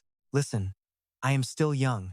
My mind is focused on big things, so why can I not just focus on my career instead? Her mom stood up, stammering a quick excuse before slipping into the kitchen. Here, eat this fruit. I will go help her with dinner. In the kitchen, her mother got a major earful. Xiao Wang, Mom, how are you still this clumsy? You are supposed to be a college professor. How do you even teach students looking like this? Lu Tan was shocked to hear her mother getting scolded. Her dad quickly covered for them, saying, It is fine. Do not worry about it. Eat some fruit. Half an hour later, a massive feast was set on the table. As they ate, Ghost Child casually poured drinks, urging, Xiao Ping, do not just stuff your face. Let me fill your glass. Come on, alcohol keeps you young. Lu Tan politely declined, saying, No thanks. We still have important stuff to discuss later. Her dad chimed in, If he does not want to drink, leave him be. Girls should not drink so much anyway. She snapped back, Please, you two will only understand when you get to my age. I am not calling you dad anymore. Xiao Wu, seriously, you do not drink. You do not smoke. What did Xiao Wang even see in a boring guy like you back then? Look at your social life at school. It is pathetic. Just retire. I will support you. We have plenty of money. Her dad listened in silence, tears streaming down his face. Lu Tan gulped his food, thinking, Is this family always this messed up? After stuffing themselves, they crashed on the sofa. Ghost Child sighed happily, Man, that hit the spot. How about you? Lu Tan mumbled, Dinner was great. Then he asked, So, what about tonight? She dropped a bombshell. We are not going anywhere tonight. You are sleeping in my room. Lu Tan gasped. Wait, what? Her parents overheard and got super excited. Oh my, is something happening? She casually picked her nose, acting like it was totally normal. What is with the You came all this way. Do you not need some rest tonight? He stammered, I should probably just get a hotel room. Company is paying anyway. She shot back, a hotel? Is company money not real money? She threw her leg over his lap, putting her arm around him. My bed is super soft and huge. There is plenty of room for both of us. Besides, I brought you here for a reason. We can discuss everything tonight. But he still hesitated. But you? She leaned in close and whispered, We are both adults. Why are you being so slow? Do not think of me as a girl. Just pretend I am a guy. They went upstairs and crashed on the bed together. Her parents watched, thrilled that their beloved daughter finally found someone. A little later, the nightlight was still burning. Ghost Child kicked off her slippers, groaning, my back is killing me. She lay back, resting her legs, while Lu Tan sat up. So, what do we do now? She raised a finger, signaling him to keep quiet. They are listening outside. She sat up wearily. Honestly, they have had it rough, wasting so much energy on their daughter. They took me to doctors and even brought in a bunch of exorcists. They decorated this room to look like what a normal girl would want, hoping to change my tastes. Going from an old man to a young girl is whatever, but my old colleagues at Special Ops would never get this, let alone those fake exorcists. Lu Tan wondered, is she actually just a little girl possessed by some old ghost of a middle-aged guy? But ghost-type users cannot possess a body for long, and her situation has been going on forever. She got up, pulled back the curtains, and asked in a serious voice, What do you think we should do? She smirked, unbuttoning her outer shirt to change into a fresh outfit. She sat down, popped open her suitcase, and started assembling a rifle. Lu Tan was totally blindsided. What is this? She flipped the light switch, plunging the room into darkness, lit only by blood-red moonlight. She whispered, Those two are completely passed out drunk by now, totally out cold. Through the glass, her expression turned dead serious. Those monsters are definitely heading this way as we speak. She sneered, "They have been hunting me down for days now. Or did you seriously think I shared a room with a kid like you because I was after your body?" Lu Tan cleared his throat to change the subject. "So, these monsters?" She frowned. "They are incredibly bizarre. We are talking about at least 2 superclass 2 psychic monsters. They show up here every single night." Lu Tan was completely shocked. Superclass 2? How could monsters that powerful bypass the high defense walls of the city without triggering any alarms? She sighed.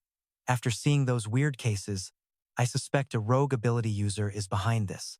Did you actually read the files? At first, how could I even know my own abilities were doing this? I did plenty of reckless things back then. But over time, I discovered a link to a mysterious organization called the Hometown Association." He frowned in confusion. "A mysterious organization?" She explained, "Ever since this whole mess started, all sorts of weirdos have popped up. People love forming little groups, but we have to look closely at their actual motives.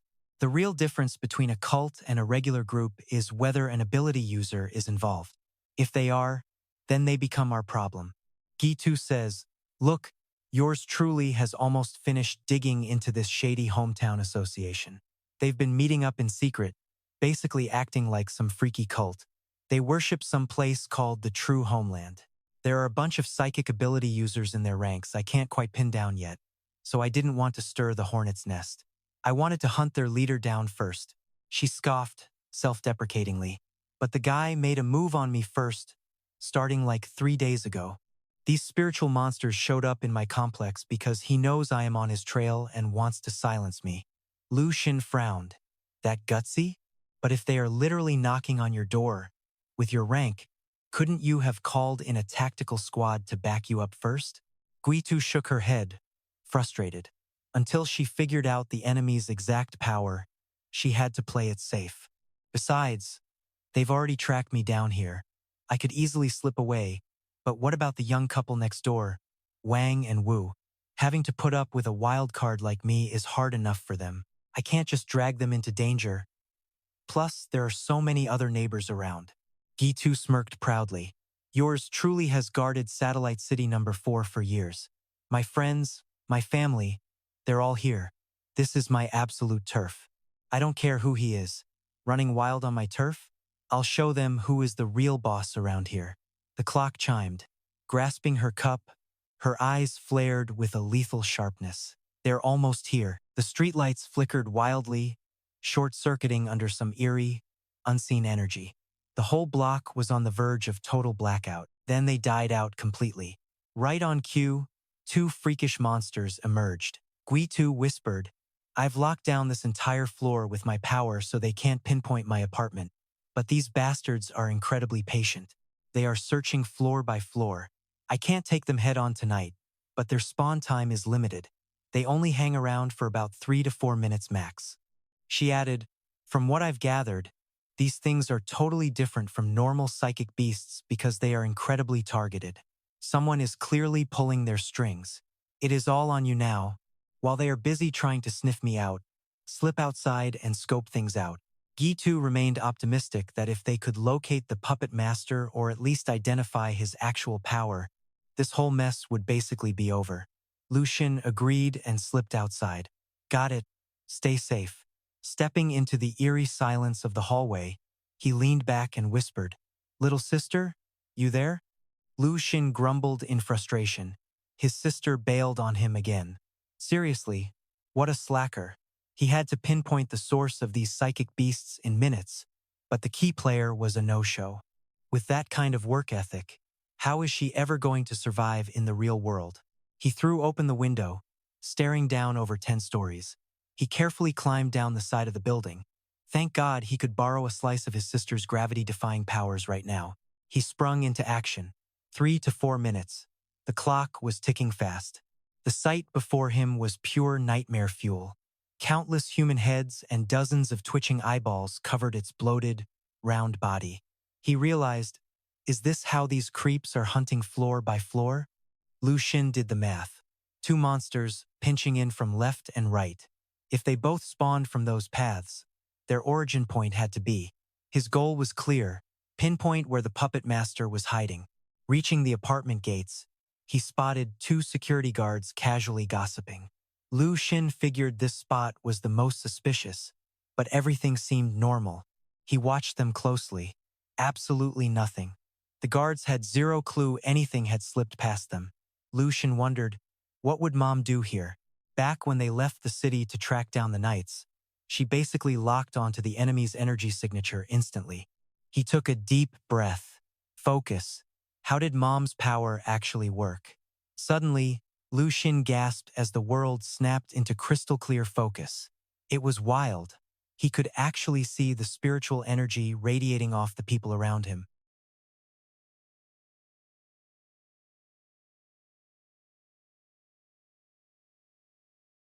The two guards kept babbling. Man, the power grid in this complex is acting up again. Seriously, didn't they just fix it? He realized he could literally see their words taking shape. Lu Xin wondered, can I actually read their spiritual vibes now? Like whether they are feeling annoyed, hyped up, totally depressed, or incredibly anxious? Or maybe some weird fanatical belief? Is this really the trippy way Mom sees the world every single day? He shook his head to refocus. No, focus. My job right now isn't analyzing my own powers. I need to find the freak controlling those spiritual beasts. Lu Xin knew a normal person's soul looks totally different from an ability user. If the puppet master was nearby, he would stick out like a sore thumb. After scanning the area, he sighed in defeat. Lu Xin deactivated his vision. Still nothing. Actually, there was nobody there at all. Guitu's theory was completely off the mark. He gritted his teeth. If Mom's subtle way failed, he only had one option left. Time for Dad's style. Grab those two monsters and beat the answers right out of them. Lu Xin closed in, wondering, wait, how do I actually act like Dad? Suddenly, a creepy dark aura seeped from the door ahead, signaling extreme danger. He froze, his head throbbing with a sudden, sharp pain. Whatever, screw it. Lu Xin didn't hesitate, storming straight inside. He sprinted as fast as he could. No time to wait for the elevator, so he bolted straight up the stairs. A woman in the hallway was acting incredibly bizarre, totally out of her mind. Mrs. Wang stared at Lu Xin. You're the kid from next door, right?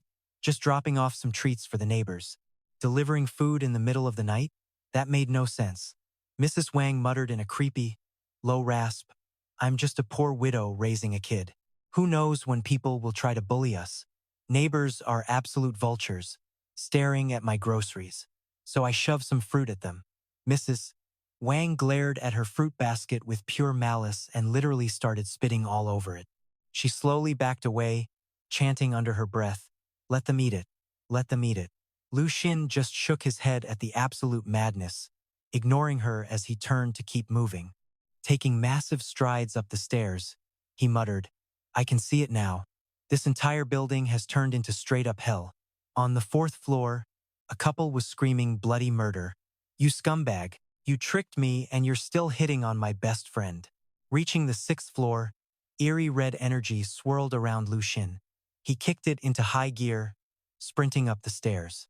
On the 7th floor, another girl was screaming, get out and drop dead already. Where did you hide the cash? Your son's money belongs to me. Why did you stash it? The old man roared back.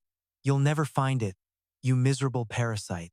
He kept running until he finally hit the 12th floor. Passing neighbors wearing bizarre, vacant expressions, Lu Xin muttered under his breath, this is Guitu's place. The vibe here was incredibly creepy. A brutal realization flashed in Lu Xin's mind.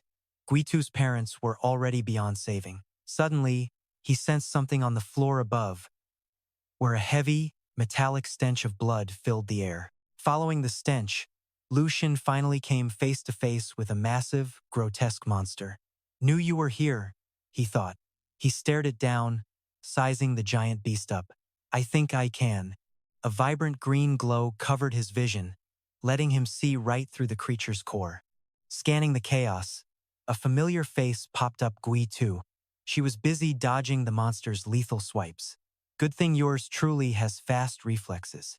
She smirked. Suddenly, the multi-faced beast ripped its jaws wide open, showing rows of razor-sharp teeth, and let out a deafening roar. The sound wave packed a kinetic punch, shattering the apartment windows and blasting Gui 2 backward. Holy crap, that nearly took my head off. As writhing tentacles lunged from the beast, she spun gracefully and vaulted back. She dug her heel in, launching herself off the concrete stairs. Instantly, she went airborne. With a fierce battle cry, a blinding beam of green energy blasted straight from Guitu's palm, tearing directly into the monster chasing her. "Eat this, you ugly bastard!" Boom! A massive explosion ripped through the sky, flashing neon blue energy everywhere. Ghost Kid floated back down to Earth with a smug grin on his face, thinking, "Man, I look absolutely gorgeous. I am literally a legend." The monster's severed tentacles rained down onto the streets, but its massive body still towered over the buildings. Ghost Kid quietly plotted her next move. You probably thought she was about to drop some ultimate attack, right? Well, nope. Watching from behind, Lu Xin caught her entire reaction and was completely blown away. Like, is that even allowed? Why are you whining now? You were just screaming your lungs out at that multi-headed freak. So loud. Suddenly, his eyes flushed blood red, and he let out a low, creepy laugh. Now, I can finally feel the rage. Right then, 17 flew down from the sky, landing in front of Lu Xin with a grin. "Hey, big bro, I'm here." With zero intention of welcoming her, he snapped and screamed, "Get lost." It was so intense that little 17 clutched her toy chicken in pure terror, whimpering, "Bro, wait, is that Dad?" The whole place was bathed in an eerie red glow. Lu Xin, or honestly, his psycho father taking over his body, stood alone against the towering multi-headed behemoth, letting out a twisted chuckle through his teeth. A creepy smirk crawled across his face as a single, repetitive thought echoed in his brain, "Kill it." Acting on pure instinct, Lu Xin lunged forward, grabbed one of the monster's heads, and casually muttered, "Wow, this is incredibly soft."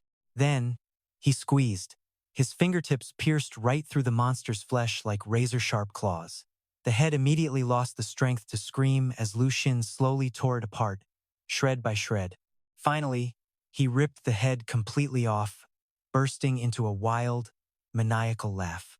"Yes, I can kill you." This brutal move seriously damaged the monster.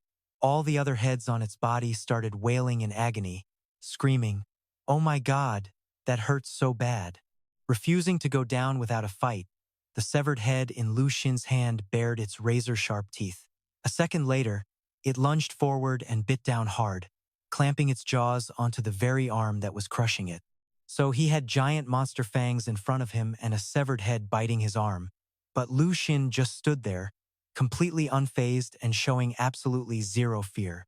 Feeling annoyed by the trap, Lu Xin thought, "Man, I'm such a loser. This disgusting freak is so incredibly annoying, and yet I can't even seem to wipe it out."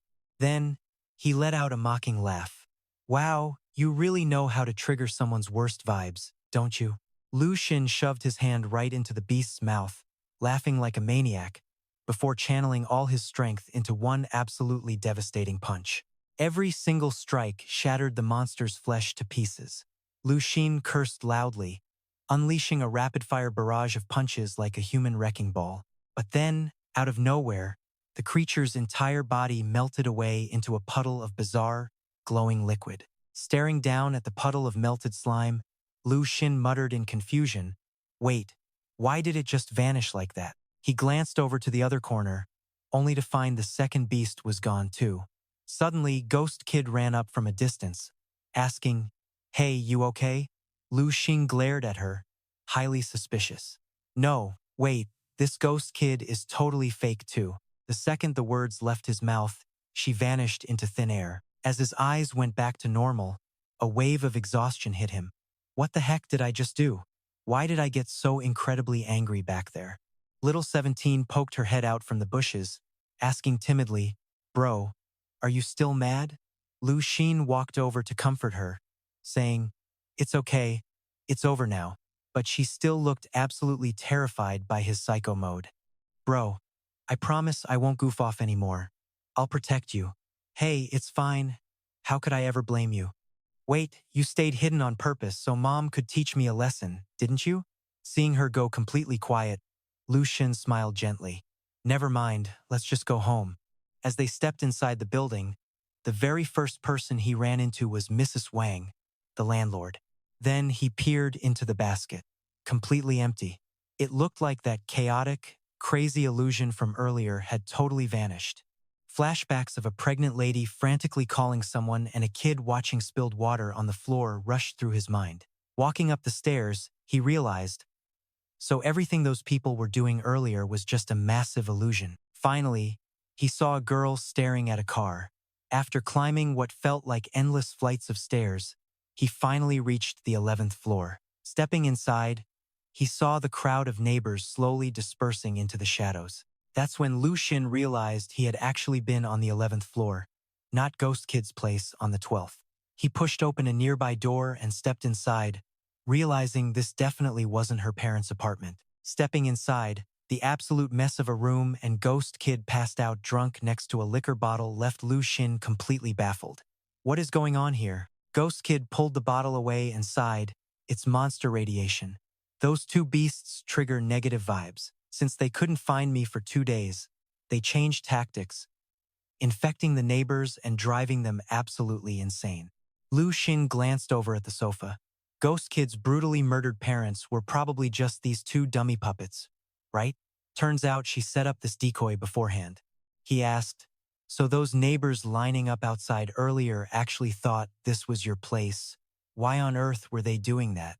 She shrugged, saying, "When people live in the same building, drama and petty fights happen easily."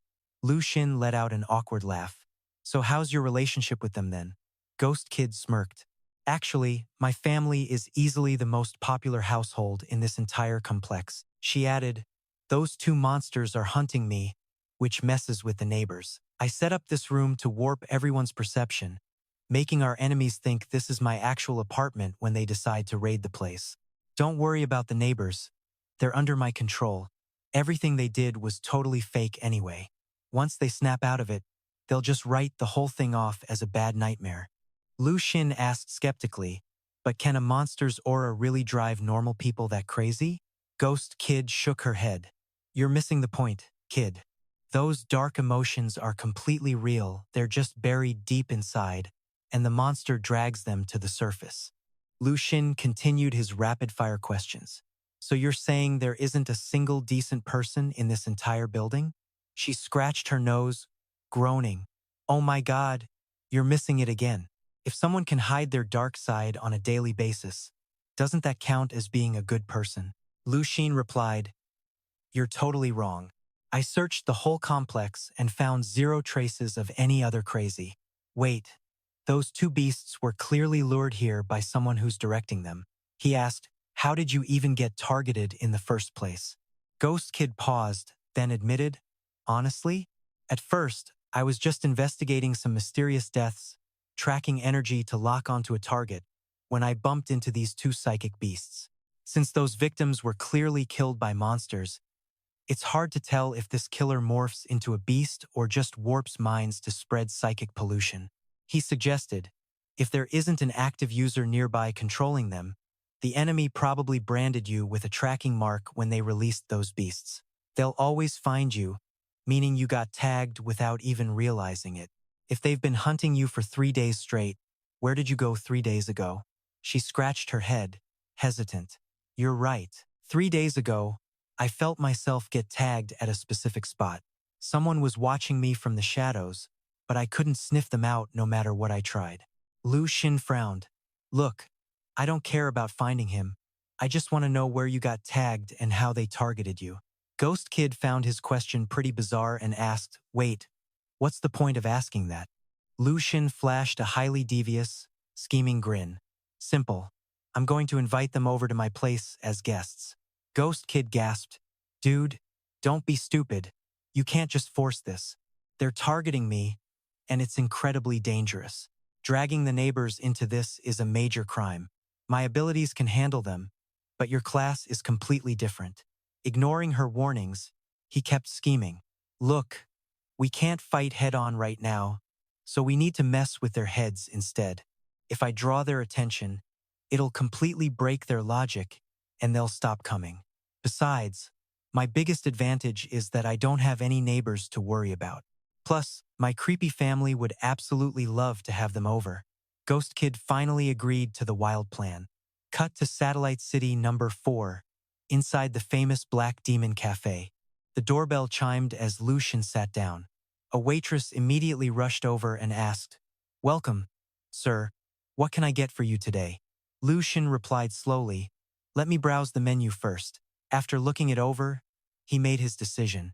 "I'll have this one, the most expensive item." The waitress smiled warmly, saying, "Coming right up, sir." As soon as the clerk left, he hit the database. Why did Ghost Kid drop cash on a coffee shop? She had dug deep into this front for an illegal syndicate. He recalled Ghost Kid's words. "I ordered a coffee, spiked it with white wine, and had a sweet chat with the maid about retro comics." Obviously, there was more. He could already piece it together. The reason Ghost Kid almost got iced was hidden in those exact details. Lu Xin kept thinking, ask her age, her marriage status, if she wants to remarry? He cringed. Did he seriously have to repeat all the absolute nonsense Ghost Kid pulled? Before long, the maid brought over his order. "Here is your coffee, sir. Enjoy." He nodded. Looking at the pitch-black cup, Lu Xin asked, "Where are the cream and sugar?"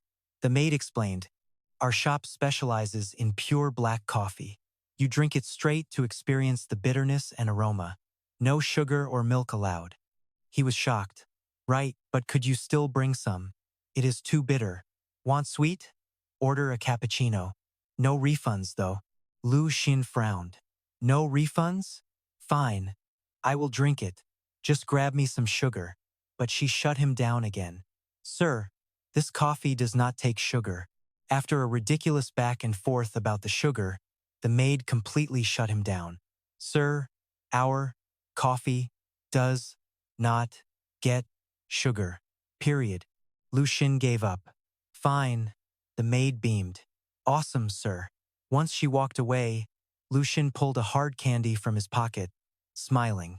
"Good thing I packed my own sugar." Sensing something was sketchy around him, Lu Xin glanced out the window. Outside, little 17 pressed against the glass, glaring. "You lied to me." Suddenly, the angry maid loomed over him. "Sir, your taste is just." Lu Xin winced. "Yep. Officially blacklisted." Maybe Ghost Kid got flagged because she spiked her coffee, disrespecting their style just like he did. Now, following the plan, he just had to lure them to his place. Then, the squad could strike. The blood moon cast an eerie glow over the complex.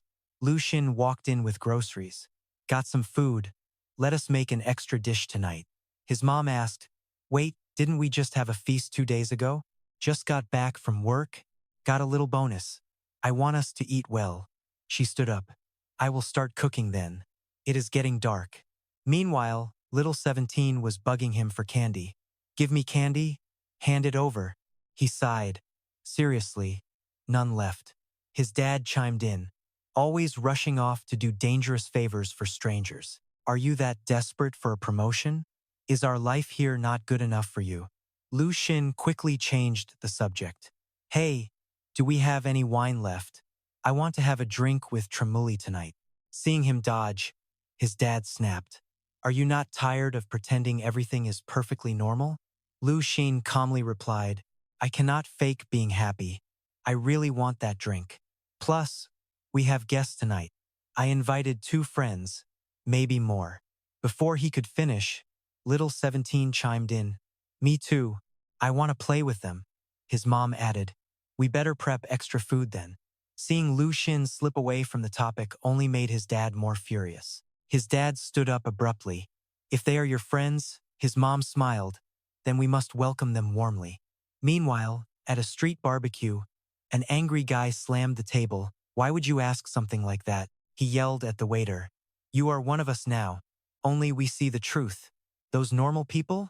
They are just walking corpses, slaves to a fake moral code. Idiots, all of them. The maid hesitated. I was just a little worried. That is all. The brown-haired guy snapped back. You are not worried.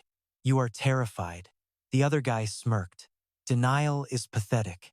Just like back then, when your greed got your best friend killed. He turned to play with her mind. Was she not your best friend? She bought you gifts, even paid your dad's medical bills. Yet you still pushed her off that balcony. His mind games worked. She snapped, screaming, "Why shouldn't I hate her?" She flaunted her money, mocked my job, and refused to drink my coffee. She called me a friend but treated me like a maid. Seeing her break, he smirked and turned to the other guy. And what about you? Why did you poison your coworker? The guy spat. I felt guilty. Sure, but he was trash compared to me. Just because he moved to the city first, got rich, and scored a hot widow. Having successfully played both of them, he stood up, looking completely unhinged. Sometimes we even hate ourselves, right? That is because their fake lives drag us down, stopping us from being our true selves. They wear masks just to look down on us, but they are all selfish hypocrites. Do they represent justice? Hell no. They are fake, but we are real. We ripped our masks off, so why be scared? The maid frowned, worried. But what if the cops show up? The guy scoffed. Who cares about the cops? I know we are being investigated, but it does not matter. They are fake. Even if they die, who cares? We are going home, to the land of truth. The words true homeland kept echoing inside the heads of everyone at the barbecue joint. It was clear that guy was using some psychic trick to brainwash the entire crowd. With a wicked grin, he announced, "It is time for the world to see the truth. Let them witness our true homeland." Instantly, creepy branches covered in blinking human eyes began slithering up the walls of the complex. Creepy branches grew rapidly, wrapping around the entire building. Alarms blared loudly, warning of imminent danger. Then, the multi-headed monstrosity showed its ugly face once again.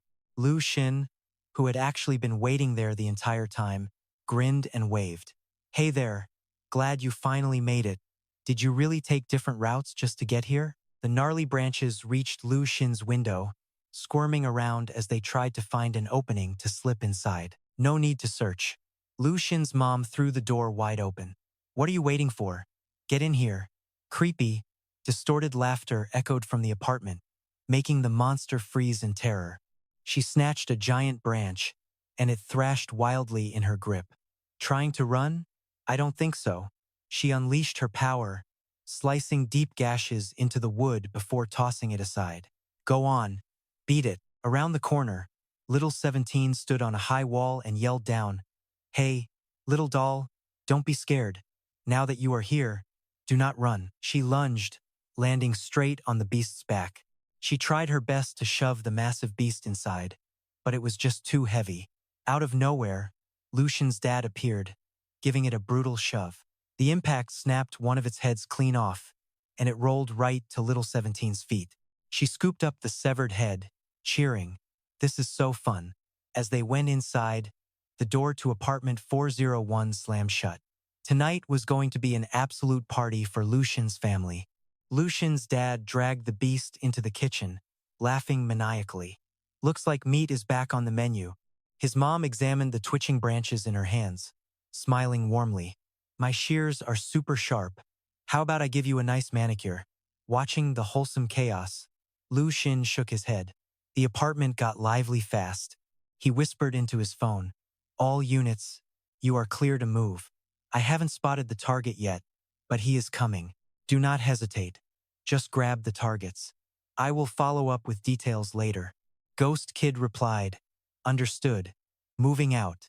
She hung up and instantly barked orders to her troops. "Round them all up. If anyone plays hero, you are cleared to fire." The soldier roared, ordering everyone to freeze and shut their traps right now.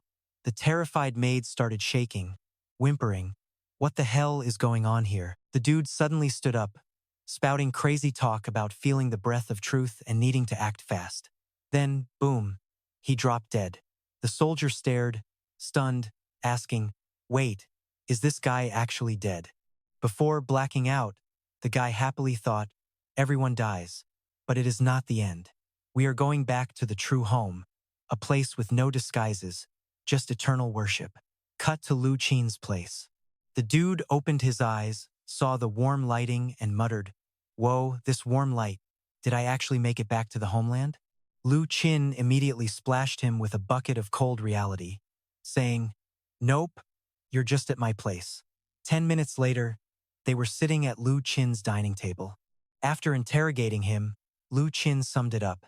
Turns out, these creeps worship the true homeland, not some evil god. The dude awakened psychic powers, got divine commands, and preached in Satellite City number 4, recruiting followers, unlocking their minds, and sacrificing literally everything. They took out anyone blocking their path. The bank manager got whacked for his cash, and then some cult member pushed his daughter off a building to her death. He smiled, thinking, "Good thing I brought candy." Little 17 quickly poured water into a cup for him as Lu Xin continued talking. To recruit people, they used money and fate. Like, ordering a special coffee summons a psychic monster to preach instead of killing. Lu Xin read this and completely lost it. What kind of garbage is this? He asked. The real question is that mark attracting the mental monster. It targets people or grows on their heads. What kind of psychic power is that? These mental monsters can't just appear out of nowhere. How do they get here and why do they do it? Is this divine guidance just a delusion? Or is it real mental suggestion? The ultimate question is, does this true homeland they worship actually exist?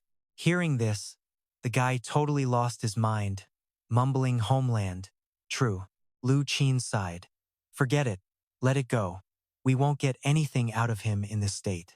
Right after that, the guy was dragged away by him. Lu Xin's mom walked over and smiled. You did great this time. He asked, because I finally brought a friend over? She replied, no, because you are finally trusting your family, especially your dad. She glanced at the kitchen and added, even if it is in this weird way. Lu Xin's face went dark, and he snapped, let's talk. You told my sister not to help me, didn't you? Why would you do that? Lu Xin demanded. Why? She explained gently, you can't keep leaning on your sister. You're a big boy now. What will you do when your family isn't around anymore? We will always have your back, so don't worry. But as you grow up, you need actual friends and a real life. If they don't get you or trust you, how can they ever truly help you? Lu Xin was completely speechless and muttered. So just to help me smoothly transition into phase 2, you intentionally bullied them? His mom scoffed. Hey, it wasn't bullying. What they think is their own business. We are only guiding them a little bit. Lu Xin nodded obediently. I get it. That's why I told them I can pinpoint the monster's location myself. Meanwhile, on the opposite side, someone was aiming a sniper rifle at Lu Xin. The guy exhaled in relief. Man, that was terrifying. Xiao Yuan muttered in confusion. What is he doing? Those two mental monsters weigh nearly 2,000 kilograms, and their mental radiation was, the white-haired guy cut in. The point is, he quickly analyzed their behavior and decoded their rules. He even extracted the mastermind's info. Xiao Yuan gasped. Interrogating what? Interrogating a mental monster? The white-haired guy frowned, deep in thought. He exposed the secret organization's psychic, pulling off a perfect sweep. Rated C+. But with his attitude, no ordinary system user could pull that off. What is his power? Suddenly on alert, he whispered, Shut up. Senior, do you feel someone watching us from behind that window? The white-haired guy stuttered. Us?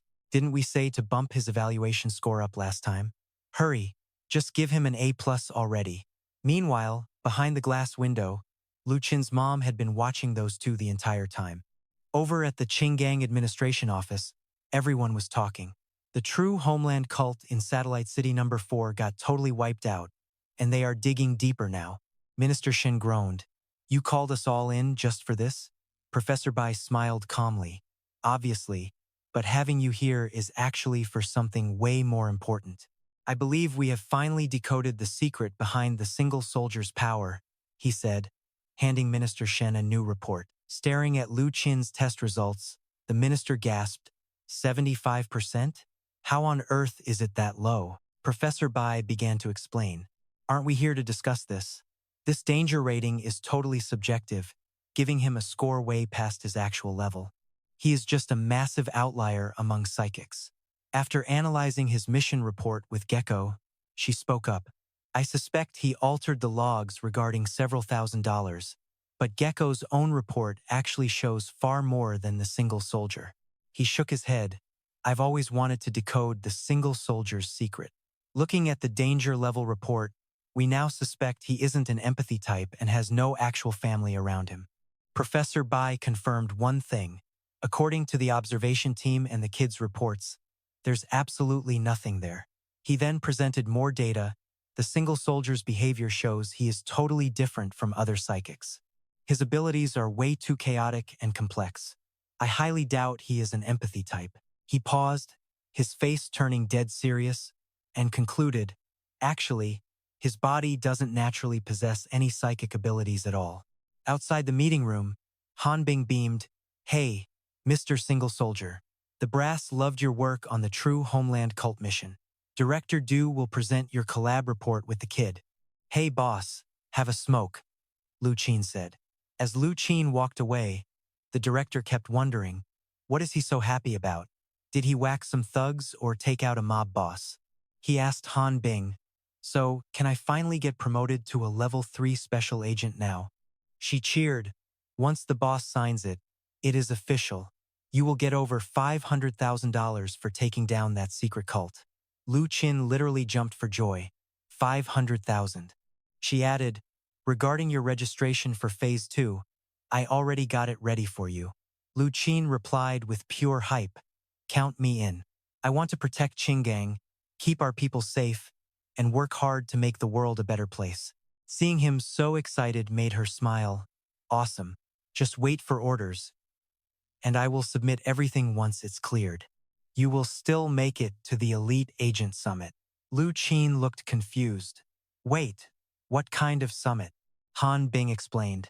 It is held in the main city for elite training. If your Phase 2 application goes through, you will be attending as well. So I'm heading to the main city? He replied, all right, but are they seriously cool with me going? Deep down, he worried, since they always watched him like a hawk.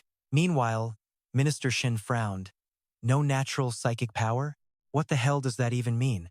Professor Bai explained, his mental energy is off the charts, but he has no specific, defined psychic abilities. This explains how he totally neutralizes the mental pollution that normally distorts reality and spawns self-killing monsters. The single soldier has insane mental power that wraps and dissolves it.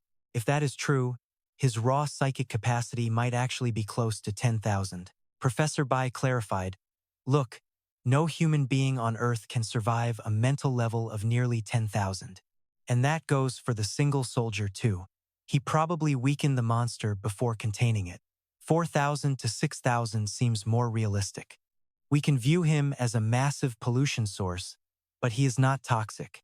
He just has psychic power to distort, mimic, analyze, and recreate abilities on the fly.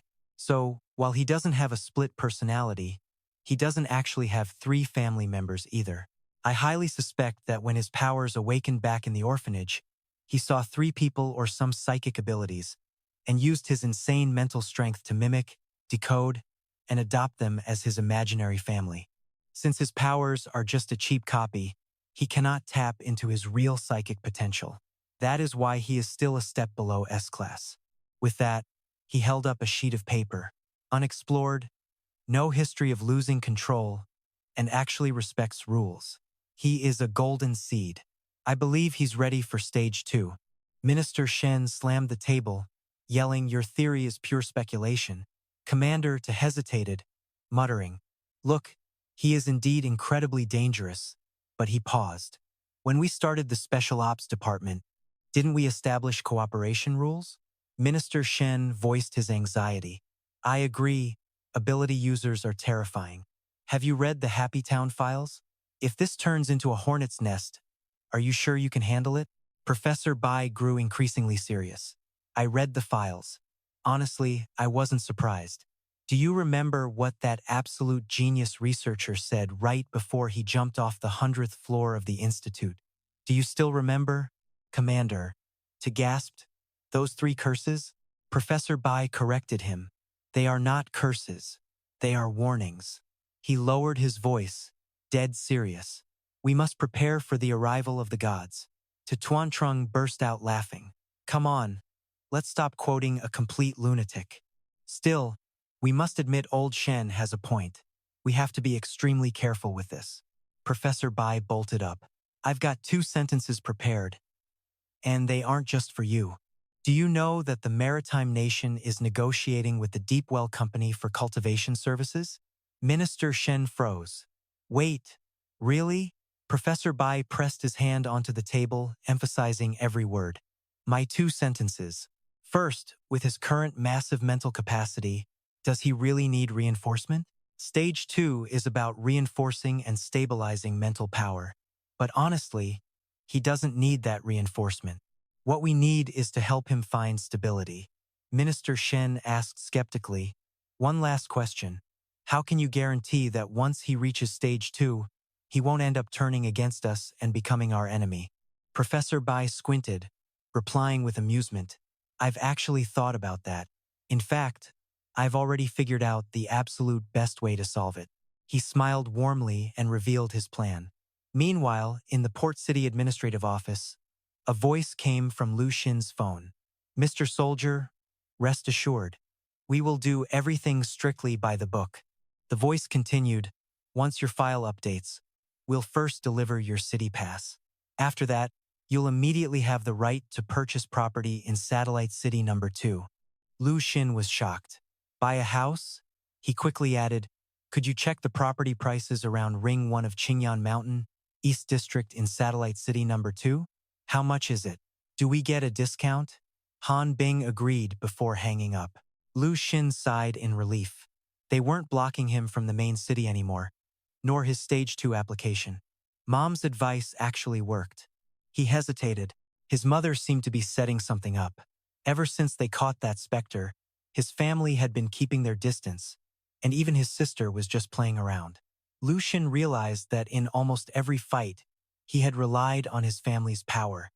To outsiders, they surely thought he used telekinesis to clear those missions. But his mom's arrangement had to have a deeper purpose. Suddenly, his phone buzzed, making him jump. Had Han Bing checked the prices already? Lu Xin picked up, only to hear Gecko cheering. Awesome, headquarters approved my invite to the Elite Talent Training Conference. Even Linda is going. Oh man, I finally get to meet her. Okay, stay calm. We basically made it official last time. The guy was already mapping out his entire future. I'll stay another year, move to the main city, buy a house, marry Linda, and have 3 kids. Gecko rambled on. I'll protect my wife and kids, and just chill when there is nothing to do. Lu Xin cringed a bit but still congratulated his friend. Awesome, I might actually go too. Gecko got excited. Wait, so we can level up together? Hey, what about that little sister of yours? Lu Xin's cheeks suddenly flushed red. He wondered if Han Bing mentioned this meeting to hint that they would finally see each other. If that was true, what on earth should he wear?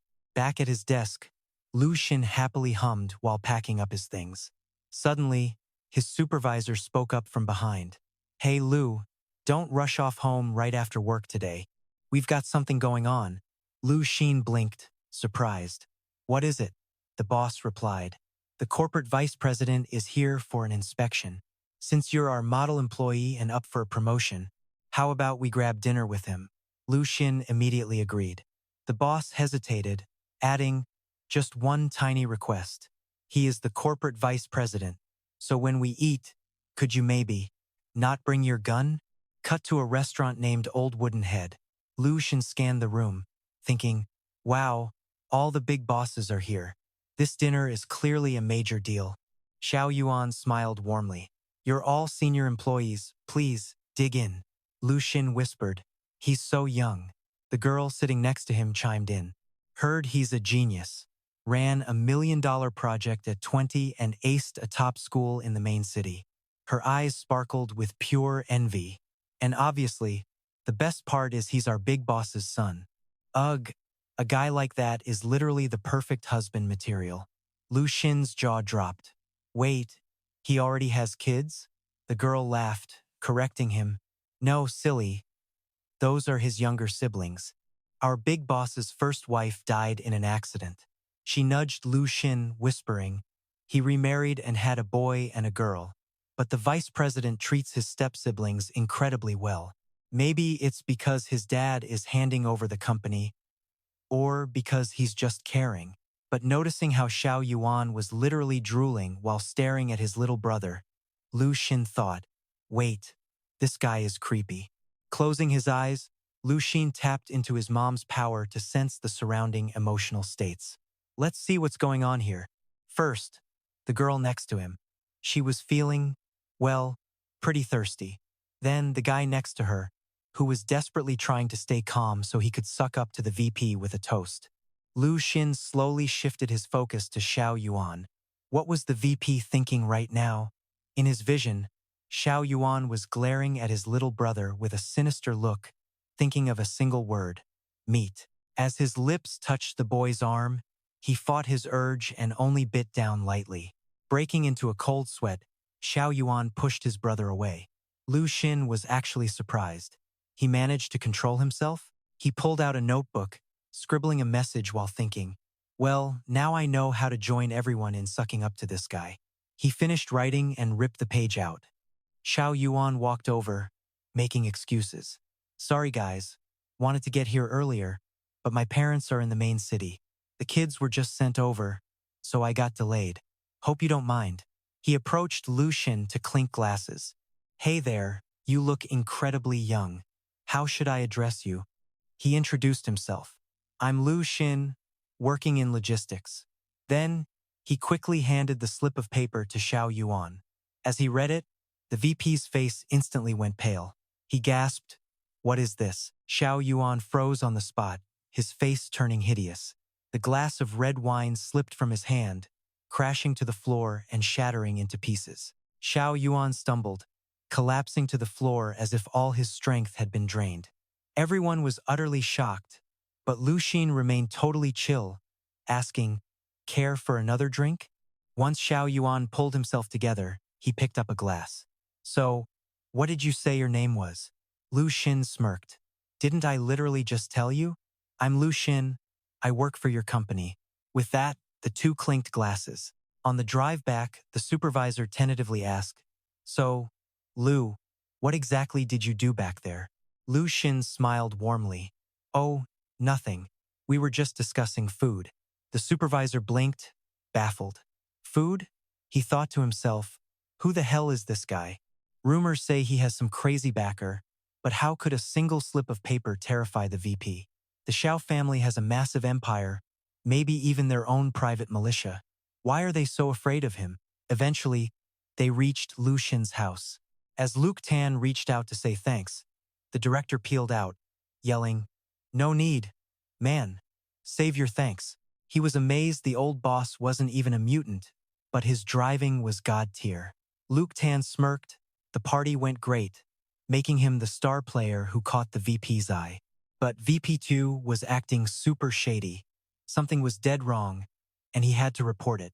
Meanwhile, Han Bang was brushing her teeth when her phone started buzzing. Foaming at the mouth, Han Bang mumbled, evening, Agent Soldier. Luke Tan replied, hey there, what are you up to? She muttered that she was just brushing her teeth. Luke Tan felt awkward, saying, my bad, so sorry for calling this late. She laughed warmly, no sweat, Agent Soldier. You wouldn't call unless it was huge. Is this about buying that house? Actually, it's not even that deep. 10 minutes later, Han Bang gasped, wait, he has superpowers? Luke Tan gave a firm yes. Han Bang groaned. That's messy. If he just wants to eat people, it's a potential crime that hasn't actually happened yet. It's not for our special ops squad. So I'll just forward this to the police department. But she continued with a sigh, if the guy hasn't actually done anything yet, the cops won't be able to touch him. Luke Tan nodded. Got it. Han Bang reassured him. Don't sweat it. I'll get the police to check on him, and we'll definitely find a way to grill him tonight. At least that keeps those two kids safe. But, Agent Soldier, watch your back. She frowned, adding, if this guy is truly messed up, he might try to tear you to pieces. Copy that. I'll stay sharp, Luke Tan said. They wished each other sweet dreams and hung up. Luke Tan paused. He felt different. He was dealing with a literal cannibalistic psycho, but he wasn't even sweating it. He had zero fear, like facing a monster but feeling totally chill. Then it hit him. Shoot. He forgot to ask if she was going to that elite talent training seminar. Next morning at the office, a guy whispered to a coworker, "Did you hear? Luke Tan's street cred is wilder than VP2's whole family." She gasped. For real? No wonder the dude brings a gun to work daily.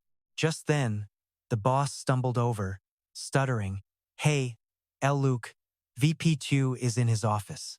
He wants to see you right now." He blinked. See me? Luke Tan wondered. I just warned the guy yesterday, and now he shows up and demands a meeting? What's his game? Psycho killers weren't his problem anyway. He stood up, whipped out his piece, grinned, and said, "Let's roll." The boss's eyes rolled back. VP2, run for your life. Cut to the executive office, where Tu Vien was waiting nervously inside. The second Luke Tan walked in, the guy snapped, "So, you're Luke Tan?" Luke Tan gave a polite nod. Tu Vien, losing his cool, blurted out that he'd run a background check on him. He mentioned his secretary had called to assign him a project, then snapped, "Is it true you actually pulled a gun during those shipping negotiations?" Luke Tan nodded. Tu Vien slowly slid a scrap of paper across the desk, demanding, "Who are you? What's this warning mean?" The note read, "People aren't food. Don't even think about tasting human flesh." Luke Tan smirked. "Wow, you actually kept that piece of paper?" He chuckled. "It means exactly what it says. Man, seriously, do not try that flavor. The law and basic human decency say it is a hard pass." Tu Vien lost it, yelling, "I am asking you how a random guy knew to write this. That nightmare has tortured me for a whole month. Are you behind this?" Luke Tan blinked. "A nightmare? Like what?" He grinned. "Hey, no big deal. Spill the details. I'm super into weird, creepy stuff like that. Tell me why you wrote it first." Tu Vien barked. Luke Tan locked eyes with him, explaining completely coolly, "Because I can tell. You are practically starving for a bite of human flesh." Sweating bullets, Tu Vien's face twitched. "I really do want to. Actually, I have already eaten it. Every single night for a whole month." He shuddered, beginning his story. "A month ago, I started having these incredibly twisted, bizarre dreams. In the dream, some psycho slaughtered my little brother and sister, then cooked them. He served them on a fancy silver platter, pried my jaws open, and forced me to swallow." Luke Tan sighed casually. "Yikes, that's heavy." Tu Vien blinked. "You don't seem freaked out at all." Luke Tan shrugged. I'm used to it." Lighting a cigarette, Tu Vien continued. "That first night, I felt so sick I puked for hours. I rushed to check on my siblings, and thank God they were safe. I just assumed I was stressed out of my mind. The next night, the exact same nightmare hit me. The same psycho slaughtered my siblings and served them on a red plate. I literally couldn't wake up unless I ate it. After that, he showed up every single night without fail." Luke Tan raised an eyebrow. "That's it?" Tu Vien clutched his head in panic. "Yeah, just a repeating nightmare. Every single day. But my brother and sister are totally fine. Physically, besides insomnia, I felt normal. Except for one thing, I got hooked." As he spoke, a horrifying vision of himself as a bloodthirsty cannibal flashed in his mind. Luke Tan frowned. "You got hooked?" Tu Vien laid out the whole story. "Yes, that nightmare terrorized me, violently warping my appetite. Everything about it felt so incredibly real. Every night it was a different dish, and it tasted insanely good. I couldn't forget it when I woke up. Normal food tasted like trash compared to the dreams." Clenching his fists in terror, his eyes turned bloodshot. "Then, I went home for dinner. My siblings ran up to play, and when I picked them up, this sick, violent urge hit me. I wanted to devour them right there. I got so freaked out that I stopped going home just to stay away from the kids. Lu Tan frowned, thinking deeply. Is this some kind of supernatural brain rot contamination? Is it just him under its spell?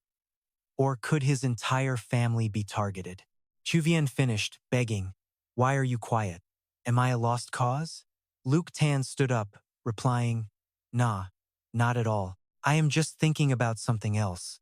Hold on, let me make a quick call." On the other end, Han Bang picked up. "Morning, Agent Soldier." He replied, "Morning, did you grab breakfast yet?" She said she had. He caught her up, saying, "Cool. Hey, about VP2 from yesterday, turns out he's not a psycho killer. He's just been having these crazy, twisted dreams lately. Every night, someone forces him to eat human meat. What's your take on that?" She analyzed. "Sounds like a Dreamweaver mutant. He's under intense psychological suggestion, warping his deepest desires. If that's the case, this is bad news. Dreamweaver mutants deal in mental influence, and they are notoriously hard to take down." He blinked. "Hard to handle? Let's skip that. Look, if I take this gig, does it count as a mission? What is the payout?" She warned him, "These rogue mutants cause total chaos in Port City if they are left unchecked. Handling cases involving them pays at least $50,000. Hearing that fat stack of cash, he instantly took the job. Tu Vien was a nervous wreck, puffing his cigarette to calm down. Luke Tan hung up, walked back, and told him, "I can help you out." Tu Vien leaped up, thrilled. "Seriously?" "Yes. If you can save me, I'll pay you 50,000, no, $100,000. Luke Tan froze like stone. "Wait, how much?" He did the math. 100 grand? Han Bang said the official bounty was only 50 grand. But since he reported it to Han Bang, it was an official mission now. He couldn't take private cash. His heart literally ached at the lost money. Tu Vien panicked. "Not enough? Let me add some more." Luke Tan raised his hand to refuse, crying on the inside. "No, we have strict principles. We don't take outside money." Tu Vien was amazed, thinking he was a noble hero who didn't care about cash. He rushes up, asking when we start. Like, right now? Lu Xin just turns around and says, "We will talk after work. Let's go." Xiao Yuan is confused. "Why?" He stares back and says, "Because I actually have to work." Clock hits 6:30 p.m. Xiao Yuan creeps over to Lu Xin's desk with an invite. "Lu, dinner tonight?" But he gets rejected. "Sorry, got plans." Xiao Yuan gets super hyped and offers a fix. "How about I drive you there and wait for you in the car?" He reluctantly agrees. Meanwhile, coworkers are losing their minds watching this. What is going on? Did little Lu kidnap the chairman or something? Everyone is whispering. Honestly, it looks like Vice President Xiao is totally hitting on him. The boss overhears and immediately calls over his assistant. "Hey Wang, tomorrow get some workers in here to tear down that wall and build a private office as soon as possible." But then he remembers Lu Xin's crazy influence and pivots. Scratch that. Call them in tonight. Make them work overnight. Cut to later that night at the High Security Holding Center. He is catching up with Han Bing on the phone. "Tonight, let's skip the small talk and dive right into the Dreamweaver class." Han Bing agrees. "Got it. After our chat this afternoon, I put together all the files you need." She explains that the Dreamweaver class is a major power system that our agency has been studying. The Special Ops unit actually recruited 2 of these Dreamweavers back in the day. One got taken out during a mission, and the other is still handling high-level contamination cases. Some seriously creepy entity is pulling the strings behind the scenes. These Dreamweavers are widely known as some of the creepiest agents out there. Their main cheat code is slipping right into your head to control you inside your own dreams. She adds, "This crazy core power actually branches off into 3 distinct terrifying abilities, starting with forced dream invasion, then dream looping and total dream control. Put all of that together, and you can pull off some seriously mind-bending stuff." He scribbles some messy notes while listening. Han Bing asks if Agent Soldier is having a rough day. On the outside, he looks totally chill, But deep down, his soul is crying over losing a massive mountain of cash. 100,000. Just like that, 50,000 is gone in a flash. He is completely zoning out on her. 100,000. Meanwhile, she is panicking on the other end, thinking she totally messed up her support job today. He stands up and paces around, putting the pieces together. These mental manipulation types are a nightmare to deal with because they never fight you face to face. Most of the time, they torture you to death and you do not even know where they are hiding. He looks stressed. Under agency rules, a regular spider-type agent should never take this on alone. It is a total suicide mission. Even if they do, they get loaded up with custom ammo. I might not be a pure spider type, but I should definitely request a few more of those special bullets. He walks up to Xiao Yuan's car. Xiao Yuan is finishing a snack while waiting and asks, "Master Lu, you are finished? Do you have a plan?" Lu Xin looks at him. "Mr. Xiao, where are you sleeping tonight?" "Wait, did he just call me master?" Xiao Yuan frantically waves his hands. "No way, do not call me Mr. Xiao. My name is Xiao Yuan. Just call me Little Xiao." He gets dead serious. "I used to sleep at home, but to dodge my annoying siblings, I made up some excuse about work and booked a room at the Blue Mountain Hotel. But my parents are heading to the main city for work and dumped the kids at my hotel. I was actually debating going home." Lu Xin guides him. "Let us hit the hotel tonight. Did your siblings follow you? If you ditch them, won't they think you abandoned them?" Xiao Yuan nods along. Okay. So what happens once we get there?" Lu Xin looks at him. "Once we get there, you go to sleep." He is stunned. "Sleep?" Lu Xin sighs. "If you do not sleep, how can you dream? If you do not dream, how am I supposed to help you?" Xiao Yuan finally gets it. Cut to the Blue Mountain Hotel. "Secretary, grab some food and bring 2 bottles of wine to my room." The server rolls in a food cart. "Mr. Xiao, I have brought the wine and food you ordered." Just then, they strike a super sketchy pose. Xiao Yuan says, "Thanks for the help." The server blushes bright red, thinking, "Wait, no way. Is this really happening with 2 guys?" She bolts out the door, yelling, "Enjoy your meal." The door slams shut. Lu Xin gets back to business. "To put your mind at ease, check out my official badge. What you are dealing with is definitely a mental contamination event. I clean up these messes for a living. Right now, I need you to cooperate. Got it?" He nods. "Done." Lu Xin tells him to get in bed and pass out already. Xiao Yuan blushes. "Oh, give me a second. Let me get ready first." He goes through a whole 10-step skincare routine, showering, brushing, and misting. Lu Xin is like, "Is rich life always this extra?" Xiao Yuan finally gets under the covers but keeps tossing. "I cannot sleep." Lu Xin hands him the wine bottle. "Down this." Xiao Yuan chugs the entire bottle and slurs, "I am counting on you, man." He passes out cold, still mumbling about counting on him. Lu Xin suddenly panics, realizing he did not check if that wine bottle was super expensive. A creepy red glow bleeds through the window. Finally, he is out. Now we wait to slip into the dreamscape. Suddenly, Xiao Yuan sits up like a zombie, clawing at the air, chanting, "Meat, meat." Lu Xin turns around, completely creeped out. The guy gets out of bed and stumbles over to the nightstand. Lu Xin closely watches his weird moves. What is he doing? Looks like he is washing something. He starts mimicking cutting up meat. Lu Xin cringes. Wait, is he eating this raw?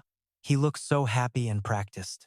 Lu Xin gears up his powers. There is no actual monster on the VP, so I will have to borrow Mom's abilities to see what is going on. Utilizing the borrowed power, he scans the guy. A creepy green glow is flaring up all over him. That is his raw, primal urge to devour. But wait, beside his aura, there are these tiny white threads wrapped around him. Lu Xin analyzes the situation. Those threads are totally fused with his soul. Ripping them out will definitely trash his physical body. He already promised Mom before starting stage 2. He cannot use family support for now, so asking Mom is out. Lu Xin grabs his phone. Guess my only option is calling Han Bing for backup. Suddenly, the door lock beeps. A woman peeks in, and two hyper kids sprint into the room, screaming, "Big bro, we finally caught you." The kids ask why he refuses to come home. Hearing them, Xiao Yuan spins around, wearing a creepy, drooling grin. Lu Xin panics. Oh no, the guy lunges at the kid, trapping them and sinking his teeth right into their arm. Lu Xin dives across the room. How did they even get in here? Thank God I can tap into Sis's powers right now. He grabs both kids by their shirts, flinging them onto the bed away from the crazed VP. Losing his prey, Xiao Yuan loses his mind. Lu Xin instantly pins him to the floor with a heavy boot to his back, smiling smugly. Gotcha. You are not going anywhere. Suddenly, a woman bursts in holding a heavy object, screaming, "What are you doing to him? Guards, call security." Under his boot, Xiao Yuan is thrashing with feral, bloodshot eyes. Lu Xin pulls out his gun and locks eyes with them. Do not move. Security floods the room, yelling about who is causing trouble. The woman is shocked, thinking, isn't he just a regular office worker?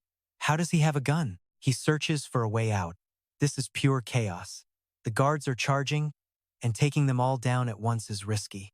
I need to keep my foot pinned on the VP to stop him from eating those kids, without accidentally breaking his back. Right in front of them, Tu Vien was staring at the bed with this creepy, greedy look and a grotesque grin. Boo, what's wrong with you, bro? Suddenly he got super creepy. He was still trying to figure things out, knowing he couldn't explain it to them quickly. Pointing right at him, she yelled, "How dare you?" Lu Xin asked, "Did you give the kids that room key? Are you jealous of me? Your mind is seriously messed up." Without hesitating, he pulled the trigger, sending a bullet straight through her thigh. Tu Vien stopped struggling. He suddenly realized something was off. Huh? He stopped moving completely. The link just snapped. A rustling sound came from under his shirt, as sharp claws began slowly crawling out of Tu Vien's own body. The arm stretched out, reaching to grab Lu Xin's leg. Spotting the change, he realized a dream-weaving ability was messing with him, so he quickly adjusted reality. It felt that Tu Vien was at a critical stage of dream suggestion when an outside force blocked it, so it tried to drag him into the nightmare too. Suddenly, the arm faded and vanished, but Tu Vien stretched his neck out and bit Lu Xing's leg. Lu Xin was unfazed, feeling absolutely no pain as he kept walking. Tu Vien buried his face and started crying. Lu Xin figured that creepy hand was dragging him into a dream as the scenery began to shift. He remembered the golden rule of facing dream weavers. Do not believe. If you refuse to believe it, the damage from their attacks drops to almost zero. This trick won't work on me. The scenery kept morphing. Then came that sound, creepy laughter echoing from nowhere. A ghost popped up, cackling wildly. Watching this unfold, he began to analyze the situation. This is just the physical manifestation of the Dreamweaver's leftover mental energy. If I blast it with a custom bullet, will it stay dead for good? Ghosts and cackles multiplied by the second. He hesitated, wondering which one to shoot when there were so many. Holding his head in frustration, he muttered, "This laughter is so annoying." This was a subconscious dream, but what exactly was he looking at? Why were these images taking over his mind? And instead of resisting, why did he crave them so much? Suddenly, the scenery shifted entirely into a fully realized dream. He stared around, wondering, where is this? It feels so familiar, but I can't place it. He spotted an operating room with the lights shining. Curious, he wondered, what is that place? The buzzing of electric shocks, the sickening sound of slicing flesh, and a faint, echoing voice. Lu Xin made up his mind he had to open that door. But just as his hand neared the knob, something bizarre happened. Right then, a blurry female ghost crept up behind Lu Xin, her long hair completely masking her face. Creepy, skin-crawling sounds echoed through the air. Sensing something, he slowly turned around to get a look at her. Without skipping a beat, Lu Xin grabbed the female ghost by her collar and smirked. Well then, why don't you stick around with me for a while? The ghost's eyes went wide with pure shock, terror, and absolute panic. Usually, anyone caught in this trap fought tooth and nail to escape the nightmare. But this time, the rules changed. She wanted out, but he insisted on staying, trapping her in the very dream she had built. Lu Xin dragged the screaming ghost toward the door. Stepping inside, his face fell as he muttered, "What is this place?" A horrific sight instantly unfolded before him. Trash and medical equipment lay scattered across the floor, covered in splattered blood. Nearby lay the gruesome corpse of a doctor, a disturbing sight that left Lu Xin wondering where on earth he was. As he stepped closer, the dead doctor looked even more terrifying, his body completely mutated and horribly deformed. Before long, Lu Xin spotted the ID badge on the corpse's chest. The text on it left him completely stunned. Crimson Moon Project. Researcher, glancing at the strange doors nearby, he slowly approached them while still dragging the female ghost behind him. "There are 3 doors left. I need to check them out." But after taking just a few steps, his feet suddenly froze. Peering through the glass window of the door right in front of him, Lu Xin felt a sudden wave of hesitation. What is this? Looking through the glass, he saw piles of random junk scattered everywhere. He couldn't help but ask himself, what exactly am I looking for here? While he was lost in thought, a child's face suddenly pressed against the glass. The jump scare made him gasp, his eyes wide in shock. Gritting his teeth, he thought, it looks so familiar, but why does it make me feel so incredibly sad? Before he could even finish his thought, the world around Lu Xin began to warp. The female ghost he was dragging faded away into nothing. Suddenly, the entire space shattered like glass, forcing him to clutch his head in agony. My head is splitting. Vivid, painfully real memories came flooding back, showing him images of 2 little kids crying their eyes out. 2 officers yelled in a panic. Using firearms in the city is illegal. The guards are already here. You can still back down. A moment later, Lu Xin was sitting on a chair, clutching his pistol, tears streaming down his face. "I'm back," he whispered. As the tears kept rolling down his face, he felt a sudden shock. "Wait, why am I crying?" After a while, Qinggang slowly opened his eyes, barely catching sight of Lu Xin sitting in a daze. Nearby, a voice was pleading, "Sir, please do not let your emotions make you do something incredibly stupid." As his vision cleared, he saw Lu Xin sitting there with a dark, gloomy face, while an unconscious woman lay on the floor nearby. The voice kept buzzing in his ears, saying, "Look, we totally get how complicated and powerful true love can be. Seriously, Qinggang does not discriminate." Meanwhile, Qinggang was totally lost, trying to figure out what was happening. He cautiously walked over to Lu Xin and asked awkwardly, Brother Lu? What exactly happened here?" Seeing him walk over, Lu Xin calmly looked up from his chair and replied, "Oh, you're awake. Don't worry, nothing much happened. I've pretty much got everything under control now." But looking at his injured secretary sprawled out on the floor with 2 kids crying hysterically next to her, Qinggang's face completely fell. "Wait, is this what you call solved?" Unfazed by Qinggang's reaction, Lu Xin casually holstered his gun and calmly explained, "While I was busy sorting out your little issue, your secretary over there, she probably had a crush on you and misunderstood something, so she gave your room key to your 2 younger siblings. They barged in while you were having that nightmare, and it almost became a reality." Recalling the chaos, he continued to explain, "Honestly, to handle your situation, I had to quickly improvise. I might have been a little too heavy-handed with her, though, but hearing this only made Qinggang's face turn darker. He snapped angrily, "Too heavy? Not at all. She almost got us all killed with that stunt." Calming himself down, he turned toward the guards waiting outside the door and ordered, "Forget it. It's fine. Guards, get in here and take my secretary to the hospital right away." Suddenly, his younger brother and sister burst out crying again. Lu Xin sat nearby without reacting, while the guards quickly hurried in to carry the secretary away. Meanwhile, Qinggang rushed over to comfort his sobbing siblings, making funny faces, but that only seemed to make them cry louder. Feeling completely lost and embarrassed, he pleaded, "Come on, stop crying. Guys, I was just playing around." Watching the entire chaotic scene play out, Lu Xin massaged his temples and thought, yeah, the backup squad would definitely be much better at handling this mess. Downstairs, a crowd of police cars had already gathered.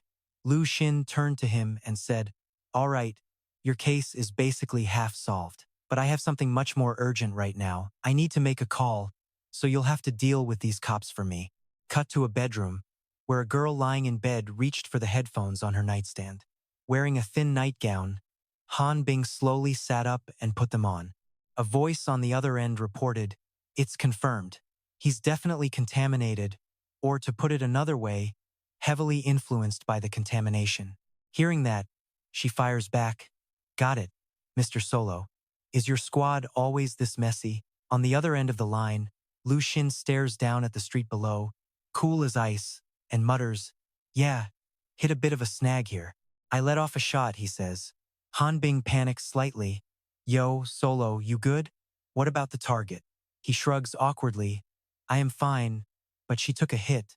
She lets out a breath. "All right, cool. Do not sweat it. I will clean this up, Solo. Now, can you give me a quick rundown of what just went down?" She taps away furiously on her keyboard, taking notes as he talks. "I stuck to the plan, watching him after he crashed." Lu Xin pauses, rewinding the chaos in his head before adding, "But then things got crazy weird when I tried to block him. That Dreamweaver's leftover mental energy tried to drag me straight into his nightmare, but the whole thing evaporated super fast. Now, there is zero trace of psychic mojo left on Vice President Xiao." Han Bing raises an eyebrow, completely puzzled. "Wait, vanished? Did you take it out or what?" But he just shrugs and mumbles, "Nah, I did not touch it." She quickly analyzes the situation. "So it just fizzled out? Weird. Usually, Dreamweavers hiding in a victim have super weak bodies. Their psychic levels are barely double digits, sometimes even lower than that. So when they try messing with an actual psychic, they basically burn through their own fuel supply instantly." He shakes his head. "Did not feel that weak to me. Actually, never mind. He was pretty pathetic.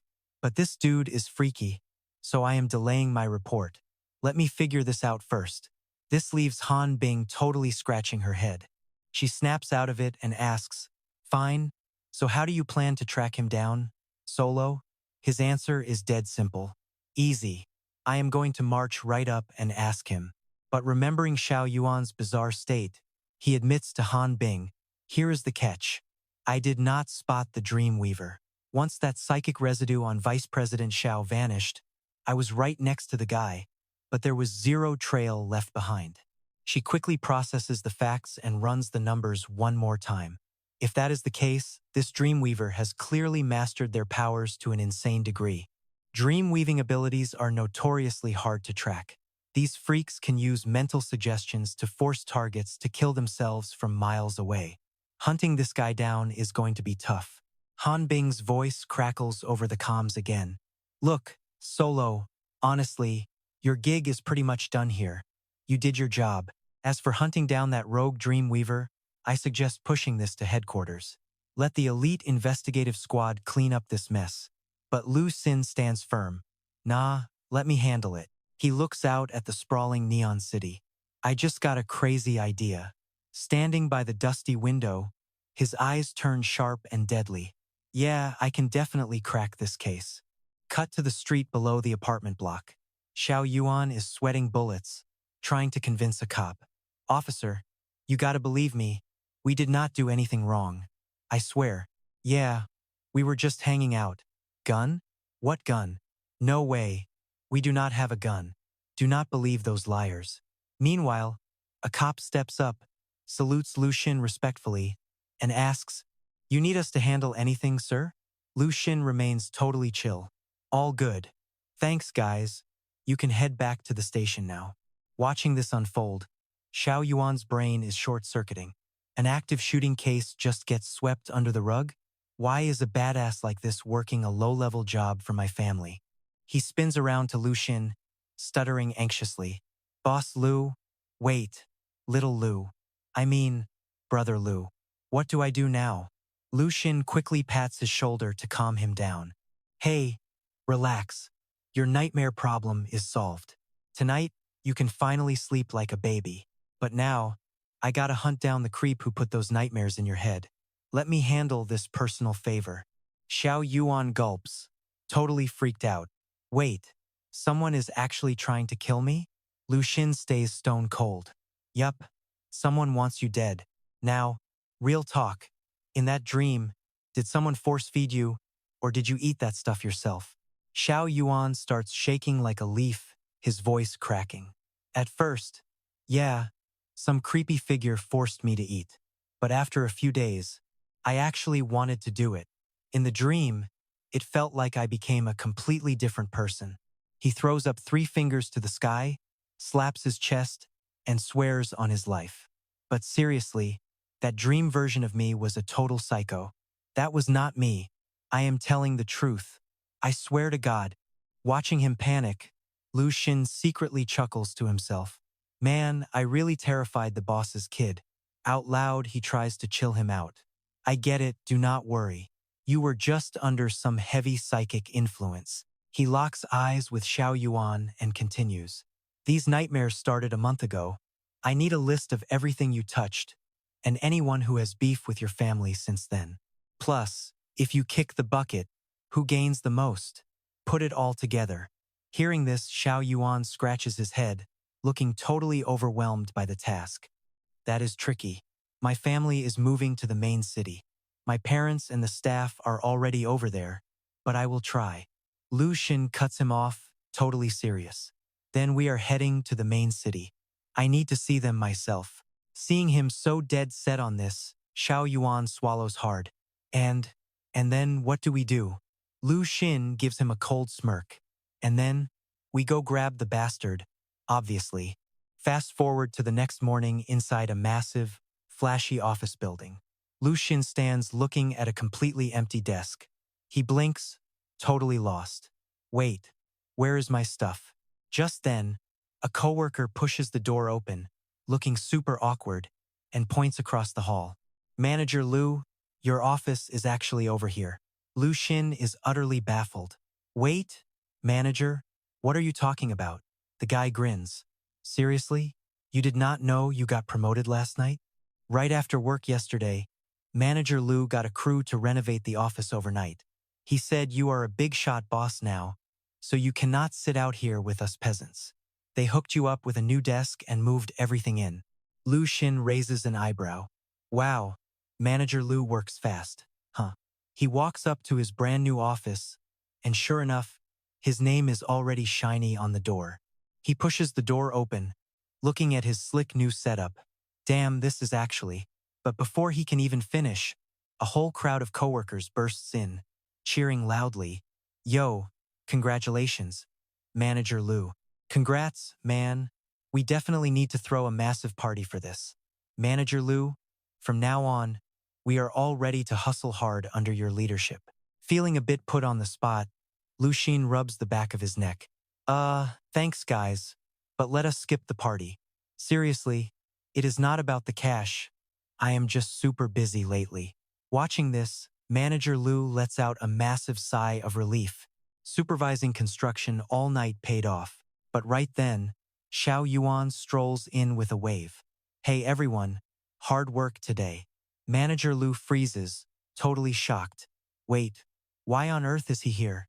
He quickly rushes over to Xiao Yuan, wearing a giant fake smile. Listen up, team. Give a warm welcome to Vice President Xiao, here to drop some wisdom.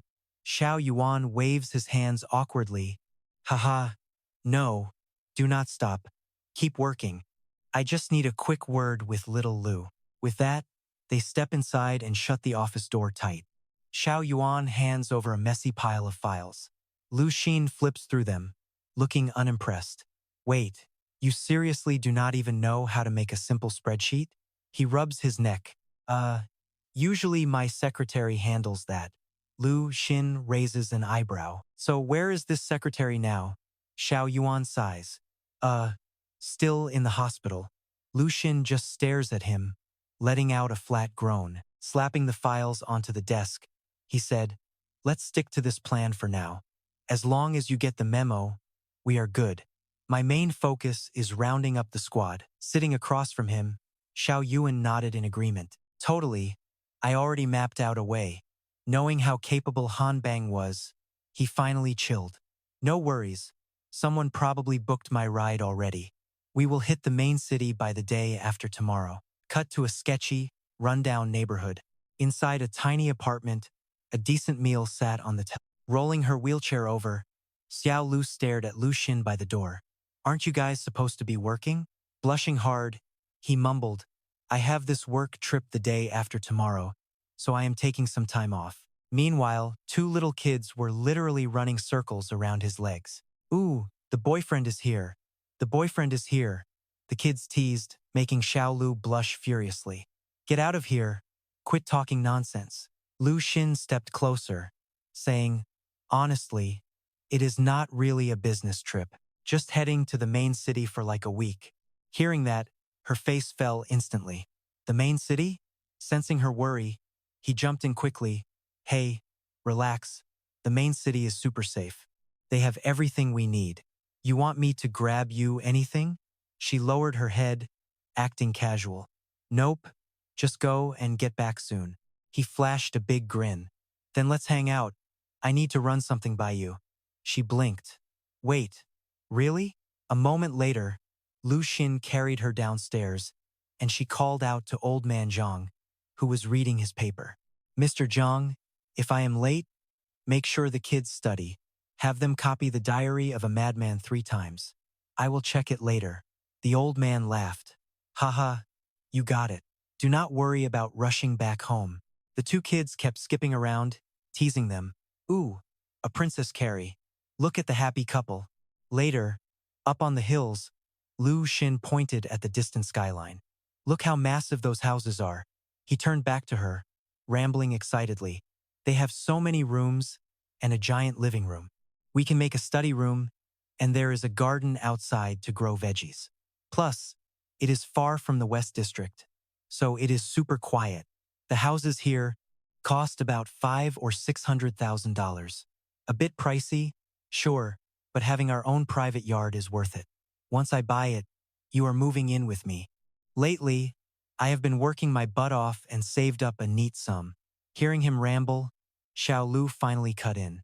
$500,000? Sadness clouded her face. Why are you pushing yourself so hard for us? Lu Xin kept smiling, though a hint of pain flickered in his eyes. Remember what the director used to tell us? Even though we were just kids, we represented hope. He knelt down, gently wiping away the tears rolling down her cheeks. I just want to treat them well, he whispered, just like the director did for us. Hey, what is wrong? Xiao Lu kept crying, her voice cracking. One of your colleagues came by earlier. She was actually really nice, but I was still terrified of what you were getting into. But she made me realize they are different. So, I do not want to hold you back anymore. Just promise me you won't carry the whole world on your shoulders. Remember back in kindergarten? I was the one who grabbed a brick to fight off your bullies. Remembering her wild brick-swinging days made him chuckle, but her eyes stayed heavy with sadness. And another thing, you do not owe a single soul anything. Okay? Got it? You owe nothing. Not even to me. I saved every single dollar you sent over the years. You did nothing wrong, and though I do not know where your future leads. Her voice was gentle, yet packed with intense emotion. But promise me you will always find a way back, okay? Please, do not forget about us. Right then, Xiao Lu leaned in and gently kissed his cheek, freezing him solid on the spot. Blushing instantly, she sputtered, That was from the kids. Do not go getting any ideas. His own face turned bright red as he stuttered. Grinning like a total dork, he mumbled, Can I kiss you back? She shrieked, totally flustered. Absolutely not. Sometime later, on the train heading to the main city, Xiao Yuan just would not shut up. Hey, bro Lu, you want a snack? Bro Lu, how about some juice? Hey bro Lu, should I grab that flight attendant's number for you? I saw you staring. Annoyed by the constant buzzing, Lu Xin snapped. No, I am good. Just let me get some peace. Xiao Yuan looked super awkward. All right, my bad. Seeing him fold, Lu Xin felt a bit guilty. Was it wrong of me to talk to my boss like that? But a second later, he locked in. So, is everything ready for our plan? Looking around like a secret agent, Xiao Yuan leaned in. Just like you asked, I listed everyone who contacted me this past month. I even cooked up a perfect excuse since I am starting college in the main city. I invited everyone to a party under my dad's name. Most of them are coming. Lu Xin nodded. Nice. When is it? Xiao Yuan looked anxious. Tonight, actually. Then he kept rambling. Hey, do you think we should map out a plan first? Like, do we need weapons, some heavy backup, or anything? Oh, right. I know all the monks at Chim Sun Temple and some actual mob bosses. Staring at his nervous face, Lu Xin sighed. Dude, can you act like a real boss for once? Looking out the window, Lu Xin did the math. A month ago, Xiao Yuan got a ping.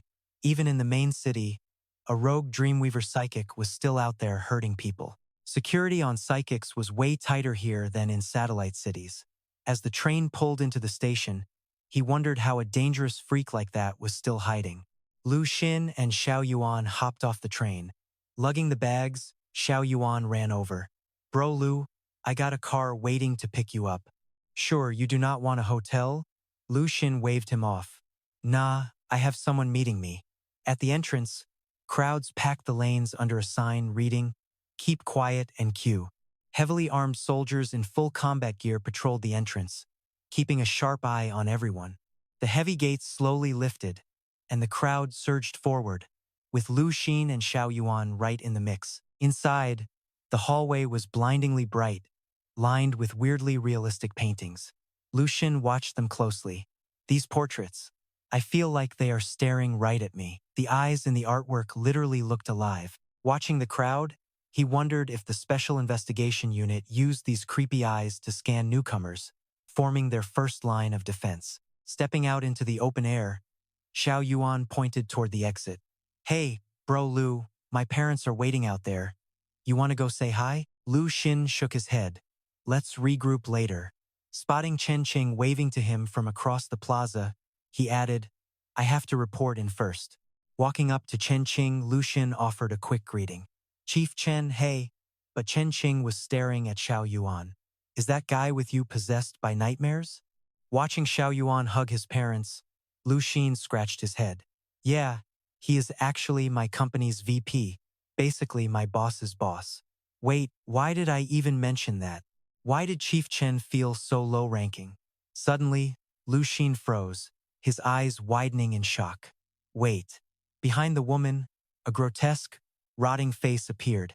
Her smile is straight up creepy.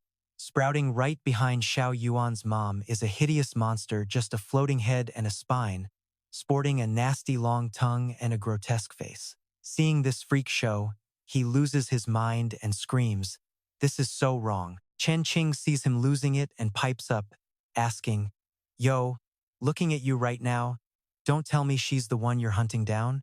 Rubbing his eyes, he replies, Yep, that's her. He secretly thinks, Time to borrow my mom's vision and see what's really going on.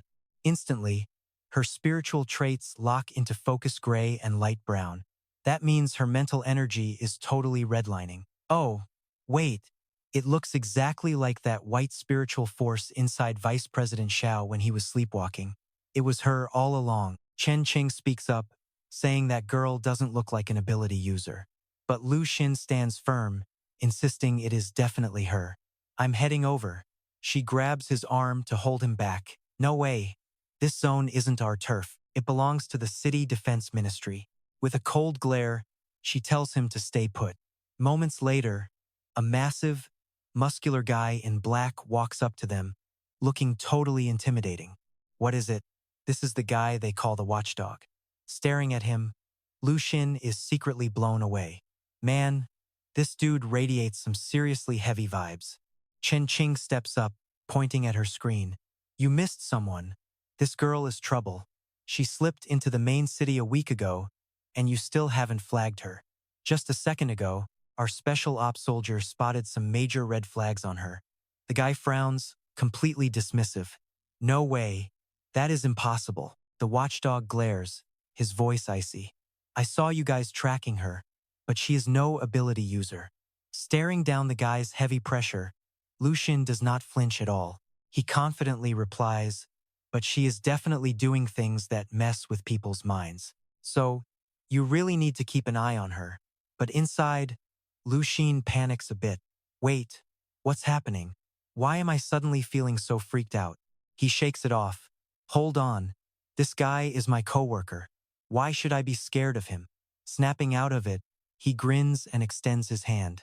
Hey there, I am a soldier. Seeing them shake hands, Chen Qing steps in. All right, let's cut the debate.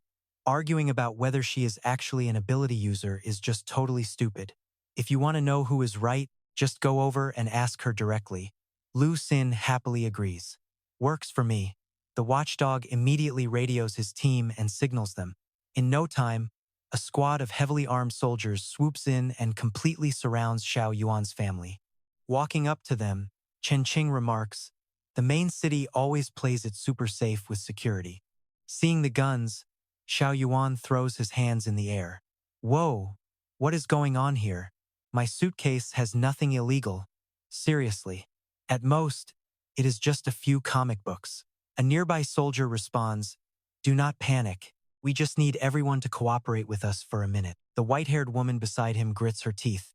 They actually came. I knew it. I knew I couldn't run forever. I knew I couldn't hide forever. It is what it is. Seconds later, she is cuffed and led away by the guards. Lu Xin's jaw drops to the floor. Wait, really?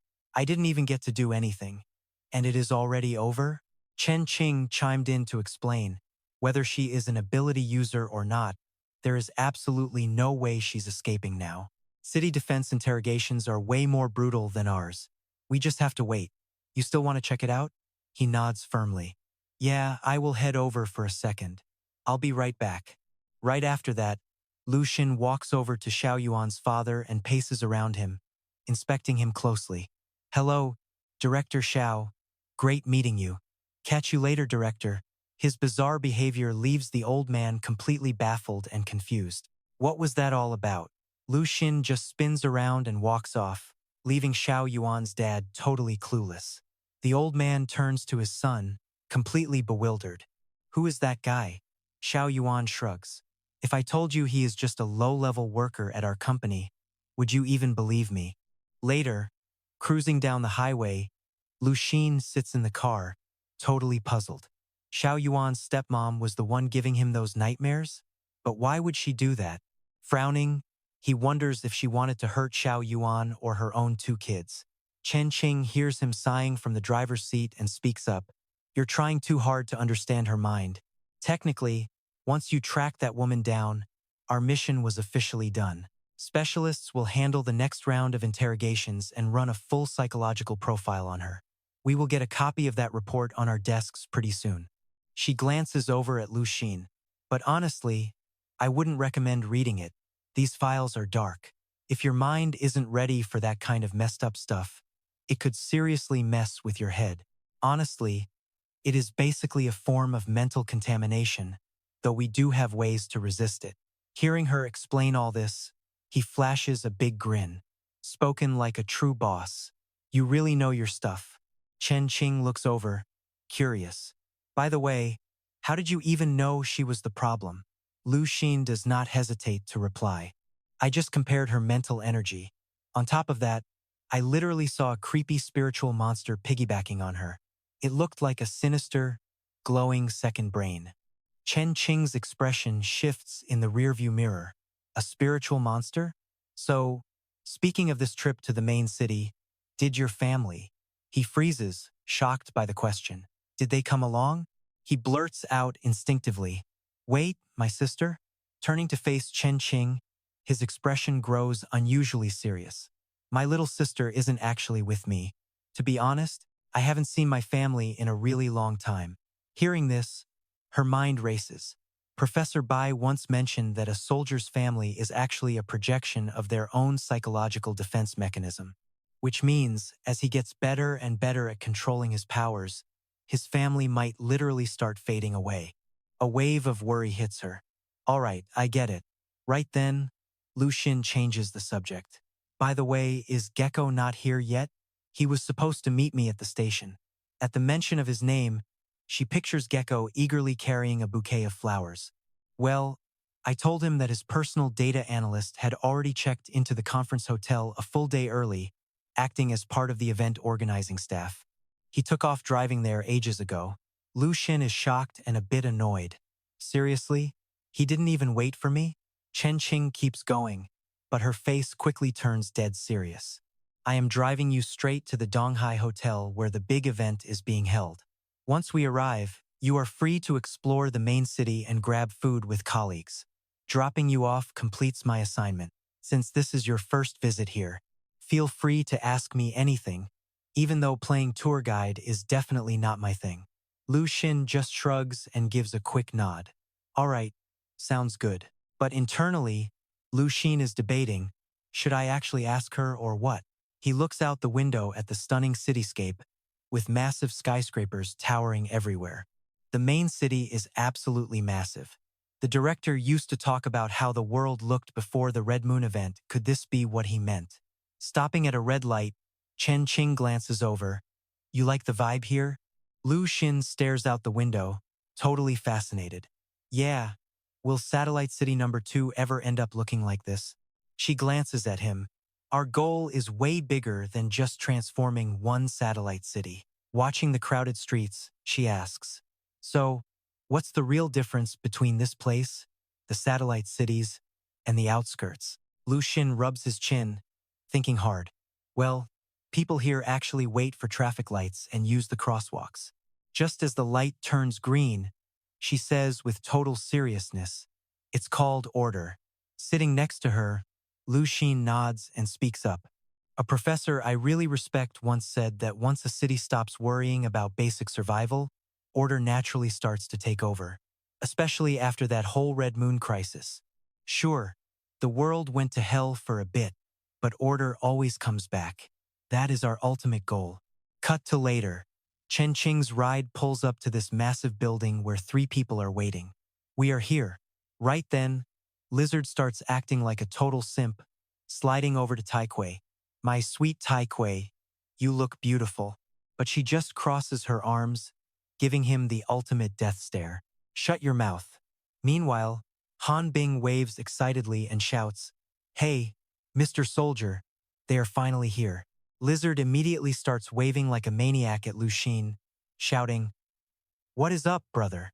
Lu Xin just looks confused, wondering, who is that guy? He looks over and sees Tikui coldly adjusting her glasses, while Han Bing blushes like crazy. As Lu Xin stands there feeling awkward, a random shard suddenly drops right in front of him. Wait, is that a piece of glass? Right then, a pair of gorgeous Lumbibiao out of nowhere in front of Lu Xin. Next thing you know, Wawa slowly lands right in front of Lu Xin. Chen Qing, who was walking over from a distance, freezes in absolute shock when he sees this. Wawa looks absolutely gorgeous and eye-catching, with sparkling eyes and a tiny mark on her left cheek.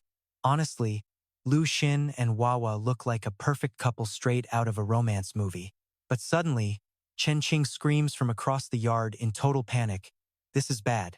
Lizard is just drooling, whispering, so beautiful, until Tikui slaps him hard across the face. She barks angrily, Snap out of it. Your wife has been dead for 10 years. Han Bing stands there in complete shock, staring wide-eyed at Wawa. Lu Xin is just totally confused, wondering, what on earth is going on here? Meanwhile, Chen Qing starts sprinting over, shouting in a total panic. Tai Kui covers Lizard's eyes and drags him away. Chen Qing's voice blares over the speakers. Attention, everyone. Do not look directly at the doll. Fall back past the 100-meter mark immediately. Everyone quickly evacuates to the safe zone, leaving only Lu Xin and Wawa standing frozen in place. The emergency announcement just keeps blaring in the background. With Donghai Hotel as the center, lock down everything within 100 meters. Evacuate immediately if you can, or hide in the nearest hotel room. Do not look around. Attention! Chen Qing stands nearby, stressed out of his mind, yelling at the guards to set up the perimeter and block everyone. He turns to the snipers up high, load the special tranquilizer rounds now. If anyone tries to harm the doll or does anything weird like hugging or chasing after her, shoot them immediately. Understood? You are authorized to use lethal force if necessary. The snipers aim their rifles right at Lu Xin and Wawa, waiting for the command. Meanwhile, over at the city defense headquarters, things are getting wild. Inside the office, Minister Shin slams the table, yelling, "I knew it. Throwing a meeting with so many psychics was bound to blow up. But this fast? Seriously? Initiate the emergency protocol and lock down the East District. Do I really need to tell you how to do your job?" Over at the research lab, things are just as chaotic. Urgent reports are flooding in nonstop. Based on our original plan, we built a secure safe room on the top floor of the Donghai Hotel. This was supposed to make her feel like she was actually part of the conference.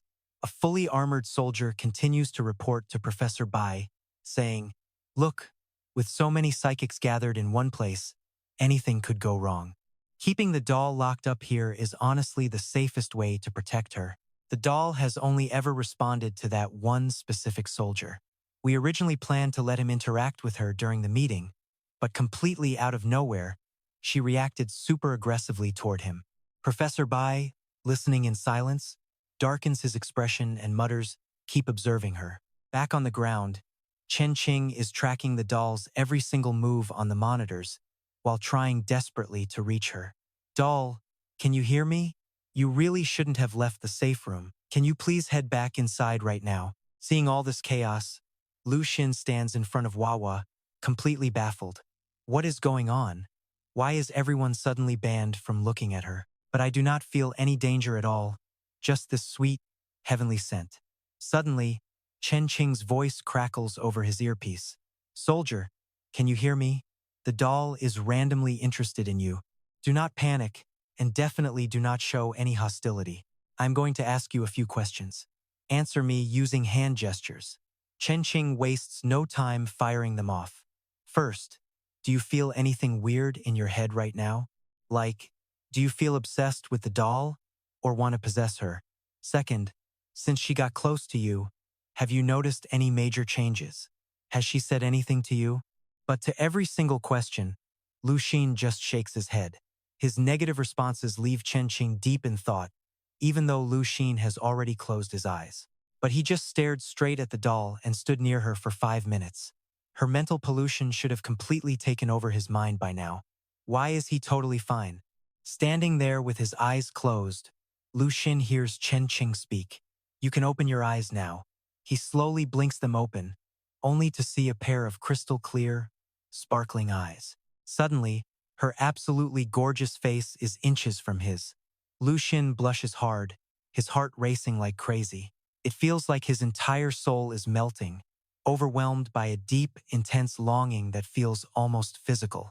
Every single thought is locked onto this girl, and the feeling is only growing stronger by the second. Until, out of nowhere, things get incredibly awkward. Lu Xin extends his hand and says, "Hey, nice to meet you again. Officially, I am the soldier." Wawa doesn't say a word. She just steps close, leaning in to sniff him. Lu Xin reaches out and holds Wawa's tiny hand. He smiles warmly, staring deep into her beautiful eyes. No words, no noise. Just two people sharing a quiet, perfect moment. Flashback to 15 years ago. In an abandoned wasteland, a voice echoes through the dark night. "At my age, I never thought I would find such a beautiful, sweet little girl." A man cradles the tiny baby as his bike tears down the road, whispering sweet, crazy things to the child in his arms. "Who would have thought? I was done with the warrior life anyway. Let us head to the city together. I will raise you right. I do not care about money. I just want you safe and happy. And one day, a handsome kid will propose to you." The baby in his arms has a soot-covered face, her tiny swaddling blanket caked in thick dust. He clutches her tighter, his face suddenly twisting with protective anger. "No way. You are not marrying anyone. Nobody is good enough for you, okay? I will protect you myself." His expression darkens, furious red veins popping in his eyes. "Yeah, you are a real princess, and I am your guardian forever." He grinds his teeth, muttering like a madman. But wait, what if those self-proclaimed noble snobs in the city try something? What if they try to take you away? The city has an entire army. I cannot fight them alone. Damn it, This world is too dangerous for you. If I cannot protect you, what am I supposed to do? He slams on the brakes. Under the eerie, blood-red moon, he looks down at the baby, choking back tears. Actually, I cannot protect you anymore, sweetheart. I know it. The man reaches into his pocket and slowly pulls out a pistol. Tears stream down his face as he presses the cold barrel against the baby's head, whispering, I am so sorry. I cannot give you a decent world. But the tiny baby in his arms shows absolutely no fear. Midnight, dead silence. The moon is blood red. Suddenly, a loud gunshot cracks through the air, sending panicked birds scattering into the dark. Moments later, a military ride screeches to a halt.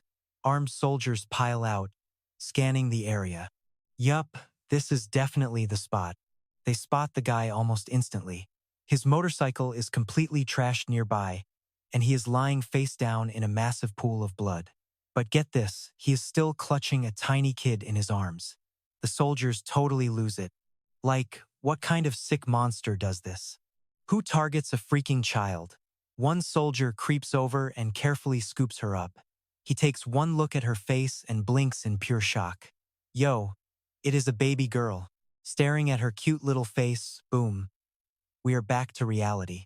Right now, Lu Xin is totally zoned out, staring at the gorgeous doll sitting right in front of him. Spotting his weird behavior, Chen Qing barks through the comms. Yo, soldier. Watching them from the security screens, she panics and screams into her radio. What on earth are you doing? Why are you holding the doll's hand? Lu Xin turns bright red, scratching his head like an idiot. Wait. No. I was just shaking her hand. I swear. Chen Qing cuts him off. Listen to me very carefully. He adjusts his earpiece, trying to sound cool while talking to her. She says the emergency response unit is officially live and in test mode. Soldier, do you copy?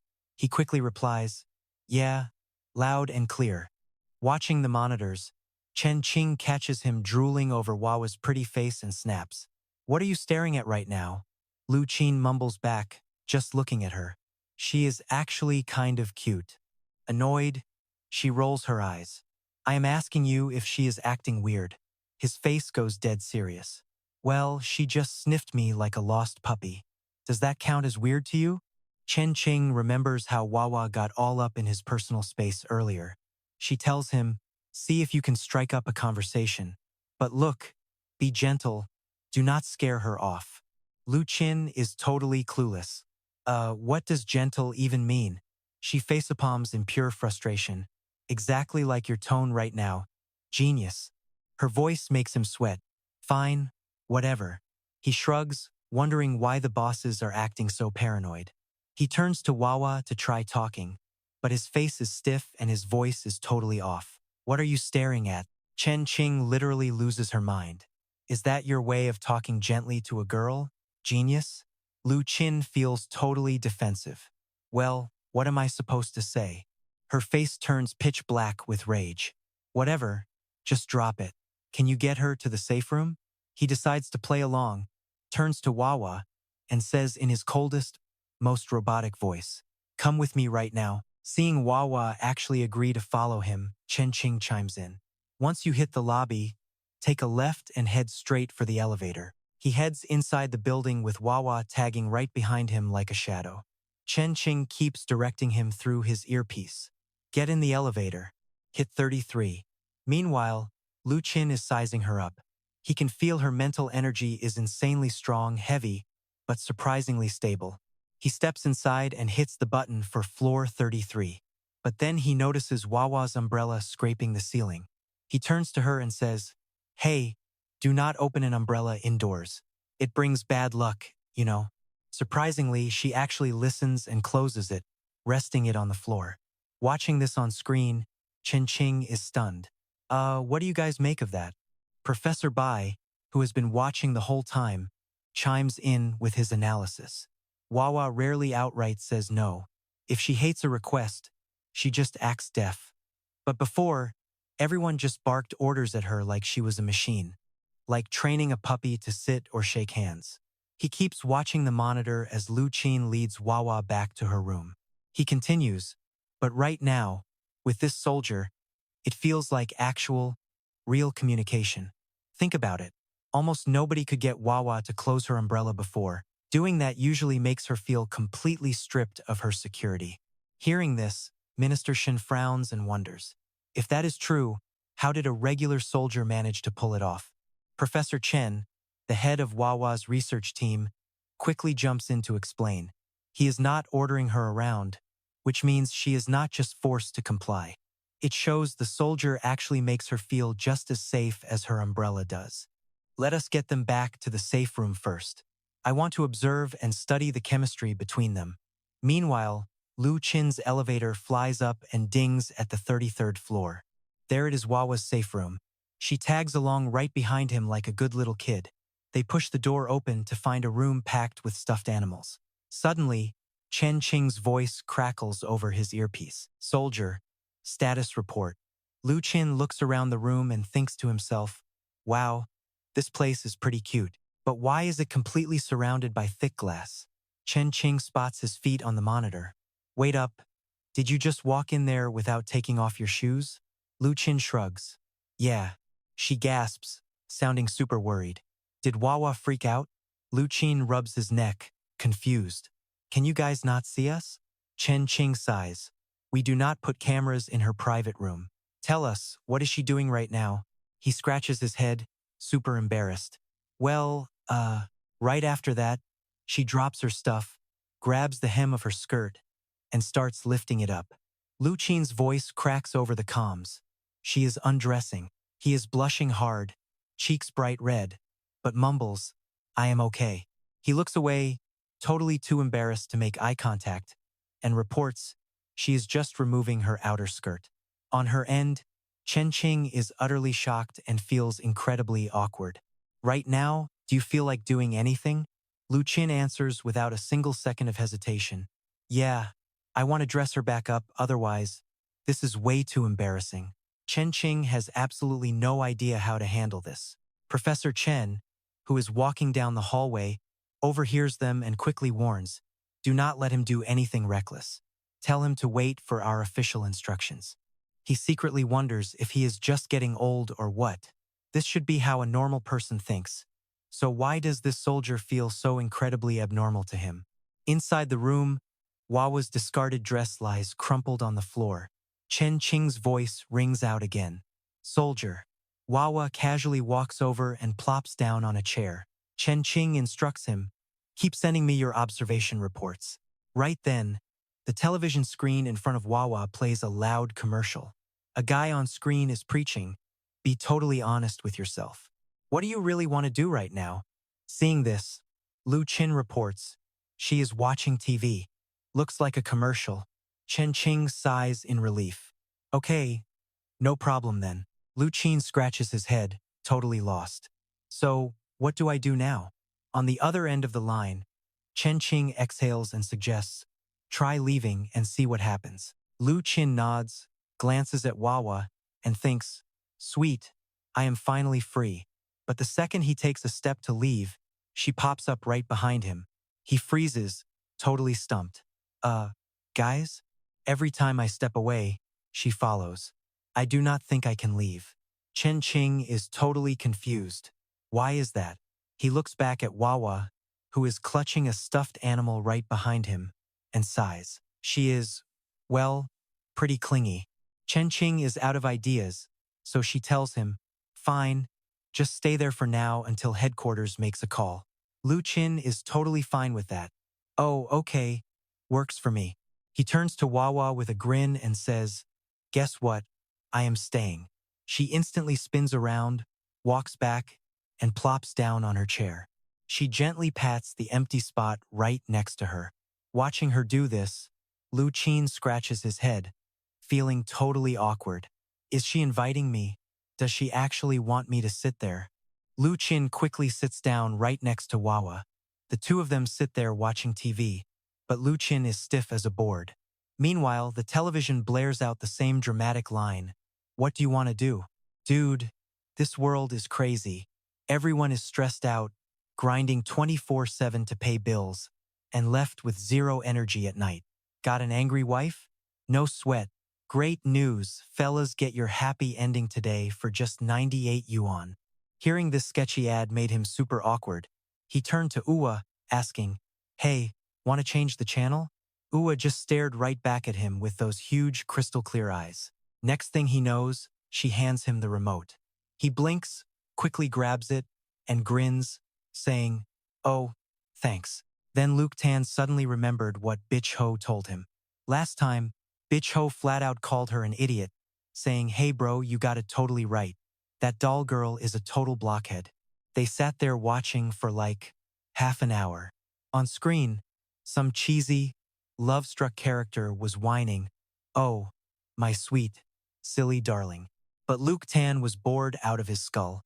He was internally screaming, "How long do I have to wait?" Uwa just sat there like a good kid, staring at the screen.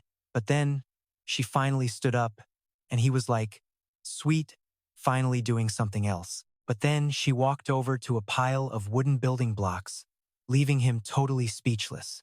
Already dying of boredom, he couldn't help but blurt out, "Playing with blocks? Seriously, how lame can you get?" But the second he said it, Uwa shot him a killer death glare. Panicking, he quickly pointed at the TV to save himself. "I meant that guy." Right then, Tranthan's voice crackled inside his earpiece. "Soldier, do you copy? Do you feel any weird vibes right now?" He rubbed his temple, feeling super annoyed, and muttered, "Honestly, it feels suffocating in here. Is that supposed to be normal?" Tranthan sounded a bit confused but replied, "As long as you do not want to mess with the doll, you are fine." Then she turned dead serious. "Look, Doll is the most powerful psychic in Qinggang, but she has got massive issues. When she first showed up at just 3 years old, she practically threw the whole city into utter chaos. Back then, half the population wanted to tear her apart." Flashback to little Uwa as Professor Bach gently cradled her in his arms. Tranthan continued, "On the flip side, the other half of the city risked absolutely everything just to protect her. Then Professor Bach stepped in, shielding her with these unique parasites. Since then, she has been our ace psychic here in Qinggang, bailing us out of tons of crazy situations." He nodded slowly, processing what Tranthan was saying, when she suddenly warned him, "But what I am about to tell you is, as the doll gets older, her wild powers and the negative side effects she cannot control are skyrocketing, pushing her right to the edge. It is almost completely out of hand now. That is why, wherever she goes, Doll needs her own isolated space." He watched Oa build her wooden block house as Tranthan's voice echoed in his ear. She said, "Regular people can make simple requests to the doll. She usually goes along with them and handles the job perfectly. But deep, meaningful connection? No way. Right now, you are officially the first person to actually talk directly to her. This means you hold major sway over her." Meanwhile, Uwa quietly kept stacking her wooden blocks. Tranthan asked, "Now level with me. What did you honestly feel the second you laid eyes on the doll?" Hearing that, he got up and walked over to her. He wondered if he should use his mother's observation power on her. No, way too risky. This girl is crucial to Qinggang, and triggering her would be a disaster. Luke Tan took a few steps closer and muttered, "I feel like." He sat down right in front of her, looking into her eyes. Honestly, she is just really lonely. Meanwhile, at headquarters emergency war room, a booming voice echoed, "Since Doll came to Qinggang at age 6, she has been with us for 12 years. She has never acted like this." To Tin Chung smirked, addressing the room. "So, ladies and gentlemen, who has got answers? What is the real reason behind the doll's bizarre behavior? And is this going to unleash a wave of utter chaos and danger upon Qinggang?" Professor Bach chimed in. "Doll's weird vibe with the soldier probably comes down to a deep mental connection. They are basically vibrating on the exact same psychological wavelength. Sometimes you just recognize one of your own. So, honestly, everyone needs to chill. At the end of the day, the poor girl is just incredibly lonely." Right then, Minister Tham scoffed from the corner. "Hold on, I have got a major question. The girl, codenamed Doll, was diagnosed with severe autism years ago. Autistic people are not lonely. They just lock everyone else out of their world. Professor Bach gestured to the screen showing the two building blocks. But what happens when someone actually manages to break into that private world of theirs? Most patients with severe autism live strictly inside their own minds. But if someone actually manages to break through, they will develop an extreme, highly unusual emotional dependency on that intruder. Tu Tin Chung cut him off instantly. Look, I am no expert on psychic mutations, but I have thoroughly analyzed the doll's case file and all her symptoms. Sure, having someone connect with her is great, but since both of them are insanely powerful psychics, I am going to need a full risk assessment report on my desk. Minister Thom nodded along. If the doll and the soldier end up feeding off each other's energy and snap at the same time, it will be an absolute nightmare. But Director Tran spoke up, look, this is way off script, but we really do not need to lose our heads just yet. First, the soldier has been in that room with doll for over 2 hours, but his emotions are totally flat. Her toxic psychic output is not doing a single thing to him. He is completely immune. Highlighting how Luke Tan left dirty footprints on the floor and how Ua handed him the remote, he kept going. Second, the doll is showing him an insane amount of slack. She normally has this intense, crippling OCD and a massive obsession with cleanliness, but she actually let him walk into her room without even taking off his shoes. She let him sit right next to her, handed him the remote, and even made some actual vocal sounds. Any way you slice it, these two are actually having a super positive influence on each other. Luke Tan and Ua both reached for the same wooden block. As Luke Tan gently stacked it back, Director Tran pitched, since they are already interacting, why not use this golden opportunity to greenlight that plan of ours? Minister Tham hesitated after hearing Director Tran's pitch. This plan requires the soldier's cooperation, but we still do not know enough about him. He is a massive wild card. Plus, this chance came totally out of nowhere. Are you guys actually ready for this? Professor Bach spoke up to warn them. This is not like before. Tu Tin Chung nodded, saying, I agree with the plan, but tell me, what is your play here? Director Tran answered quickly. First, I am going to ask the soldier. He tapped his communicator. Ask the doll 3 questions for us. Over in the room, Luke Tan heard the request and nodded. 3 questions. Copy that. I am on it. He turned to Ua, who was busy stacking her wooden castle.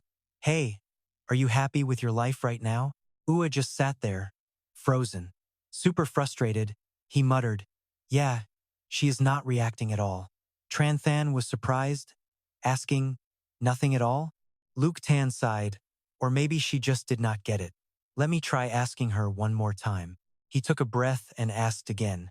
I mean, are you happy? This time, Ua actually seemed to react. Her hand froze in midair. She slowly turned, looked right at Luke Tan, and gave him a sharp nod. Luke Tan grinned, immediately radioing back.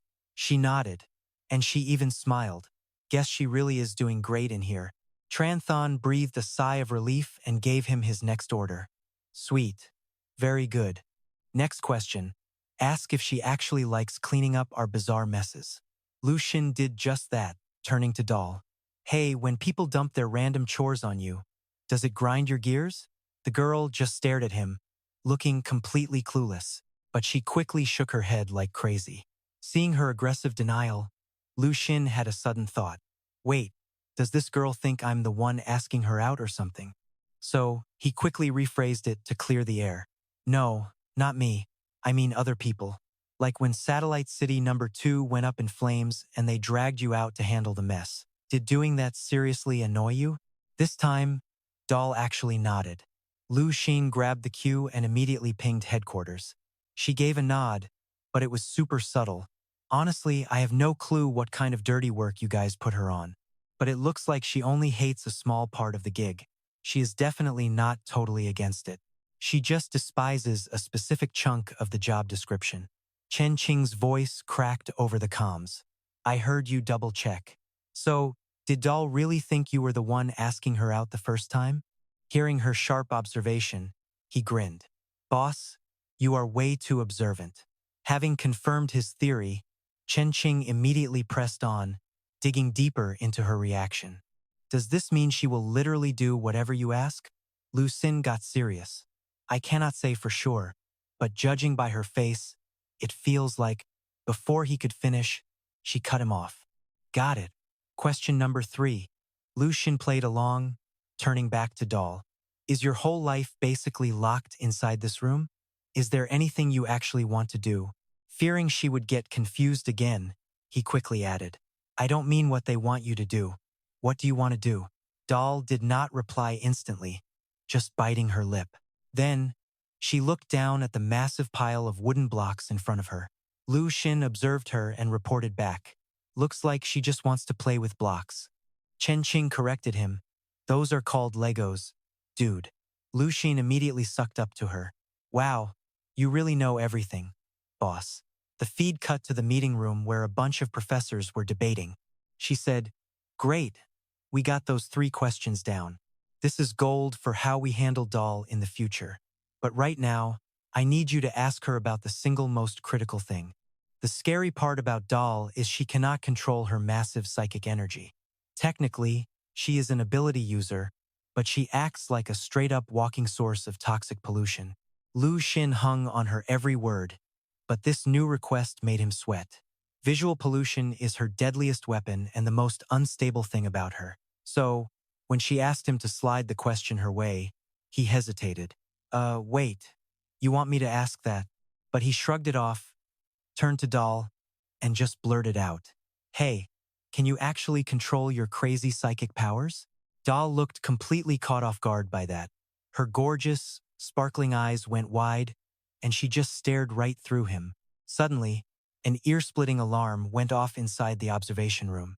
Director Chen chimed in. Maybe she just doesn't get the concept of control. To her, throwing psychic energy around is as natural as breathing or flexing a muscle. It is completely subconscious. So, our soldier here can chat with her, but explaining psychological control to a kid like her is a whole different story. Su Xingchong raised an eyebrow. So, we still have a shot at neutralizing her toxic side? Director Chen did not waste a second before jumping in. Absolutely. This first contact was a massive home run. Thanks to the soldier's unique communication, we now know Doll has normal feelings, likes, and dislikes. She is just a highly introverted kid who is not great at expressing herself to the outside world. She is human, just like us. That made sense to Su Xinchong, so he pressed further. So, what is the game plan for the final phase? Director Chen quickly laid out his master strategy. The soldier's help is absolutely crucial. Our top priority is teaching Doll to dial back her subconscious psychic emissions.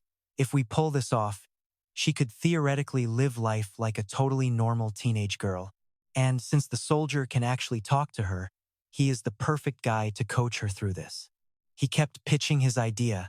With our backing, Doll can learn self-control and avoid going totally nuclear. This kickstarts Phase 2 of the Doll Initiative. But before he could even finish his sentence, Minister Shen slammed his hands down and lost his mind. You want the soldier coaching her? He will learn all her deepest secrets. Doll's files are classified as top-secret S-class info in this city. Man, the professor sitting next to Director Chen rolled his eyes. What are you sweating for? The soldier has S-class clearance too. Director Chen agreed. They are technically on the same level, but Minister Shen was still raging. Is that how security clearance works now? Just because they share a clearance level doesn't mean we share secrets. Seeing things get heated, Professor Bai stepped in to cool them down. All right, chill out, everyone. The soldier is technically just a level 3 special agent right now. His clearance is too low, but we can fast-track his promotion to the special ops team to bypass that. Besides, his track record is flawless. We will finalize this once the official report drops. Back on the line, Chen Qing asked.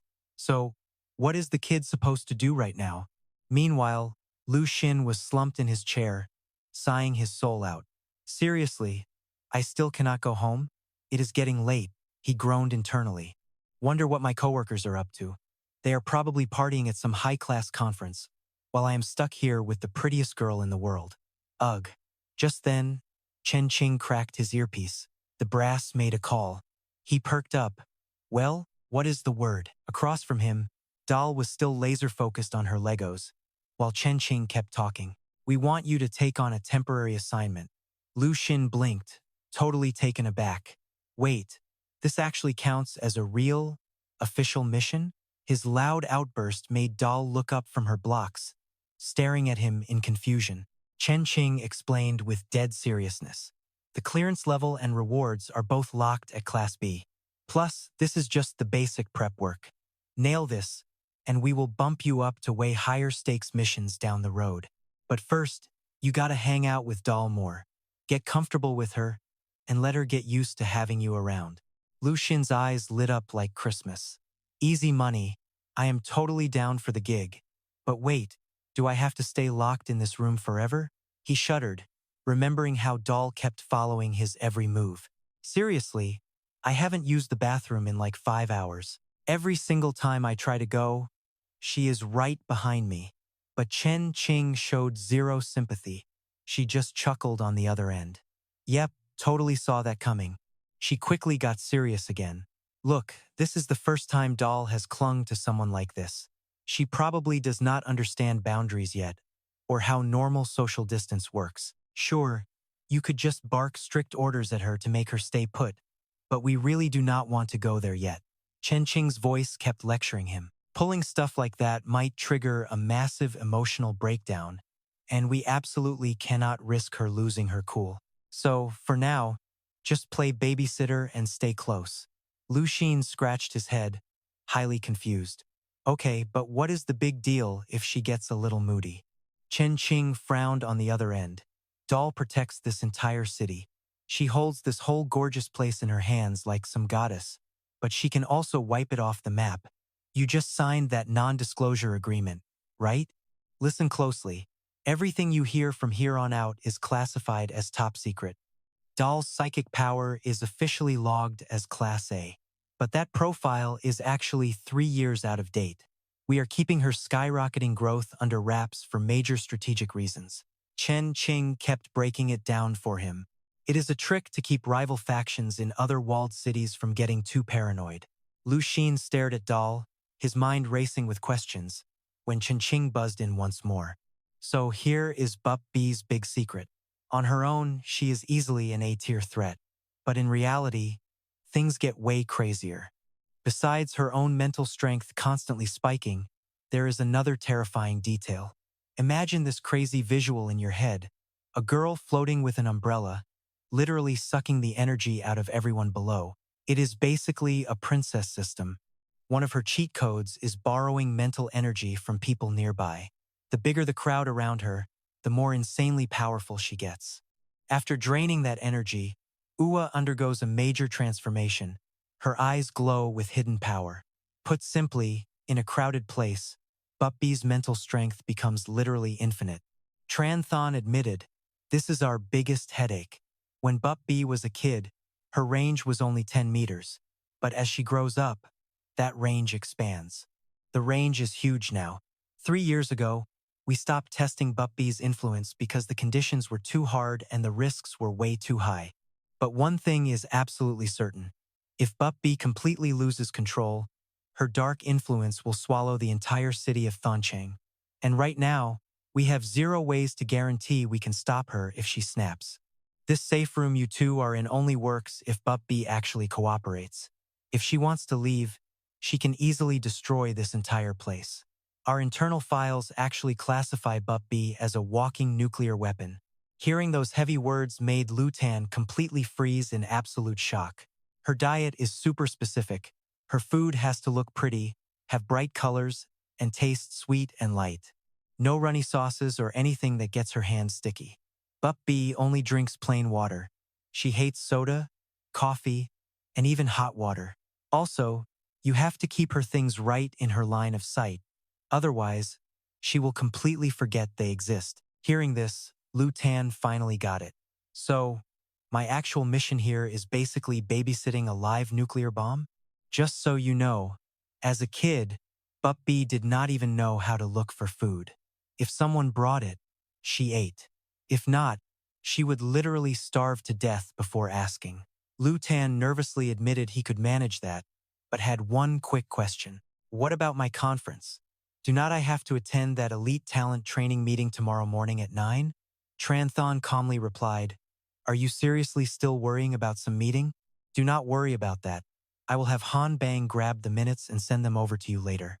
Are you actually just anxious about your Phase 2 project?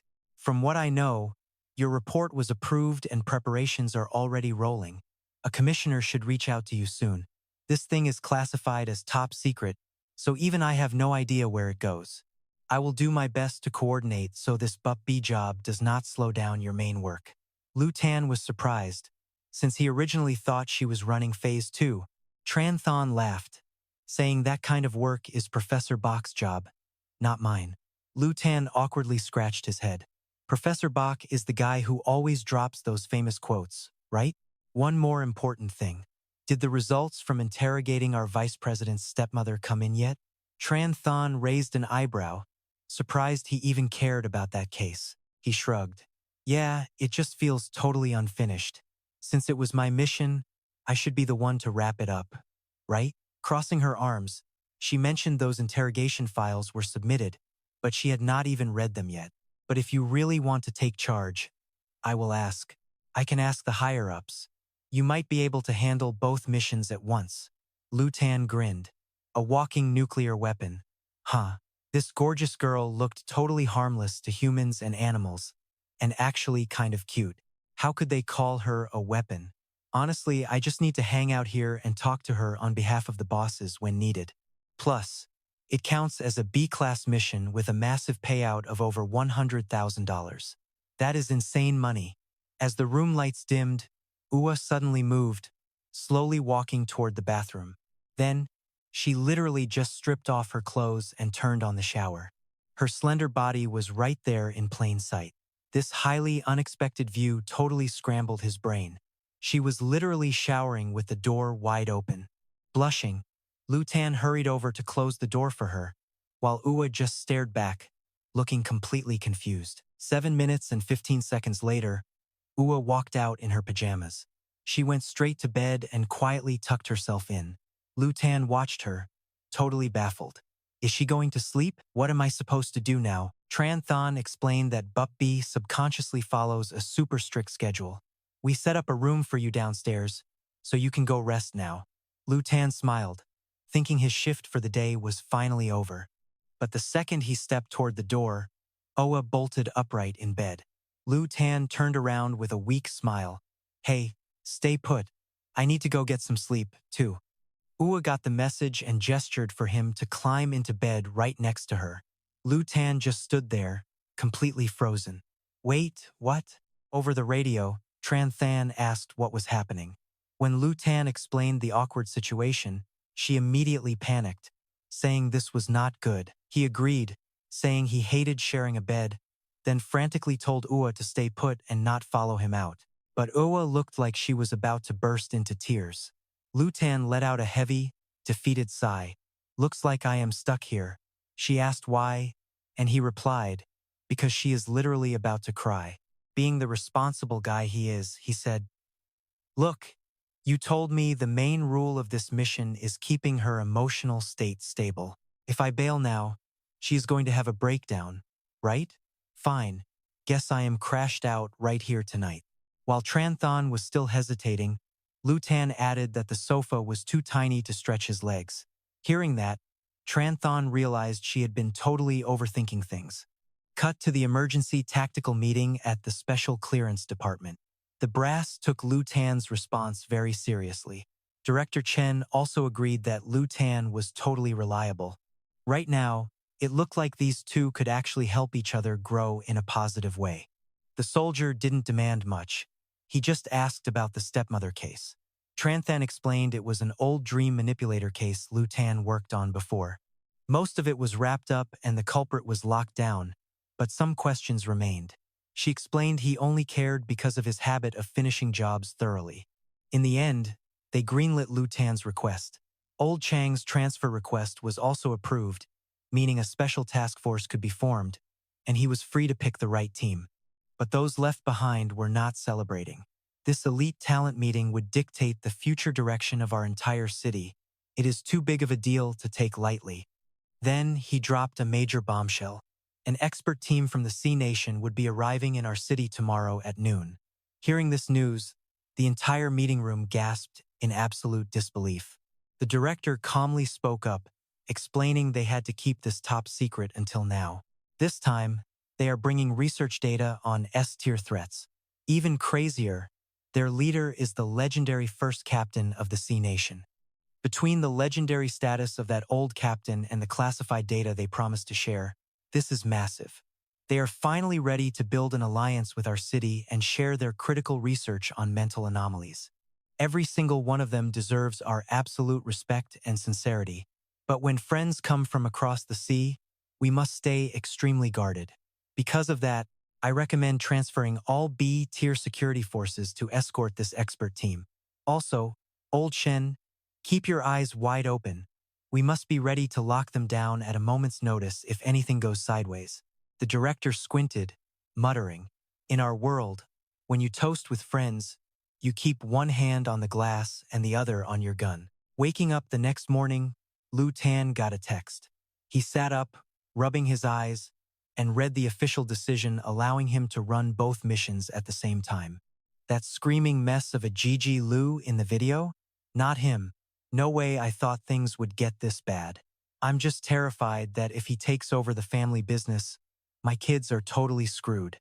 Lu Xin listened, realizing this lady was definitely no psychic. She kept babbling. "I heard about this crazy effective wishing thing, so I went. I only wished for him to get hit by a car or just drop dead. But once the wish came true, the nightmares started. Every single night, I dream of him going full psycho and eating my kids alive. He is a literal demon. You have to lock him up." Right then, things finally clicked for Lu Xin. Xiao Yuan's evil stepmom was definitely mixed up in this mess, but she had zero powers. She had no clue how to trigger a contamination source on her own. Basically, a psychic hijacked her mind. That white shadow creeping into Xiao Yuan's nightmares? Yeah, it was totally her. But someone else was pulling the strings, using her mind as a psychic weapon. Gigi Lu spilled that this whole wishing craze started right after she hit the main city. She hooked up with some mid-level manager working at a major shipping company there. She got super tight with the manager's wife, who kept bragging that this mysterious god answers every single prayer.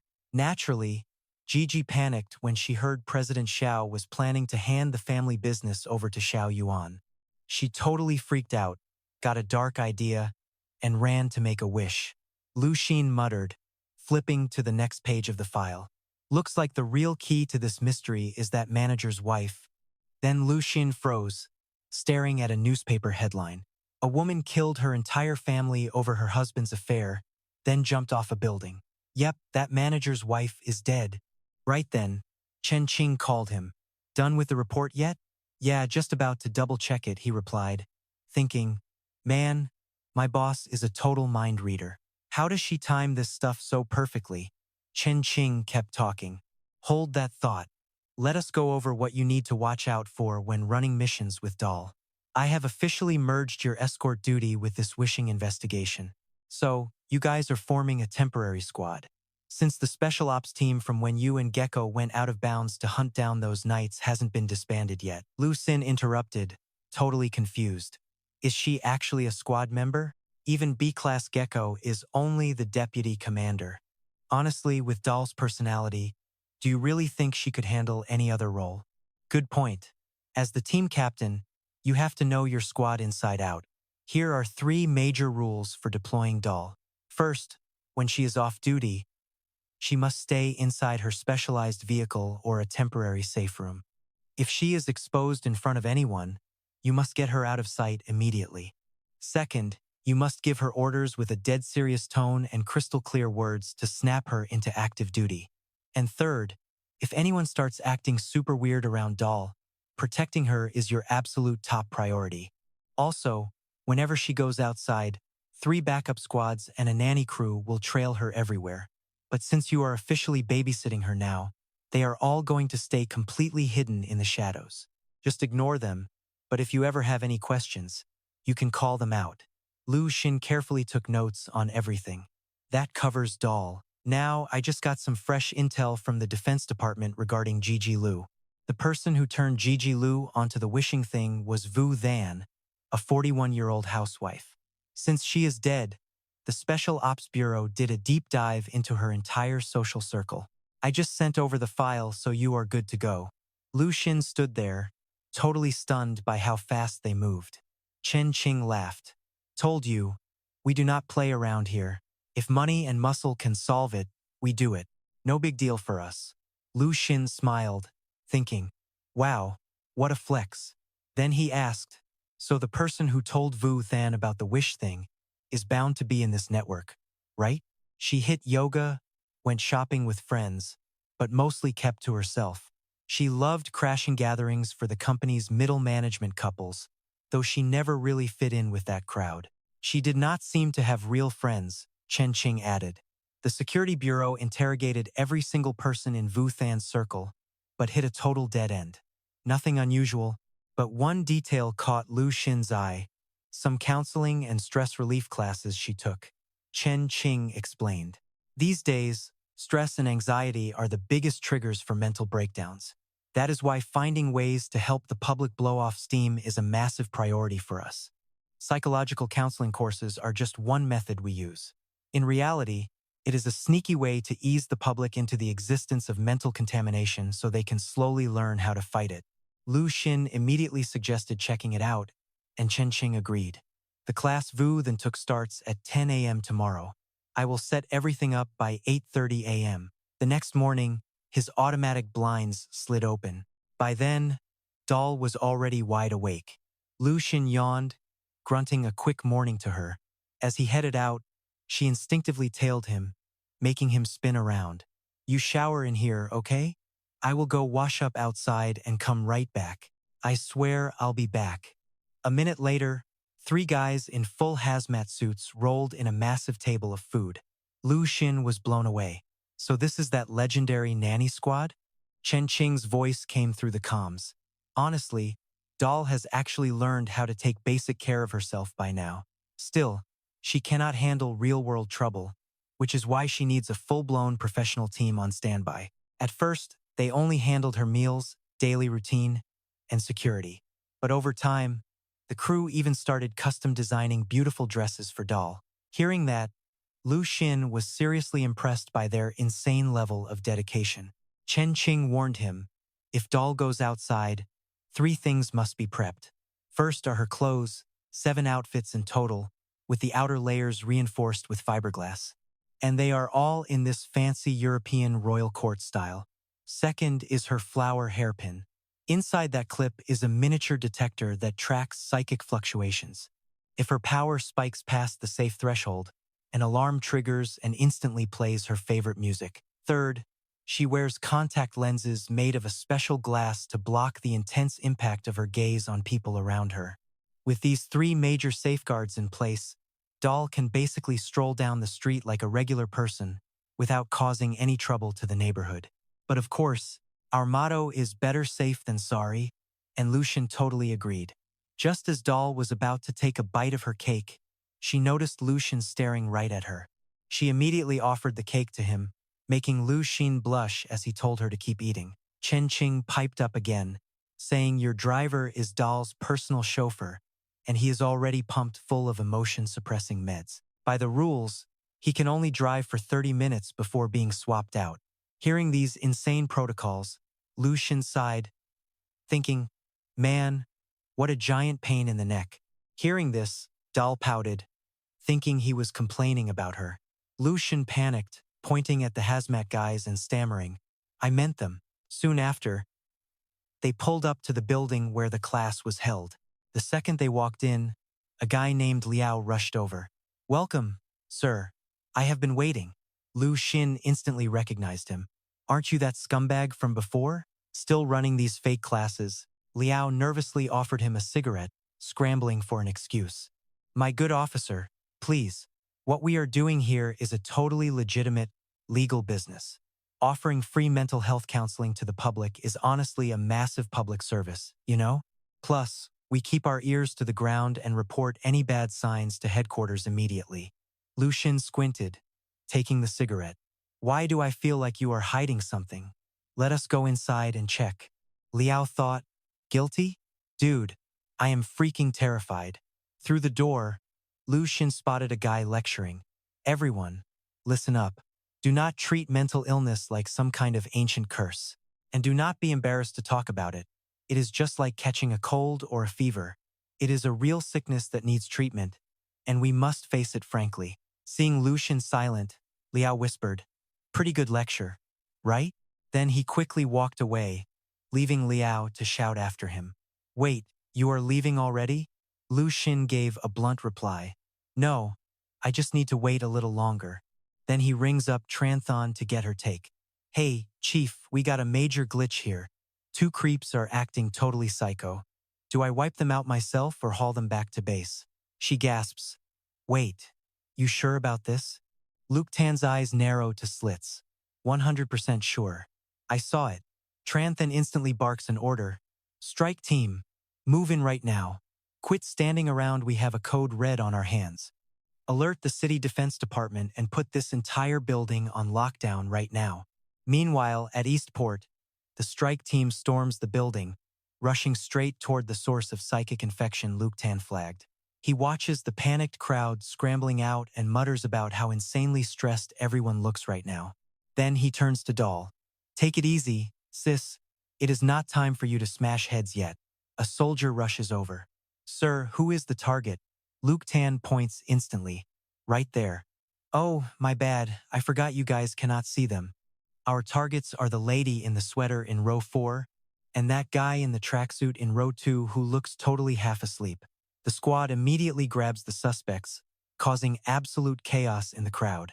Hey, you cannot arrest me. My dad is the head of logistics at City Hall.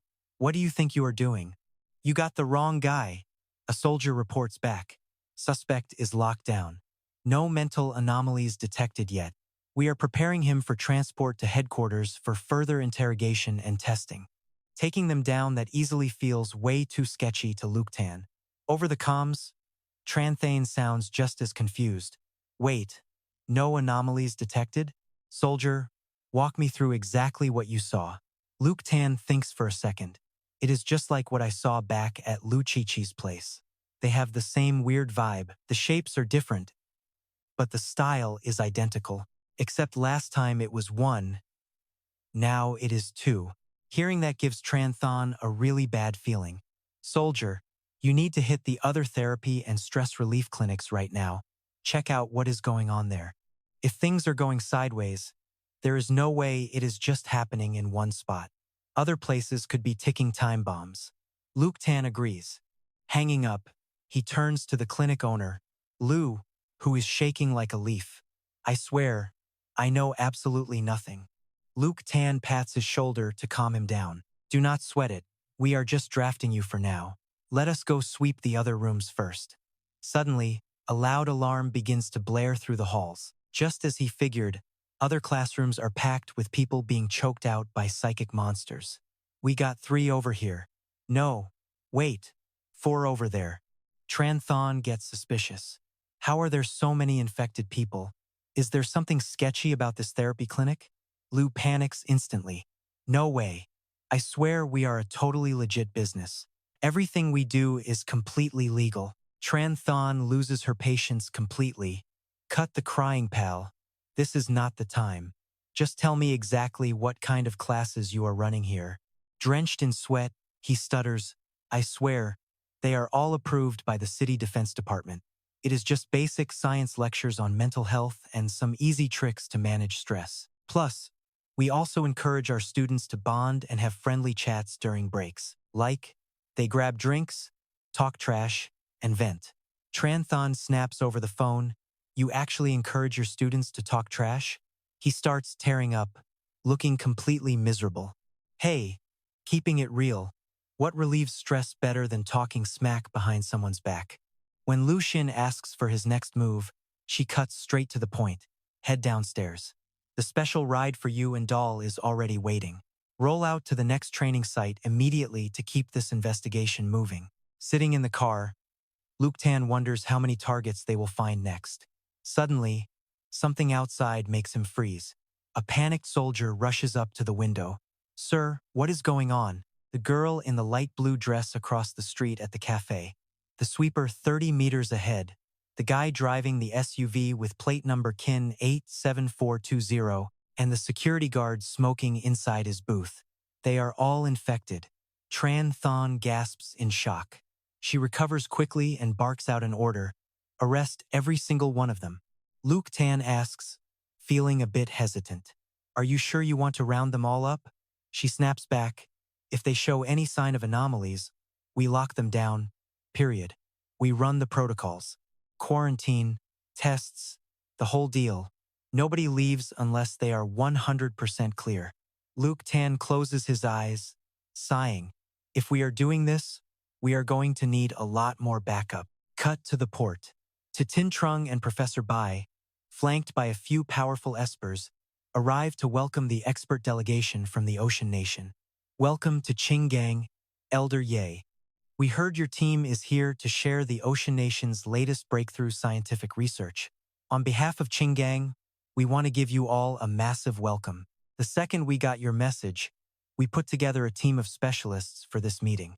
Elder Ye shakes Tu's hand in thanks, then turns to shake Professor Bai's hand. And you must be the famous Dr. Bai, right? Your presentation at the Alliance Conference was legendary.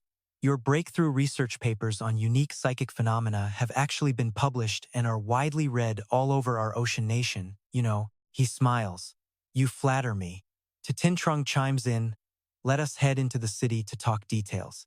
Meanwhile, Minister Thom is glued to the security monitors, asking his team if they have spotted anything unusual yet. Three powerful espers are trailing right behind Mr. Tu and Professor Bai.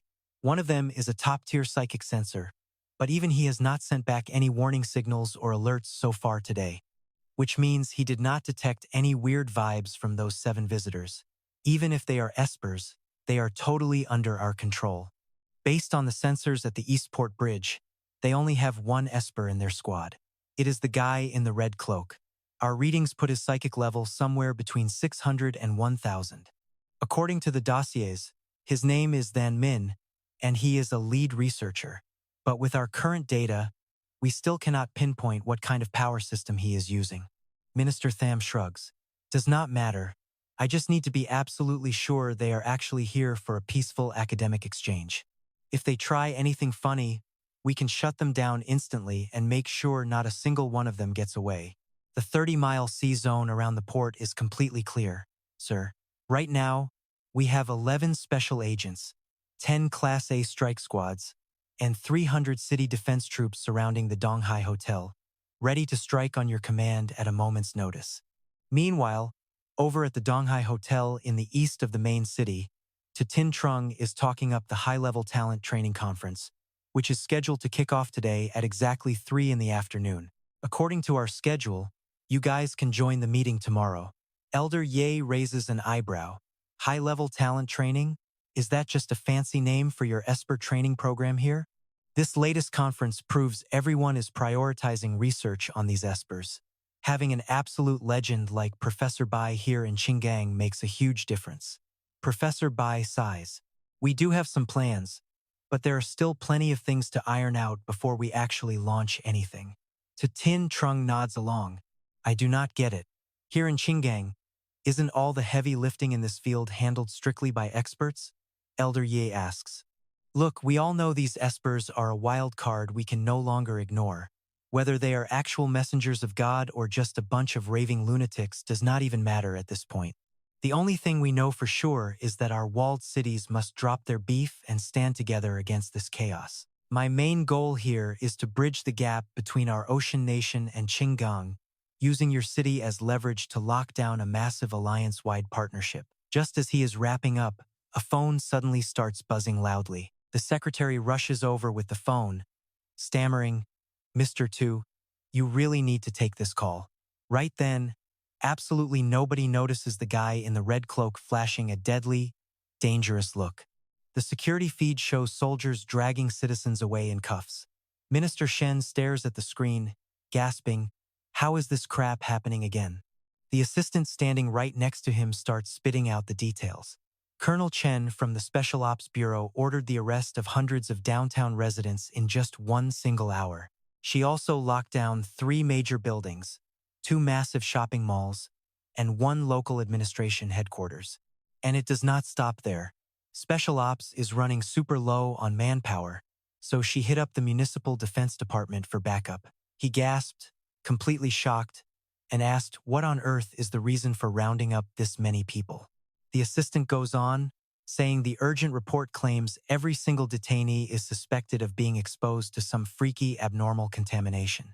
This crazy news was sent straight to Mr. Tu and the Supreme Admin Office at the exact same time. But since this whole mess went down so fast, tons of the arrested folks are actually relatives of high-ranking officials. Now, Special Ops cannot explain a damn thing, so these angry relatives are pulling strings everywhere, demanding they release their people. Hearing this, Minister Shen loses his cool and snaps, "Tell them to shut up. I do not care who they are. If they are contaminated, lock them up." The assistant adjusts his glasses, looking dead serious as he replies, "Right, but here is the catch. We have zero proof they are actually infected." Cut to the scene where troops are arresting people. A soldier shouts, "Captain, we have got way too many detainees here. This has totally blown past our authority. What about the infected we grabbed? Any intel from the interrogation?" "Nothing yet. We ran quick psych and mental scans, but absolutely nothing came up abnormal. In other words, everyone we locked up looks totally normal."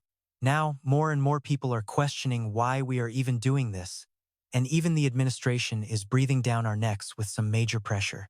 Chen Than asks, completely puzzled, "Nothing abnormal at all? What did they say during interrogations about their connection to the wishing ritual?" The soldier replies, "Only a few admitted they had actually touched it, but most of them flat out denied it. We do not have the staff or gear to check if they are lying.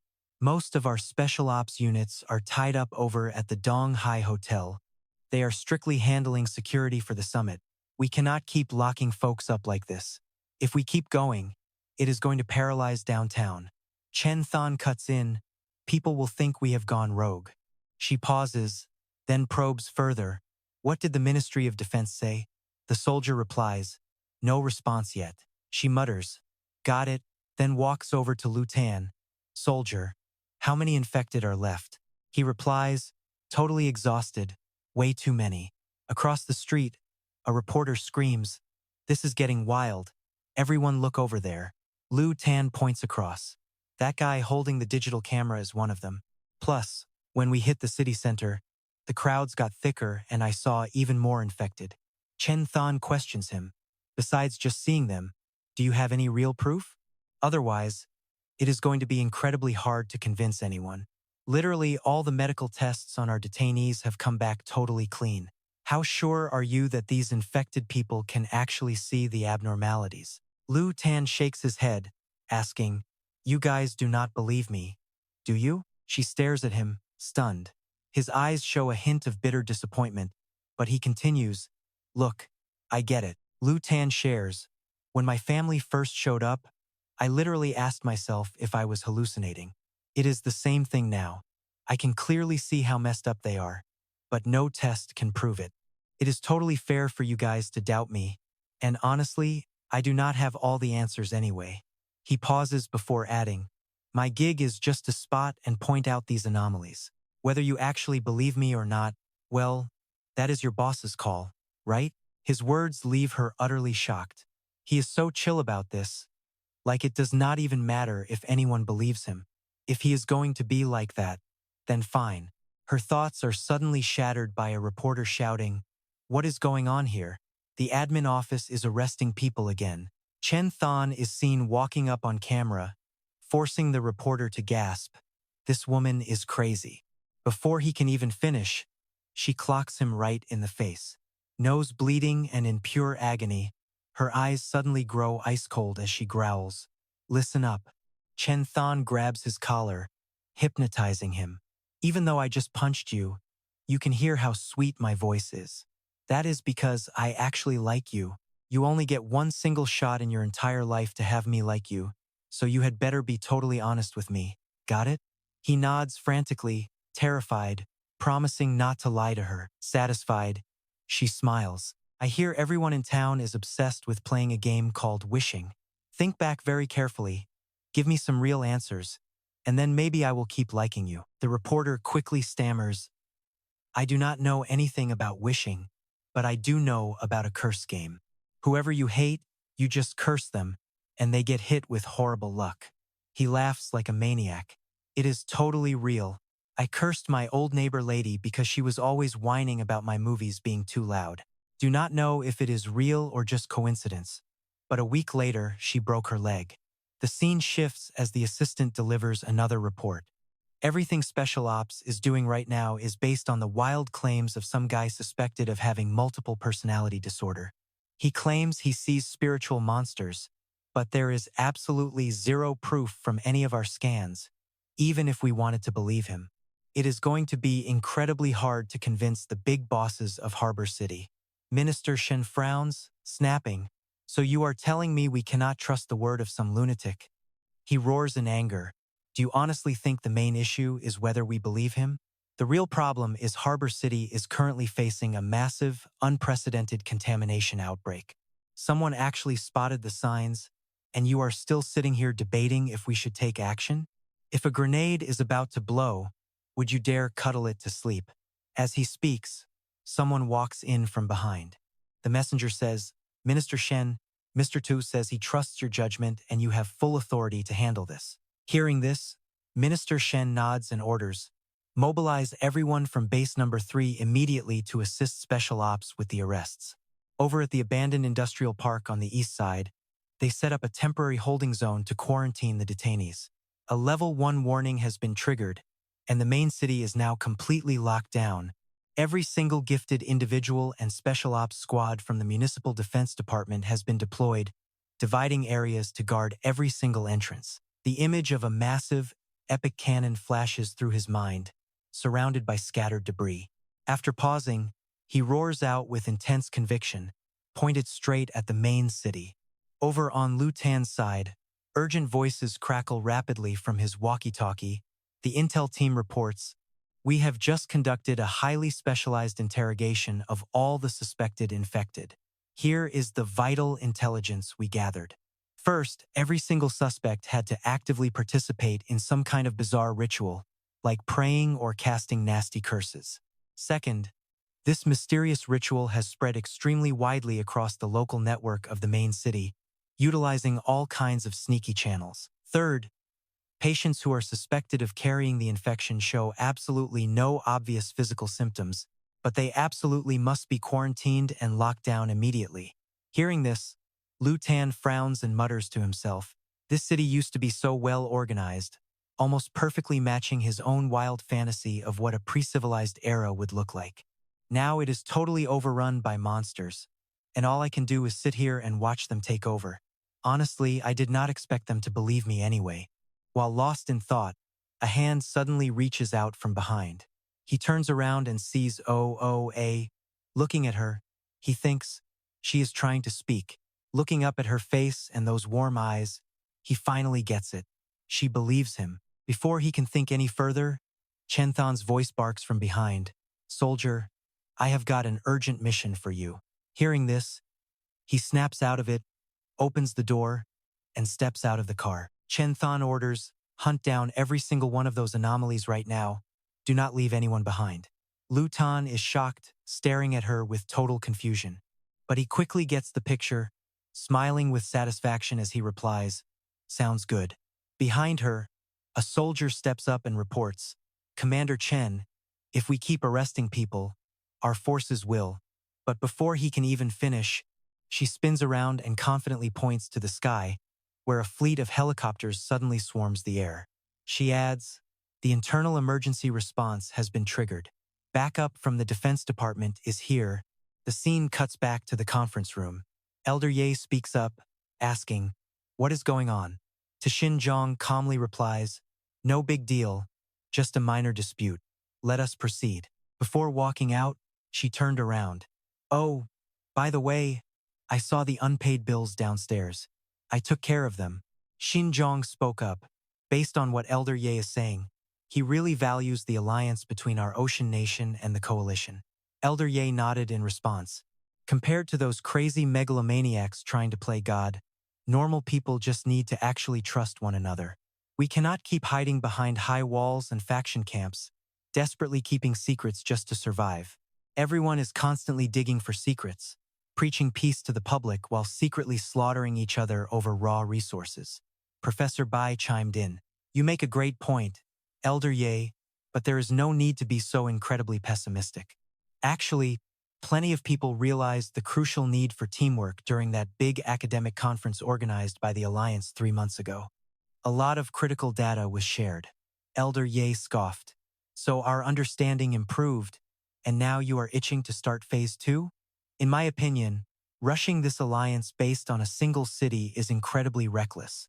This was just a temporary choice to rebuild civilization after the Red Moon disaster.